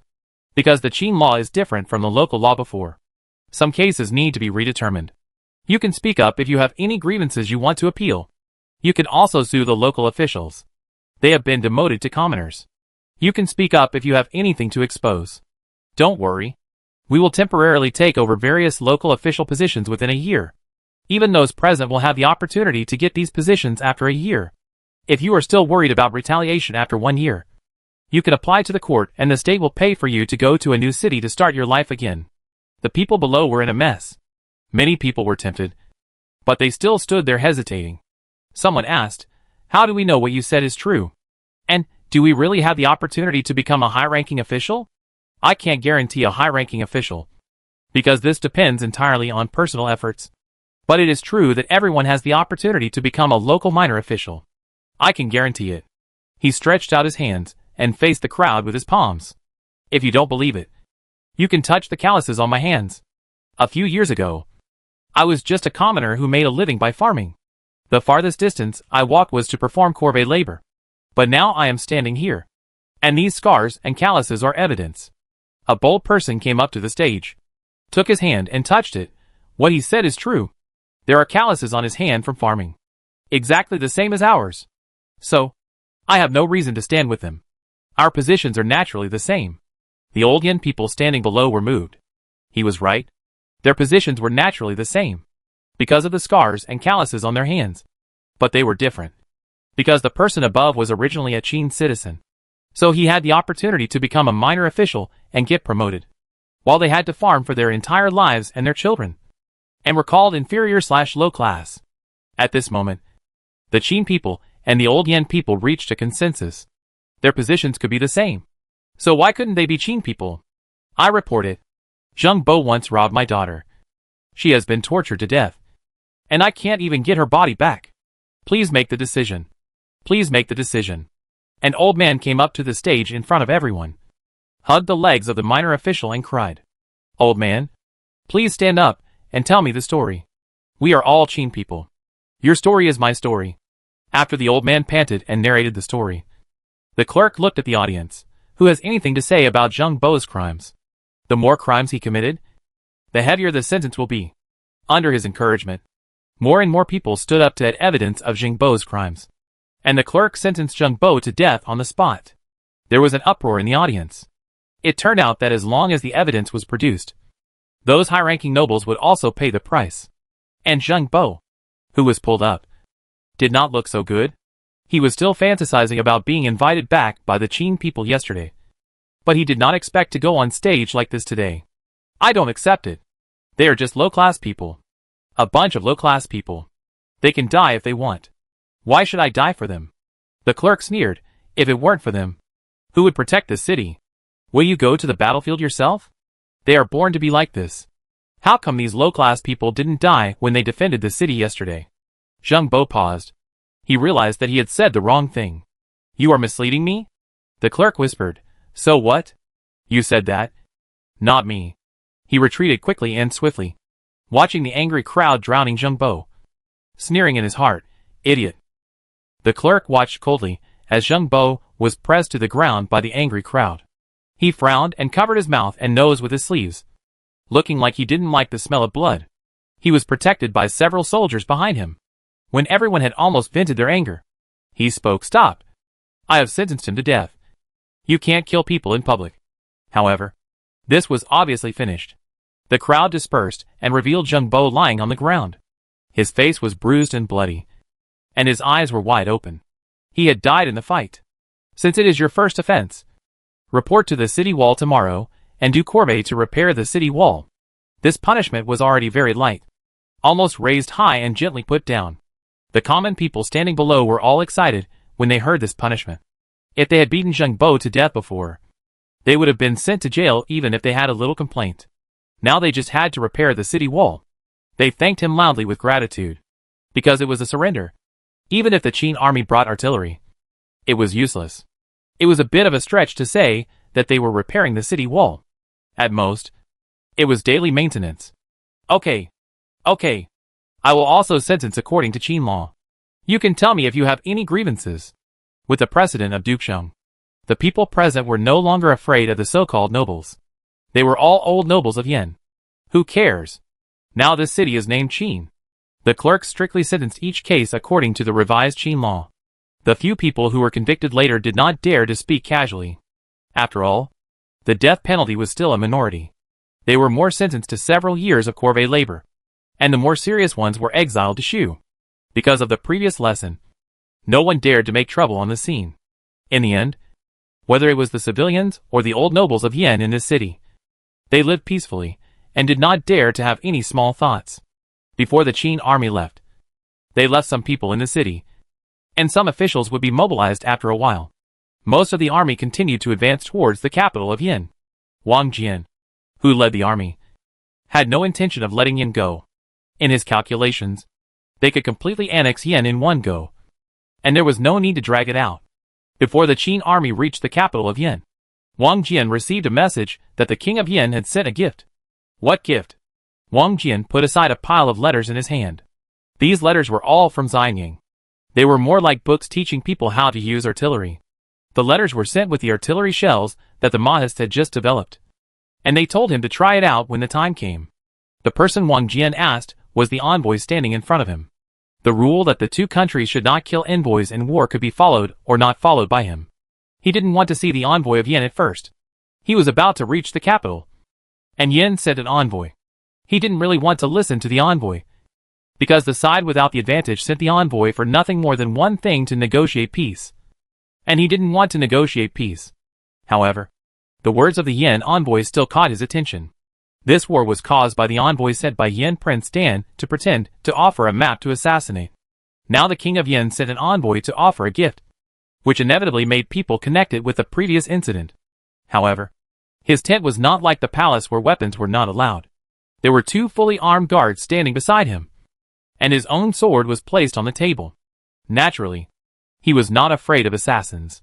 Moreover, the envoy sent by the king of Yen seemed to be an old man with gray hair, in order to let Wang Jian feel at ease to meet people. His waist and back were bent, and his body was thin. He didn't look like someone who would assassinate. General, this is the head of a criminal. It is a gift from the king to the king of Qin. I hope the king of Qin can calm down his anger after receiving the gift. Wang Jian said directly, open it, and have a look. I need to check it carefully. Yes. The old man opened the wooden box in his hand, and handed it to the two guards, who were guarding beside him. The guards handed it to Wang Jian. I hope General Wang can pass it on for me. Wang Jian looked at the head in the wooden box and frowned. He already had a guess about who the head in the box was. Is this Prince Dan? The old man shook his head quickly, and said with a complicated expression, No. No. The king demoted Dan to a commoner, and sentenced him to beheaded. So this is not the head of the Prince of Yen. Wang Jian understood immediately. But he would not agree to what the king of Yen asked. In this case, this general will send someone to bring the head of the criminal Dan back to Xianying. Please go back. The old man wanted to ask if he was going to withdraw his troops. But before he could ask, he was carried out of Wang Jian's tent by the guards standing on his left and right. In the tent, Wang Jian closed the wooden box and told his confidant, go and get a horse, and personally send this wooden box back to Xianying. Report what this person said truthfully. Yes. The confidant took the box, and quickly retreated without saying anything extra. Wang Jian took out the map from the long wooden box beside him, spread it flat on the table, and pointed at the location of Yendu City with his fingertips. He had never thought about withdrawing his troops. The next day, the Yen envoy returned to the Yanwang palace. When he saw the Yanwang was not in a good state. When he saw the envoy coming back, he asked anxiously, How is it? How is it going? Your Majesty, Qin General Wang Jian has accepted the wooden box. The messenger thought about it, and decided to use the wooden box as a synonym for this gift to avoid saying the wrong thing. The king of Yen did not look sad at all. He just looked at the messenger nervously, like a prisoner waiting to be sentenced. He urged, What happened? Did Wang Jian say anything? Wang Jian promised to send someone to send the box back to Xianying. It should be presented to the king of Qin. That's good. That's good. King Shi of Yen breathed a sigh of relief. Since he was willing to accept it, there might still be hope. He asked again. Did he say anything else? No. Wang Jian didn't say anything else. King Shi of Yan's heart suddenly skipped a beat. Sometimes the thoughts of the people leading the troops are also very important. If Wang Jian insisted on not withdrawing his troops, even if the king of Qin was willing to let him go once, it would probably be too late. Dr. Liu, who was standing next to King Shi of Yen, saw that his advice was useless, and he rolled his eyes and advised, Your Majesty, you should leave first. Wang Jian is greedy for military merit, and will continue to attack. Even if the king of Qin calms down his anger, it will be useless. What do you think? It is better to evacuate the capital first. Not to fight with Wang Jian for the time being. Avoid the Qin army, go to the direction of Qi first. After thinking about it, Dr. Lu still did not ask the king of Qi to take him in. He always had to save face for King Shihuang. But since it had come to this point, if you are not stupid, you can't understand what he meant. King Shihuang hesitated. It was too embarrassing to abandon the capital and flee. He said, "No hurry for the time being. It's getting late today. You should go down and rest first. And wait until the court meeting tomorrow to discuss it." King Shihuang was obviously still hoping for a lucky break, thinking that Wang Jian would slow down because of what happened yesterday. Dr. Lu had a different view from King Yin. He did not hope for a lucky break, but seriously advised, "Your Majesty, it will be too late if you don't leave now. If you are surrounded by the Qin army, it will be difficult to escape." Dr. Lu's words were full of meaning, and he was also hinting to King Yin that the last king who was surrounded in the capital and captured alive had just lost his country a few years ago, so he should not hesitate any longer. King Shihuang also thought of King Han, who was besieged in the capital before, but he still held a little bit of luck, and just told the attendants around him, "You go pack up first, and be able to leave from the east gate at any time. Prepare a few more teams of guards. Go quickly." Seeing that he finally persuaded people, Dr. Lu bowed and said goodbye. "I will take my leave first. Go. Go." King Shihuang sat down, staring blankly at the direction outside the palace. The dark color of the sky seemed like the future he could not predict. He didn't know whether he could wait for the right opportunity to restore the country when he went to Qi. Maybe he could, or maybe he couldn't. He was at the end of his road today. King Shihuang just sat here, staring at the sky outside the palace. The sky went from the dim evening to late night, and then from late night to the slightly bright sky. He actually sat here for a whole day. "Your Majesty, it's bad. The Qin army is almost at the capital. Your Majesty, your Majesty." The attendant, who came to report the news, stopped talking. He saw the King of Yin sitting on the threshold of the palace, with a stunned look on his face. He stepped forward and called out softly, "Your Majesty, are you okay?" "I know. Go and call Dr. Lu." At this time, the first thing King Shihuang thought of was his trusted ministers. After they left, he immediately ordered the attendants around him to arrange to leave the palace. His last flute mentality was gone. He wanted to leave now, and leave the capital of Yin now. Here was where he was stronger than King Han. Yin bordered Qi and Zhao to the east and south, so the possibility of running away was obviously greater than that of King Han, who was surrounded on all sides. He had already planned to run away to Qi. Before that, he notified Dr. Lu to come and take him with him. As for the other ministers, when he gave the order yesterday, he did not mean to hide it. Smart people should have prepared a carriage for running away. Soon, Dr. Lu came with his wife and children. King Yin did not say much when he saw him, and ordered him to follow the king out of the city. In addition to Lu Dafu and his party, other ministers, who had prepared carriages, also followed the king of Yin. They left the capital of Yin in a mighty group. Such a large-scale escape could not be concealed at all. Soon the news spread throughout the city, and all the civilians knew that their king had abandoned them and fled. So when the Qin army arrived in the evening, they directly opened the city gates without even resisting. Anyway, they all listened to the people who came to the capital from the west, saying that as long as they did not commit crimes, they could become Qin citizens, and the Qin people would not kill Qin people. A king of Yin who fled with all the troops defending the city had no need to defend the city for him. The king of Yin who abandoned the capital and fled did not escape in the end. There were too many of them, and the team was dragging on. Wang Jian led the cavalry to catch up with them overnight. After taking down the king of Yin, less than 3 months later, the entire Yin state was annexed by Qin, and another vassal state disappeared. With the demise of Yin, the remaining states could no longer stop Qin's footsteps. The lingering Wei and Zhao followed the footsteps of Han and Yin, followed by Chu. Finally, when it came to Qi, Qin attacked faster, just because Qi liked to buy cement from Qin. The road conditions in the country were the same as those in Qin, and the Qin army marched much faster. After many years of peace in Qi, the civilians often traded with Qin. Finally, when the enemy was at the gates, the king of Qi saw that the situation could not be saved and chose to surrender calmly. Since then, the 7 countries have been integrated into one, and the world has been unified. This powerful dynasty has only one name, Qin, although the initial unification has been completed. It will take some time before Yingzheng officially ascends the throne and becomes emperor, because the title of emperor only exists in the memorial written by Li Si, and has not really come out. However, judging from the current progress, it is almost there, and the unification of the 7 countries has a huge impact on Qin. When the Qin dynasty was truly born, she was completely transformed into Qin, and part of her system data has collapsed. All this had no effect on her existence. She was still alive and well, but she found that the door she built in Xining more than 10 years ago for space jumps was no longer effective. Obviously, this space had disappeared along with some of her system functions. She calmly told 3303 the news. After hearing this, 3303 turned around anxiously. It searched its database for a long time, but did not find this situation. It could only ask anxiously, why is this happening? Can you use the portal I built to cross the space and return to the gap between the world barriers? Try. Compared to 3303's nervousness, Qin was not in a hurry at all. Anyway, she would not die, so it didn't matter where she lived. Well, I will send the main program over now. Please wait for a moment. Senior sister.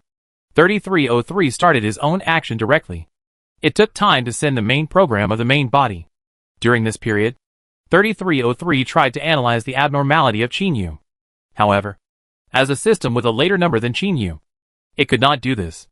3303 could only choose to give up the action regretfully. It could only choose to wait for its main program to come over and build a portal for Qin to return to the system space. But when Qin walked, golden light spots were overflowing from her body. The feathers she modeled on her arms were slowly dissipating. She was becoming more like a human. 3303 stretched out his wings to catch it and said stupidly, "What is this?"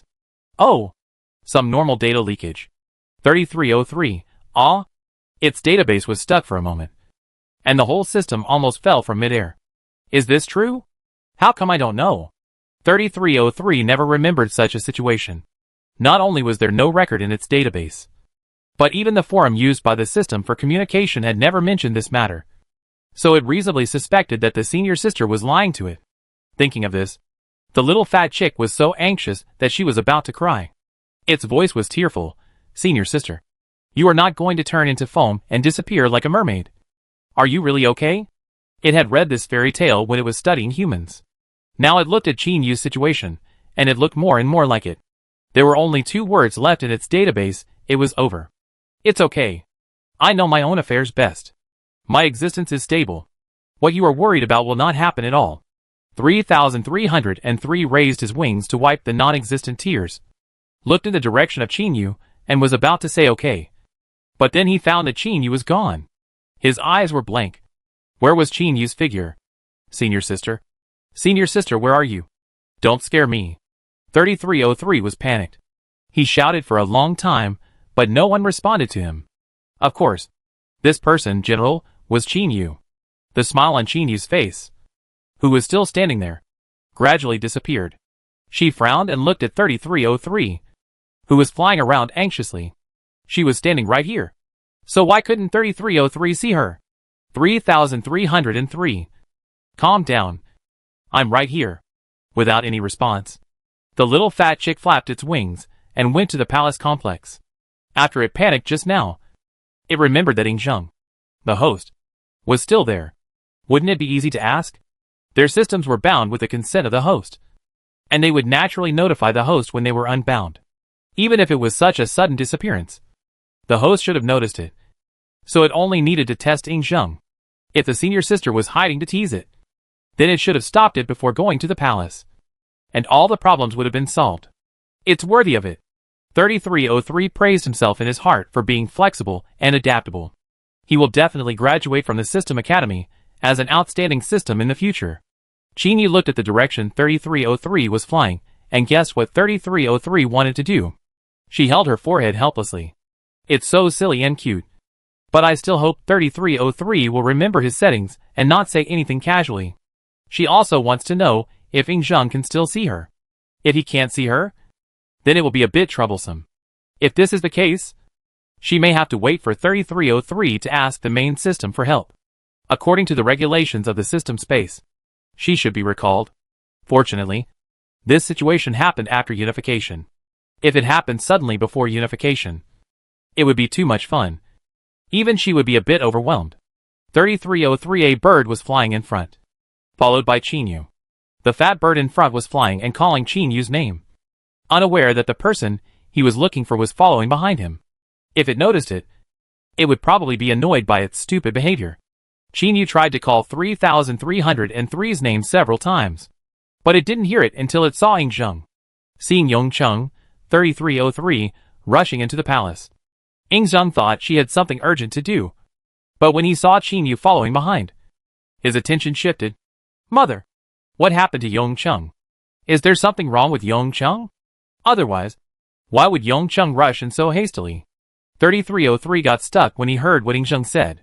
It remembered the setting Chinyu gave to the two co-editor, and often heard Yingzheng call her mother of the motherland. So what Yingzheng saw at this time should be its disappeared senior sister. It looked in the direction of Yingzheng's sight, and blinked hard. The place was empty, and Chinyu was nowhere to be seen. But Yingzheng's eyes didn't seem fake, which meant that for some reason, he couldn't see Chinyu. Perhaps the setting made by the senior sister has come true. It's no longer a lie, but a reality. Nothing. She might want to ask you where the Qin capital is. Chinyu casually found a reason. Because 3303 didn't speak as soon as he came in. She was also relieved about 3303, and casually made up a reason for it. I just told her that the capital of Qin will not change after the unification of the Seven Kingdoms. It will still be Xianying. And it may not be in a good mood? Yingzheng nodded clearly and said, the capital has been decided to be in Xianying, and it will not change again. But Yong doesn't have to be sad. The old capital is equally important to Qin. In fact, there is no need to consider and discuss where to set the capital. Moving the capital is a huge project. He is not a tyrant, and it is impossible for him to move the capital for fun. Moreover, the capital was set in Xianying to stay away from the old Qin nobles in Yongcheng, which is beneficial to his rule. After weighing the pros and cons, he is unwilling to move the capital back. Because of Chinyu's existence, Yingzheng has become accustomed to being alone. Even if Chinyu is not around, he will not easily call the attendants in. They don't care about what they say at this time. 3303 thought about it, and chirped twice. It can't not respond. That would be too rude. As for how to translate these two sounds, let the senior sister do it. If it speaks casually, it will have to think about how to make up for it if it says something wrong. It's better to be a bird, and you don't have to think about how to speak. NBJPG. Yeah. Okay. I know. I will accompany you more. Or you can accompany me. You don't have to stay in Yong all the time. Chinyu pretended to coax Yongcheng, and used her eyes to indicate that the problem of the capital was over, and she didn't need to worry about it anymore. Yong's personality is very much like a child. Yingzheng sighed, and couldn't help thinking of his own children. Speaking of which, his government affairs have been busy, and he has seen Yongcheng more often than Fusu. Your Majesty, Li Xiang wants to see you. Chinyu glanced at the attendant, who was passing the message at the door of the palace. She just touched a brush quietly, and was sure that she could still touch things. At present, only 3303 couldn't see her. The reason for saying this is that she is also curious about whether ordinary people except Yingzheng can see her in this form. It just so happens that Li, little white mouse, came now, just for her to try. Thinking of this, she reached out and scooped up 3303 flying in the air, covered it in her palm, and then found a chair to sit on. The layout of this palace has already taken shape as an office space in the future because of her deliberate influence of aesthetics. Just now, Yingzheng was sitting behind the desk, with memorials piled on the desk. He stood up when Chinyu came in, and sat down again when Chinyu found a place to sit down and Li Si was about to come in. Chinyu was sitting on one side of the desk, because she was only sitting on the left edge of Yingzheng. There were several piles of memorials between them, so it had no effect on Yingzheng's review of the memorials. She put her right elbow on the desk and supported her chin with her palm. She rubbed the fat dumplings in her left hand and tilted her head to look outside the palace door.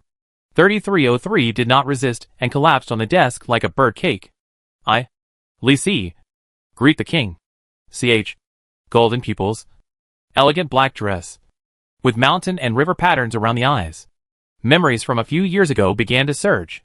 He still remembered what Gan Luo said to him after Jing Ke's assassination that day. Gan Luo once said that he had seen gods beside the king. And now he also saw it. Li Si's expression was shocked. The moment when Yingzheng put down the memorial in his hand, he saw it. He looked at Qin Yu, who looked calm, and then looked at Li Si standing there, and said, "Have you done what I asked you to do?" As early as when he destroyed Chu, Yingzheng cleaned up the Chu faction in the court. After completing the unification, he appointed Li Si as prime minister and told him to start formulating the etiquette system. At the same time, he was also abolishing the feudal system and unifying weights and measures. Reporting to the king, "It has been completed. I think the king's contribution far exceeds that of the 3 sovereigns and 5 emperors. So the title should also be changed." Then there is the theory about the title of emperor and the formulation of various rituals. These are all tacitly approved by Yingzheng. Although he cannot propose it himself, his ministers can propose it. Li Si played this role. Yingzheng nodded, very satisfied with Li Si's progress. But this is not the point. The point is that Li Si can actually see Qin. He does not think Li Si is a special person. He instantly thinks of unification. He even thought about why the national will of Zhou was not recorded before. There has never been a real unified country before the Qin dynasty. Only Qin was the first country to complete unification. So only Qin can appear in front of people. This is simply too reasonable. Yingzheng had a lot of thoughts. But it would be better to explain it at this time to prevent Li Si from imagining something weird. Although Li Si was very tight-lipped and would not casually tell others what he saw, it would be disrespectful to Qin to imagine it casually. Just call this emperor. Yingzheng immediately thought of a respectful title that could be used. If Li Si called Qin his mother like him, it would always feel weird. "Your Highness, Li Si, pay my respects to His Majesty." What did he call Yingzheng at the end? His Majesty or His Majesty? Qin Yu sat up straight and began to act out a national will that could be seen by most ordinary people for the first time. Smiling with curiosity in her eyes, "I am Qin. The country you have been working hard for. Don't be so restrained." She blinked. "I have also been paying attention to you for a while. Don't be so polite. Just treat me as an elder. I know you are actually a very interesting person in private." Li Si felt cold behind his back, and was actually a little nervous. Smart people like to think too much, and it is common for them to think too much. He believed what Yingzheng said, mainly because he had seen many magical things happen to Yingzheng over the years. The lucky ones are like being blessed by God. Now it has been proved that although the king is not blessed by God, he has a national will standing beside him. As for the other countries that were destroyed, there are differences between countries. Even if all countries have the support of national will, he believes that Qin is the most powerful one, which is beyond doubt. So he believed that the person in front of him was Qin. And now Qin was warning him, telling him that he could know what he was doing at any time, and warning him not to become arrogant after becoming the prime minister. Everyone has ambition, but Li Si is very rational. Yingzheng is not an easy monarch to control. "Thank you for your grace, Your Majesty. I dare not disrespect you. Besides, it's just for fun. What's the point of calling her mother in front of Yingzheng? Is she trying to be equal to the emperor? He doesn't have the courage to die under Yingzheng's hands." Li Si was right. Qin Yu secretly mentioned this with the intention of making a move. Compared with the future of Jiao Zhao, who has no shadow, she is still reluctant to give up this talent. "I just said you are interesting, and you spoiled the fun like this." Qin Yu showed a bored expression, as if she had lost interest in Li Si, and her attention began to shift. She is the will of a country, and it is difficult for her to stay for a certain person. Yingzheng has become accustomed to Qin Yu's distraction while talking. He has experienced this situation many times, and he knows that this is just a different way of thinking between humans and countries. Qin Yu's ability is destined to keep her attention in one place for a long time. So he and Li Si discussed the establishment of etiquette, to abolish the feudal system. A complete system to replace it must be proposed. Qin Yu paid attention to their conversation, while checking how much of her data was left. She was shocked to find that even her self-check module had disappeared, and the mall was nowhere to be found. Fortunately, she had exchanged all that should be exchanged in advance. Now she seemed to be able to only explore her own abilities. In this case, did she still need to pay back the money she owed in the system mall? It was a little profitable to think about it this way. The national will should not be unable to do anything. Qin Yu felt a little guilty. The main reason was that she didn't know what the national will of this world was like, because she was the only one at present. Now even 3303 can't be called her kind. She changed species again after the last time she changed species. It's really gratifying, not really. Unlike the sudden change last time. This time she at least has a psychological preparation. When the two of them were almost talking, she called them at the right time. Did you finish talking? Then I want to talk about something too? Qin Yu's tone was relaxed, as if she was saying something like, then let's talk about $10. But what she said was enough to shock the whole court. Ying Zheng and Li Si were waiting for Qin Yu to speak with a serious look on their faces. And Qin Yu did not disappoint them. With a wave of her hand, a blue-green round sphere appeared above the desk. Any elementary school student in the future would not be unfamiliar with it. This is the model of the blue planet. It was very unfamiliar to Ying Zheng and Li Si. So Qin Yu didn't keep them in suspense and asked directly, do you remember the game I created for you when you were a child? Qin Yu was talking about the rise of Qin that she had made for Ying Zheng to familiarize herself with the process of unifying the world. She felt a little guilty about calling it a game. And it was more like an overtime simulator for Ying Zheng. The last update was more than 10 years ago. And this is the second update. Qin Yu stretched out her fingertips and touched the largest fragment on the sphere. The sphere rotated and enlarged with her movements. When the continent was facing up, the sphere sank again, revealing only half of it for the time being. Part of the continent began to turn black, and the edge was locked with gold thread. And in the middle was a golden word Qin. This world is not just Qi, Xiao, Yan, Han, Wei, and Chu. Nor is it just the surrounding nomadic peoples. And the bayou in the south is not the end of the world. Qin Yu stretched out her hand again, and the sphere shrank to a certain extent, allowing the two to see clearly how small Qin was compared to the huge planet. Countless lines, real and fake, extended outward along the edge of the Qin dynasty's border. The places other than Qin were also divided into pieces, and the names were marked in small characters. She heard the two peoples breathing stagnate, and slowly raised the corners of her lips. She just liked it this way, putting all the truth in front of people, letting the other party choose, and achieving the goal without falling behind. Qin Yu, everyone is eager to become stronger and go to a higher place. And I am no exception. As for how a national will should become stronger, it is obvious. This is the idea that came out after she truly became the national will. She was clear about her mission at the moment when Qin completed the unification, so that the concept of national will really appear in the world. Since her, more national wills will be born. I spent more than 10 years collecting these things. I have been to every country on it, and I know them very well. She smiled and continued. Some countries have no will, and many countries have will. But they can't beat me. It's fake. She directly copied these things when she scanned the world. She spent more than 10 years studying her own changes. This map is not worth the effort. As expected, Ying Zheng and Li Si were tempted. If nothing else, it was hard to refuse the idea of going down in history. What's more, she even drew the map for people. With the current strength of the Qin dynasty, it is not an exaggeration to say that it is a dimensionality reduction attack. What's more important is the development of transportation. Qin Yu thought of the steam engine, which was still in its infancy, and calculated the speed of technological progress. It would take at least 100 years to conquer the entire Asian continent. Fortunately, she and Ying Zheng could wait. Li Si said with some concern, the world is too big. Even if we only annex the 6 countries now, there are not enough officials at all levels in the country. If we expand the territory, fertility is very important. Oh, there are not enough people in the country. As long as everyone, regardless of gender, reads, it will be enough. Li Si hesitated. You must know that fooling the people is the best tool for the rulers. It is difficult to control the common people if they know too much. This was the case in the past. I know what you want to say. It has been like this since ancient times. If this method is useful, why did they all die? Qin Yu certainly understands that the rise and fall of a country is a historical law. Just like the world will eventually unite after a long period of division. But how can we let go of something that can be used for verbal cannons? If you can't manage these people, don't even think about unifying the world. Li Si's face changed. Can he say that Ying Zheng can't do it? Of course he can't. Even if he really thinks so in his heart. He can't show it. So he said solemnly, Your Majesty is wise. And the Qin dynasty can definitely do it.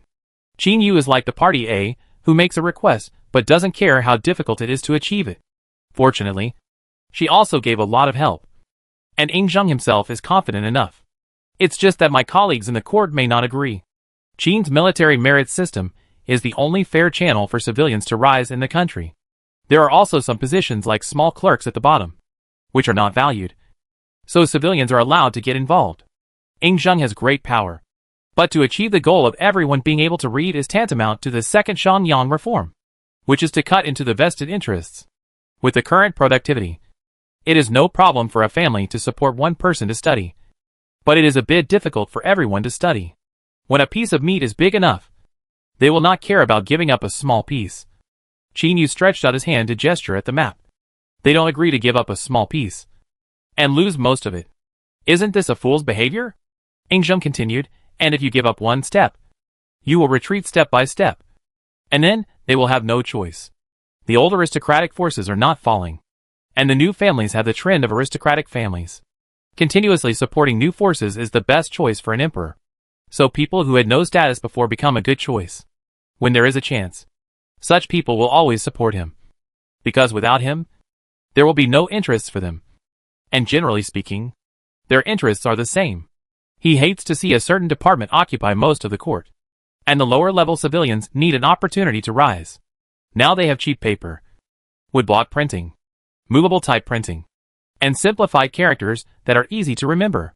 When popularizing the Qin law, many civilians who can read and write were developed among the people. Even illiterate civilians have a copy of the Qin law at home. The most important thing is that he has enough time to wait. Even if it doesn't work now, it will work sooner or later. And those who oppose him will surely be buried before him. Li Si noticed Yingzheng's thoughts, and shut up silently. What does the interests of those people have to do with him? Standing in line is what he should do. It is normal for the emperor to hate people who stick together. So he began to think about how to carry out this work based on the ideas of these two people. Instead of thinking about the descendants becoming superiors from generation to generation, it is better to think about whether you can continue to sit firmly in the position of prime minister. I think so too. It just so happens that all those who should be cleared have been cleared. And there is no need to worry about the lack of people in the court. One country and two people reached a consensus. After discussion, several people believed that the founding of the country was the best time to change. With the power of unification, there would be fewer opponents. Once a country stabilizes according to the old rules, it will be difficult to change. After Li Si left, Qin Yu looked at Yingzheng. Isn't it strange that Li Si can see me? Yingzheng shook his head. Zheng has already made some guesses. I don't know if it's right. Tell me. It is related to unification. Except for Qin. There has never been such a powerful country in ancient and modern times. Speaking of this, Yingzheng inevitably showed a somewhat proud smile. And his eyes were sincerely happy for this country. Qin Yu nodded slightly, agreeing with Yingzheng's opinion. She smiled and said, That's true. But there is a way to restore me to my previous state. Just infect a few vassal states. A country has a will that only those in power can see. And a country has a will that everyone can see. It is a completely different concept. If the emperor uses enfeoffment to weaken the country's will out of suspicion, it is also very likely to happen. Yingzheng directly refused. He had finally completed the unification. And he couldn't accept it if it was divided again. He also understood what Qin Yu was thinking. Maybe his successor would be suspicious of Qin Yu after he died after living for hundreds of years. But he wouldn't. He had nothing he loved more than Qin. The moment he ascended the throne, he thought that he was born for Qin. And nothing was more important than Qin. You don't have to be like this. Other people's ideas are not important. I will not agree to the division of fiefdoms. As expected of the child she raised, he really thought the same as hers. Qin first. Everything else second. At the Grand Court meeting a few days later, after Yingzheng decided on the title of emperor, he introduced Qin Yu to the ministers present for the first time. Among the many ministers, only Li Si and Gan Luo, who had seen Qin Yu, could remain calm. Others didn't understand why His Majesty said this today. Could it be possible that he could invite the will of the country? A clear cry of golden light came from outside the palace gate. The whole Xianying saw the golden light in the direction of Xianying Palace.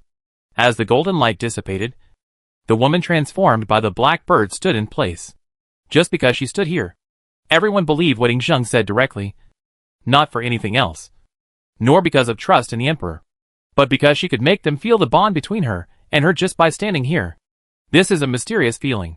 Even if no one explains her identity, they will inexplicably understand this concept in their hearts. This is the influence of the national will. With Qin Yu's presence and the shock of the world map she brought, most ministers in the court did not oppose as fiercely as imagined. It is also difficult for them to speak fiercely to Qin Yu. People who try to protect their own interests and say something radical will find it difficult to speak as long as they look at Qin Yu. In fact, they don't dare to speak fiercely, because Qin Yu can really expel their nationality and their family from the nationality. Although they don't know what the end of being spurned by the national will is. They don't want to try. The corrupt people who were used to banging their heads against pillars were silenced, and the remaining people had no fighting power. The wider area was indeed very attractive. Even if the feudal system had been abolished, this map was still attractive to them. Since there is no objection, let's do it this way. Qin Yu smiled and walked to the top position. You can tell me if you have anything to say. I don't have time to come here normally. There was silence in the court for a moment.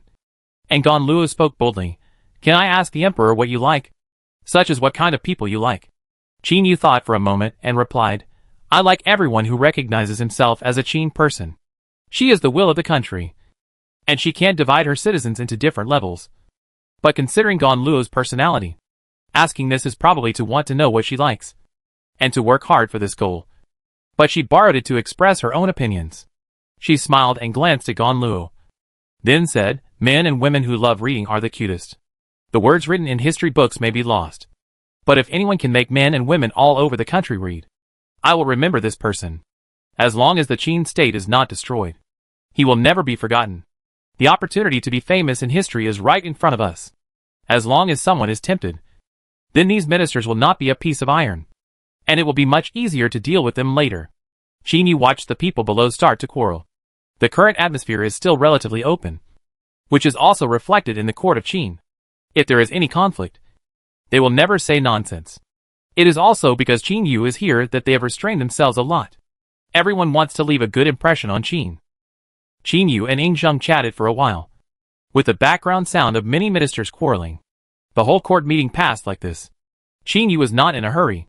This matter could not be rushed. It could not be completed in 1 or 2 days. It was worth waiting for a long time to achieve unification. When Qin Yu said that he was bored and wanted to leave, Ing Zheng said, Can you wait for me in the study for a while? I will give you a gift later. Qin Yu thought about it and agreed happily. She slowly disappeared and went directly to Ing Zheng's study. She took out a book and read it while waiting. When she saw Ing Zheng again, he was holding a square box in his hand. He opened the lid of the box to reveal a jade seal carved from white jade. This shape. She raised her eyebrows and took the box. She had recognized it. Isn't this the imperial seal? Why did Ing Zheng give it to her? You will know when you take it out. This was rushed out by his order, and he brought it as soon as the carving was completed.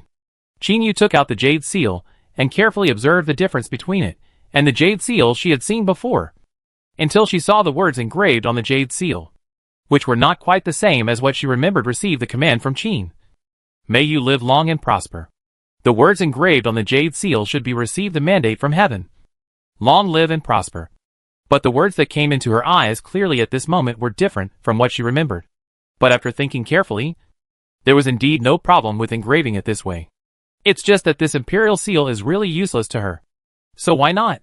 I like it very much. I will give it back at the coronation ceremony in a few days. Qin Yu smiled and put the jade seal back into the box and hid it back in her sleeve. Originally, the world map was also a gift, but now there was a ready-made one, so it didn't matter if it was given again. She planned to return the jade seal to Ing Zheng when he went through the formalities and ascended the throne. When she came out of the study, Qin Yu held 3303 in one hand and the paper and pen she took from Ing Zheng's study in the other. She found a secluded place and put 3303 down. She spread the white paper on the stone surface and wrote, I have checked my program. Can I see it now? Yes. Yes. What's wrong with you? Senior sister? Why can't I see it? Those ordinary people can see it. 3303 asked anxiously. It had been holding back for a long time before it spoke in front of Ing Zheng. I checked it myself before, and my program is fine. Qin Yu thought for a while and tried to explain to 3303 in easy-to-understand language. Maybe my current existence is more metaphysical, and you are very scientific. I suspect it's because you don't have the concept of human beings. Simply put, You can't see it because you are not a human. Yes, I am not a human. Then what module should I load to see you? Senior sister? Well, try to find it in the metaphysical module. Okay. 3303 hurriedly searched for what Qin Yu said in the compressed package in its database. Soon it found the data package still in the corner. After decompressing and installing it, it felt that the captured picture was dark and bright. At this time, it turned its head to look at Qin Yu. Senior, I can see you. You are really unscientific now. 3303 paused while speaking. How could a normal system be unscientific? There may be changes in the senior sister that it didn't know about. But looking at the senior sister's smile, 3303 was silent. It stuffed the data generated by this incident into the bottom layer, deceiving itself and pretending not to know about it. As for the main system, I'll keep it a secret for a day. If the senior doesn't tell me, she must have her own plans. After making the decision, 3303 began to change the subject. It said, this module is quite useful. It's very clear. Ha ha ha. Qin Yu didn't expose 3303's awkward smile. She smiled with it, and took Feichu to visit Xinying City. She took 3303 to observe humans, and analyze them on a daily basis. A few days later, Qin Yu accepted Ying Zheng's invitation, and personally selected the nearest auspicious day. Qin Yu also participated in the day when Ying Zheng became emperor. She was just watching from the side in the first half. What really needed her was the latter. Ying Zheng wore the emperor's dress and the crown. Hanging around his waist was the sword Qin Yu gave him when he was still the king of Qin. This time, Qin Yu flipped her palm, and an exquisite and gorgeous agarwood box appeared in her hand. She would personally hand over the imperial seal to Ying Zheng. All the ministers in Xinying participated in this ceremony. Even Lu Buwei, who was exiled to Shu, came back. He brought back a large amount of prepared salt and local specialties of Shu. Lu Buwei's weathered face still showed the glory of being the prime minister. His eyes were a little cloudy. He had not had a good time in these years. But he finally returned to Xinying. Looking at Ying Zheng standing on the throne and completing all the enthronement ceremonies, he felt a little emotional and relieved. Prime Minister Lu is back. How have you been these years? Lu Buwei looked at Li Si, who was walking over. He had been in Xinying for dozens of days. Of course, he knew that the position of prime minister had been abolished, and the current prime minister was Li Si. Li Si, who had worked under him before, was still a friend, but his status was different. Prime Minister Li, you are joking. I am just a guilty minister now. Your Majesty is generous to come back. The two smiled politely at each other. But only they knew what they were thinking. They didn't dare to chat about anything for a long time. Their eyes were still on the serious things. Many officials watched the ceremony until the end. They witnessed the birth of the first emperor in the world with their own eyes. And at the same time, they also witnessed the world full of rosy clouds. They saw the shadow of the black bird, the glow of the rosy cloud circling the high platform. And a person walked out of the mist. It was Qin Yu, who was dressed in a gorgeous dress. She was wearing a formal dress, with 3 more decorations than usual. Usually, because she could be seen by humans, she would restrain the glow around her body. This was a skill she quickly learned after she transformed into the will of the state. Otherwise, she would be watched wherever she went, which was too conspicuous and too ostentatious. She didn't like that feeling. Today was the first time she let the glow around her body spread without any scruples. She walked towards Ying Zheng step by step. The ceremonial officer beside him was stunned. There was no such part in the agreed process. But the familiar face he had seen in the court meeting still made him recognize who was in front of him. This person was from the country of Qin. It seemed normal for him to appear at the king's coronation ceremony. So the ceremonial officer no longer hesitated and stepped back a few steps to make room for one person from one country. Qin Yu approached Ying Zheng while chanting blessings softly. Ying Zheng had guessed Qin Yu's purpose. So he knelt down and took the returned imperial seal under Qin Yu's blessing.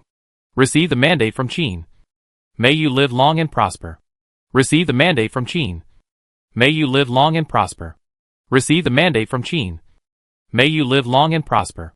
The people watching the ceremony from afar, and the ceremonial officer, who was close at hand, did not hear clearly what blessing Qin Yu chanted. All they could hear was the words engraved on the jade seal. Most of the officials, who had participated in Ying Zheng's crown ceremony, showed a trance. When Ying Zheng took the jade seal with both hands and stood up, the dusty memory suddenly woke up. They had seen this scene before. The will of Qin did not appear after the unification of the 7 kingdoms as they thought. She had appeared at the ceremony of His Majesty's coming of age.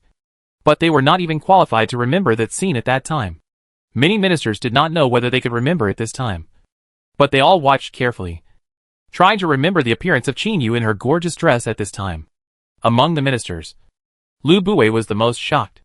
According to the arrangement of the coming of age ceremony that year, he should have been the one to crown Yingzheng. But in fact, when his memory was triggered and came back, he remembered that he had been sitting on the side seat that day without moving, and Qin was sitting in his original position. Of course, it was Qin who crowned Yingzheng that day, and it had nothing to do with him. Before today, no matter how he thought about it, he only remembered that it was him who crowned Yingzheng that year. But he could not remember the details. Thinking about it again today, it turned out that it was not him at the beginning. So of course, there would be no details. Listening to the exclamations from Xianying City, and the shocked eyes of the ministers below, some of whom were still lost in their own memories, Qin Yu nodded with satisfaction. Sometimes propaganda is also very important. Moreover, talking about science with the ancients is not necessarily as useful as metaphysics. Now she has also changed from the most scientific system to the metaphysical national will.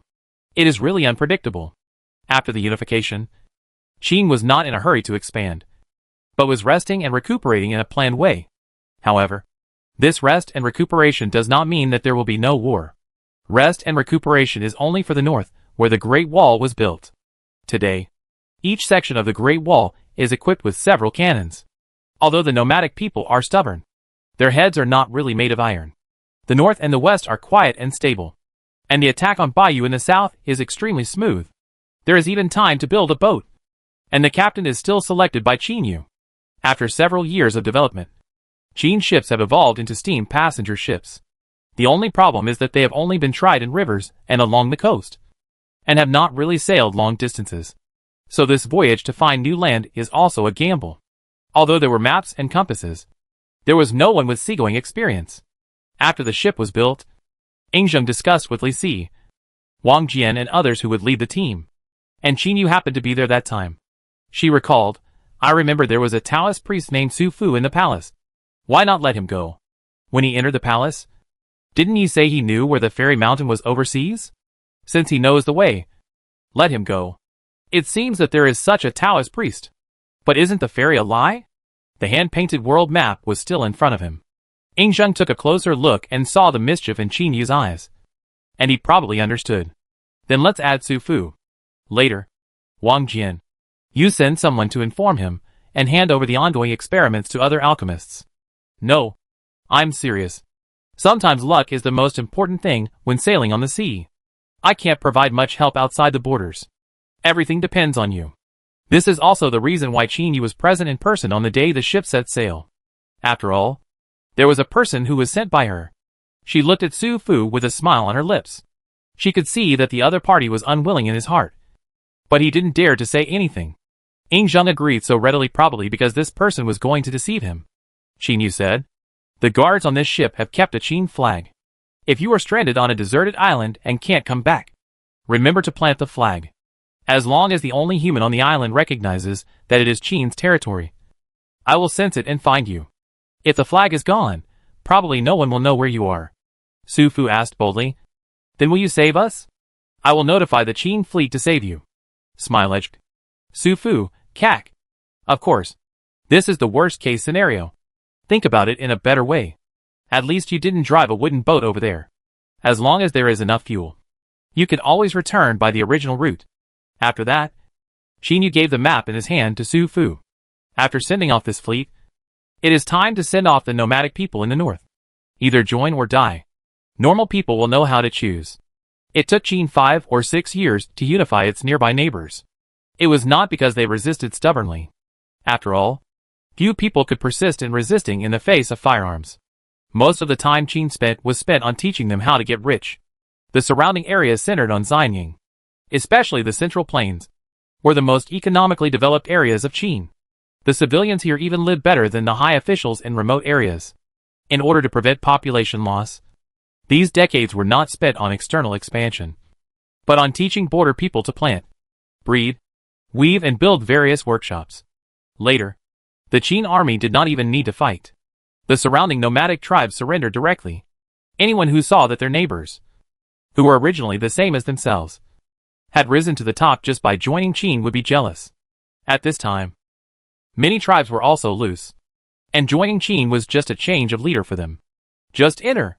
In 100 years, Qin occupied the entire Asian continent, and its borders once expanded to Europe. And the farther away places were too far away from Qin's original territory, and the generals with large armies were inevitably suspicious. At this time, Qin Yu urged Yingzheng to follow Zhu Di's example and leave the crown prince as regent, and lead the troops out himself, but mainly as a mascot and to handle local government affairs. The real commanders were still those generals. The main reason was that communication was not convenient. There was no concept of telegraph machines. Otherwise it would not be necessary. Oh, no. Fusu has been buried as Qin Ershi, and the crown princess at this time is Fusu's 17th daughter Yinghua. Well, it doesn't make any difference to change it to the crown princess regent. Yingzheng expected such a result when he lived over 100 years old. When Fusu died, he was sad but not depressed. After the sadness, he was still the Qin Shihuang who was feared by the world. Over the years, he sent away one after another, and he was used to it. First, it was Lu Buwei, who was both a teacher, a friend and an enemy. And then Li Si, a confidant minister. Wang Jian and Meng Tian also died one after another, and the people around him changed one after another. He posthumously named the crown prince Fusu as Qin Ershi and buried him in the imperial mausoleum with the specifications of the emperor. Alas, you don't want me to run around delivering messages every day, do you? You have to see the land with your own eyes to feel the sense of accomplishment. Yingzheng had this intention in mind, and he and Qin Yu hit it off immediately. He immediately wrote an edict, ordering the crown princess Yinghua to supervise the country, and the remaining princes and princesses, who were relatively capable, were exiled to several counties around. The newly built Rongqing in the north was renamed the temporary capital, and Xianying was renamed the capital. Since there is a temporary palace, there is nothing wrong with having a temporary capital. From then on, the Qin state began its long road to unification. In just 100 years, Qin occupied almost all of the Asian continent, and several islands not far away also belonged to Qin. Even countries far away heard of Qin's reputation. But several countries in Europe did not care. Look, can they still fight back? Qin, look, they can indeed fight back. When the entire Eurasian continent was occupied, Yingzheng had lived for more than 200 years. But his face was still the same as that of a young man. At this time, the Qin people were used to their own emperor's face not aging. And there were even folk legends that Yingzheng was a god from heaven. In short, there were all kinds of legends. And the prince/princess had changed 3 times. The emperors buried were all counted as Qin 3. If the new prince still died before the first emperor, he would be Qin 4. Qin people tell a joke. Qin 3 is dead, and Qin Shihuang is still alive. Neighboring countries, it's not funny at all. Crying? At the beginning, they could comfort themselves that such people would die sooner or later. And it was unknown who would own the world at that time. And then, their great-grandsons would witness the first emperor sending away his son and granddaughter. Qin Yu was not surprised by such a situation. It was said that the land would be divided after the death of the first emperor. If Yingzheng did not die, Qin would have enough time to explore how a unified country should proceed. Also, it didn't matter if the descendants were a little bit bad. If they were demoted, there would be another one. Anyway, Yingzheng himself would not cause any big trouble. The only trouble might be that some of his descendants were corrupt. And then Yingzheng would deal with them in a backhanded way. Yingzheng also reflected on this and wondered if there was too much generation gap, causing these little guys to forget his methods. He demoted those useless people to commoners and selected people from the royal family to fill the positions, telling everyone that it was not necessary for him to be the one, and he should weigh his own weight. His descendants, including those from the royal family, immediately became obedient. They were used to living a stable life in the rear, and their minds were not clear. This was really wrong. Also because Yingzheng clearly stated from the beginning that he hated the noble families to stick together for warmth. Countless people were cleaned up by him over the years. Although interest-related groups were constantly emerging, no one dared to bully Yingzheng. The implementation of policies throughout the country was extremely smooth, even if the ministers who first founded the unified dynasty passed away. There was a steady stream of talents emerging. After more than 100 years of unification, whether they were the survivors of the 6 countries, or the people who were originally Qin people in Qin, they all recognized their identity as Qin people, and felt fortunate to be born in Qin. After all, compared with the surrounding countries, the treatment of the common people in Qin was too good. Unlike the nobles in the surrounding countries, who controlled everything, they had channels for advancement. As long as Qin Shihuang was alive, the positions in the court would not remain unchanged, and there would be no hereditary official positions. The most hereditary positions were honorary positions, which sounded good but actually had no real power, and were often cut. After another 100 years of recuperation, Qin took deep roots in this continent, and the last step to complete the unification was to cross the sea. When thinking of crossing the sea, I have to think of the few times Su Fu went to sea before. The distance of the ship was still too short. After 100 years of development, new ships were built, and they were okay again. After 2 industrial revolutions, it was easy to cross the sea. The Qin army crossed the sea and discovered the new world. But the situation was not what they thought. The people there seemed to live worse than the nomadic people in history. After reporting, Yingzheng ordered to bribe them. As long as they joined the Qin state, they could help them develop. There were not many territories that could be taken without fighting. Qin Yu was very moved and drew a mark on the world map. Now only the islands far away from the large land were missing. But in this situation, it is not wrong to say that the world has been unified. Qin Yu turned off the 3-dimensional projection of the Earth. The black on the projection had spread to 95% of the place. Only the last little bit was missing. And the fate she felt was coming. She had never known what her fate was. She just wanted to complete the task and leave. It was just that she had regarded this place as her second home, besides the planet where she was born for hundreds of years. After Yingzheng died, she might not leave here. She might apply to the main system to stay in this world and change the host to bind. It's just that the change came too fast, and she hasn't reacted yet. After Yingzheng lived for more than 400 years, he stood beside the koi pond in the Xianying Palace one day after completing the unification.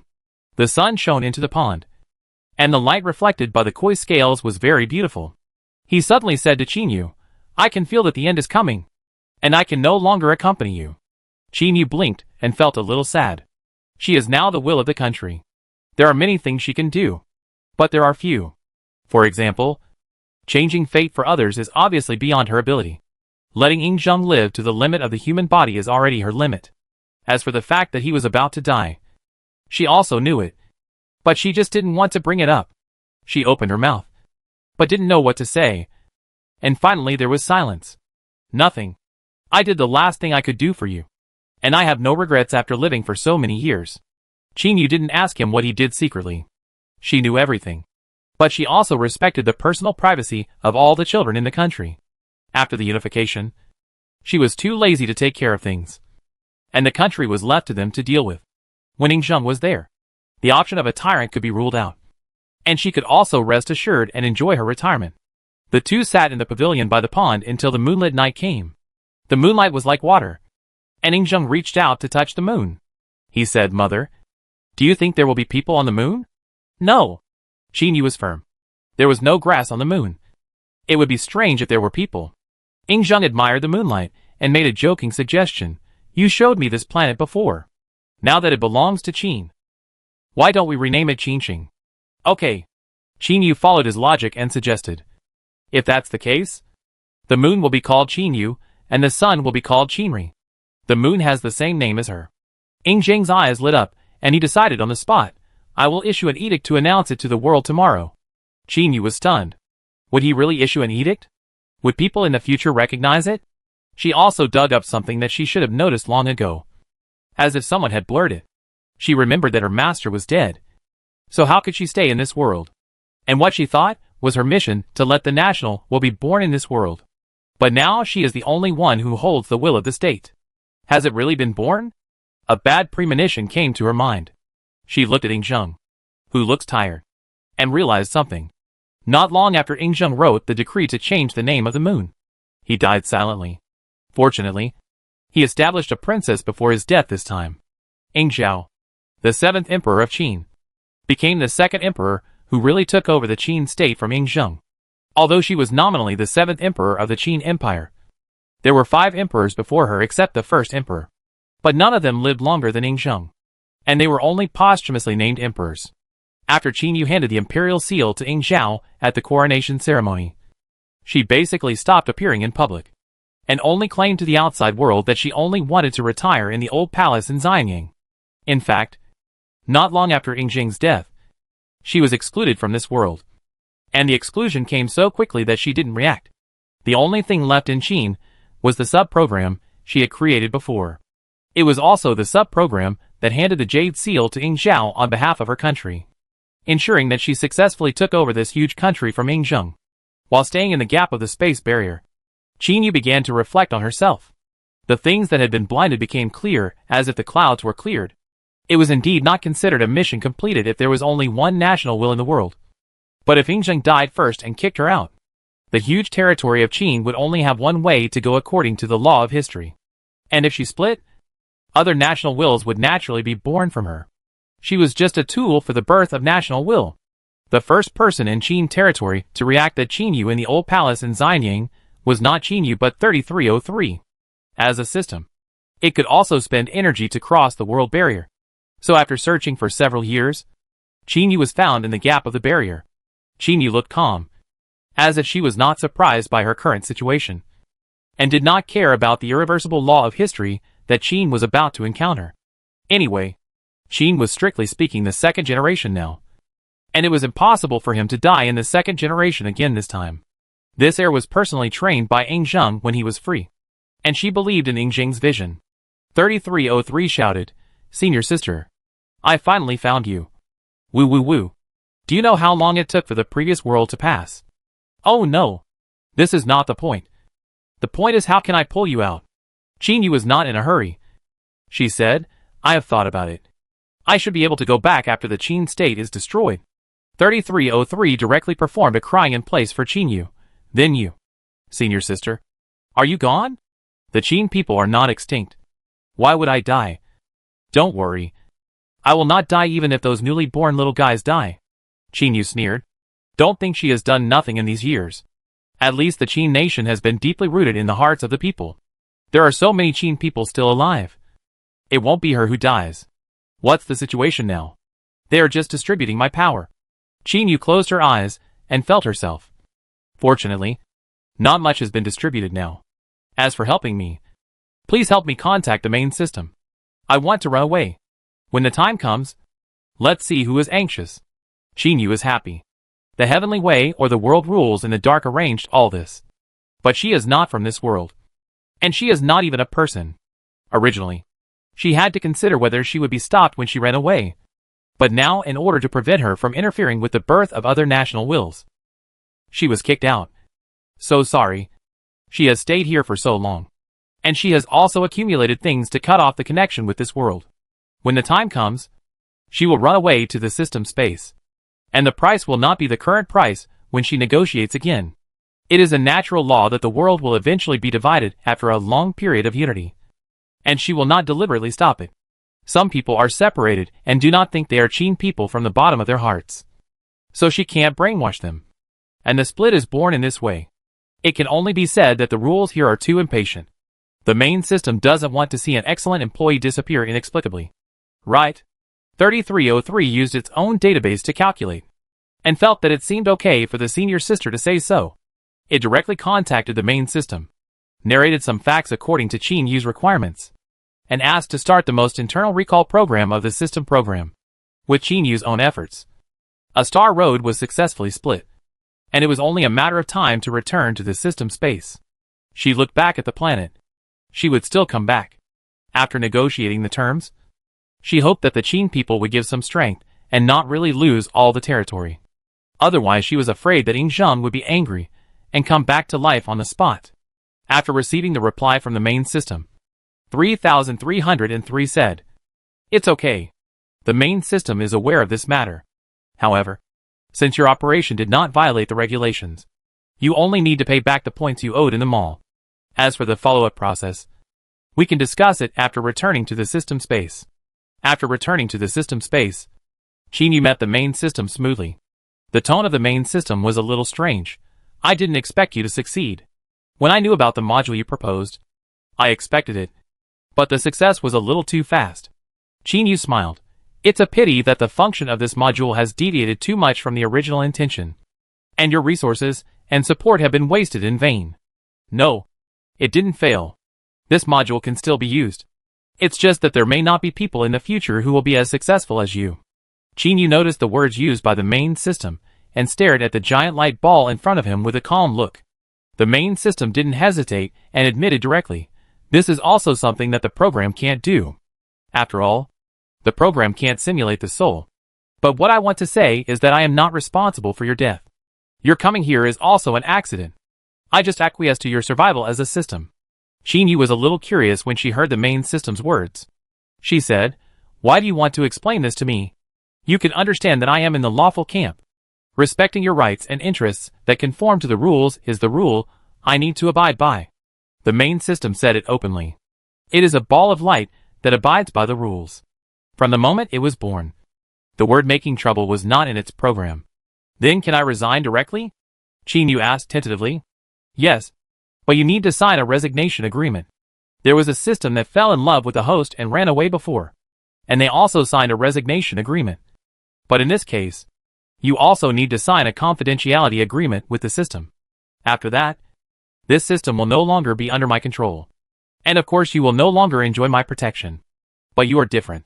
We can sign a cooperation contract. As a graduate of an excellent college, you will become an alumnus of the system college. You will no longer be under my control. But for the common interests, we can also jointly protect that world. What agreement? Tell me more about it. Qin showed an interested look. Based on her hundreds of years of experience, the system in front of her was indeed an orderly system. What she needed to pay attention to was the regulations written in the contract. You become the legitimate national will of that world. And we can cooperate. If you agree to other systems entering your country, we can reach a preliminary cooperation. But please rest assured, there is only one at a time. And you can add a clause to make it abide by the law. Although you cannot choose for it regarding the host's choice. You also have a veto. This condition sounds good. Qin took the agreement on the virtual screen and read it. In addition to the resignation agreement, there was the win-win cooperation contract. The main system laughed awkwardly. By the way, maybe I will send some people to train you later. Ha ha ha. Qin noticed the words used by the main system again. But she did not directly reject the main system in person. But said, okay. But the training fee will be calculated separately. Okay. Then it's settled. When the rules of that world come over, I will argue with it. And then you just need to cooperate with it. After waiting for a while, Qin saw another group of mixed rules in the system space, which was a bit like the light ball, but different. Although she looked difficult to deal with, she argued, and had backup to help her. So they finally settled on a plan that both sides could accept. Qin promised not to stop the birth of a new national will. She had no intention of stopping this. What was there to stop with the laws of history? She couldn't control everyone's thoughts. There were always a few people who were born to rebel. The rules would recognize her transcendent status as the original national will. In addition, all the current national wills were split from her. So she was a well-deserved ancestor. In addition to many small and fragmentary items. A long time had passed after the discussion. After that, the group of rules said that they would not take the initiative to do anything. Everything would go with the flow. And Qin could naturally go back. When she went back, she also brought a contract with the main system and a system. Namely 3303. However, 3303 had not graduated yet. So she could not become an exchange student of this system. The main system would select other outstanding graduates to go there. And 3303 then applied to the main system for internship. As long as the internship goes smoothly, it can graduate as soon as it finishes its graduation thesis. Compared with the previous graduation when it failed miserably, it feels that it has a great chance of graduating this time. And it is full of confidence when it returns with Qin. When Qin returned to Qin, she calculated the speed of time and compared who the current emperor was. She confirmed one thing. 200 or 300 years have passed since she left. According to historical laws, the Qin dynasty is now in its final stage. Although the Qin dynasty is still strong after the death of Yingzheng, the vast territory was still divided because it was inconvenient to manage. In other words, she is now torn apart. Really. Physically, She is torn apart. Qin Yu recalled the deputy program who stayed in the old palace in Xinying, thinking that now is the end of the chaotic period, although the various forces that are making trouble have not raised other banners. If they really don't solve it, I'm afraid she will really die. She can continue to exist by relying on the people's recognition of the Qin identity. But it is still quite embarrassing to face a new national will. And she doesn't really want to. So she took 3303 to find the current emperor. And I don't know how many generations of Qin have been. The man in front of her is only a little similar to Yingzheng. And he is full of fatigue. After learning from the deputy program, she found that this Yingzhe is the kind of person who wants to be a wise king, but can't do it himself. He tried hard but couldn't. No one can be blamed. But it's a bit that the emperor is too useless and still sits in this position. Qin Yu, now that many continents are divided. What do you think? He didn't know what to say. These territories were not all lost in his dynasty. But it was also a fact that he couldn't manage the country well. Advocate to a capable person. He had already made this decision. And he has been selecting candidates recently. Has anyone been selected? Qin Yu looked at Yingzhe, thinking that this person was really strange. How could an emperor talk about the mountain man's affairs so easily? Could it be a member of the royal family? If the royal family had capable talents, they would not let him ascend the throne. Grandmaster Li Yuan. There really is a candidate. Qin Yu vaguely felt that the name was a little familiar, but he couldn't remember who it was for a while. Perhaps Qin Yu's expression was too obvious. Yingzhe also explained in a low voice. The first emperor once left a will. No matter who sits on the throne, the country's name cannot be changed. In fact, I have already tacitly agreed to give up the throne. This is in accordance with the rules. Qin Yu suddenly remembered that Yingzheng once told her that the last thing he could do for her was this will. As long as Qin still exists. It doesn't matter if it's not Qin with the surname Ying. If he can quell the rebellion on the border, then abdicate immediately. Yingzhe's voice was calm. He was not suitable to be an emperor. But he was broad-minded and abided by the will left by the first emperor. He would not cling to the throne. If he couldn't do it, he would give it to someone who could. Then let's try it.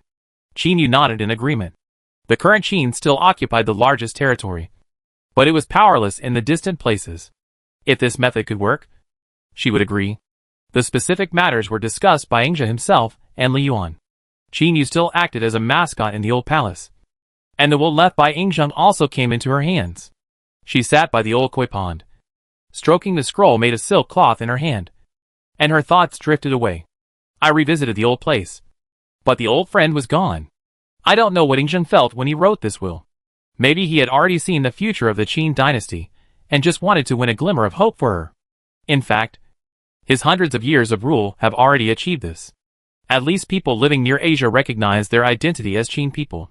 Even if the Qin dynasty is gone, she will be fine.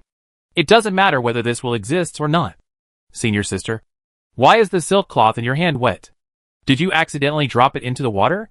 Can you still use it? Oh, I used it to tease the koi. 3303 clearly expressed his disbelief, but did not continue. It said, should we interfere? No need.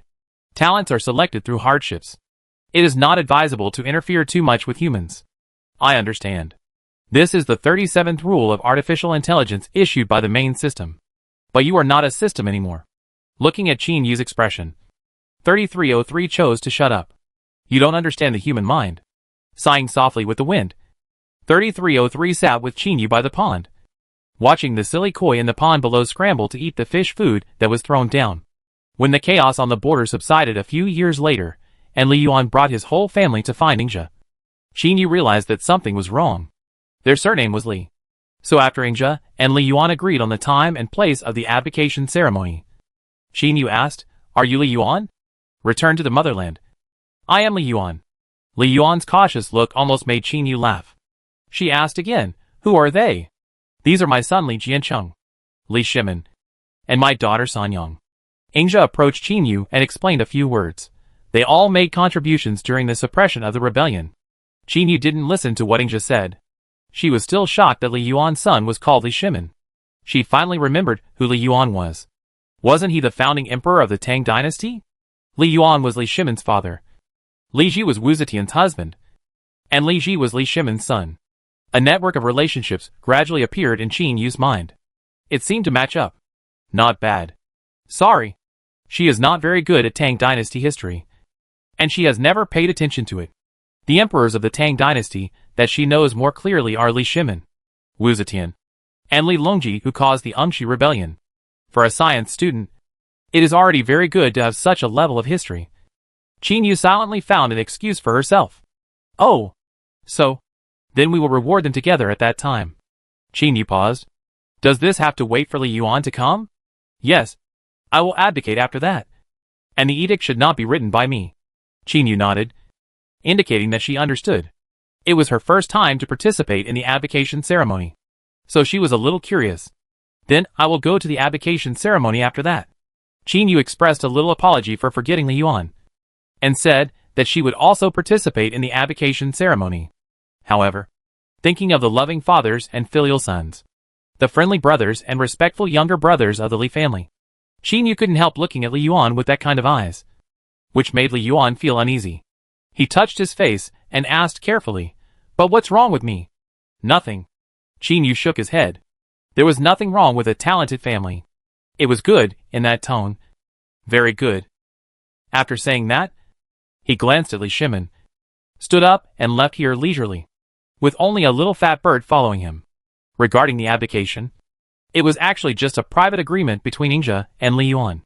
After the time was really set, he notified the court officials and asked for the will left by the first emperor. The ministers in the court could not say anything. After all, Ingja turned a blind eye when Li Yuan formed cliques. Li Yuan's power in the court was not small, and there were many ministers who supported him. However, the reason why the abdication was recognized by the clan members was because Ingja said that Qin would come forward in person at that time.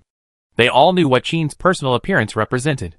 When the first emperor founded the Qin dynasty, there were two emperors, one of whom had passed away, and the other was the Qin state.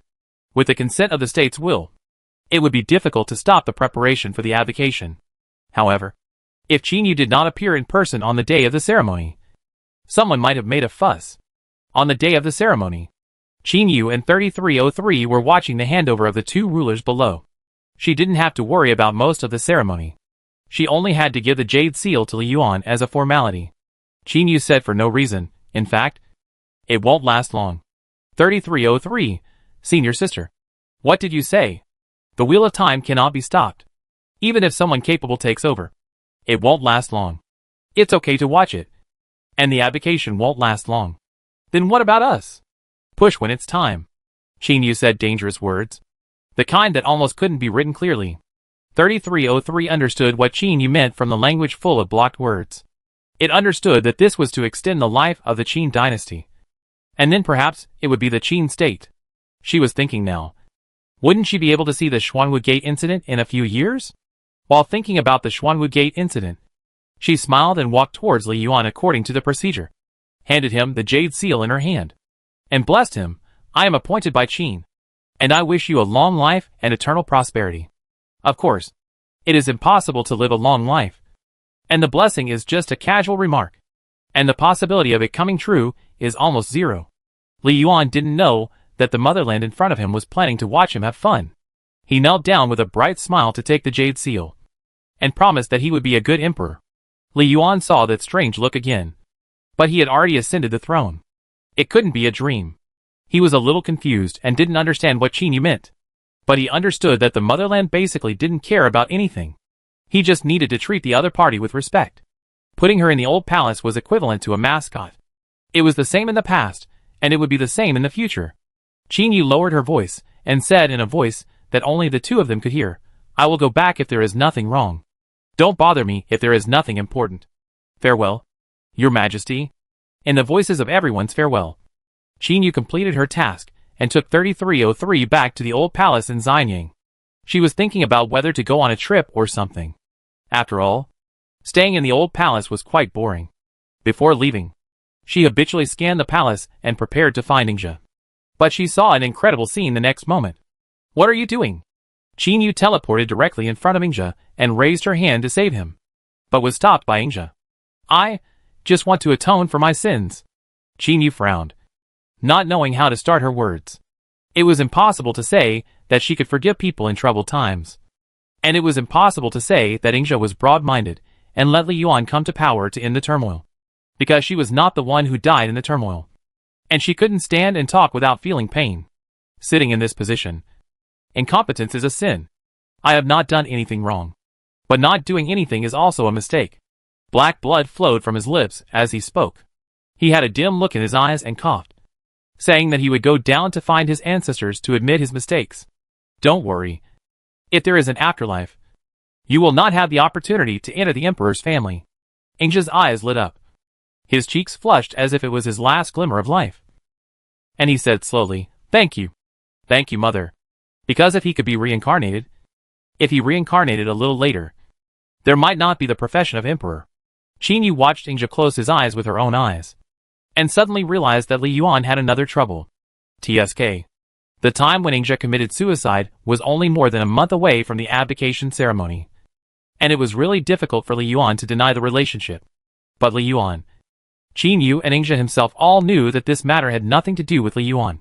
If Li Yuan knew, he would probably bleed. He even thought of a place for Ingja to spend his old age. This move was simply a stab in the back. Qin Yu came out of Ingja's room and saw 3303, who came to look for her. Alas, 3303, Senior. I have packed all the things. What are we doing? Senior. Why are you sighing? The Li family's illegitimate rise to power is a traditional art. 3303? What happened? Li Yuan dared to rebel? Angrij. Stop. He is the Emperor now. Why would he rebel? I mean, Ingja committed suicide. The timing is too delicate. You stay here and don't let anyone in. Oh. Okay. 3303 database reacted for a while, and said in shock. What? Ingja committed suicide? Qin Yu had a complicated expression. He said he wanted to atone for his sins. But he didn't let me save him. So I watched him get free. For a moment, 3303 was speechless. For the same reason. It had also seen the troubled times, and could not forgive others. Qin Yu left 3303 to guard the door, and went to find Li Yuan. Li Yuan was busy handling official business. In front of him stood the Crown Prince Li Jiancheng and the second son Li Shimin. They were talking when Qin Yu walked in. But when she walked in, Li Yuan immediately stood up and welcomed her in. She first looked at the two princes. Let those who are not related go down. Li Yuan dismissed the attendants and maids on the left and right as he said, while Li Jiancheng and Li Shimin were still standing there. And Li Yuan also acquiesced to their staying. Qin Yu slowly walked a few steps and sat in the seat at the top. She looked at Li Yuan with a complicated expression and said, "There is a bad news and a good news. Which one do you want to hear first?" Li Yuan hesitated. What is the good news? The good news is that you don't have to worry about Ingja suddenly changing his mind and competing with you for the throne. Li Yuan laughed and said very nicely, saying that he had never doubted it, and seemed to trust his former boss very much. What is the bad news? He committed suicide and is dead. Who? Li Yuan didn't react for a while, and his voice was unconsciously louder. Ingja. Li Yuan covered his chest and almost couldn't breathe. Although he felt very uncomfortable with chest tightness and shortness of breath, he still explained to Qin Yu, "This has nothing to do with me. I didn't tell him anything. I was just discussing with Jiancheng Shimin about sending him back to the old palace to spend his remaining years." Qin Yu nodded. "I believe you. And I also know that this matter has nothing to do with you." Li Yuan breathed a sigh of relief, and then heard the facts Qin Yu said. "Because I watched him commit suicide. He said he wanted to atone for the sins of those who died in the turmoil, and committed suicide by taking poison. He also stopped me from saving him. Of course, this has nothing to do with you. I just came to inform you." Li Yuan was very emotional after hearing this. If Qin Yu hadn't been there, he really wanted to scream and say that he wanted to die in 2 years. "Father, are you okay? You, hurry up and call the imperial physician over." Qin Yu instructed the two filial sons, and whispered, "Didn't I already hint at it? Why are you reacting so strongly?" Li Yuan, after the imperial physician's rescue, he finally didn't become the emperor who died 1 month after ascending the throne in history. After Li Yuan recovered and dismissed the imperial physician, Qin Yu continued, "What are you going to do? Can you announce that he died of illness?" Li Yuan had no choice. He couldn't turn into a living person and say that he was Ingja, so he could only cover up the matter. "Sure. If someone asks, I will tell them the answer." Li Yuan was relieved. That was good. At least Qin Yu was willing to help him. Being an emperor was really difficult for him. This happened less than 2 months after ascending the throne. Some old people in the court were already difficult to deal with, and now they might make things even more difficult for him. Qin Yu stayed for a while longer because of this incident, and explained Ingja's matter to several ministers who came to ask questions. She and Li Yuan announced to the public that Ingja died of illness.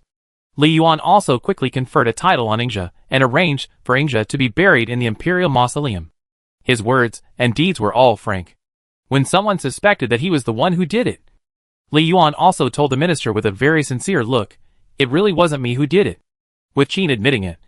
"Why would I do such a thing? Isn't this just looking for trouble?" And sometimes he still thought in his heart that if he had seen Ingja's thoughts earlier, he might have persuaded him a little.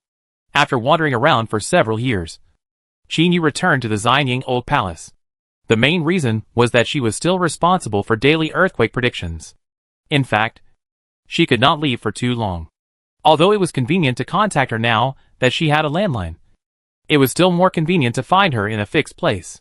As early as when Li Yuan ascended the throne, he decided to move the capital. At that time, the political center was in Luoyang. It was just right for her to live in the Xianying Old Palace for a few years. When she had nothing to do, she preferred to turn into an ordinary person and watch the world in the huge city of Xianying. It was a few years after she returned to the Xianying Old Palace that she saw the Li family again. When Li Shimin came to find her, she was standing barefoot on the koi pond, her soles touching the clear water surface, and countless koi under her feet supported her, allowing her to stand steadily on the water. A maid came in to report that Li Shimin, the king of Tang, had come. Qin Yu remembered that if Li Shimin was the king of Qin before he ascended the throne in the dynasty she knew, but it was obviously impossible at this moment, and the king of Qin could not be used. She calculated the time when Li Yuan ascended the throne, and thought of the time when Li Jiansheng was made the crown prince. She waved her hand to let the maid go. She said directly, "Do you want to start the Xuanwu Gate incident?" Li Shimin showed an embarrassed look. He had thought about it before, but it had not been implemented yet. The main reason was that there was a huge variable in front of him. Qin Yu's voice was full of sarcasm. "You have to tell me in advance before you start a coup. You are really filial. Shimin dare not hide anything from you." But what Zhizong said back then is still echoing in Shimin's heart. It sounds good, but it's still a coup. Qin Yu tapped the water lightly with her toes and flew back to the shore. She stepped on the ground without getting a speck of dust on her. She stood in front of Li Shimin and looked at him twice.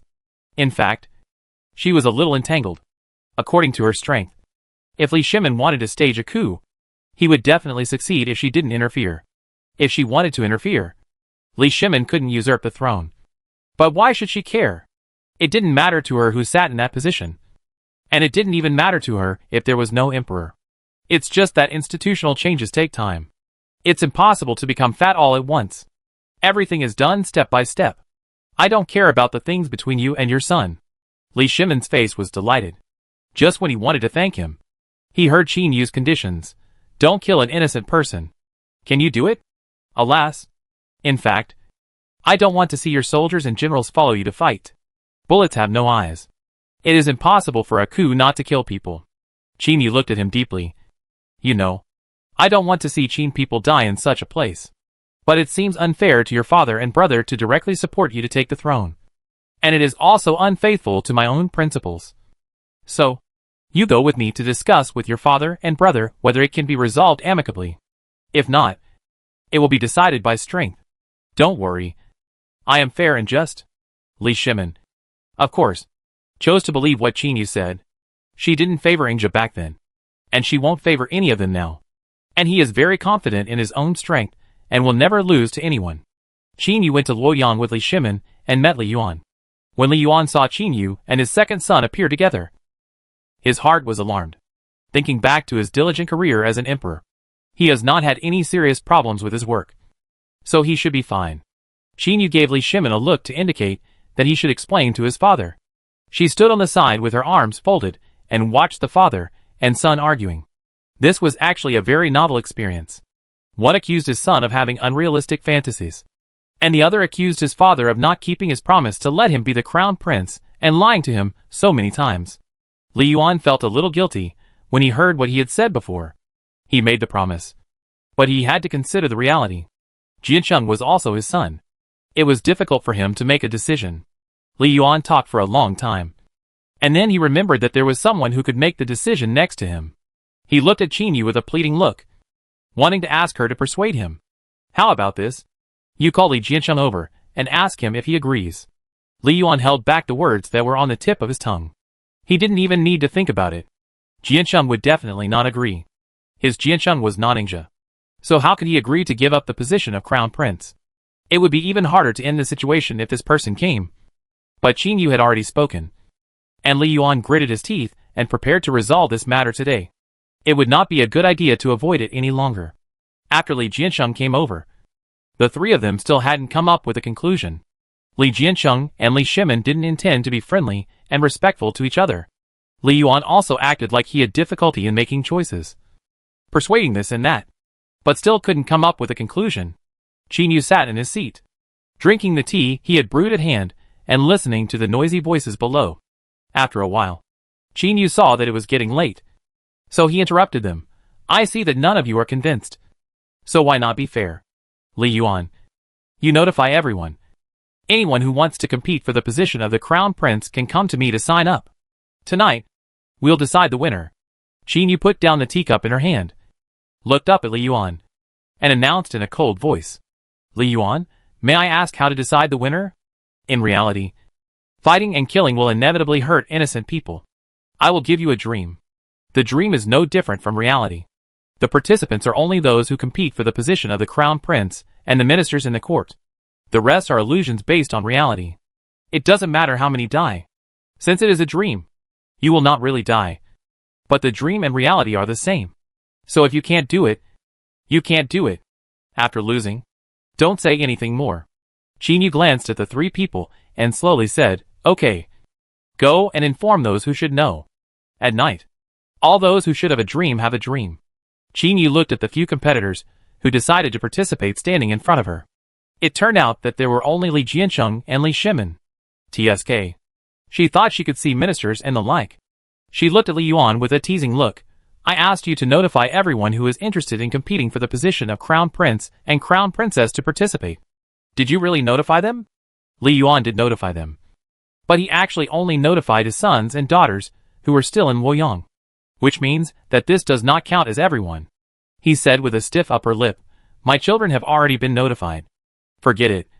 Let's do it this way. The two people also reduced the burden on her and 3303. She began to explain the rules. This time, both of you will have a complete qin. Whoever's country is more prosperous and the people live happier will be the winner.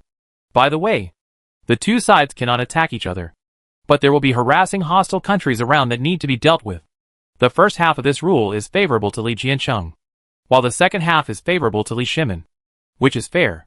The quality of life of civilians accounts for 70% of the score in the evaluation, and the prosperity of the country accounts for only 30%. People who support you will fall into your camp, and the neutral ones will watch your actions with me here. The vacant people will be replaced by illusions like other civilians. But there is no difference between them and real people. So be careful. But I will not deduct your points for demoting those who are in the way. These rules also fell into the ears of the people outside the hall. They have consciously lined up one by one, with the neutral one standing in the middle, and the ministers who support Li Jiancheng and Li Shimin on the left and right. There are men and women among these people, and their faces are blurred in the eyes of the people standing above, which is to prevent them from going out for revenge, and also increases the difficulty for the two. The last one, the time limit is 5 years. If you are bored here, you can go to these two people's rule from time to time to experience it. After all, only by experiencing it personally can you know which one is suitable to be the crown prince and inherit the throne in the future. Okay. Qinyu clapped her hands from a high place, indicating that all the rules have been said. Does anyone object now? If you object, it's better to say it now. I have no objection.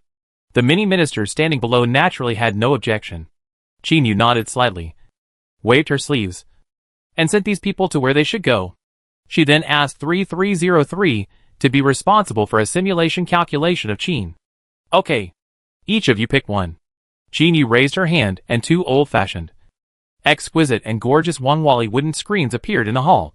The screens showed the current border map of Qin State, which has been reduced by half compared to the most prosperous period.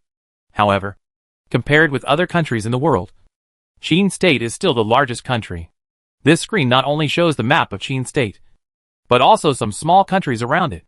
In fact, the land area recorded on the screen is larger than the territory of Qin State. Qin pointed at the two screens and said, "The contents of the paintings on these two screens are the same as the dreams of the subjects. The 5 years start from the moment you enter, so it doesn't matter who enters first or later." Li Shimin was humble at this moment. He didn't have the momentum of who else but me when he looked for Qin before. He said, "Brother, please go first." Li Jiancheng looked at Li Shimin and snorted coldly, turned around and approached the screen.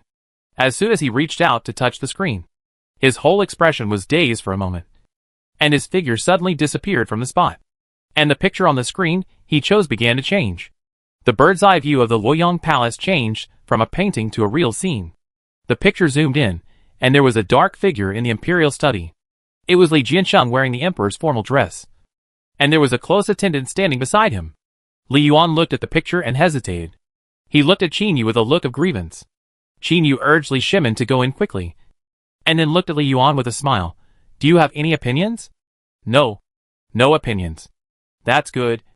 Then who do you want to go to first to feel the feeling of being the emperor?" Li Yuan choked.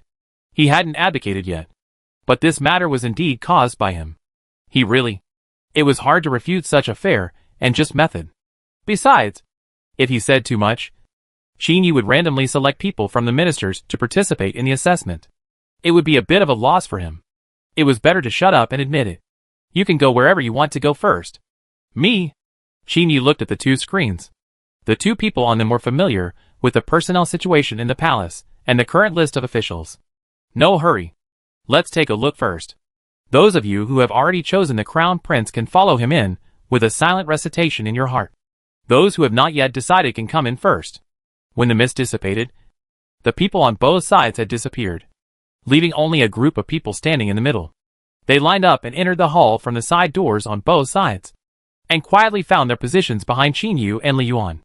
The original screen only had the images of the imperial palace. When these officials stood together, the screen expanded more than 20 meters to the left and right. The two sides in the center were showing what Li Jiancheng and Li Shimin were doing, while the newly added screens on the left and right showed images of various places. But they were still static images. Qin Yu reached out and took the fat chick standing on her shoulder. She raised her hand and gently stroked the feathers of the fat chick, with a calm and gentle expression, except for the main screen that follows Li Jiancheng and Li Shimin. The other sub-screens can choose specific places to view local details, but now they have just entered, and the screens on both sides are not used for the time being. 50% of the sub-screens can select places, and the remaining 50% are completely random. Of course, you can watch them now if you want. Many officials looked at each other. If they were to watch now, wouldn't it be to see the current emperor's governance? There was no need to offend anyone in this dream. No one suggested watching now. They were more concerned about which side of the two princes they should stand on. Although Li Jiancheng was already the crown prince in reality, his position was not stable. They had some thoughts in their hearts, but they would not say them in front of Qin Yu. If the best one was chosen today under the auspices of the national will, no one present would have any objections. They would just be fence-sitters. A group of fence-sitters naturally said to Qin Yu, "Okay. Okay. Okay. Okay. Okay. Okay. Okay. Okay. Okay. Okay. Okay. Okay. Okay. Okay. Okay. Okay." Li Shimin's eyes blurred, and the moment he opened his eyes again, the scene completely changed. From the fairyland-like hall to the familiar Luoyang Palace. The maid standing beside him immediately stepped forward. "It is the first month of the first year now. Do you have any instructions?" Li Shimin took a look at the attendant. It was a strange face. He had never seen a confidant with such appearance in his palace. He also had a guess in his heart. This should be the person sent by the motherland to guide. It's just that this casual first month of the first year is a bit out of place. So he asked directly, "Who are you?" "My name is Luoyang. I was sent by my mother. If you think there is anything unreasonable, you can tell me." The pretty girl smiled with curved lips. She was actually 3,303 bintong. Her appearance was changed to fool Li Shimin. At this time, she was not only talking to Li Shimin, but also talking to Li Jiansheng. However, it was impossible to get her to reveal the topic. What she said to the two was almost the same, and the information in her words was naturally the same. Her function here is to act as a customer service who can complain at any time, and her more memory calculations are running the calculation volume of one of the Qin. Originally, her memory space was not enough, and she applied for temporary computing space from the main system, and she had to return it after using it. Li Shimin nodded and asked again. The people standing below just now were covered with fog and could not see clearly. I want to ask if Guaninbai followed? 3303 thought about it and thought it was not a big deal. He nodded and told him directly, yes. Empress Changsun is the real person, not an illusion. It also thought of what Li Shimin wanted to ask. So it said, the people who come are not necessarily ministers. Think about it yourself. If you have something to say, just call my name. If you don't have anything to say, don't bother me. I still have to help my mother. Of course. Take care. 3303 smiled and nodded, and turned into light dust and dissipated when she turned around. Her figure condensed again in the dreamland, thousands of miles above the Qin state, and she could see the entire territory of the Qin state from a bird's eye. 3303 checked the data stored in his database, and then turned into thousands of streams of light, and went to the designated families to explain everything. The randomly selected families will randomly appear in the two Qin territories and live for 1 year respectively. The 4th and 5th years are completely random. At that time, the votes of these people will also be counted as part of the score, and the rest will be estimated based on data. The two did not know about this matter in advance, and the officials did not know about it either. Even now, they only received a specious warning from 3303, and these words and actions were not displayed on the screen. Both of them have started to move. And Qinyu, who was standing in the hall, also started to move. Since it was a dream, she could adjust the speed of time with her ability. She said, the first year, starting in January. The pictures on several screens changed, and time was passing quickly. Many officials were overwhelmed, but they didn't say anything. After all, they couldn't see anything in the first 2 years, so it would be good to speed up. They couldn't stand in this hall for a year or two. Raise your hand to receive the fan. Qinyu also had a round fan in her hand. She twisted the handle of the fan carelessly. If you want to see the specific counties, just recite it in your heart, or appreciate the two new emperors. Don't dare. Don't dare. This must be based on the people's sentiments first. Qinyu dared to say such words, but they didn't dare. Even if they took the words, they didn't dare. So they didn't dare to die. The people standing in front laughed and passed the matter over. There were many thoughts in their minds. They were all thinking in their hearts whether the world would change after going out. They changed the people sitting on the chair overnight, and they should seriously think about the issue of standing in the right team. In the later stage, they must enter this screen to experience it. They can't just stand in this palace stupidly. In Qinyu's mind, they are probably a group of lazy people who don't do anything. Qinyu closed her eyes, and her thoughts were difficult to detect. She controlled the flow of time and fast-forwarded the first year. Only the important documents were displayed on the small screens on the left and right sides, and the differences in the details of the two Qin countries were also shown on them. You all should go and have a look together. Don't wait until you enter the dream and make mistakes. When looking at Li Yuan, he asked again, have you thought about it? Where will you go to be the emperor first? Li Yuan looked at the person in front of him with a faint smile, but felt a little cold sweat on his back. Many people in Qin territory have already engraved their identity as Qin people in their bones. They speak Qin language and write Qin characters. They were born in Qin territory. Since Qin Shihuang began to promote national education, it can be said that everyone in the country can read and write. Although some people are really illiterate, at least people around them can read and write. At least half of the people now are intelligent, and they are much more difficult to manage than the common people in the previous Zhou dynasty. People now have higher requirements. If Qinyu really speaks, Li Yuan doesn't have to think about who most people in Qin territory will listen to. He always feels that Qinyu is hinting at something, but he is a little reluctant to face it. But he can't just keep silent. Qinyu has asked twice, and he can't keep silent again.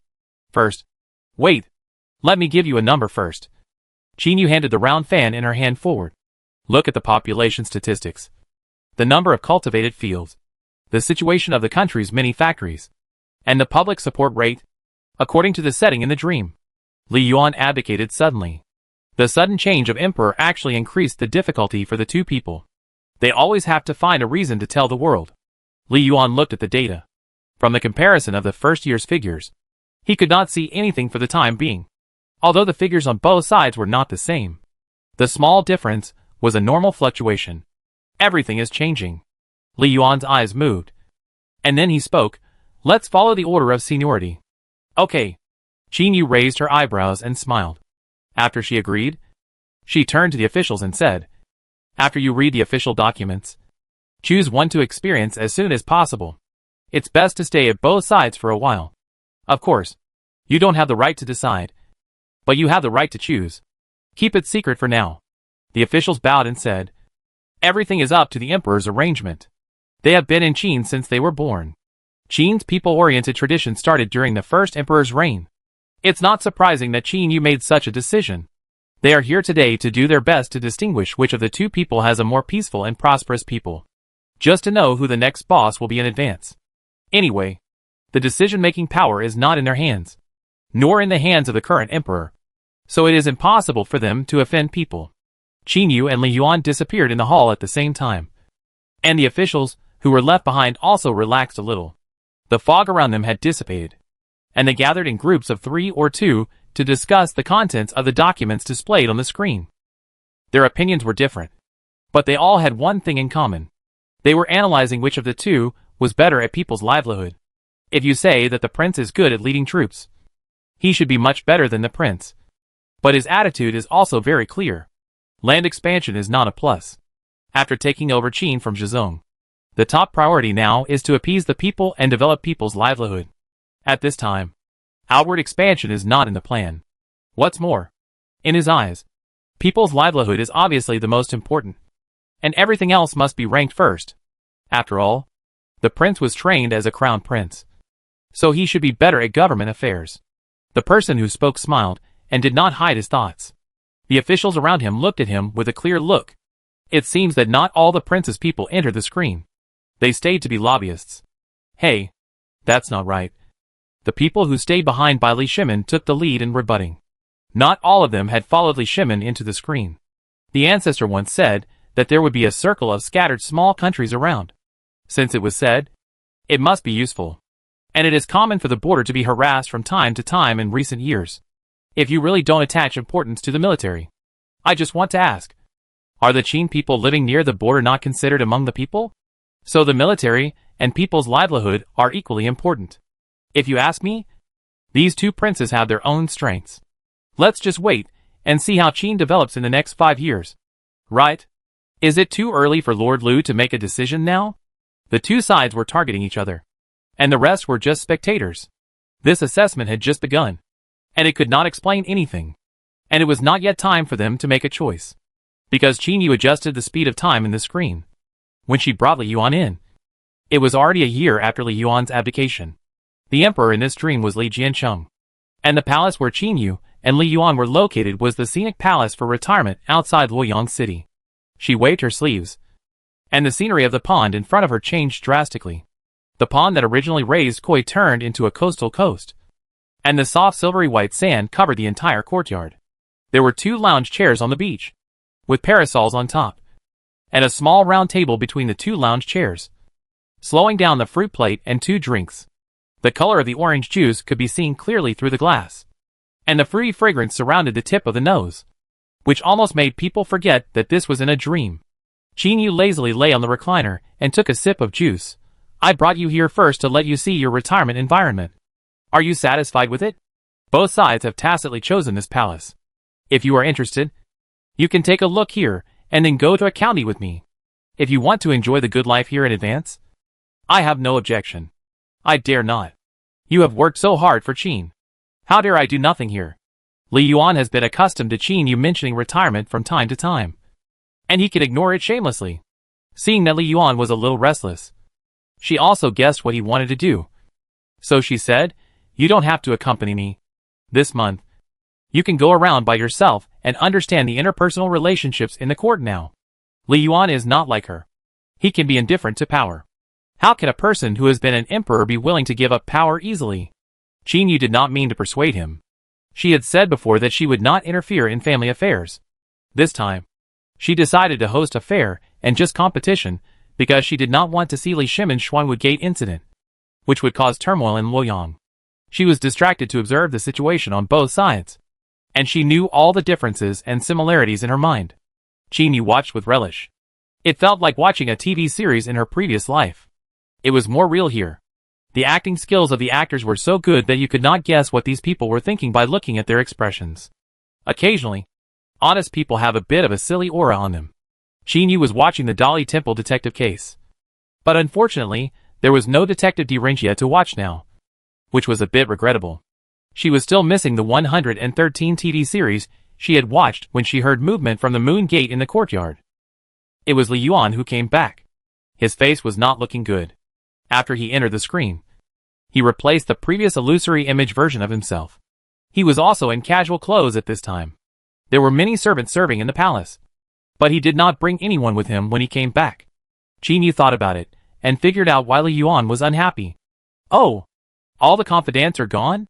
Ahem. That's not the case. Li Yuan looked a little embarrassed.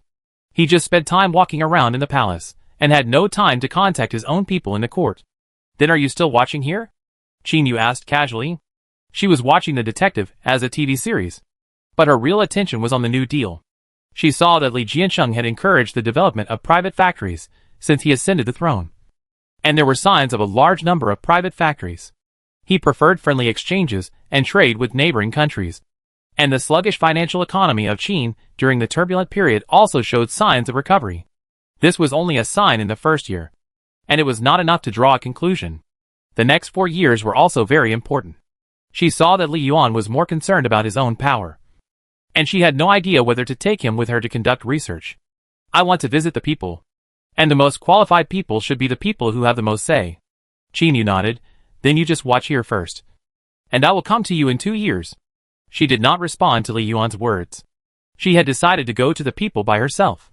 It was uncomfortable to be with a scheming person around her. Luoyang, you come with me.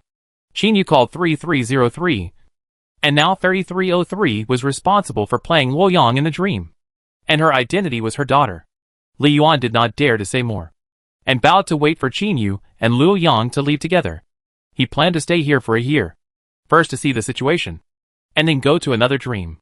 Qin Yu took 3303 to pick a county at random, and decided to land in a small corner of the county, for the sense of substitution in this dream.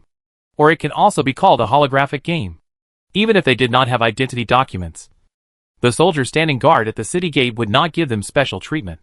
According to normal logic, they would either be refused entry into the city or be interrogated. It would be better to save some effort and land directly in the county, saving her the effort of changing the settings. Qin Yu, change your clothes. This one is too beautiful. It doesn't look like she comes from an ordinary family. She could feel that there were also real people in the county, and they had better not be too perfunctory. Otherwise it would be boring. Walking on the street, the two of them were dressed similarly to the common people here. And as for their faces, they chose to vaguely see the impression of their NPCs and real people. No matter which one it was, they would think that they were just ordinary people after a while, and there would be no deep impression. Senior, what are we doing now? Qin Yu took 3303 around the county before asking, have you played a simulation business game? 3303 shook his head honestly. No. But there is such a module in the system. And I also installed a simulation store opening module for myself. Oh, then it's a good time to try it? Qin Yu and 3303 had already known about the encouragement of factory establishment in advance.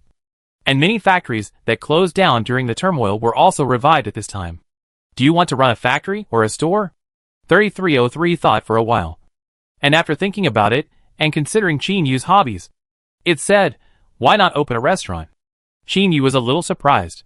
She remembered that 3303 had no appetite, and she was more interested in food. Can you cook? If not, we have to hire a chef. 3303 said confidently. I didn't know how to cook, but my program told me that I can. Just download the Food Encyclopedia expansion pack. Okay, then open a restaurant. Qin Yu had not been a system for many years, and almost forgot that the one in front of her could download data directly. Although the food she made was stereotyped and unchanged, It was exquisite and stable, which was just right for opening a restaurant. She took 3303 to an agency and bought a street-facing storefront with silver notes. They went to see it with the agency. The storefront was clean and bright. The wall facing the street was made of glass, and the interior decoration was also clean and tidy. The style was simple Shihuang. Yu was very satisfied with the interior tables and chairs. After paying the money, the procedures were handled quickly, and they got the land deed on the same day. Yu said confidently, "You cook. I'm the boss. So it's decided happily?" 3303 agreed very readily. It was the first time for a system to cook, and it was a little excited to think about it. In the afternoon, Yu took 3303 to find the department that specializes in approving store opening procedures. Because the court advocates the development of commerce and encourages individuals to open factories, the approval should have been relatively fast. The formalities were indeed handled quite quickly. But at the last step, the clerk said, "Sorry, you are missing the health certificate." 3303, "How could I not know? I remember. Where should I go to get this certificate now?" The clerk said a place name, which was not unfamiliar to 3303. But the place the clerk mentioned was too far away from the current department. Almost 1 county east and 1 county west. "Why is it so far?" The clerk explained in a good manner. The new department and the current government offices cannot fit into the current place. So the location is also different. Please go there yourself. 3303 did not remember that there was this item in the document she had read. But it was normal to need a health certificate to open a restaurant. She did not think much about it, and went out to find Yu. Yu was observing the only real person in the county, in another courtyard through the wall. When she saw 3303 coming out, she asked, "What's wrong?" "Nothing." They said they were missing some paperwork, and needed to go to the newly opened department to get a health certificate. Yu nodded. "Then go ahead. It's normal to need a health certificate to open a restaurant."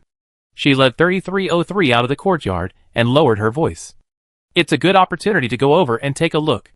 When I first came here, I saw a lot of new workshops opened in the city." When Yu and 3303 walked towards the newly opened department, they deliberately chose a route that passed by the place where the most workshops were gathered. She looked inside, and saw that the workshops were quite lively. Why do they look unhappy? Is this workshop just barely open? 3303 asked the question in his heart. It was not responsible for the data of this world, and it was not clear about the specific calculations. Oh, it's because of the working hours. After the turbulent period, the population has dropped to a certain extent, and there is a lack of labor. Now there are more private workshops, but not enough employees. They have to work 8 hours out of 12 hours a day, and rest 4 hours a day, which means they can only rest 8 hours out of 16 hours of work. This is not 996. It's almost the same as 007. The salary is quite high. But can anyone really afford this kind of work intensity? And the lack of labor will sooner or later become a hidden danger. So it is not impossible for something to happen. 3303, I see. Then let's apply for a health certificate first. This matter cannot be handled with their current identities in the dream. After all, this is a dream assessment for 2 people, not in reality. If they intervene, it will no longer be fair. They arrived at the new department, applied for a health certificate, and received a notice that a special person would come to check on them. After the hygiene is qualified, a certificate will be issued, and then they can go through the procedures for opening a store. After a day of hard work, Yu and 3303 returned to the store they had bought. After a few days of rest, someone came to the store. After the inspection, Yu and the others waited to see the guests off. Apart from offering 2 cups of tea, they had no intention of giving them any hardship fee. She even seemed to be waiting for the other party to find fault. But the other party didn't mean that from the beginning to the end. After she and the others left, she said to 3303, "The upper level follows the lower level, and the small things can tell the big things. It seems that it is not bad." "Then you are more optimistic." "No. On the contrary. I didn't see the documents I wanted to see. I am not optimistic. Something will happen sooner or later. Even if there is no accident within 5 years. Something will happen." 3303 didn't understand what Yu meant at this time. It has been nearly a year and a half since they opened the store here. The world was hit by disasters. The 3rd year, there was a severe drought in the world. Although the harvest in the country was not good, because the court had the habit of storing grain. It should be enough for disaster relief. But the prices rose abnormally rapidly. And even the small county where they were located was affected. Look! It's coming! 3303 looked at the data analysis. No. It shouldn't be like this. It doesn't conform to the law. What will happen if they can't make ends meet? Sell the land? During the Qin Shihuang period, the majority of factories were run by the imperial court. And there was no problem of insufficient labor. The land was also given to civilians during the unification process. Later, during the turbulent period, the overly single structure made the factories stagnant. Now, private factories are encouraged. And the population decreased during the turmoil. And there was a lack of labor. They are forcing people to work in factories. Without land, there is no way out. The drought is just an excuse. Let's see what happens next. What's the benefit of this? If you look at it from a long-term perspective, this is just the pain of the times. But for a specific person, it is an unbearable suffering. The turbulent period itself left behind a lot of problems. Now this may help develop the economy quickly. But I don't agree with sacrificing a certain generation. On the surface, there are flowers and clusters. But in fact, they cover the bones of the people below. Qin stopped talking. And she felt that she could say something like hang some people on the street lamp. Then Qin and 3303 saw that most of the fields in the county were in the hands of 2 or 3 families, who also opened workshops. The rest of the county residents either worked in their workshops, or worked for them to farm. Some wealthy families still opened shops on the street. But they also found that 2 of their neighbors had closed down recently. If prices did not go down, there might be more. After waiting for another half a year, the situation became more and more serious in the county. And there was no sign of ending. Although it would naturally end when the labor force entered the factory in a while. Qin had no intention of watching it anymore. A large part of the counties in the world had this situation. She even saw several real people starving to death in dreams, and went directly to the neighboring Qin state in advance. She said to 3303, "Okay, let's go to the next room. By the way, you said to Li Shimin before that it was not just the ministers who came in. Did you say that to both sides?" 3303, "I said it all. What I said to both of them was almost the same. The questions they asked in the past 2 or 3 years. The information I gave was almost the same. That's fine. Li Yuan changed the world a few months ago. And the officials in the hall, who had no choice, also chose to experience the world first 3 days after Qin entered the screen dream. After all, none of them could stand there for 5 years while looking at the pictures on the screen. On the one hand, they entered the screen to participate in it. And on the other hand, they could not stay there for several years. For the convenience of comparison, Qin chose the same county after entering this time. The situation here is somewhat similar to the previous one, but also different. The real person here now is a county magistrate, who was newly appointed after passing the high school entrance examination 3 years ago. The older county magistrate in the county had retired early before, and she refused when she changed the world before, because she had just passed the exam and had to change the world before she took office. After hearing that the phantom self in another world went to do business, she thought about it for a long time and decided to stay. She liked her current job more than doing business.